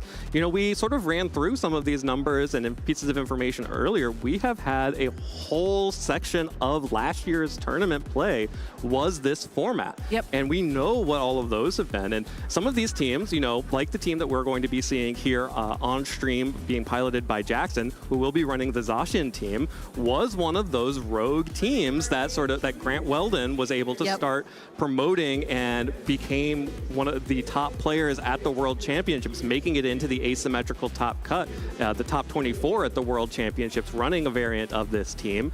And that has been completely ignored by everyone else. No one else seems to believe in Zacian. I mean, to be fair, I do think that it's a very different team. I think that you have to approach it, yes, the Zacian is the restricted Pokemon on your team, but is it the restricted Pokemon with the Reggie Draco as well, having all of that damage that it can bring? You're in a position where you're not necessarily building your game plan around a singular Pokemon, which is something that we see a lot of from these other restricted teams, like what Aroth is running with the Terapagos and all of those partners to sort of help the Terapagos buy the Terapagos time. What's really interesting, though, about the way that this matchup is going to work is that I think that there isn't necessarily an advantage on either side of the field. This isn't a Kyogre Terra Grass versus Miraidon matchup. There's going to be a lot of leeway for these trainers to feel out how their opponent approaches the battle, how they want to play it, and I think that's really exciting. Yeah, and typically if you're running a Zacian and you see a Terapagos, you might feel pretty decent about the matchup, but critically, this Zacian is not running Sacred Sword. It only has Play Rough, Behemoth Blade, and Terra Blast as options, so will not be able to hit the Terapagos for super effective damage, even though it will still deal a lot of damage, especially if Aroth is not able to keep that attack stat under control with Intimidate from Incineroar. You also have that Urshifu with the Choice Band to bring that very powerful, super effective close combat damage to the field. I don't think you necessarily have to rely on the Sacred Sword for Zacian at that point in time. And I do think that Terra Blast, Terra Ground opens up some matchups against Miraidon in particular. That certainly helped Jackson make it to the undefeated point in this tournament. I also really like the synergy of having the Tornadus with Rain Dance alongside of that Urshifu. Ogerpon Hearthflame has proven time and time again it's a very powerful attacker. And then you even have the Farigiraf with Safety Goggles and Psychic Noise to shut down Amoonguss, and then Foul Play for any Calyrex, either of them really, that's going to do some really good damage. So a very well-rounded team. I don't think that there's necessarily like an A mode and a B mode to this team. It's more responsive to what his opponent is going to bring. And for Aroth, that is going to be that Terapagos team. We saw him run a very similar team at the World Championships, but notably it was Calyrex Shadow Rider instead of the Terapagos, which brings up an interesting question. Like, how do you make that adaptation? And I think that if you are running specifically the Nasty Plot type of Calyrex Shadow Rider, you can buy yourself time to get those turns, you can get those boosts, and then come in for the damage. And I think what Terapagos does is it wants to play the same style of game, but it has a lot more bulk. And I think that because it has more bulk, you can buy yourself a little bit more time. And again, allows you to feel out how your opponent is playing and then sort of take the game at your own pace. Yeah, a couple of interesting things about this version of the Terapagos team that Aroth is running. That is the substitute Terapagos again with the leftovers, but not alongside the Rillaboom, which means we are unlikely to see a situation where Terapagos sets up a substitute and then is able to stall out some turns to regain the Terra Shell ability. The substitute will just be there to block any potential statuses, taunts, or one hit of damage from, for example, a Choice Band Urshifu on Jackson's side. And the redirect option that Aroth has chosen is Amoonguss, and And that is critical compared to the Ogerpon because Jackson's choice band Urshifu is Grass Terra, which means that if Jackson needs to, he will always be able to terrestrialize that Urshifu to ignore the Amoonguss instead of getting trapped like we've seen so frequently, being forced to close combat or surging strikes into an Amoonguss when it really wants to get at the Terapagos. For sure. And I think that playability as well is what allows this Urshifu to opt for Choice Band as opposed to Focus Sash or Mystic Water or maybe even Life Orb. It's just easier to sort of maneuver in and out of those positions, and as a result, you can double down in the attack.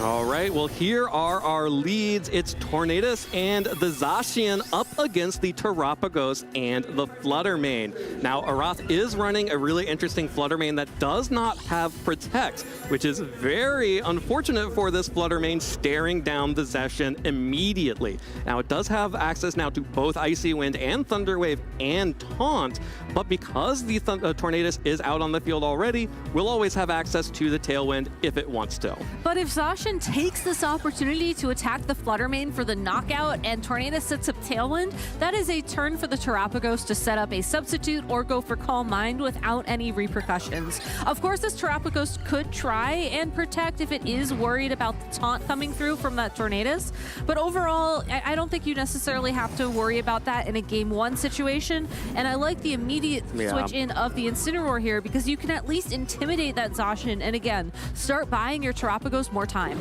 Yeah, really unfortunate to lose the booster energy for that Fluttermane, but Aroth hoping to potentially catch the Regidrago instead of the Zacian immediately, but the Incineroar on the switch will be able to get that high value Intimidate off onto the Zacian, tank a Behemoth Blade very easily while the Tornadus sets up Tailwind. And Terapagos, though, did not go for an offensive attack or a defensive attack or setup and went for offense, went for a Terra Starstorm right into the Tornadus. This Incineroar could opt to try and fake out the Zacian to prevent it from attacking this turn, but then the Tornadus would be free to target down that Terapagos with the taunt.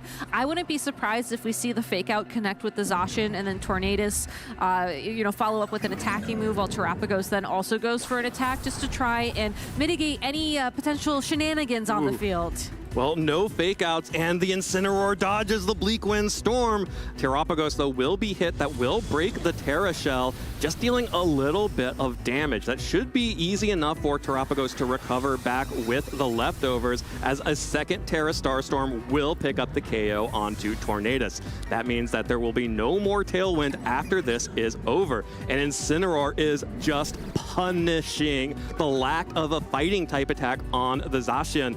A parting shot will drop it to -1, switch back out, and be able to switch back in for another Intimidate. I feel like we're almost back in the Sword and Shield era, honestly, with the Intimidate into the Zacian, following up with the Parting Shot. I mean, this is how you want to play against this Pokemon. You just don't let it get that initial attack boost from the Intrepid Sword, and then you keep dropping its attack, so you force your opponent to eventually switch it out, and then you hit whatever's coming in really hard. Unfortunately for Jackson, has a very difficult decision to make here, with the Terapagos still very healthy, with the Amoonguss now on the field as well. Does opt to send in the Urshifu, which could go for that Terra Grass like we were talking about and then be free to target whatever Pokemon it chooses. But the Zacian really can't do much at this point. And again, it's still Terapagos' game to win. Imagine if Jackson does go for the Terastallization, but Aroth matches it and then fires back a Terra Starstorm. That could be a big play for him. That could be a big play, but also that is a choice band Urshifu. So if it went for the close combat, I don't know that Aroth Terastallization is protecting it. And Jackson is really threatening a lot of damage on this Terapagos. It could switch out into the Fluttermane, but that Terra Grass is really threatening to negate everything about this Amoonguss. Zacian will switch out for the Ogerpon, as Terapagos, again, feeling that pressure, is actually just going to send in the Incineroar instead of either the Fluttermane, So will be the Incineroar that comes out, will be knocked out by whatever attack that this Urshifu goes for, which I believe we saw was the Surging Strikes, not the close combat. course, really hard to lock into close combat when there is a Flutter Mane that was shown. Yeah. But this Grass-type Urshifu can ignore everything that the Amoonguss can do, including Spores, including Rage Powders, and just picks up the KO on Incineroar. So next time Zacian comes out, it will not have to worry about more Intimidates, but it does no longer have the Intrepid Sword boost. It does no longer have the Intrepid Sword boost, and it is going to struggle to deal damage to this Amoonguss type-wise. That being said, though, I think the Ogerpon is the Pokemon you want on the field against this Amoonguss in particular. You do still have to worry about that Flutter Mane and its potential for speed control or Thunder Wave, but I think if Flutter Mane's looking to play a more supportive role at this point in time, it's probably just going to go for the Thunder Wave, hope that you get a bunch of those paralyses, and you just proceed from there. I like the fact that Flutter Mane is being saved at the end at this point in time. You do have to worry about the Zacian still in the back of Jackson's party, but this is a good opportunity for the Terapagos to return, at least knowing that the Urshifu can't target it with close combat. Those Surging Strikes are certainly going to hurt with the Choice Band boost, but it's not going to be as popular or as powerful, and this could be an opportunity to, again, terrestrialize and then deal that big damage back. Yeah, and this is just such a rough position for Aroth to be in. It's so hard to see how he's going to be able to get around the damage that will come out from this Choice Band Urshifu. The one saving grace is that Jackson locked into Surging Strikes instead of close combat. So the terrestrialization coming out here from Aroth will have a meaningful impact on the health pool as an Ivy Cudgel comes out onto the Terapagos, does a little bit of damage, and Urshifu follows up with Surging Strikes. I don't think that is enough. Terapagos will be able to hang on with just a little bit of damage and fire a little bit of health and fire back a Terra Starstorm, a spread attack that will hit this terrestrialized Urshifu for super effective damage. And that's the hit that you want to go for. That is going to be the big damage you need to get out of this corner, but it's just not enough. If Amoonguss followed up with an attack here, then it could have picked up the KO on that Urshifu, but unfortunately it was a Spore trying to catch that Zacian coming back out on the field so the Urshifu could change its attack. Yeah, really hoping to catch Jackson, trying to preserve that Urshifu for the future, but Jackson is just happy to get free damage down onto that Terapagos. Of course, did not pick up the KO, but also critically, the Terapagos did not pick up the KO. And this Urshifu and this Ogerpon should be plenty to KO the remaining Pokemon for that Aroth has shown. That's some really good information, though, for Aroth moving forwards. I think after a single Calm Mind, that would have been enough to pick up the KO on that Urshifu outright. Well, that's going to be the Terapagos switching out for Flutter Mane here. Of course, that will just mean that Flutter Mane is about to take some damage as the Ivy Cudgel connects onto Amoonguss. Not quite enough for the KO there, but oh boy, that Choice Band Surging Strikes hurts. For sure, and it will take all 3 hits, but still, I feel like a lot of times we're used to seeing Urshifu with the rain boosting the damage. I think that Choice Band, honestly, is just as impactful, and Amoonguss will have the opportunity to go on the offense finally with Pollen Puff to lock in that KO against the Urshifu, but I do not think that the Terapagos has enough in the tank in order to handle the Zacian at this point in time. Yeah, missing the opportunity to get that damage last turn. This Amoonguss has taken so much damage from the Ogerpon. Exactly, and Ogerpon should be able to find a knockout against it before the Amoonguss is able to put the Zacian to sleep, which is really what Aroth's endgame would have hopefully been at this point in time. But Zacian is at full health. Ogerpon is at a very high health stat as well. It's really just a matter of time before Aroth is able to, or Jackson is able to wrap up the game. Yep, there is the split targeting as the battle is canceled. Aroth recognizes that he does not have any outs from that position, and that means that Jackson Ferris is just 1 game away from making it to day 2 as an undefeated competitor. Undefeated competitor running the Zacian and the Regidrago that we saw do incredibly well at the World Championships and really kind of disappear for a little bit after that. And I just love how he approached that matchup with the Zacian in particular, being able to have it on the field when it was needed, being able to return it when it was done. And I think the combination of the Tornadus and the Zacian together as a lead just put a ton of pressure onto Aroth where he couldn't find the turns that he needed on the Terapagos to get it set up. Instead was forced to start attacking with that Terra Starstorm to prevent the Tornadus from having multiple turns so that it could Tailwind, it could Taunt, it could otherwise provide support for Jackson's team. Yeah, Jackson, you know, never used Taunt in that game. but the pressure that Taunt was putting off just by virtue of it being on the Tornadus' moveset, like the fact that Aroth has to look at that team sheet and see, okay, Tornadus can taunt my Terapagos at any time. That means I need to focus it down and I can't start getting buffs. If I start buffing, I could just waste a turn. And instead, that meant that Tornadus set the Tailwind, went for a Bleak Wind Storm, and then got knocked out, which is fine because that just means that Jackson gets to switch in a Pokemon like that Choice Band Urshifu for free.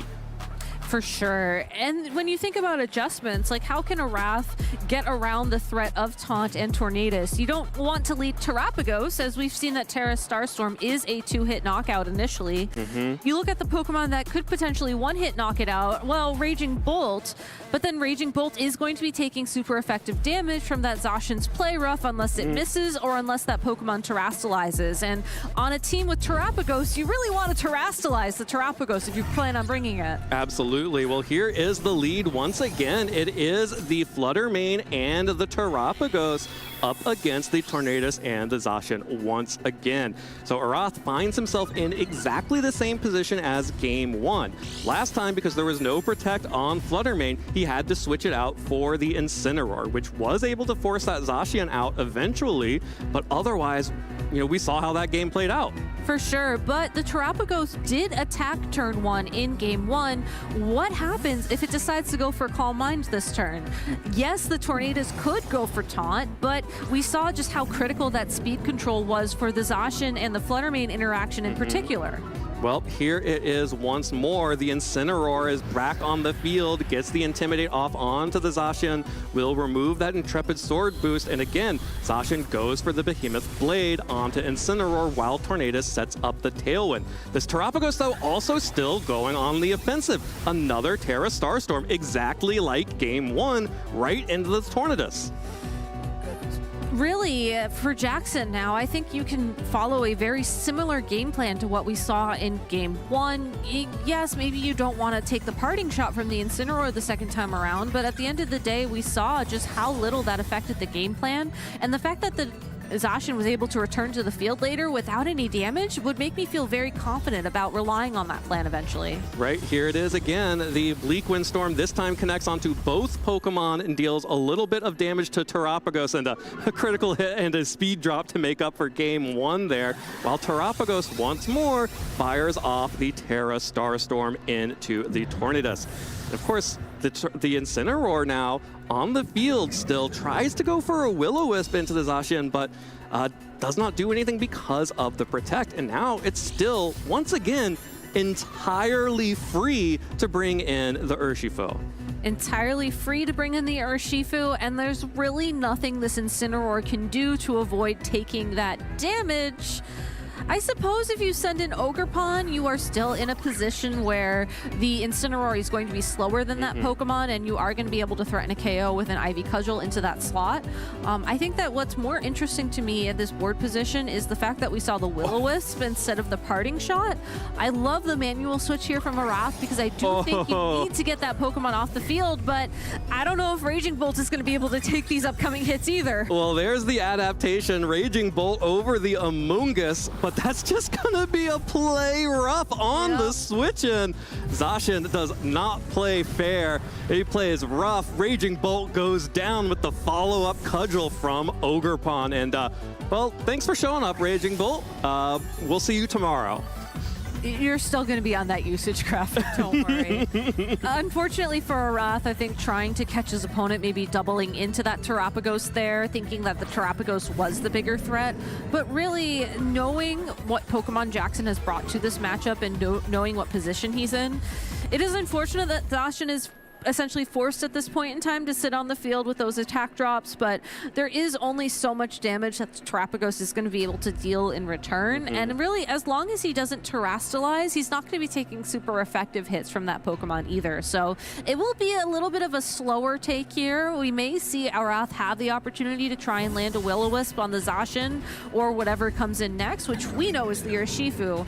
But at the end of the day, I do think that the momentum is still in Jackson's favor. Yeah, definitely still in in Jackson's favor. There's another Ivy Cudgel, a critical hit into the Terapagos that deals so much damage. Terapagos gets a Calm Mind off, but at what cost? That is not enough health to survive repeated attacks from any of these Pokemon, even as Incineroar does its best effort to reduce the damage of that Ogerpon with a parting shot. That means that the Flutter Mane will be coming back out here as the Tailwind is set to expire. So there is a little bit of hope here for Aroth because of that. Unfortunately, Flutter Mane did already utilize its booster energy, but it still should be the fastest Pokemon on the field, unless there's some interesting stats going on here in terms of the speeds. I do think that the Terapagos getting the Calm Mind up is nice, as that will eventually open things up for a potential win condition. But unfortunately for Aroth, he's going to have to find his way through these two very powerful Pokemon first, because really any attack that Jackson is allowed to land on the Terapagos at this point in time will result in a KO. Yep, it's going to be very difficult for Aroth to survive this. I can't even go for Thunderwave Paralysis because of the Follow Me on the Hearthflame Ogerpon. We'll need to just hope that an Icy Wind can connect, and this Terra Starstorm will be enough with +1. But of course, we know that it wasn't enough even with the super effective damage. That chip is not enough to change that calculation. The only thing that can help right now is a critical hit onto this Urshifu. Here comes the attack, here comes the connect, and here comes the damage. The stars are falling from the heavens, but Urshifu is strong, survives it handily, fires back with a Surging Strikes that will pick up the KO onto Terapagos, and Flutter Mane all alone, not able to get past this Hearthflame Ogerpon with the fire typing still intact, means that Jackson Ferris is going to be undefeated heading into day 2. There is a world where if Jackson terrestrialized the Urshifu a second time, that would have been a KO, and we'd be looking at a very different game. The reason why he didn't, though, is because I think Aroth showed his hand a little bit earlier with the Raging Bolt adaptation. Had there been a question in Jackson's mind of, oh, well, is that Amoonguss available? Is that something I have to worry about? It's possible that we could have seen that terrestrialization come through.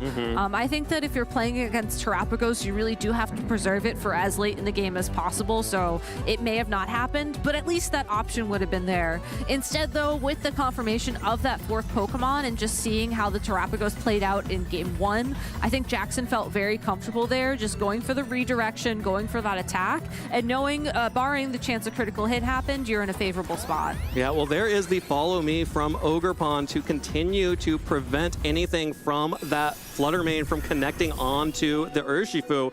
One Moonblast isn't enough, and a Surging Strikes will be able to pick up the KO on the Incineroar. That Incineroar is holding the safety goggles, not the Rocky helmet, so will not take recoil damage when it goes down, and that just means Flutter Mane has to get through both of these Pokemon, and I don't think critical hit Icy Wind will be enough for either of these. It's a good reminder, though, that the Hearthflame Ogerpon can be incredibly bulky in the right situations, and just seeing how comfortably it was able to take that Moonblast in the previous turn is good information for us all. Yeah, well, we got to see it. We got to see the critical hit there on the Icy Wind, but that just means that this Surging Strikes cleans up the game for Jackson Ferris, and with an 8-0 record, Jackson Ferris advances to day 2 as one of our top seeds. Zacian showing us that it was not left behind in the Sword and Shield era. It doesn't necessarily need Dynamax in order to succeed here at the top tables, and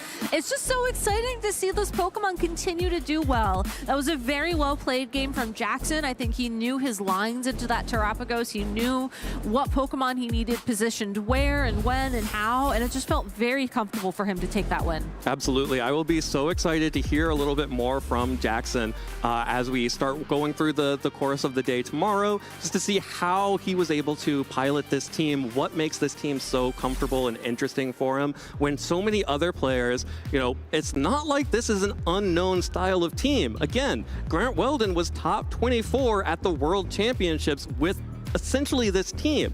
Not quite exactly the same, but you know, the Regidrago, the Tornadus, the Zacian, the core is there. So people should have known something about this, but probably accurately predicted there wouldn't be that many Zacian in the field. So why prep against a matchup that maybe you'll see? Well, because it goes 8-0 and, you know, is in a pretty good position to make it into Top Cut tomorrow and then all the way through to the finals. What's really interesting to me is that if you just flip that analysis around, if you're Jackson, you are running something that not a lot of people are prepping against, and you can prep against all the big teams that you think you're going to hit. And I do think that knowledge comes into play when you are, especially when you're 8-0 in a tournament, right? Like, that's a good indication of prep. That's a good indication of knowledge. And I think that works in your favor if you are able to approach matchups like that. You know, Absolutely. Regulation G has proven time and time again, you can't prepare for everything that you're going to run into on the field. And as a result, you have to pick and choose your matchups. But if you can run something that has like a 60-40 matchup into everything,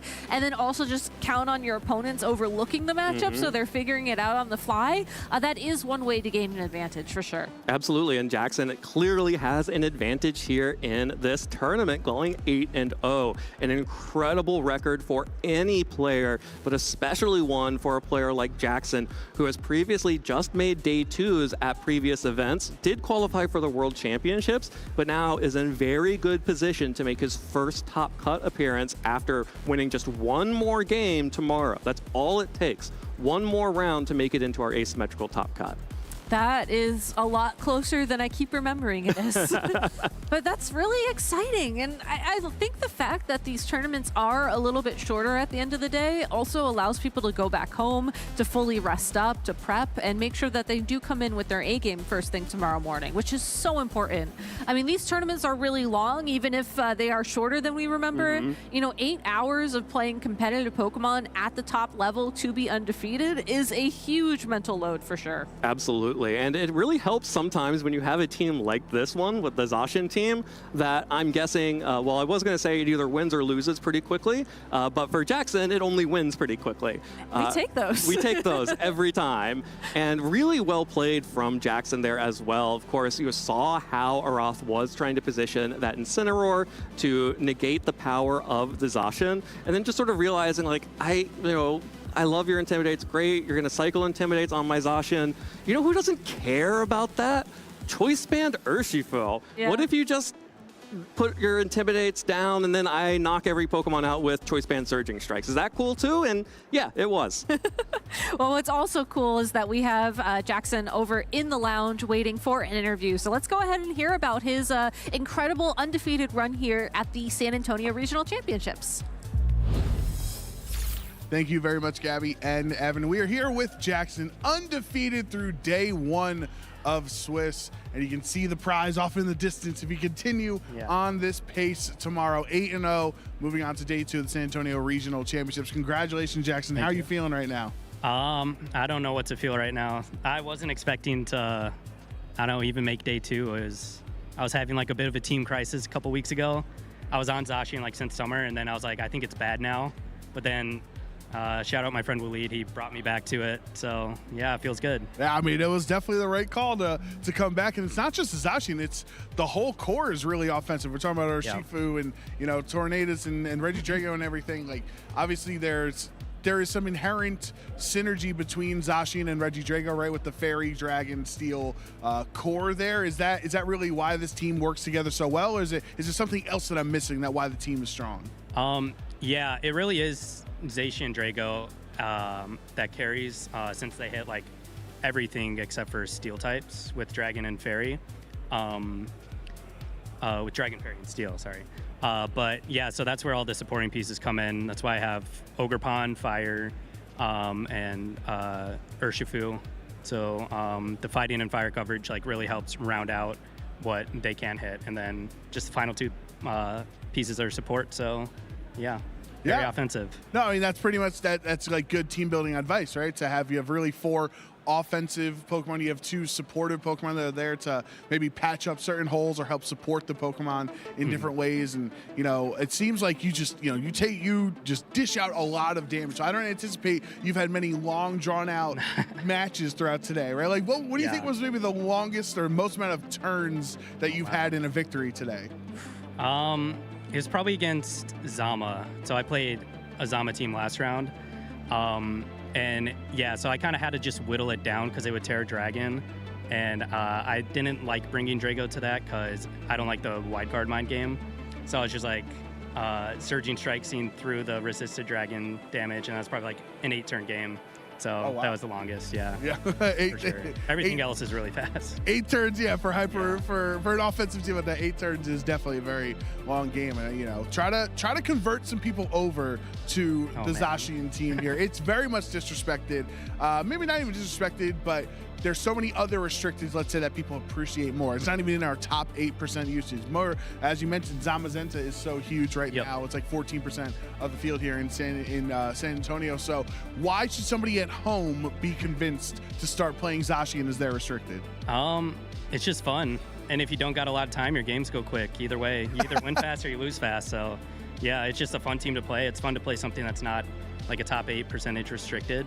And yeah, it's just fun. Is there ever a way, like, obviously, talk me through your whole team building process. So you started this in June. Is it always kind of like peanut butter and jelly, Zacian and Regidrago, or is there ever a different type of core you could build? Maybe like a Chien Pao version for, you know, the way Zamazenta takes advantage of the Sword of Ruin? Yeah. So for me, the core 4 has always been Torn, Ursh, Zacian, Drago. I think you definitely probably need Tailwind, some kind of Prankster or fast Tailwind on the team. But yeah, you can really go any other direction with your offensive pieces as long as you can patch up those holes like the Zamazenta, you know, things like that. So yeah, I think there's a lot that can be done with Zacian, I think.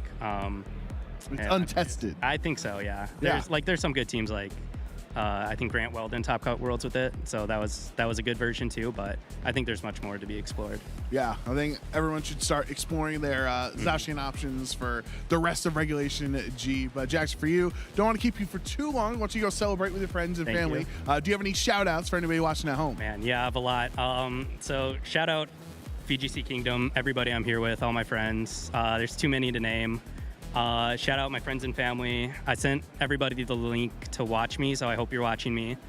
Shout out my girlfriend for supporting me throughout the day.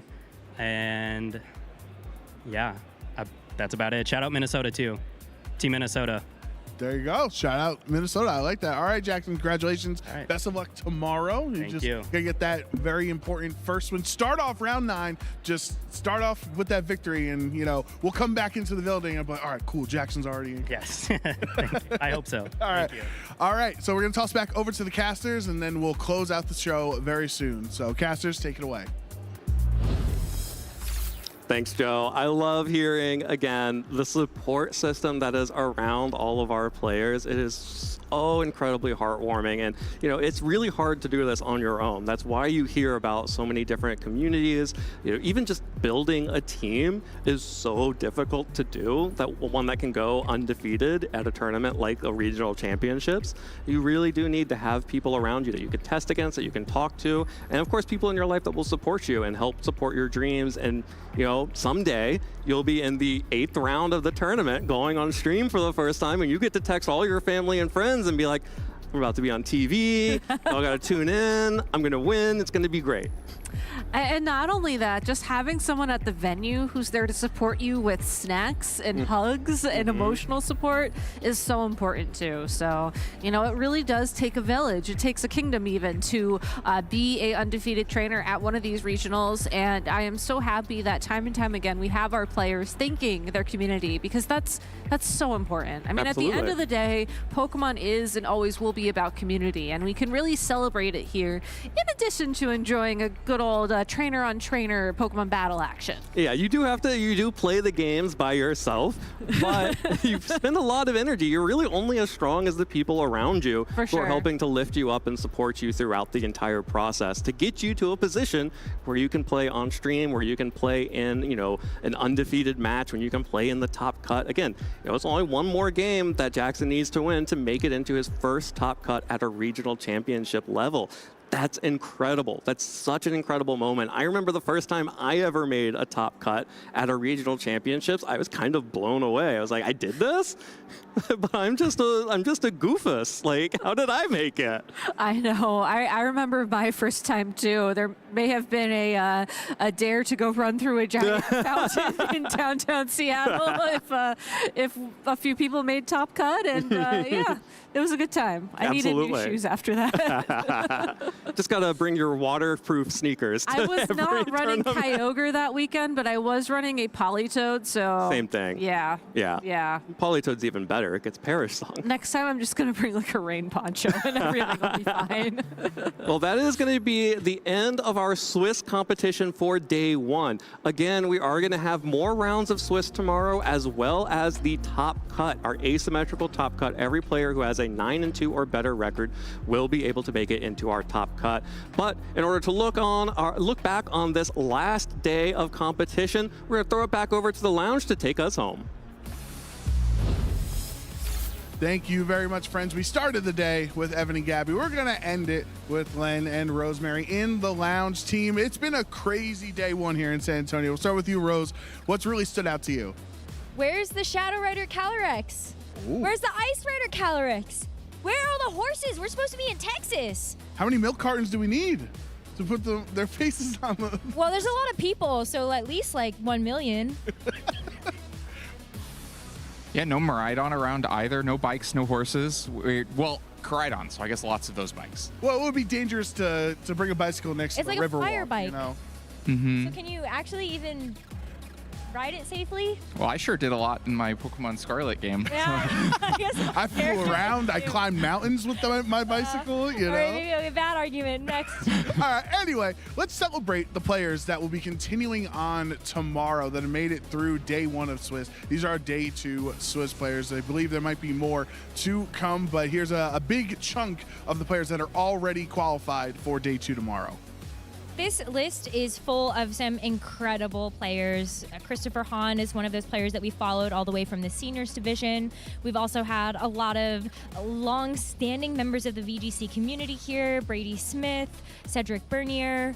It's kind of amazing to see how everybody has culminated in this amazing day two. We say this every single event, but the day twos keep getting stronger and stronger.